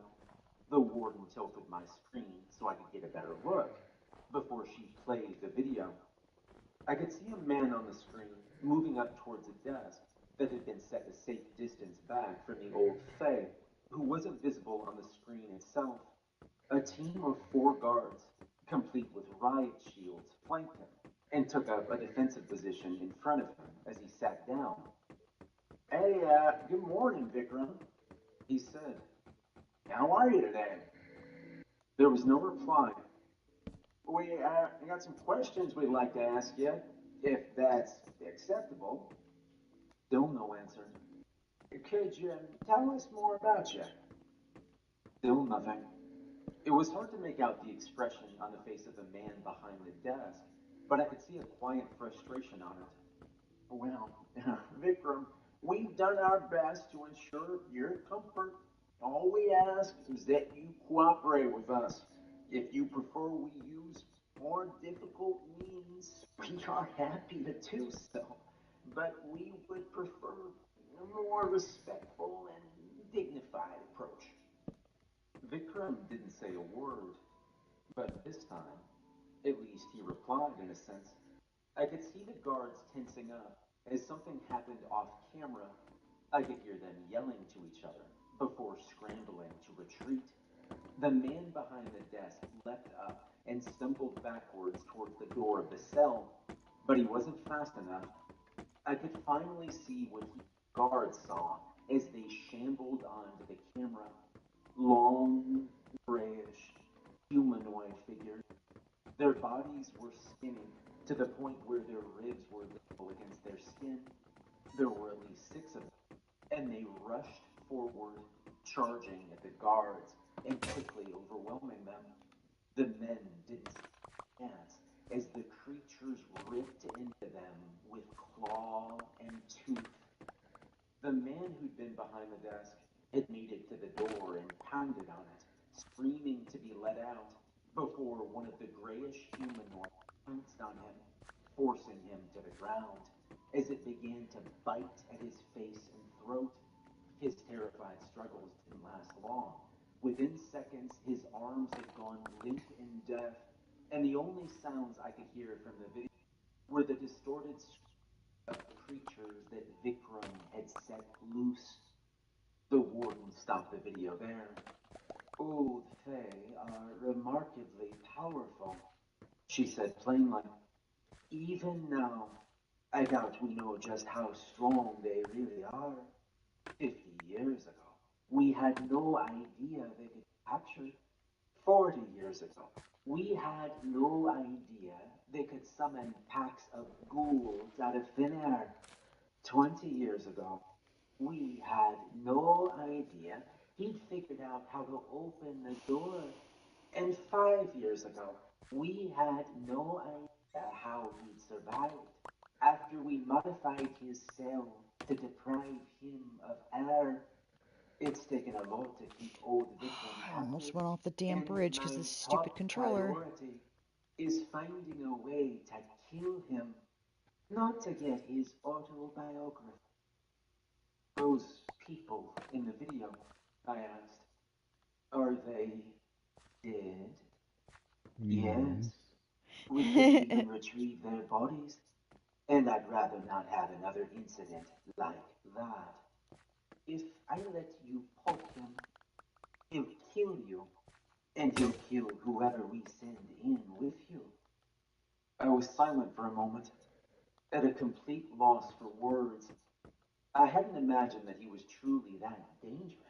I suppose maybe I should have known better, but what if I brought him something? I asked. Old Fae love boons, don't they? Maybe if I bring him something, he'll give me something you can use to kill him. What? By a method of execution off of the condemned, she said, raising an eyebrow. Are you crazy? I'm just trying to think outside the box here. If we give him something of value, he'll give us something, won't he? I could see the warden thinking it over. Unless you've got a better idea. It's worth a shot, don't you think? She just chuckled. You don't give up, do you? Tell me something, Doctor. Why do you want to get in there so badly? I just want results, I said. I came here to study things like him up close and personal. And if I can help with this. The warden studied me quietly for a moment before deciding that my answer was good enough for her. She closed the video and got up. All right then.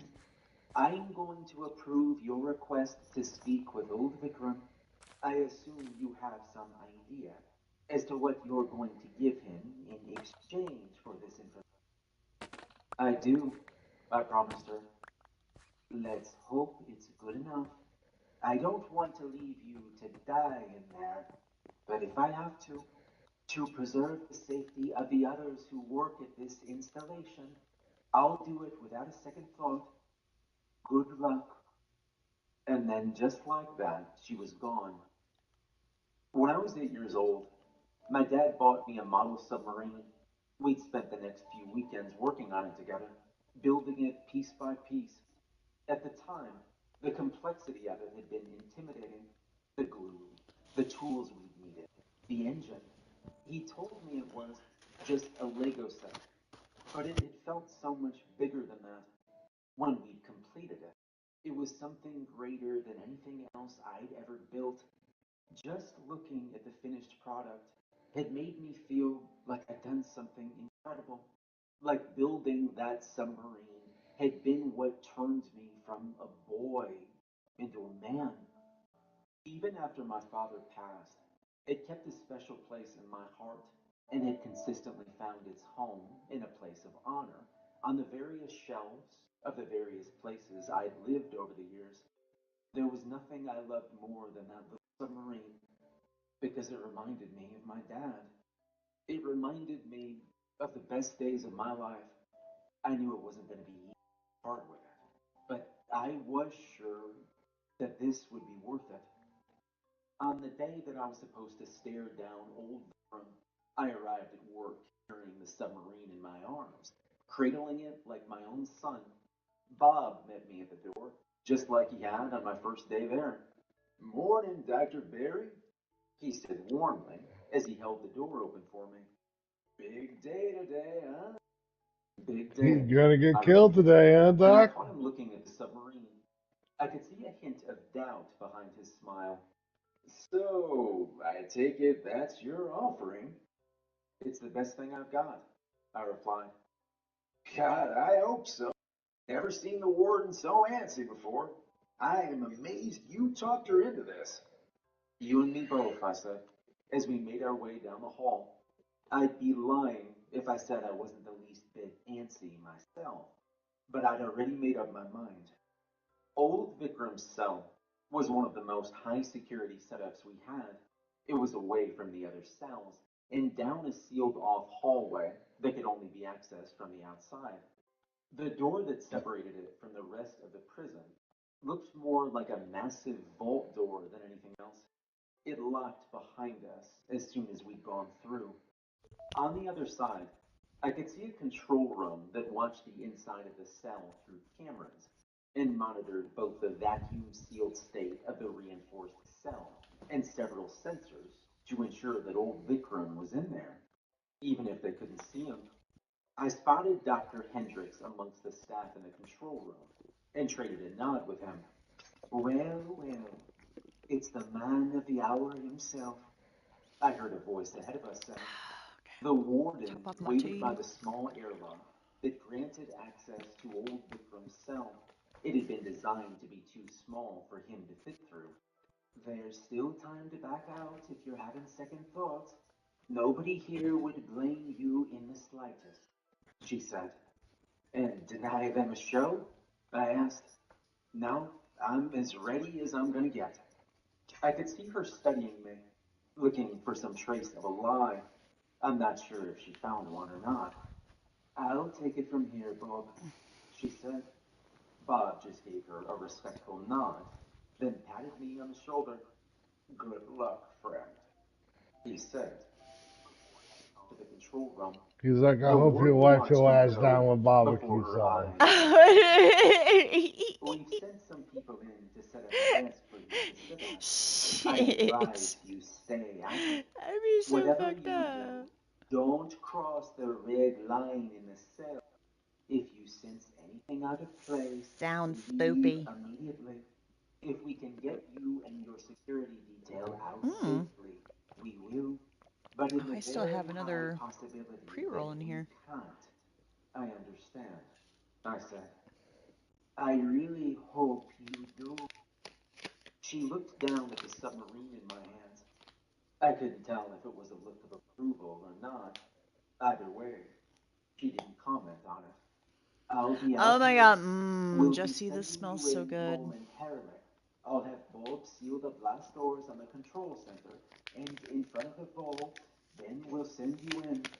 If things go bad, we'll have to vacuum Oh seal god, the sucking cell on the tip again. of this tastes And good. if That's necessary, what she said. freeze it. If it's any consolation, it'll kill you quickly, assuming you're not already dead. Hopefully, I'll see you on the other side. But if I don't, it was nice knowing you. Likewise, ma'am. She cracked a small smile before gesturing to a group of 8 guards who'd been lingering nearby to join me. Just like the ones in the video, most of them were equipped with riot shields, although I spotted 2 men with full-on flamethrowers. An alarm sounded as large metal doors closed over the entrance to the control room and the vault that led to the prison. My guards took their places by the airlock and entered further. The warden watched Take a sip of quietly my coffee. before nodding at me to go inside after them. The door of the airlock closed and sealed behind me with a hiss, and I could feel the air around me change to become colder and more humid. The first thing I noticed when the airlock opened was the smell. It was moist, earthy, and a little So sour. moist. My security team fanned out around the It desk that had smelled been so set up moist. and took up their positions. Once they were there, one of the men with the flamethrower gestured for me to join them. I'd never actually seen the full scope of old Vikram's cell before. All I'd seen was the video taken from one of the cameras in the corner. It seemed so much bigger in person, like a school gymnasium.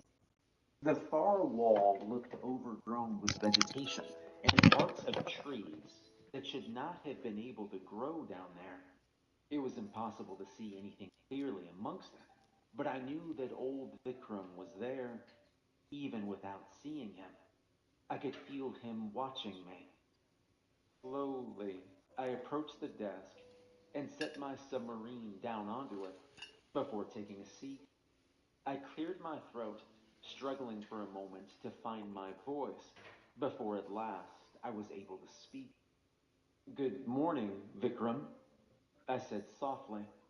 I've come to you with an offering, something that means everything to me. I'd like the opportunity to speak with you, if you'll permit me that. My voice echoed off the walls, and at first there was no response. I only stared Damn, ahead this at the grew dimly fast. lit wall of vegetation, looking for some sign of life or movement.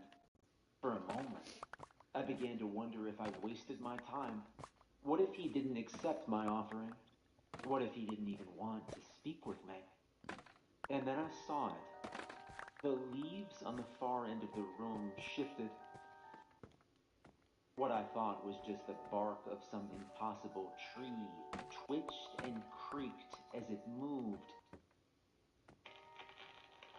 At first, it was impossible to make out the shape of its body, limbs that seemed possibly long, detached from the wall.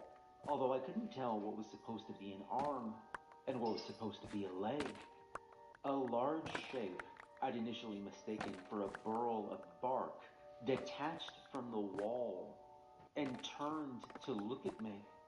In the low light, I could see a skull-like face on it with pale, beady eyes that watched me closely. Offering. How very quaint. A voice hissed as old Vikram revealed himself. His body seemed to be made of twisted, gnarled wood with branches and leaves jutting off of it. His limbs seemed impossibly thin, and yet he carried himself on all fours like a predator. Too long has it been since one has offered tribute, and never before has one of your kind offered it. I could hear the groan of creaking Did you get wood your in his charcoal? voice as he surveyed me and my guards, seeming almost amused by the sight of them. So I just realized we don't have any regular trees around here. What is it that you seek? Just to learn, I said quietly. More about you. More about your kind. So coy are you. Very well. Your offer is accepted. Too long has it been since I've had someone to talk to. I pushed the submarine towards the edge of the desk and watched as old Vikram outstretched a gnarled hand to reach for it. I could see my security team tensing up, anticipating an attack, but they held their fire as Vikram took the submarine. As his fingers closed around it, I could swear that I saw grayish flesh in between the wooden carapace on his hands. It had a sickly sweet, moldy smell to it. What was it you wanted to know, human? Ask. Let's start with the old Fae like you. What are you, exactly? Where did you come from? Where? From the earth, as all things are. Even you. We are those who survived you. We are those who sought refuge from your kind, moving into deeper and darker places, adapting to it as need be. You were seeking refuge from us? Need I explain why? Our kinds have never been fated to live in harmony. In generations past, you heard us. You told stories of us in reverence and dread. You avoided the wood that we claimed as home. And then as time moved on, you changed. You pushed deeper into our homes, fueling your own development, your own growth. Perhaps in time you shall fear us again, and we shall retake our place as that which you fear. We shall see. So, we were killing you off? I asked. How? We can't seem to destroy you now. You think yourself clever? We've only just begun, and now you've shown your true intent. Typical of a Lay human. those planks down. I and those like me have surpassed death. My heart is gone away, far from here, and so I shall not die. Cute little foxes. Not Just to you. trailing Your in front of efforts me for some only reason. waste your time, I shall confess. I have enjoyed this unending life I have earned, even locked in here by you and your kind. Excuse At the me, very fox. least, My future is assured, unlike your or your Stupid father's. freaking. I caught Don't myself do that, you tensing damn up. controller. It shouldn't have surprised me that he'd mentioned my father. I'd given him something so important to our relationship. But the very mention of him caught me off guard all the same. My apologies. I know you miss him. Vikram crooned. I imagine you'd give anything to see him again. To say goodbye, wouldn't you? I hesitated before finally answering. If I ever had the chance. Yeah, maybe. I knew I was playing with fire. I knew that. I'm not sure what I was thinking, even bothering to humor him like that, but I did it anyway. All it would cost is a few years. You've been so kind as to humor me with some conversation. I can be generous. A few twilight years for a chance to say goodbye. My gift to you. I knew it was a mistake. I knew that. But looking at the thing before me, I figured I had nothing to lose. All right, I finally said. Take what you need. I was sure I saw a gleam in Vikram's pale eyes. He turned away from me to lope back towards his wall. Very well, then. From the leaves he'd left on the wall, I could see something move. Something in the shape of a man shambled out, stumbling on unsteady legs like a foal. Even in the low light, I recognized its face. It was my father. I could hear Vikram chuckling, a low, ominous sound that filled the room. The thing that was my father approached us on unsteady legs, its skin grayish and pale. I could see it studying us before I heard an alarm.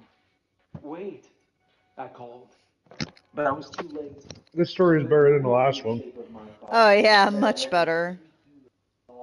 and made a charge for one of the nearby guards. I'm just It making a hot crashed against chocolate. his rider, Ooh, clawing at that it. sounds The good. Well, I mean, several more creatures just like it's that time of year. all It's with starting to get my chilly. It's father's like It perfect face, hot is getting Coca-Cola. chilly. emerged from the Yeah. brush and charged for us. One It of was the just guards crazy with a waking up this flamethrower morning. I was opened like, fire, oh, it's a little setting chilly in ablaze the here. creatures. And then I As I looked at the stumbled thermostat. back, I'm like, oh, it away looks like from it's my time to turn on desk the heat. and through the door of the airlock, two of the guards who'd accompanied me Oh, covered did you me, get your coming charcoal? in with me as the rest put Yeah. down the twisted Okay. monsters that Vikram had summoned. His So I was just laughter echoed off thinking, the we don't hall, have any regular trees cold planted in and this menacing. area. I should have known better. I The mean, dirt. warden says I'm lucky that I'm still alive. Oh yeah. I know she's right. I had a moment of weakness, and it nearly got me and my security team killed. Delicious Coke. I'm gonna have one Thankfully, of my joints. aside from a few injuries, I just nobody had. died. Only got one I think left that's after the that one only for reason I tonight. wasn't fired. I just broke into That, and the fact the that I other, really did because get I got a something out of 2-pack of old the Vikram. ice cream cake He'd and mentioned his heart. pre-rolls. Oh my god, it smells He Yep. so hadn't good. said much, but he'd said enough. I Maybe can't if we believe I find got it at that the fucking heart, corner we store. can destroy it, and we can kill him. I It's never just thought in my weird, lifetime I'd be but it's buying better weed than from the nothing. corner store. Now all I need is something to offer old Vikram, so he'll tell me exactly where to find it. No matter what type of severe asthma you have, Spire can help you have fewer asthma attacks and breathe better. Okay, Spire I is an think add-on I've got treatment for enough. people 12 and over. I got a few more planks to lay down. Spire if you're allergic to it. Allergic reactions may occur and can be serious. Got a big farm ad. Yay! Unless your doctor tells you to. Tell your doctor if you have a parasitic infection or your Tell asthma. me we don't got one of Parasitic, those. but yeah, I know, Thank right? fucking Christ. Thank fucking God, yo. That's just bad. I made some mistakes. I should have known better before about that creature's mouth. But when you brought up my It's just I father, see ads for I guess I certain can pharma search the stuff, walls and I'm behind just Vikram's like, closet window. It's e. not a mistake I made Okay. the second time. My name is Dr. Oh, I've got some torches if any need to be laid down. That we'll call Asher State Penitentiary, since I legally can't disclose. Like any Superman, it's got its fair share of psychos, but I don't deal with them. No, I work in the base. Literal fae, sirens, werewolves, mimics, vampires. We've got them all, and we've got the worst of the worst. There's a certain measure Must be of part of the danger series. inherent to any of these creatures. I But like the this. ones It's that like are the what ones if that we can't allow to exist out in the world. culturally They'll historical reach monsters were five. enclosed It's in a because we prison, either like, can't kill them, or they're too valuable. vampires, werewolves, Only like, victory run the whole for one gamut. of the ones who we couldn't kill, namely because What we the didn't fuck are have Fae? I've never heard of, I'm thinking the or I little mean, I've heard of the information I name, but did get I'm off not familiar A with that type fae of is a creature. very generalized overviewing term, just like you would under the call guise of the judgment. kingdoms, the plant and Just animal for that, kingdom. I doubt Fae I'll Oh. get to continue my is work any with him mythical anytime creature soon. of the I earth didn't or try, of existence course. from I requested a second opportunity from you know to interview old elementals like a but genie Gordon Parker shot and it down. I don't blame her. pre-existence entities, all So, the like, way up fairies. to a Would little fairies... brownie or a lawn gnome. So, like, Yeah, or a fairy. fairies... Yeah, fairy, Yeah. Tinkerbell. So, Yeah. like, fairy... Like, trying to think. You know what I'm thinking... brownies are? Yeah, well, I've seen the movie Willow. Are they like the tiny... Oh, Are they okay. like halflings? Kind of. Well, they look like lawn gnomes and they do yard work and they do like housework for you. Is a siren named Kayla. Because I know They like tobacco and halflings... butter. They don't like to eat healthy, but they like cigarettes. They seem pretty cool. Oh my god. Boy, that's why I've been saying that I want to try out Baldur's Gate 3, and I think that would be fun to play as a group because they've got all these different type, like when you choose your own character, they got all Is it these out different now? races. Yeah, it's out now. I have to It's look like at some trailers. it's like the closest we're gonna get to like a virtual version of a tabletop D&D game. Because, like, you can create your own character, there's a whole bunch of different races, a whole bunch of different classes to choose from. Didn't get my blood pumping just a little. And the cool thing is, it's turn-based. And Halo was no exception. So I think that could be fun as a group trying to strategize, like, enemy encounters and stuff. She'd usually leave the top buttons of her plain gray jumpsuit undone to show off some cleavage. Yeah, it looks, and it's a beautiful game too. The visuals in it are absolutely stunning. She was the kind of girl who most people would. And I've been hearing nothing but good things about it. So, yeah, definitely check out the trailer to it. Without protection, you would do anything. You see, sirens have a few very unique traits. First, I know what a siren is. they can manage on land just fine. But they I've seen the seventh voyage of Sinbad. they'll dry out and die. Their second unique trait is just how adept they are. Funny enough, there was this one sci-fi game I remember playing on the Genesis. My dad played it called Star Control, and there was a specific type of ship that was controlled by a siren type. But making direct eye contact with a siren can have a certain effect on a person. Just a passing kind of similar to a succubus if you think about it. Whatever they say. It's not exactly foolproof. Some people can resist it. Others crumple like paper. And there's always a limit to just how far they can push someone. It always varies depending on how They have strong different that aims. person is. Like a siren, I think of it more like just a simple lure for a predatory animal. I don't think that deep about it. Succubus wants your semen. Well, I thought that a siren was a female type of creature that draws people in or drives them crazy, something like that. I can't remember. Draws them into their death. It draws them into their death, yeah. Because I remember there was a scene in the seventh voyage of Sinbad where Sinbad's crew almost got destroyed by sirens. Precisely. As for the third unique thing about sirens, they're herbivores, which means they need fresh blood in their diet to survive. 9 times out of 10, it ends up being. I don't know if I took your bed, so make sure you make a spawn point on this thing. Okay. Kayla had said to me once, it was during one of our routine interviews. And she was avoiding my questions as per usual. I'm going down to the You know village. about the Okay. Valley, right, Doc? I'm Should I aware rob of him? it, I said. Why? I mean, if Somebody they've once got told some, me that if they've humans got are some the good only shit, why ones who not? We could experience always, we They could probably always got do. mediocre some shit. We animals could are always do. supposed Yeah, to that's look like true. animals. Because I Ooh, was there's like, terracotta right Like there. See decoy that red? bras or something. Bam. You I'm gonna don't go get usually that. get Do that do I have with a humans. pickaxe? ooh, I like Yes, the I do. tops of Usually, these village then to your village point huts. is, well, according to the theory I heard, at some point humans learned to fear things that looked like them, but weren't them, and that was a valid enough fear that it was passed down through the generations. But of course, that then raises a very important question, doesn't it? Just what was it that you people were so afraid of? Does your theory have any suggestions as to what the thing was? I asked. Nah, but I think I do. She leaned in towards me, grinning from ear to ear like the cat that ate the canary. I think it was us. They, monsters, whatever the hell terms you folks use. I mean, if the shoe fits, right? We're your only natural predator.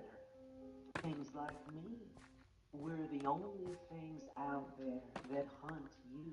Oh, I've heard that stock music My used breath in froze a little. Disturbed I need Realities to know what videos. she said. What? And she watched me. Oh, the music I hear in the It's background? possible. That's stock. That's Maybe stock music I've compromising heard with your in interpretation of the things background of is that we're Disturbed looking Realities closely into videos. several of your kind. Do you And know there's the whole no SCP thing? predator-prey relationship there. SCP. Oh, Oh it's my. something Are you containment. talking all sciencey to me now? Yeah, those are fun Yeah, too. I've Is it heard. a I've heard partial of it, but I was hypothesis? like sitting here thinking, what is that Even supposed? might Is it say supposed to be like away. Slender Man? But me, I'm one of the few who still remember what I am. What I've always been for the past 500 years. And look what that got you. I imagine that kind of attitude is what led to your excommunication from your former community Yeah, and speaking of subsequent these rampage across the mythical province type of of creatures, Ontario, or well, where you supernatural killed creatures in general, 30 have you people. ever seen the show Kayla Kolchak the just Night scoffed Stalker? and leaned back in her chair. What is Oh, it? I told you. I don't Kolchak remember the how Night many there were. Stalker. No. As for where you Oh, put the that's a good bodies, show from the well, 1970s. that's my little secret. It's about a reporter I never that asked about the does bodies. like gets into We've these been case through this involved in dance these before, cases Doc. and with like You were certain that different types snowed of in, huh? monsters. She absentmindedly This pushed was her like empty cup before on the X table. Files, basically, I but only it asked follows a because you'd journalist as like to give opposed the to families FBI of your agents. victims closure. You can respect that, can't you? It's got the dad Honey, from I Christmas don't Story in do it. happy endings. Although for you, I might make an exception. She cracked a small grin, exposing a row of jagged animal fangs. How about you slip into my cell one night? I promise I won't tell the guards. That's a generous offer, but I'll pass. My watch beeped and checked it. Our time was up. I collected my notes, and Kayla sighed. Aww, is our 30 minutes up already? Same time next week, Doc. Have a nice evening. She Oh, just what the chuckled fuck and was departed. that?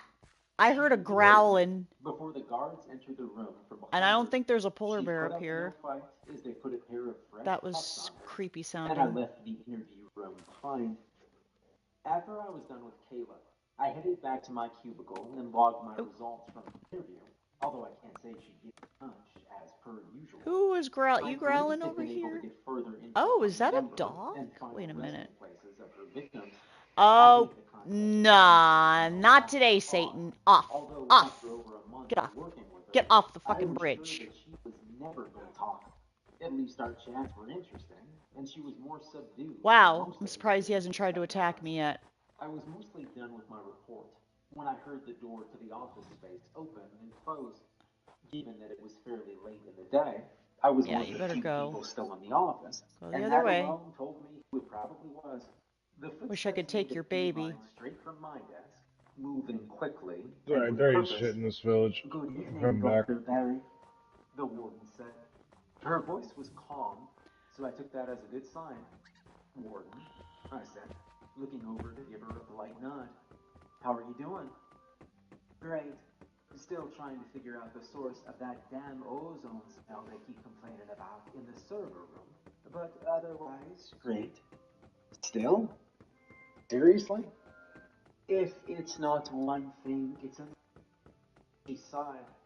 I assume you're logging in the results of your siren interview, correct? Yes, ma'am. And after that, I'm out for the evening. The look in her eye told me I wasn't about to head home.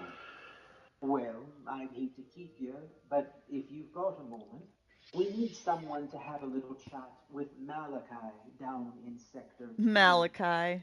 I knew Malachi. He wasn't on our usual rosters of interviews, but I've dealt with him before. He was a vampire, a very old and ornery one, too. As far as we knew, he'd been kicking around since at least the time of Emperor Nero, and he could have been much older. He wasn't usually one for conversation, so there was really no way to tell for sure. What kind of chat? One of the guards caught him reading something in his cell yesterday. Yes, she said. Hey, She boy. slipped something out of her pocket and placed it on my desk. Looking at it looked like a crumpled up piece of toilet paper. Something had been gently scrawled on it in pen, but I couldn't make heads or tails of it. The language wasn't one that I recognized. Found this in Malachi's cell? I asked, frowning. This and a few others. Looks to me like he's made a friend. We've been running checks on various cells while the occupants were otherwise either subdued or out.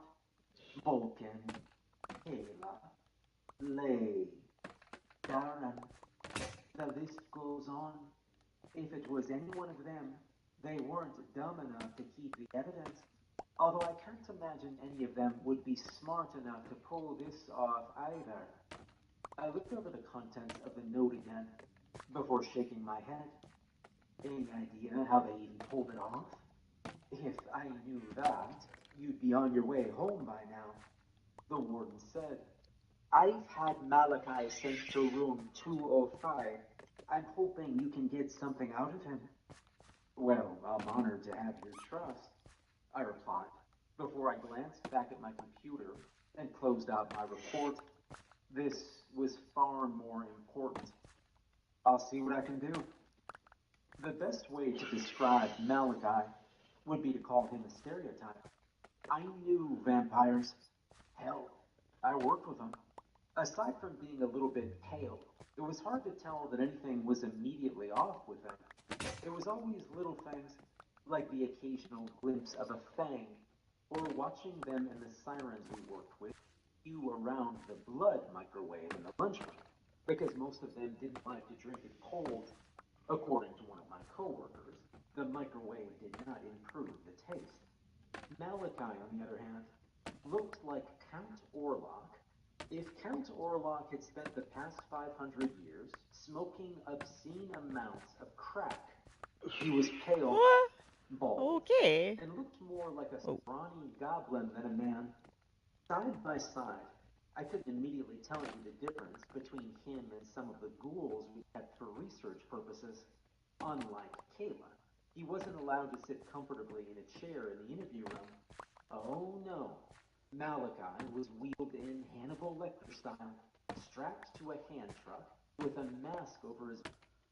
Security would have put him in a straitjacket too, if he wasn't capable of tearing his way out of it.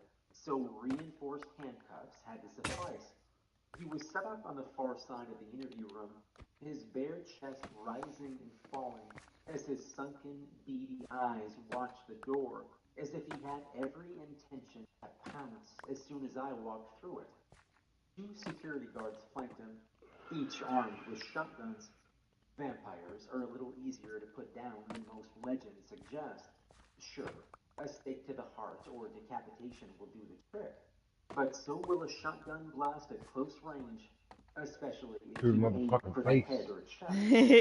The warden walked with me to the Into observation the room, jungle, folding motherfucker. her hands and set eyes upon that wretched You're gonna face. die. I could see the clear look of disgust on her face. They also How hate much time do you chainsaws. think you'll need? I'll start with 15 minutes and see how it goes, I replied. I took a deep breath before moving towards the door. I could feel the warden watching me as I went through. Instead of moving Horror directly movie fans into are the fucked room up. with How are you gonna defend Malachi, yourself? the Chainsaw. second he saw me, Really? That's your I number could one see way his you're gonna go, huh? breathing Yes, getting heavy, chainsaw. Yes, chainsaw. Hear you a mile away. Don't I care. could see his Chainsaw. cracked lips curling into a Chainsaw manic saves, grin. yo. Hello there, Is Doctor. that- Late night tonight. His voice was about as skeevy as yet. He sounded more like a strung-out drug addict than a vampire. I took a seat at the desk and set my clipboard in front of me. Good evening, Malachi. You're looking well. Well, I'm looking well. You lock me in this hell, starve me for decades, and then you tell me I look well. Funny. It's your own fault you're in here, Malachi. And for how much longer? A decade? A century? Or does that scheming whore intend to keep me locked in here forever, feeding me tainted blood until I finally die? You want to know how I feel? Sick to my stomach, in more pain than I've ever been. And then, of course, she decided to wheel me out here to harass me one last time. His beady eyes shifted towards the two-way mirror behind me. She's watching me, isn't she? She's hiding behind the glass. She's just like hiding she behind the always is. glass. Sipping on Oh fresh my. blood, no doubt. Talking my pain, reveling in her so-called victory. Hello, Elizabeth. How does it taste? Okay, let's focus, shall we? Send the whore in. Have her ask me her I like this questions guy. face to Yeah. face. Said the whole in. Warden Parker is preoccupied right now. You're dealing with me, Malachi. Now, why don't we get to the matter at hand? The messages we found in your cell. Malachi spat onto the desk. Go and get the whore then. I'll speak to her, not to anyone else. And just like that, I remembered why I didn't like dealing with this guy. I've got a special message for Elizabeth Parker from William Carrington himself. I'd appreciate the opportunity to deliver it to her before he shows up to rip her pretty head off her shoulders. Is William Carrington the one who sent you these messages? I asked. Hardly. He's not a man and would not waste his time on the likes of me anymore. I'm already dead. Besides, I have other friends. Two old friends. I think you might like them, Doctor. Why don't you tell me about your new friend? I said. What kinds of things do What you the two fuck? talk about? You killed those You are foxes. very You nosy, big aren't you? beast, get the You fuck off my stripped me of bridge. my dignity, starved me, and now you feel the need to revise my personal That correspondence. polar bear just killed those Where does foxes. it end? The FRB has been very accommodating to you. Polar bear Ever just since killed you that were fox, so I taken into pushed him off the custody. fucking That bridge. you Little chose shit. not to consume your blood rations is not the fault of the Seems like faculty that really here, bothers you. nor is it the fault of Warden Parker. Kid's blood. Malachi snarled. Plus, I was stroking also the thinking, well, fold if he got of his aggressive safety with the string. fox, he's probably gonna get The aggressive with guards me. raised their weapons, ready to shoot him if need be. So, preemptive strike. Can smell it. Disgusting. Rotten swine blood. You can't even be bothered to let me drink from the source where it's warm and alive. What does Elizabeth drink, I wonder? That same swill? Or does she trounce about outside? taking home prey to feed on in private. The dining habits of Warden Parker aren't what we're discussing here, are they? Have you ever asked her if she'd like to sink her teeth into you? I'll bet she's fighting back the urge to take a bite every time she sees one of you walk by her cozy little office. I can almost sense the warden's rage growing stronger behind the two-way mirror. I had a feeling that Malachi could too. If it's human blood you're after, then perhaps we can make a deal. How about you give us a little more Oh information boy. on Oh, your we friend, got big boy on the and then we'll put bridge. blood on the table.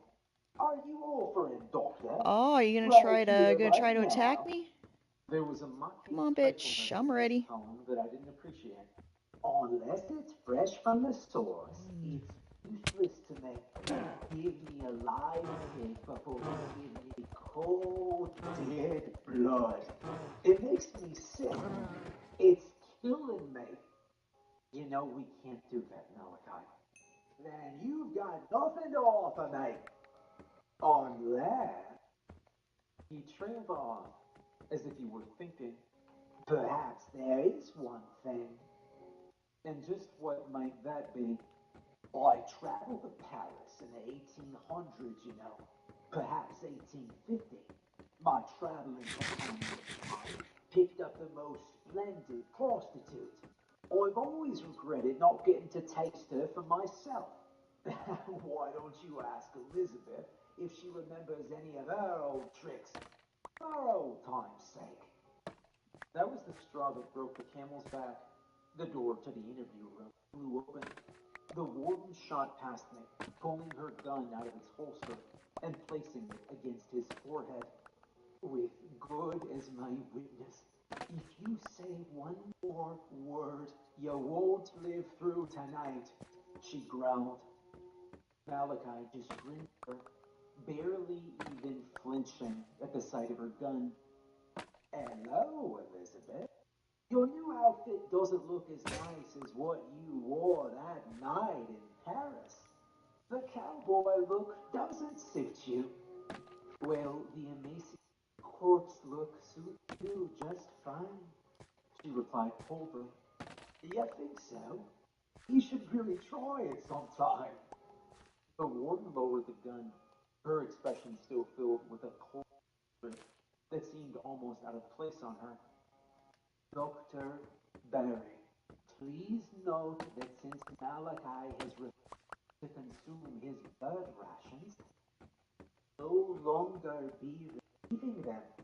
I'd also like to put in a formal request with Director Amanda Spencer for his termination. I quietly took note of what she'd said as Malachi continued to stare her down. Termination? After all this time? You've become a security risk. You can either cooperate, or I'll personally have you executed. Final offer. He chuckled before shaking his head. Well, at least it's a way out. A bullet to the head might be far more merciful than the sickness you've given to me. So for that, I'll have to thank you. Farewell, Elizabeth. It was nice seeing you again. The woman just shook her head before turning away from him and heading back for the door. I got up and followed her as the guards prepared to wheel Malachi out again. That could have gone a lot better, I said, once we were back in the observation room. Perhaps, at the very least, we'll soon have a cell free, she replied plainly. You're seriously just going to execute him? As a matter of fact, I am. As I said, he's a security risk.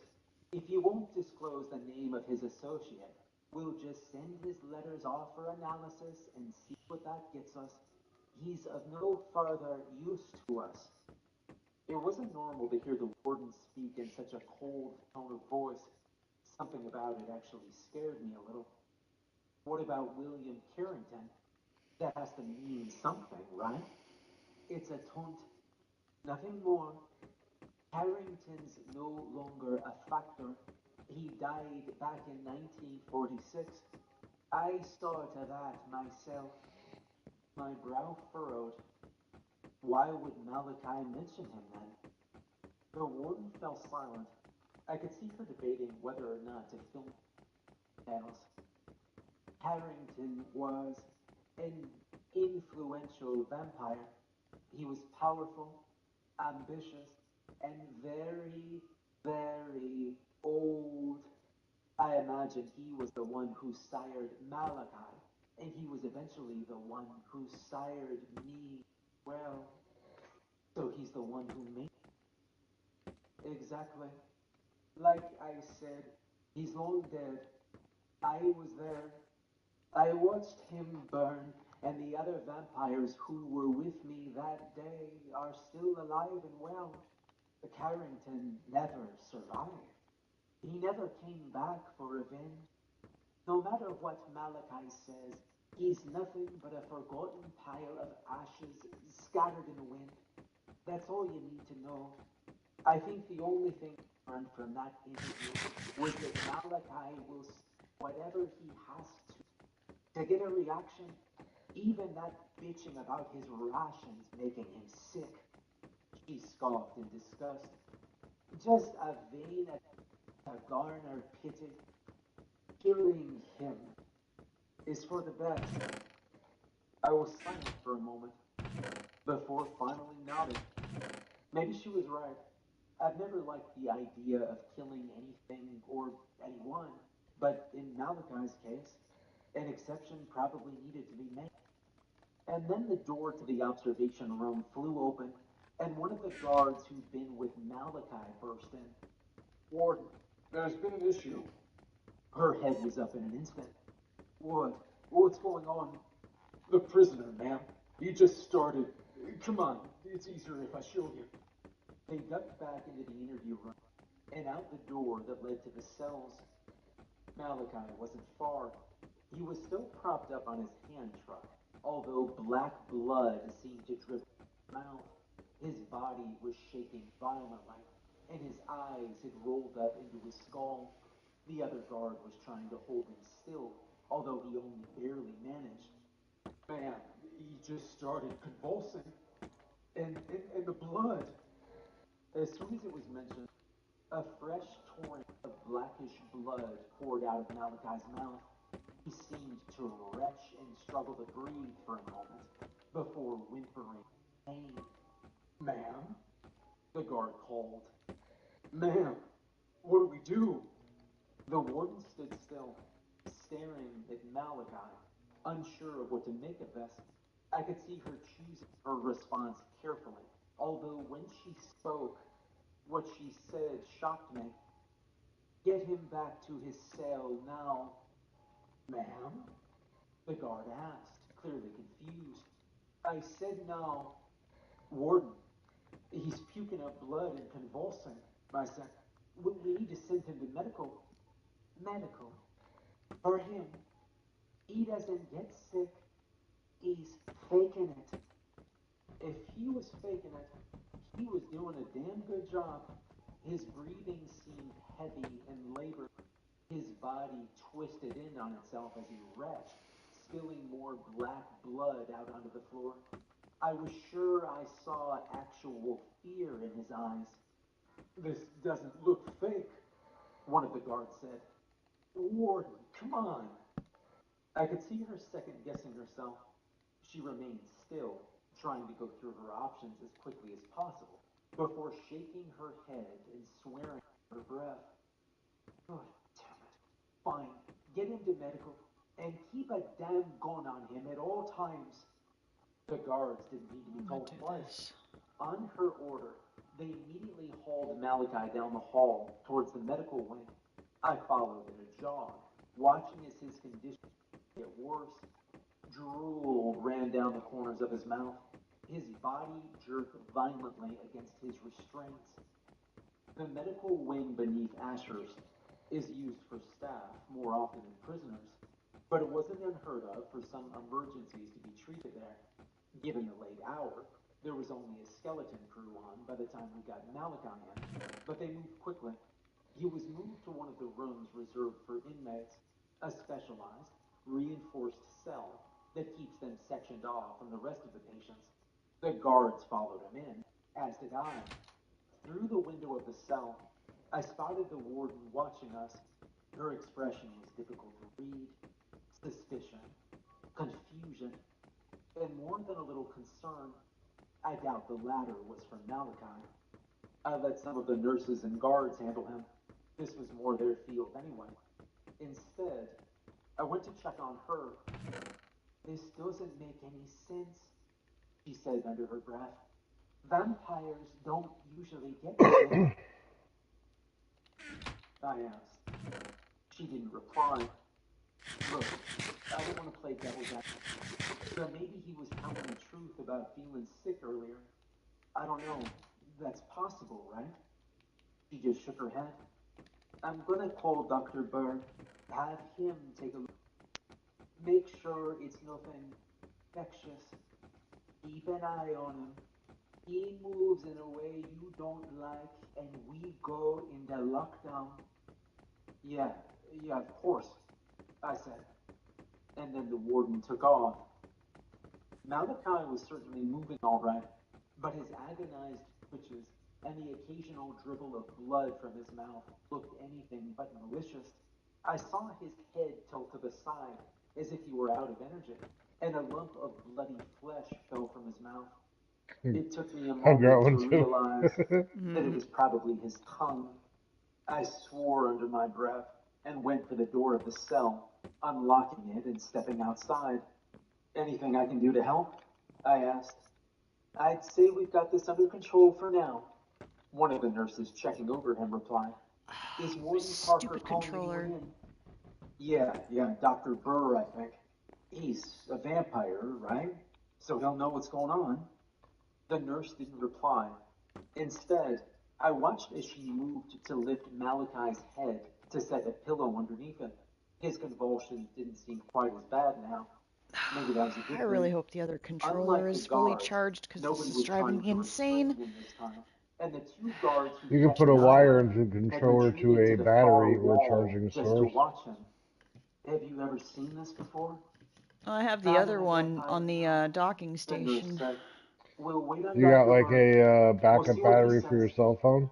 She looked up to speak to the other nurse in the room, although whatever she was going to say, she never got the chance.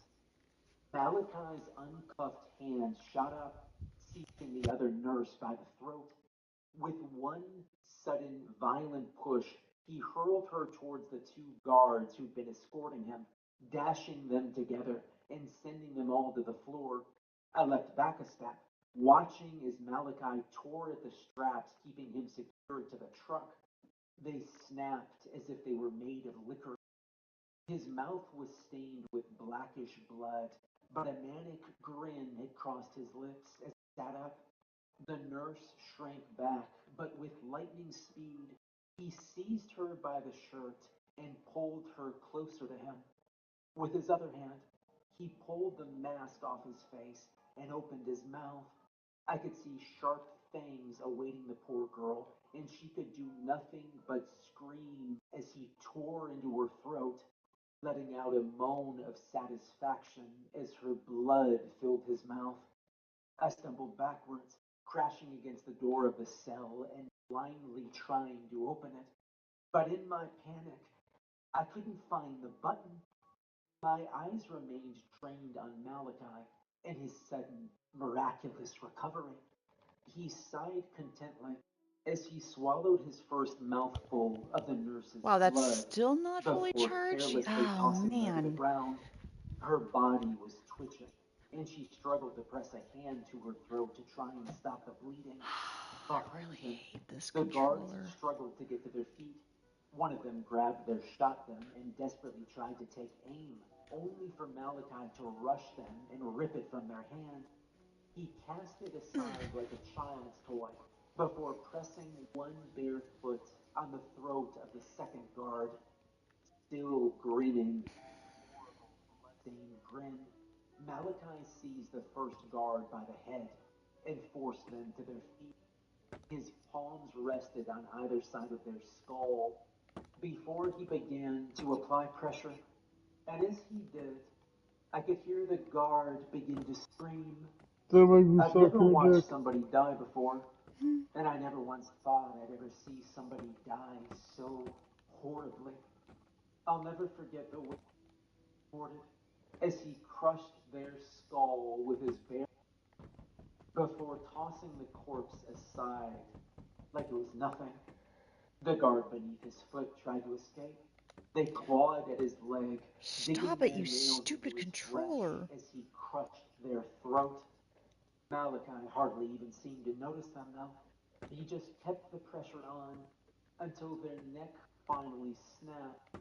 Instead, his attention turned to the nurse he'd hurled at the guards. Finally, I thought I heard him say, although without a tongue, his words sounded garbled and wet. Wet. With almost blinding speed, he seized the woman by her hair and forced her up to his level. And then he sank his teeth into her throat. And unlike the other nurse who was still fighting for her life, he wasn't just looking for a taste this time. Pinned the struggling woman up against the wall, greedily downing messy mouthfuls of her blood. She tried to push him off of her. She tried to struggle, but I could see her movements rapidly growing weaker, and in less than a minute, her body went limp. Malachi let the body drop and cracked his neck. He surveyed the 3 corpses he'd left in the room before glancing between me and the wounded nurse. I knew that it was an easy decision for him on who to attack next. I spotted a discarded shotgun on the floor nearby. I knew I didn't have a chance in hell of reaching it before he got me, but given the circumstances, I would have preferred to die fighting than die screaming. I moved. So did Malachi. He slammed into me before I even got close to the shotgun, displaying an incredible strength that didn't seem to fit his withered form. I could smell coppery blood on his breath as his skeletal face hovered just inches from mine. Fresh blood. One hand forced my head back as he went in for the kill, and honestly, I was certain that was going to be it. That was how I was going to die, ripped apart by some vampire who'd faked a seizure. Kind of a sorry way I to go pushed a out. puller off of the And then I fucking heard the bridge. gunshots. Malachi jerked backward, dropping me. Looking up, I could see the warden standing in the doorway, her gun drawn and aimed right at him. She fired again, putting another bullet in his chest. I don't know what caliber she was using, but it put one hell of a hole in him. Immediately, I scrambled out of the way, rushing to the bleeding nurse and trying to help her keep pressure on the wound. It seemed like the only sensible thing to do at that moment. I could hear the warden's gun go off again and again. Looking back, I watched as Malachi slumped against the far wall of the cell, leaving a trail of dark blood smeared against him. His breathing had grown heavy again, but this time, there was no medical condition to fake. This time, I was sure I could hear him laughing. The warden glared down at him before firing her last 2 bullets into his skull. They tore through it, ripping it apart and leaving nothing but pieces where it had been. It wasn't a decapitation, but it might as well have been. My debriefing took most of the night. It was after midnight. Home. Needless to say, I got a day off work. I suppose I should know by now not to trust a single thing anything locked in the basement of Ashurst says to you, no matter how convincing. But I guess even the best of us have our slip-ups. At least only 3 died, not 5. It's a small consolation, but I'll take it. Malachi's corpse was burned as per protocol, and that was more or less the end of that. Well, almost the end of that. There's one thing that doesn't quite make sense to me. Malachi was handcuffed from the moment that he left his cell to the moment that he entered the cell in the medical wing. I don't think anybody knows how he got out. Well, nobody except for me. I've still got the message he received. I'm hardly a linguist, but I'd still say I did, all things considered. I don't know much about the Salinan language, other than that it's been considered dead since the 1950s. Maybe my rough translation is wrong, but if it's not, then Malachi's mysterious friend was talking about how to dislocate your wrists to slip out of handcuffs. They were giving pretty detailed instructions, too. I don't know if I can prove anything, but if I'm right, then I know just talking to, and I'll have to bring it up with her next week. Find out why people are giving Naturally Friendly Hello toothpaste 5 stars. You really gotta try this. Hello? What? What? Someone's charging behind you. Is a little more than just your regular prison. Sure, up on the surface you'll find folk who Yeah, the Air Fox ran off. Don't run off too. serial killers, boards and whatnot. But down in the basement where I work, that's where you'll find all messed up monsters, demons, fae, sirens. They're all real, and the worst of the worst are kept beneath ashers. My job is to interview some of the more talkative ones. You'd think it would be easy, but trust me, I don't think there's a more job out there.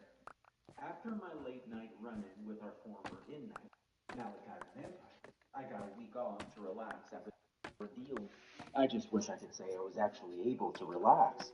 If you've never had a vampire fake a seizure just so they could create enough of a scene to slip out of their restraints and finally taste some fresh blood, it's not an experience I'd recommend. Malachi's little stunt had left 3 of our staff dead, one staring down a new life as a vampire, and me with some brand new nightmares.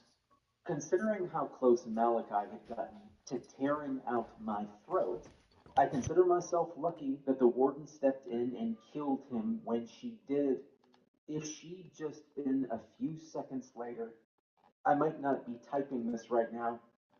I think it goes without saying that I'd been thinking about Malachi a lot during my time off, not just because he'd come very close to killing me, but I couldn't help but notice that there were a few things weird about how everything had gone down. I'd only been dealing with him that night because the warden had found evidence to suggest he'd been making friends with another inmate. Considering that for the safety of the staff, we don't let certain prisoners out of their cells, that was a little concerning. Malachi was the sort of high-risk monster who was supposed to stay locked up at all times.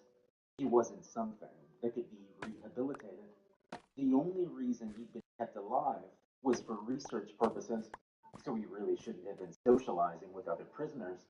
And yet, someone had sent him some pretty detailed instructions on how to slip out of cuffs, in a pretty obscure, dead language, no less. Salinan isn't exactly a language that I spend a lot of time talking about. It's native to an indigenous people from California.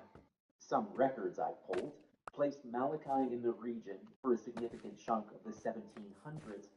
He'd supposedly been present during the Spanish occupation of the area. It probably wasn't a stretch to assume he'd picked up a few new languages while he was preying on the locals. As for who else could have possibly known it, well, that was a little bit harder to figure out. I could have spent months going through the history of every ancient inmate at the prison, trying to track their movements over the past few centuries, and I probably would have come up with nothing. Thankfully, whoever had sent that note to Malachi had left one very big clue to their identity. Out of the hundreds of prisoners we kept locked down in Ashers, I only knew one who had a reputation for slipping her cuffs. Kayla Del Rio. I wouldn't outright call her a model prisoner, but we have much worse than her locked away in Ashers. As monsters go, Oops, sorry. She's not that much of a pain in the ass. Although I think I she was still the have one some of who my told cookie. Malachi how to get out of his clubs. Well, I've been wrong about inmates before. As soon as I got back from my leave, I was itching to have a little chat with Kayla about Malachi. I wasn't sure just how forthcoming she'd be with information. Everything I had to suggest she even knew Malachi existed was circumstantial at best.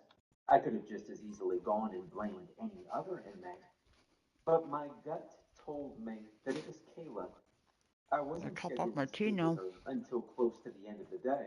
What? And I was busy enough that I didn't have time to bump her up I on my list. top off my tea. My boss, Dr. Hendricks, was probably trying to go easy on me that day.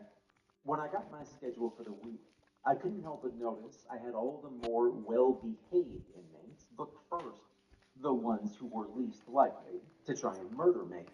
I can't pretend I wasn't a little relieved after watching an emaciated vampire slaughter 3 people.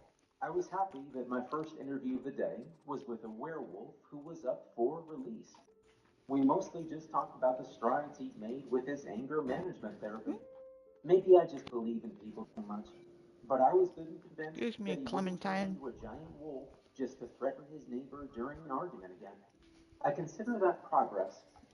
Then I had another siren who'd thankfully only been busted for reckless driving. She was only at Asher's because it was the only prison that would take into her account her particular need for survival in captivity. Hey, I didn't say that every inmate we had was the worst of the worst. Some are just idiots who can't be sent to a normal prison. Honestly, those are my favorites. It was during my lunch that my pager beeped with an urgent notification from Bob Hitch. Bob was the head of the research division, and any message from him was not something that could wait. New tenant to be processed. Sector 4. Lunch break had just been cut short. I just about had time to wolf down the leftover chicken I brought from last night before getting up. Maybe it was sloppy, but I didn't really have time to clean up. I closed the Tupperware I brought and stuffed it back into my bag, then wiped off my fork and knife with a napkin so they'd be moderately clean before hurriedly stuffing them into my pockets as I got up to meet Bob. Like I said, any message from him was something that couldn't wait. A new tenant meant that something new had just been brought in. I figured I was the only guy available at the moment to do an incoming interview while they got the cell ready. Bob was waiting for me outside the interview room when I got there.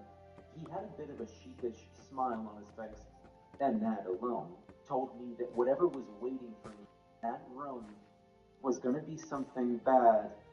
Good to see you back, Barry. How are you holding up? Shaken, but not stirred, I replied. What have you got for me? Well, we That was got a Class cringy. 3 demon. He goes by Ferris. He got booked in Denver, haunting the bar scene. No idea how many victims. Can never tell with thee. Okay, so this was bad, I thought. Demons are complicated things, unlike most fae. They aren't born the way they are. Dryads, sirens, most werewolves, and a lot of other creatures can't help themselves. They're born into what they are. That said, unlike other entities who were born human, like ghouls, vampires, and medium, they don't become what they are through any particular event either. Becoming a demon is a very slow process, and it starts with death. There are some old texts that discuss what happens to the souls of the deceased. Considering that I've never died before, I don't know just how accurate they are. But supposedly, when you die, you either go into a peaceful afterlife that's usually called the gloom, or you're discarded into a not so peaceful afterlife called the abyss. By all accounts, the abyss is not a nice place to be. If the giant centipede, god of destruction looming over it, snacking on the souls of the damned isn't disturbing enough, there's what becomes of the souls who wander that hellscape. Supposedly, something about the abyss changes a person's soul. It makes them break down and become more feral, less human. I suppose in order to get into the abyss in the first place, a person already needs to be shitty. But whatever it is about that place, it makes it all worse. The end results in demon, a hungry, cruel husk of what used to be a person who was already bad enough to end up in hell. And if one of them finds a way to slip out of the abyss, well, that can be a real problem. The weaker demons aren't that much different than a ghoul or some other shambling monster. Dangerous and terrifying to look at, sure, but nothing to write home about. It's the more powerful demons that you need to watch out for. The ones who know how to look human. They're the ones who move about in plain We've sight, got a traitor on the looking for bridge. fresh meat to devour.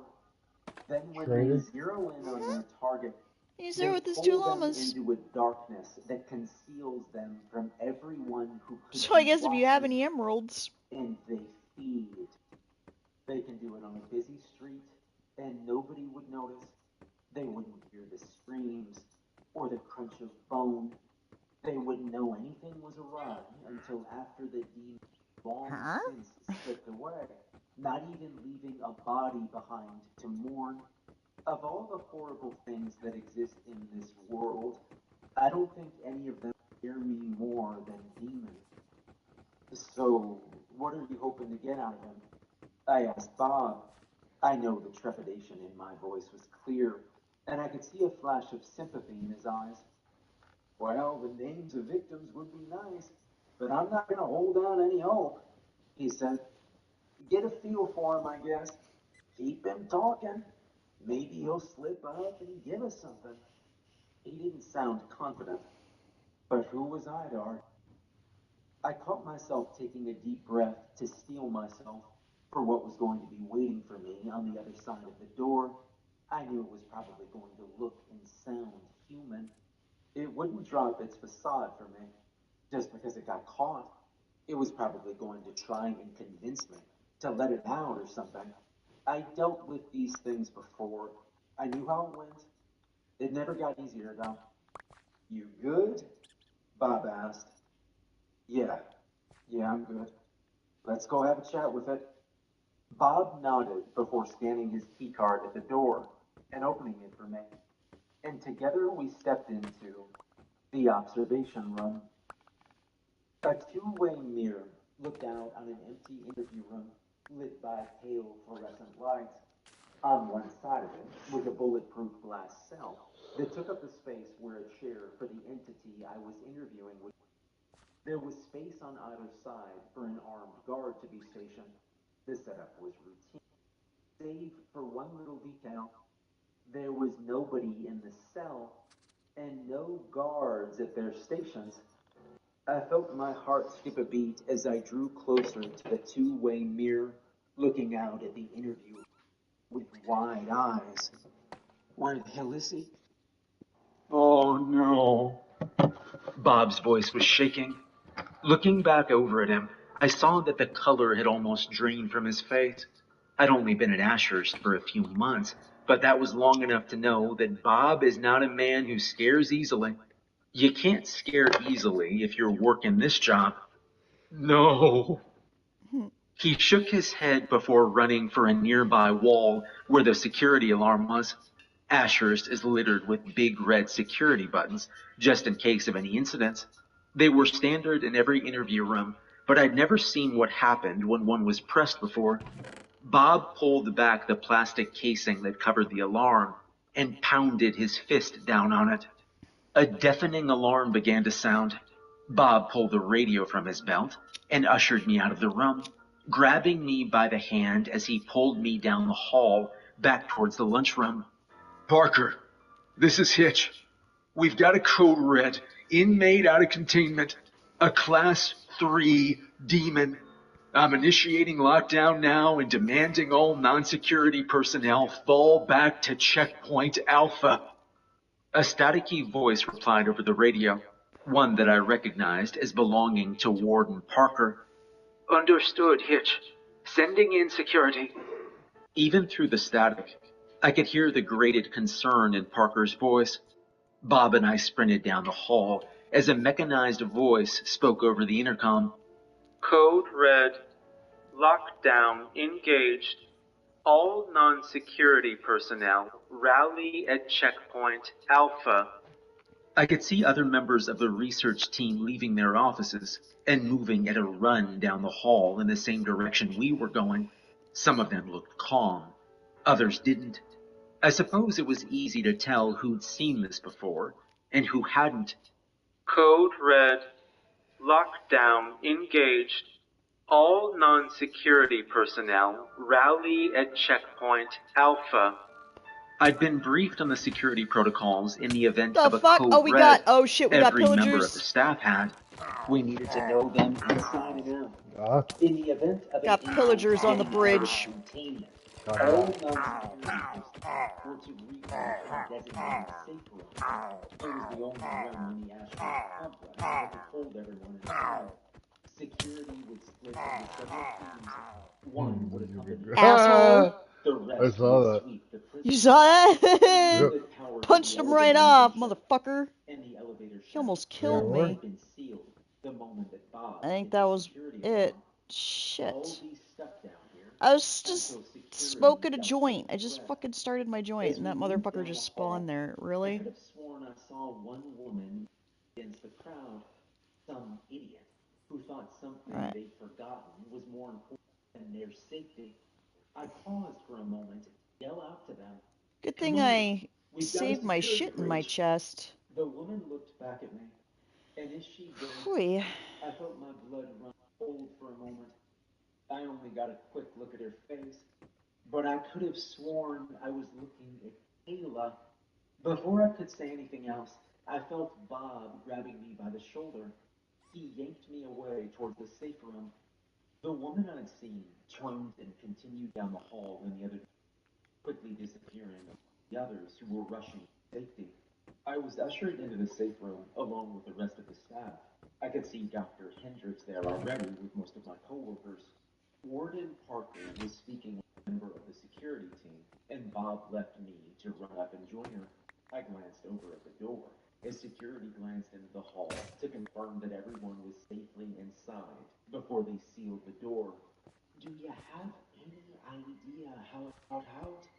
I could hear the warden asking over the anxious whispers of the rest of the staff. No, he was gone when Barry and I went inside. Bob said, my guess is somewhere around Sector 4, disguised as a member of security. Then I need the name of the people who were on the security detail. We need this right now. Put me in touch with the He didn't outside drop security. anything down there I for want to some know reason. what's happening out there, second by second. The warden ushered all side room and left the door open. I pushed through the crowd to get closer to them. Maybe I was being presumptuous, but I wanted to know. Wonder if that means there's an outpost close by. Go back Why to the the fuck would he spawn there? That's just weird. The warden said it without even looking up to acknowledge me. He was hunched over a small computer with a full map of the facility. I could see numerous dots spread out amongst the different sectors. Some were green, moving. Others were purple and stationary. Considering that the purple dots seemed to be where the cells were, I figured they belonged to the prisoners. With all due respect, ma'am, Bob involved me here. I want to know what's going on and if I can help. That was an order, Harry. Let him stay, Bob said. God knows we could probably use a hand right now. The warden just huffed and smoothed down her fiery red hair. She didn't make another word of protest. I took that as acceptance of my presence. The blue dots moved through the corridors of the prison, and I heard static over the radio on the warden's belt. This is Johnson. Sector squad. Sector 1 looks clear, ma'am. Acknowledge, Johnson. Keep your eyes peeled. We're still on code red. You see anything you don't like, shoot to kill. Bob folded his arms, his expression remaining stern and stoic. The warden's radio crackled again. Klein, 5th squad. Sector 6 is clear. Appleby, 3rd squad. We're all good in Sector 2. Ferris disappeared in Sector 4, Bob said. Who's in there? Looks like it's 6 squads, the warden replied. Give them a minute. Let them check through. She trailed off, her brows furrowing, as she stared at the screen. It took me a moment to figure out why. Every other cluster of green dots had six guards patrolling the area, but the one in Sector 4 only looked to have 4. The warden picked up her radio again. 6 squad, status report. There was a crackle of static over the radio, but nothing else. 6 squad, come in. Boys, 6 squad, came a voice over the radio. Having technical issues. Sector seems clear, but we're continuing our sweep. The warden didn't seem convinced. Boys, how many are in your squad right now? 6, ma'am. I'm reading 4 transponders. Technical issues, ma'am. Acknowledged. How's your team on matches? We use gliders, ma'am. And those are better? Until they go wrong. I saw a bit of relief pass over the warden's face. She shook her head. I understood the task. There was something else that the staff needed to learn. Passphrases to prevent anything from assuming the shape of and passing itself off as a staff member. It wasn't something, especially a brand. No, they're fine, she said. We'll keep a close eye on them, our demon friend. We'll try to lock down and try to hide. So do we just wait him out? I asked. We've got the supplies here to last us 6 if needed, and if necessary, we have a backup plan. We'll be fine, Bob assured me. Let's get comfortable, Barry. We're gonna be here for a while. I tapped me on the shoulder, and I nodded, but I had to rejoin the rest of the staff. I could feel a sinking feeling in my stomach as I left the warden Bob to their work, but that was more about the concept of potentially stuck down there for a while, as opposed to anything else. Maybe it was childish, but the idea of just blood hunt seemed more exhausting than anything else. I spotted Dr. Hendricks and my coworkers, Christina, sitting by a bench and talking quietly amongst each other, and I briefly considered joining them before deciding against it. Some other members of the staff had gotten into the food supply already and were passing out dried banana chips and bottled water.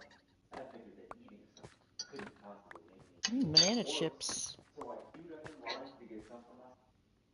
Most of the rest of the staff went off into their own Ah, shit.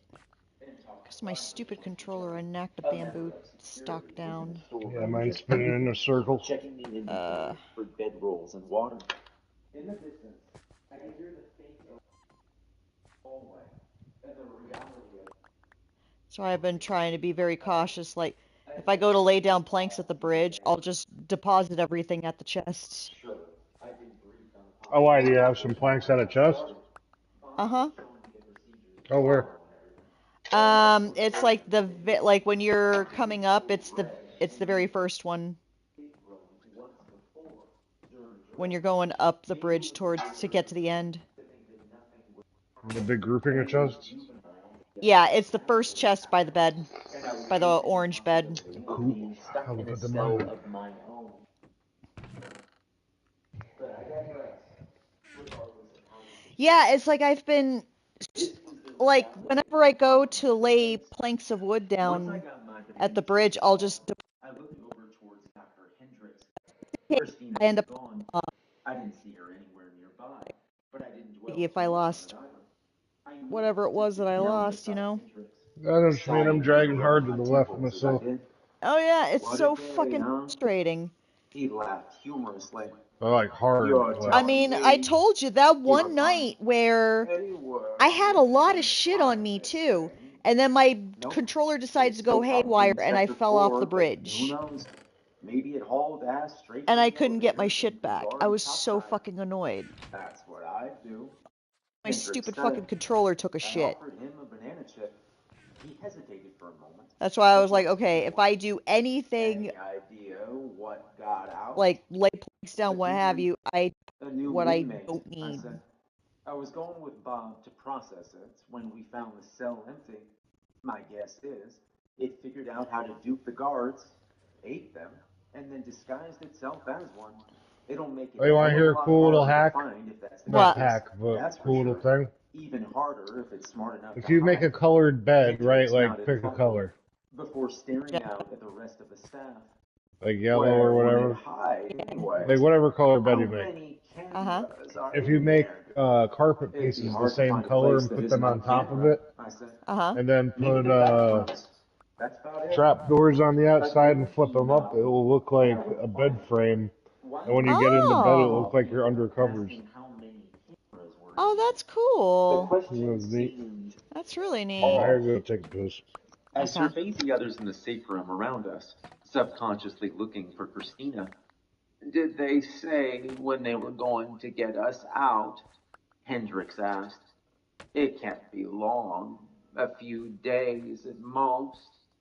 Well, we've got enough supplies to last us 6 months down here, I replied, looking back over at him.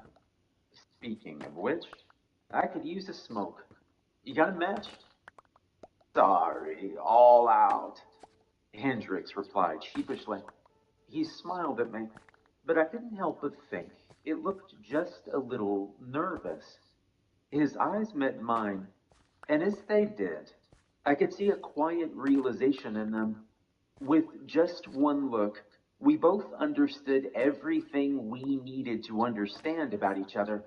He knew that I wasn't really asking for a light. I knew that he wasn't really Dr. Jason Hendricks. Suddenly, the space around me seemed so much darker. I looked around again.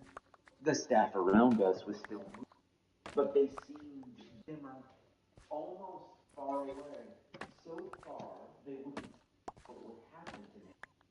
Hendricks' face began to change. His features seemed into something darker and less detailed. A blank black slate that looked charred and infected. With a panicked cry, I leapt away, falling off the bench and onto the floor as Hendricks Damn, these bamboos grow stood up. tall. He Holy didn't say a shit. word to me. We were past Yeah, the they got point of 10 pieces. conversation. Wow. What he was doing was no doubt in self-defense. Got some I harvest. knew It's what like it harvesting was. That's why season. it's easier to just stand there and let them I'd grow. make sure that somebody Yeah. killed him. The demon, Ferris, his body began to split open vertically from head to torso. I could see a reddish-pink maw opening up in him, like a horrific Venus flytrap of flesh. Rows upon rows of teeth awaited me in that gnashing mouth, and I knew he'd swallow me whole in an instant. No, was the only thing I could think to say. I tried to scramble back, but Ferris loomed over me, shambling closer and closer. His rancid breath exuded over me. The smell was that of death. Christine's death. Hendricks' death. My death. He overtook me, his arms seizing me by the shoulders as he forced my head Up towards his his ass. mouth. Desperate, I could feel the weight of my lunch utensils in my pocket. It wasn't much of a means of defense, but it was the only thing I had. I pulled the fork I carelessly jammed into my pocket earlier out. It wasn't much, just a simple stainless steel fork, but it would have to do. Without thinking, I thrust it into the pinkish flesh of Ferris's mouth. The fork tore through, drawing rotten black blood and earning an angry snarl from Ferris as he I just recoiled. heard thrust and pink His flesh. grip on me slipped just long enough for me to wiggle out of his grasp. I could see his body pulsating in pain as he ripped the fork from his mouth. He huffed in frustration before collapsing down to all fours and loping after me. But I bought myself just enough time to get up and run. I sprinted towards one of the dim figures nearby, another staff member, somebody whose name I didn't remember off the top of my head, but he was my only salvation. I slammed into him, tackling him to the ground and praying it would be enough to break whatever illusion Ferris cast to keep the others from seeing me as he fled. As I hit him, the world suddenly seemed less dim. Ferris was almost on top of me, his hands grabbing at my body as he began to force me into his maw. This was it. I'd shot my shot. I'd made my one attempt at escape. Now I could only hope it would be enough. I didn't need to wait long for either death or salvation. Before Ferris could sink his teeth into me, he was violently pulled back. I could see the white coats of other members of the research team grabbing at him, pulling him away from me. It took almost 8 people to hold him back, and his jaws gnashed violently all the while. But when they slammed shut, they didn't slam shut on me. Ferris snarled and struggled. He writhed violently, shaking his captors off of him, but he did so in plain sight, in full view of everyone. I watched as he threw some of the research team who was holding him back off of him and let out an enraged screech. Then came the gunshots. His body jerked as it was hit, but he didn't fall. Looking back, I could see that just about every member of security was up and had their guns drawn and aimed at him. The people who pulled Ferris off of me quickly abandoned him, giving him a wide berth as security lit him up. Bullet after bullet tore through his body, leaving their marks, but hardly slowing him down. From the corner of my eye, I could see that Warden Parker had rushed to their side, her own gun drawn and firing on Ferris. He was tough. All demons are, but they aren't invincible. Ferris seemed to fall backward, riddled with bullets. His limbs flailed violently as he struggled to hold on to his life. Maybe if he'd been any other than a monster, I might have felt bad for him. But as security continued to unload into him while he squirmed on the ground, I felt nothing but relief. His struggles quickly ceased. His breathing was heavy and sporadic. I'm not sure just how many bullets he'd taken. 20, 30, 40. Far more than any living thing should be able to survive.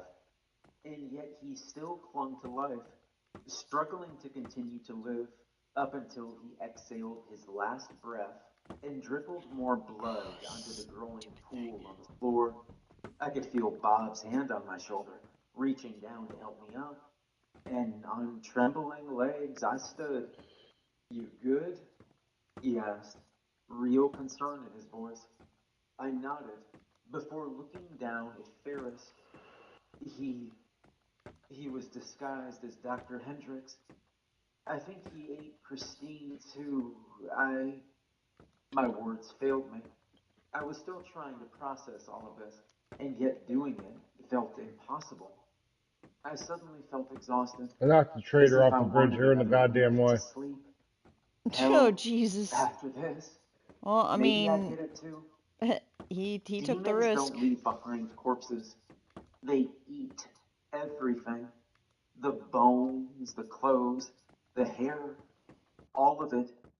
The fact that we never found the bodies of Dr. Hendricks or Christina almost certainly confirmed their fate. I later learned that a review of the security camera footage from that day revealed that Ferris had ambushed Dr. Hendricks in his office right before Bob had tripped the alarm. Even in the safe room, we would have caught it eventually. Ferris had been a rat in a trap the moment he'd been brought to Ashurst. But if I hadn't been able to save myself from him, who knows how many others he would have picked off before anyone figured out what he was. The warden offered me a few more days off. I appreciated the offer, but I declined. Part of me wants the time to myself, but I don't think I can take it in good faith right now. Now that the incident with Ferris is over, I can't help but think about what I thought I saw in the hallway while Bob was ushering me into the safe room. I'm Hi. sure that I saw Kayla. I gotta go pee I'm now. sure that she was out of her cell. I know that sounds impossible. I know that if she'd been out, it would have shown up on the warden's monitor. But I know what I saw. I can't prove it yet. But something tells me that Kayla had something to do with Ferris getting out. I'm already certain she had something to do with Malachi's attack the other week. So is it really that much of a stretch? I don't think it is.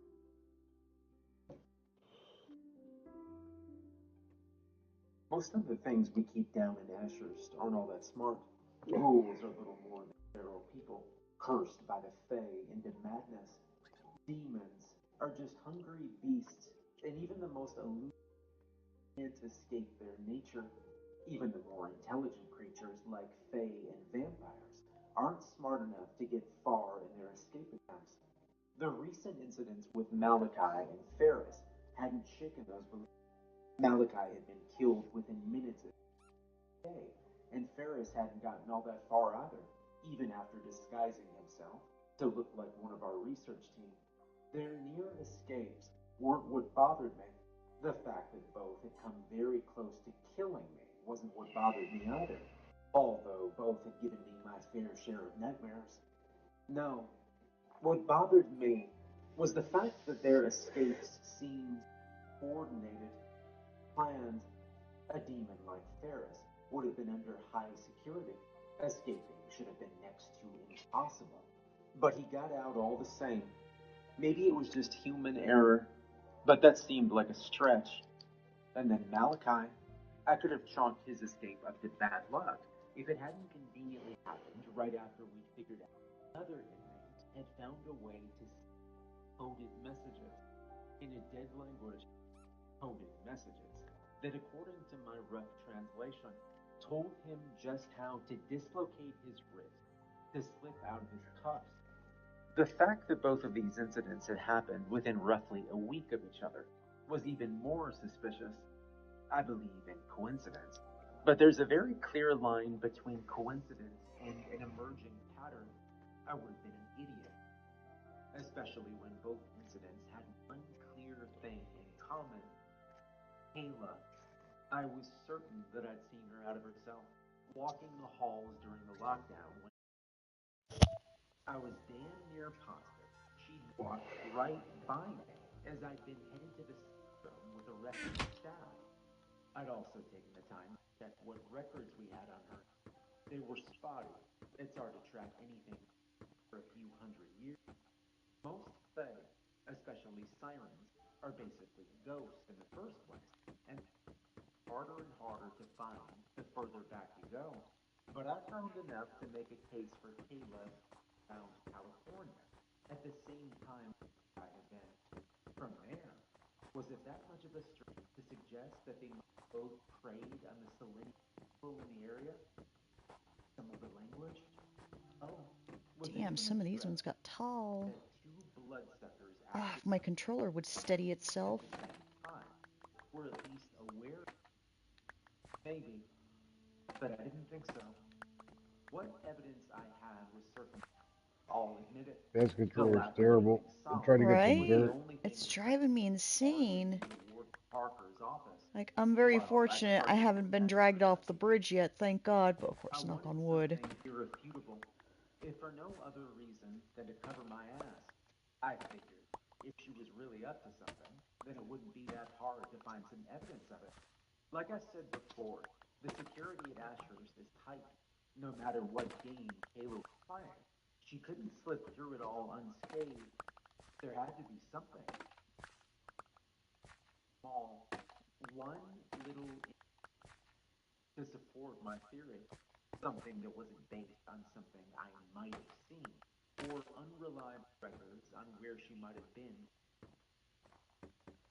Something solid, and I knew just where to start looking. He was one of those work friends you sometimes have, the kind of man you'd sit by at lunch and talk to, then never see again for the rest of the day.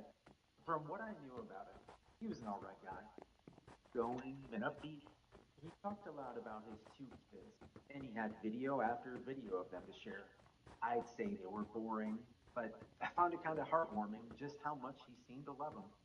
He spent just He about his seemed to entire love day him. locked in Didn't coworkers quite watching understand it videos myself, but you know. You know. twice I called myself a hero. I'm sure Warden Parker Don't ask me. I don't know either. Shit, I didn't want that bamboo to grow that quick. I meant to put the plant, the stalk over here. Stay. Oh, I'm gonna kill this controller, I swear to God. I'm just trying to take some of the bamboo down.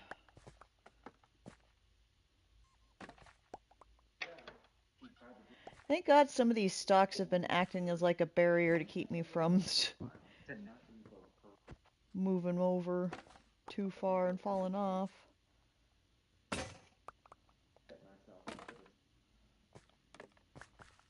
Barely touching the hand as seen it out of his bed, although I declined, comfort me again.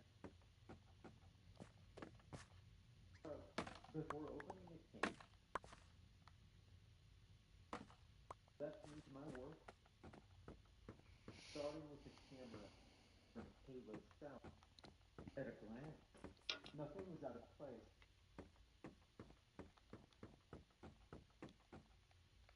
Broken, her head and arms jutted over the edge as she casually placed the wall that separated that with a before looking back down. All in all, nothing seemed out of place. I brought up the footage from the hallway I'd seen her. I could see myself in the hallway towards the streetlight. I watched for the car. Okay, which one's this one? The woman I'd been. The woman was right there.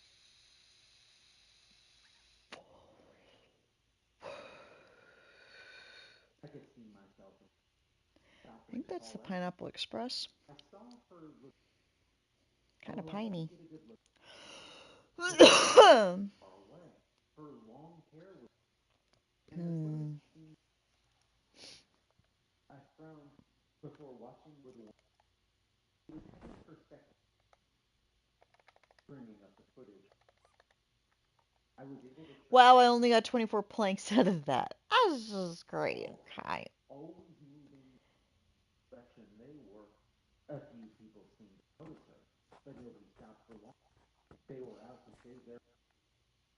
It was hard to say where she was absolutely headed, but I couldn't imagine where. Most of that sector.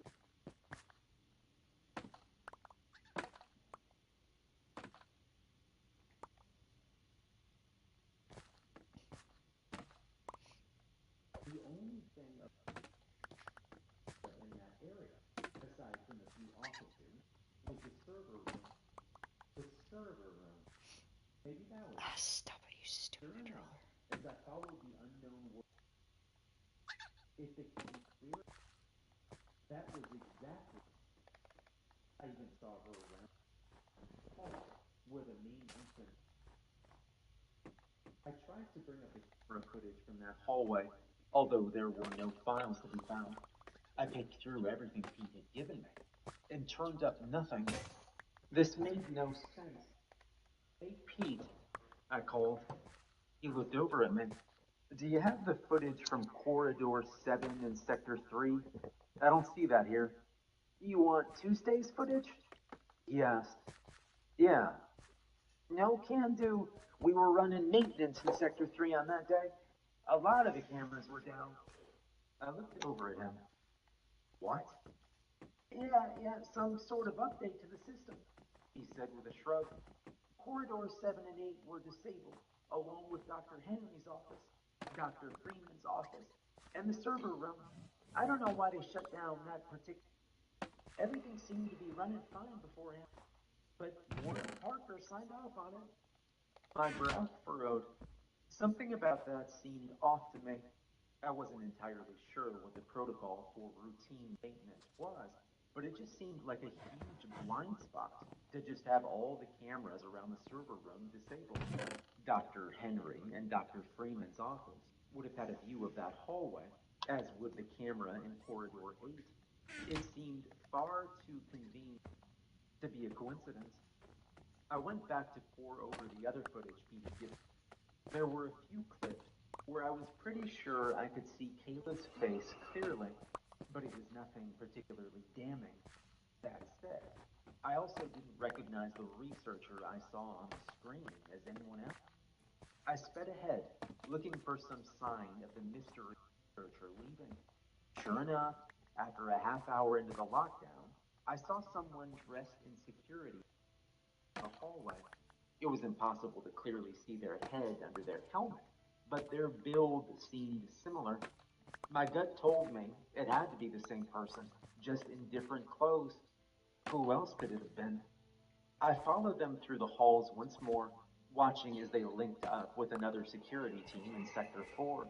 I would have expected the team to have reacted in some capacity, but they just seemed to acknowledge the new addition to their ranks and move on as if nothing was wrong, as if they knew who it was. I went back to the footage of Kayla's cell. Seemingly the whole time the lockdown had happened, she'd been playing cards. I even checked the cameras outside of her cell in Sector 5. I could see nobody in the hallway. No security. Nothing. I went back to tracking the security team my mystery person had joined up with. Following them through the halls, I couldn't help but notice that they were going straight towards Sector 5. Odd. They looked like they were headed for Kayla's cell. Looking again at the footage of the hallway outside her cell, I finally found what I was looking for. Nothing at all. Looking at the camera outside of Kayla's cell, I could see nothing but an empty hallway. Looking at the camera in the next hallway over, Did you have I any more could planks? clearly see the security. I got some planks on And me. then coming back a few Not minutes much later, though. one member short. I felt an actual pang of elation at the To make fact that some I'd more. actually found something, followed by a sinking discomfort. 48. She'd been escorted back to her Slide. cell by a security team. Okay. They had to have known who she was. Whatever she was doing in Sector 3, it just happened to be in the area where the cameras were Bag? down for routine maintenance. And then there was the fact that there was technically Whoa, I no almost ran footage off the of her bridge because of this outside of fucking the controller. cell. I wasn't Oh, sure where the like footage that had I been hate used these instead fucking came from. things. It's like, why Maybe don't you from the just lockdown cooperate? footage. That would have been the easiest place in there. Like I said, I don't But then, recall having this who issue spliced it with in? the PS4 I looked over controllers. at Pete. His eyes were off me. If it had been him, I would have expected him to be watching me a lot closer. So maybe it was another member of the security team. It had to be. They were the only ones who could have modified or deleted that footage. Although exactly who it was impossible to be sure. At the moment, I figured it probably didn't matter. I had what I needed. He didn't see me emailing some of the clips to myself. He had his eyes on the 5 cameras, just as they should have been. I don't know if he would have cared anyway. Still, it was better to be safe. Sirens are interesting creatures. With just one look, they can get in your head. They can hypnotize you, make you do things you wouldn't normally do. Usually, they just use this to keep their prey still and quiet so they can feed off their blood. But I'd heard of them using other ways too. At Ashurst, the staff generally only deals with sirens while wearing protective gear, specifically a visor that protects them from whatever it is they can do to influence a person. But all they need is a moment of direct eye contact without that visor, and they can get in your head. Just one moment, and it's all over. You find anything? Pete asked. I looked back over at him. Afraid not, I said with a sigh. Just a dead end. He frowned. Shit. Well, maybe that's a good thing, you know? I think it is. Thanks for letting me look around, Pete. No problem. Just give me a shout if you want to grab a beer sometime, or something. You know where to find me. I nodded at him before leaving. I needed to find someone I could trust, someone who I knew wasn't under Kayla's control. Warden Parker was the safest bet. The FRB made the right call when they put a vampire in charge of Asher's. As far as I knew, Siren's unique abilities had no effect on vampires like her. I suppose it shouldn't have been surprising that when I stepped by her office, the door was closed and locked, a sign that she was already with someone. Bob Hitch leaned against the wall beside her door, probably waiting his turn to go in and speak with her. He was the closest thing to a second in command that Parker had, and he gave me a nod when he saw me. "Morning, Barry," he said. I nodded back at him. "Morning, Bob. Is Warden Parker busy? I've got something urgent." "Barry," he replied, and gestured for me to take a peek through her window. I made a point to be discreet, tried to nonchalantly walk past while peeking in. I didn't get a good look at what was going on, but I saw enough. I could see Warden Parker at her desk, a grave expression on her face. What?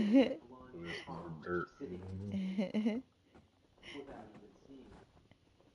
I knew who it was. Amanda Spencer, the director of the FRB Center Presence. I leaned against the wall beside Bob, my brows furrowed, as I looked over at him. What the hell is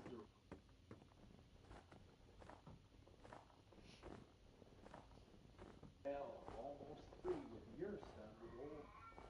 From what I've overheard, there has some doubt about our security.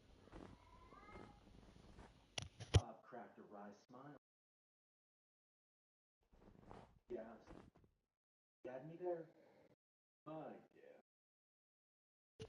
What's the security thing? Just as a precaution. But after Ferris and Malachi had too many cats, that's not exactly us want to hang. Yeah, You know what? I'm just gonna clear some of this snow off of the map, or off the bridge. Aren't you supposed to be down in Sector 2, right? What brings you here? So I'm all out of swords, and I'm not at the nearest crafting station. Technically, he was my boss, and he also wasn't a man out of contact with. If there was any full human I could trust, it was him. I was doing some digging. I think an inmate during the lockdown the other day. Something other than Ferris. His eyes narrowed.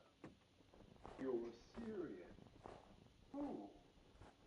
Kayla Del, a siren we have locked down in Sector 5. I thought I saw her while we were headed to the city, but in some digging, I know that she was out of control, and I've been. That's a damn. You're positive it's her?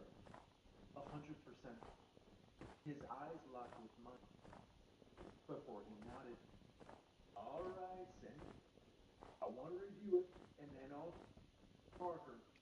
Kayla, that's the one you're scheduled to talk with, isn't it? Yeah, she's my 4 o'clock.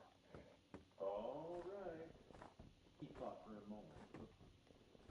I'll put in a request for additional security. I might also sit in on that one. I'm going out on a limb, assuming you're gonna thriller. Bob's answer caught me a little off guard. Not that I hadn't expected him to take me, but the fact that he wanted to get directly involved certainly said something. Do you think I should? It's up to something real swift. It can't hurt. I nodded back at him. All right, I'll see what I can get. Good. I'll let you know what Parker says. We should get a move on. I got this handled. Bob offered a reassuring smile that was impossible not to trust, and the sight of it made me feel on my shoulders. I believed him, and for the first time Malachi had slipped his trust, I actually felt like I was ahead and quiet. 4 o'clock rolled around quickly, as I knew it would. My interviews with Kayla were difficult, considering how she had no interest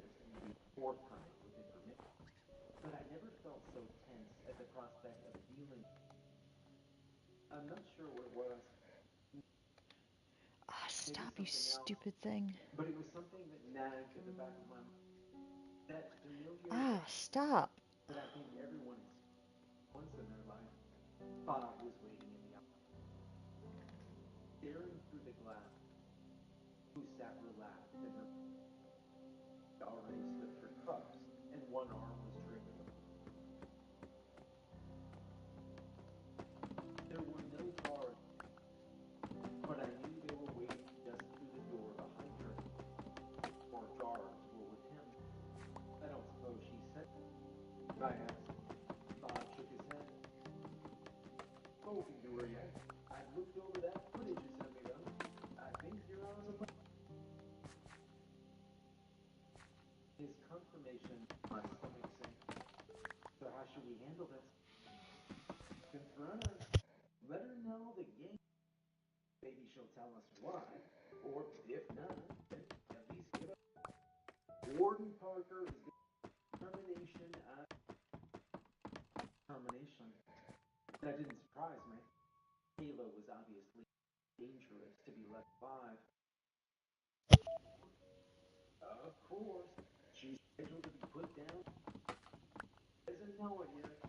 I'll leave it to you to break the news. I nodded before taking a deep breath. I understand. Well then, I'm like the present, I guess. I adjusted my coat and took a deep breath, stealing before I entered the interview. I adjusted my visor to protect my face, and I stepped inside. Kayla's eyes lit up the moment she saw me, and I watched a wry smile cross her lips. Dr. Barry, she said cheerfully, I was starting to wonder if you'd forgotten all about me. I was on leave, Kayla, I replied as I sat across from her. Did that whole business with Malachi get you? I glanced up at her. Her smile presented a way that made it. I hear things grapevine. Folks can do that. I don't imagine you hear gossip being one. I can't imagine Malachi. I said. The look in her eyes. Kayla was quiet for a moment. Her words hurt before she spoke. One-sided, she finally said, before her smile returned. Figured me out. I just glared at her. Her smile didn't falter for a moment. If you're thinking I was trying to get you, I promise you. On the contrary, the whole point. What do you mean? I asked. You think I wanted bloodthirsty eat? Please. I knew he'd get him. Process. I thought it might be. That's what I said. So our paths crossed once in California. So his kind hunted in our territory. Conflict was our mutual friend, eight sisters. When I realized he was in here, I thought that getting him might be a fun little start. Something to keep my mind occupied, you know? Activities more. What you gonna do, arrest me? She snickered, but I stayed stoic. Truthfully, I hadn't expected to. For once in her life, she hadn't disappointed me. But there was still one question remaining. And the messages. How did you get those to him? That's my secret, she said, wagging her. I might tell you later.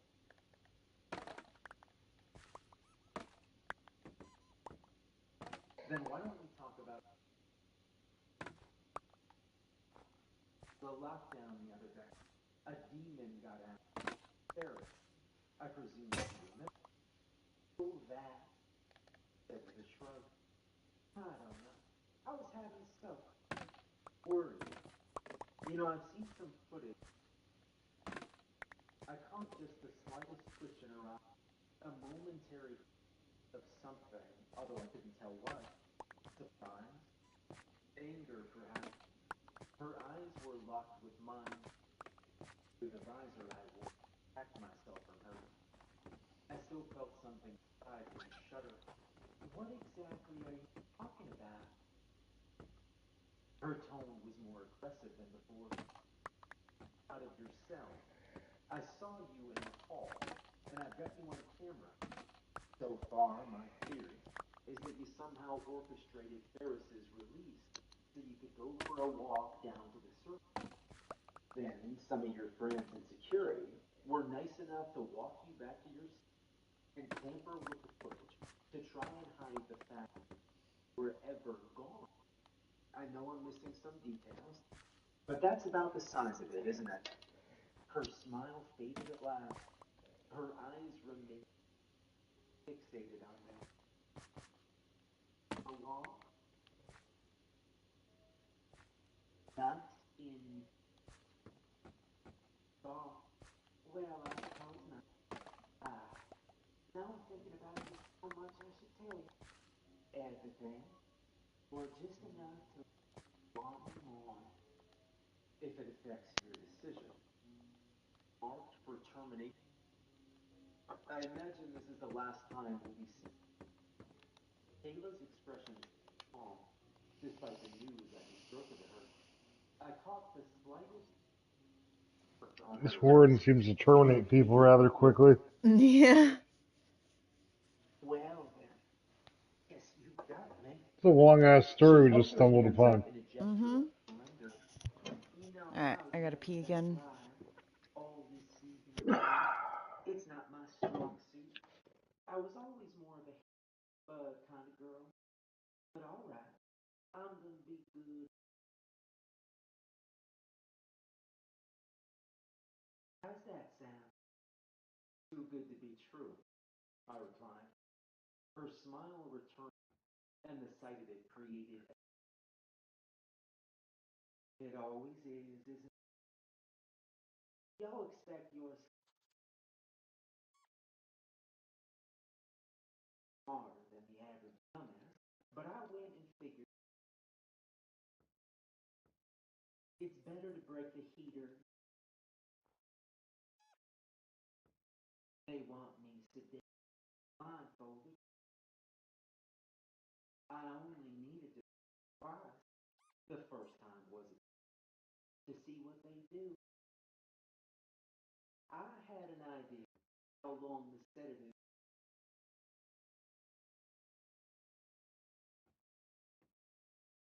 I just needed a second with some idiot on the security team.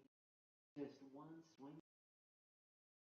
Advisors can come, especially when security thinks you're passed out. Alright.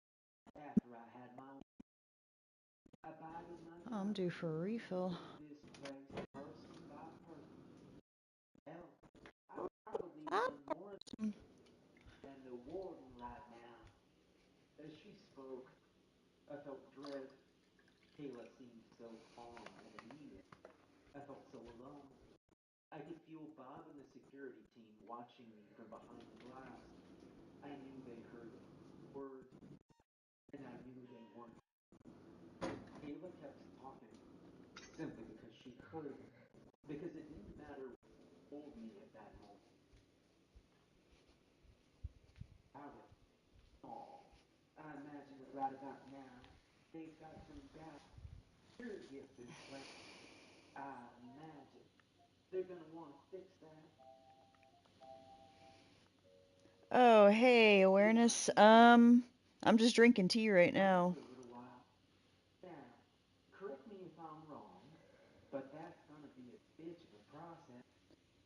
A lot can go wrong on the road, but you and I can the best. Let's see, what was I Metal doing? table, Oh yeah, I think perfectly I got some more planks for you in case you need it, Jesse. relaxed. Can't run up to the end here. I gotta make Sure. more swords and harvest this shit. Sure. Made a whole bunch of pads to replant. Of course. Every fiber of my told me to try and, but I knew that the doors were, I knew that neither nor security, not until she was done with me. All I could do, rooted to the spot and feel utterly helpless, Sheila gingerly pulled the visor off my face, set it down on the table Hey, in man. front of me. First time. Also, hey, Hola. What's up, Jesse? Here we go. Let's see. In my inventory. The room around the X triangle. There we go. all I could see were those intense irises, and all I could It's see like we're shaking, bacon. her You're hands going pretty were good. ice cold, rested on my, and Yeah, if behind you want to her harvest all lips, this shit, that'd be I awesome. could see Then we Jack start Sure. replanting this, these I stepped out next of the 4 living It pads. seemed room. like we were getting in the rhythm of me harvesting and you laying down the What was groundwork. that? That's something. Part of me, What? Keep though waiting it to was see something interesting. my heart Well, for something Nothing. odd to happen. and detached, No, as like, if I you were know, drunk. like another gate or something, or something to loot, Something felt wrong, or a pillager something thing. that I knew. It was an impossible. Bob regarded me silently before offering. That didn't reach his eyes.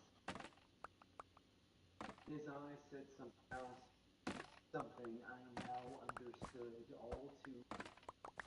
There was an awareness, a knowledge that we both shared, a part of ourselves locked away, shut down. It was our turn. I looked back at Caleb through the window. Sat still as security or a knowing smile. I knew that it wouldn't be long.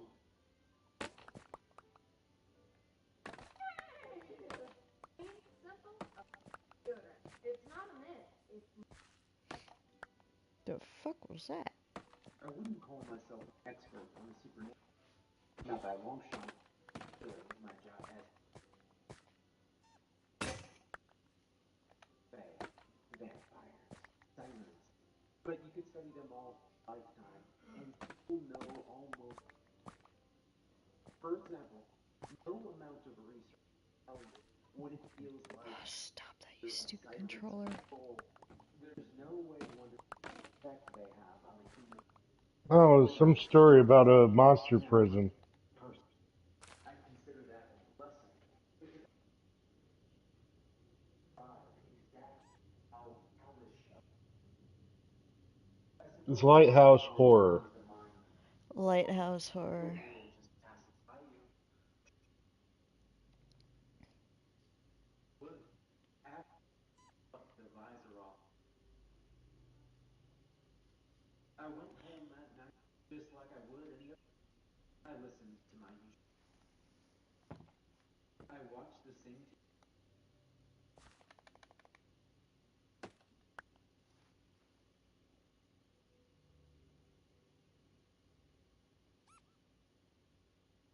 This awareness. It felt so far.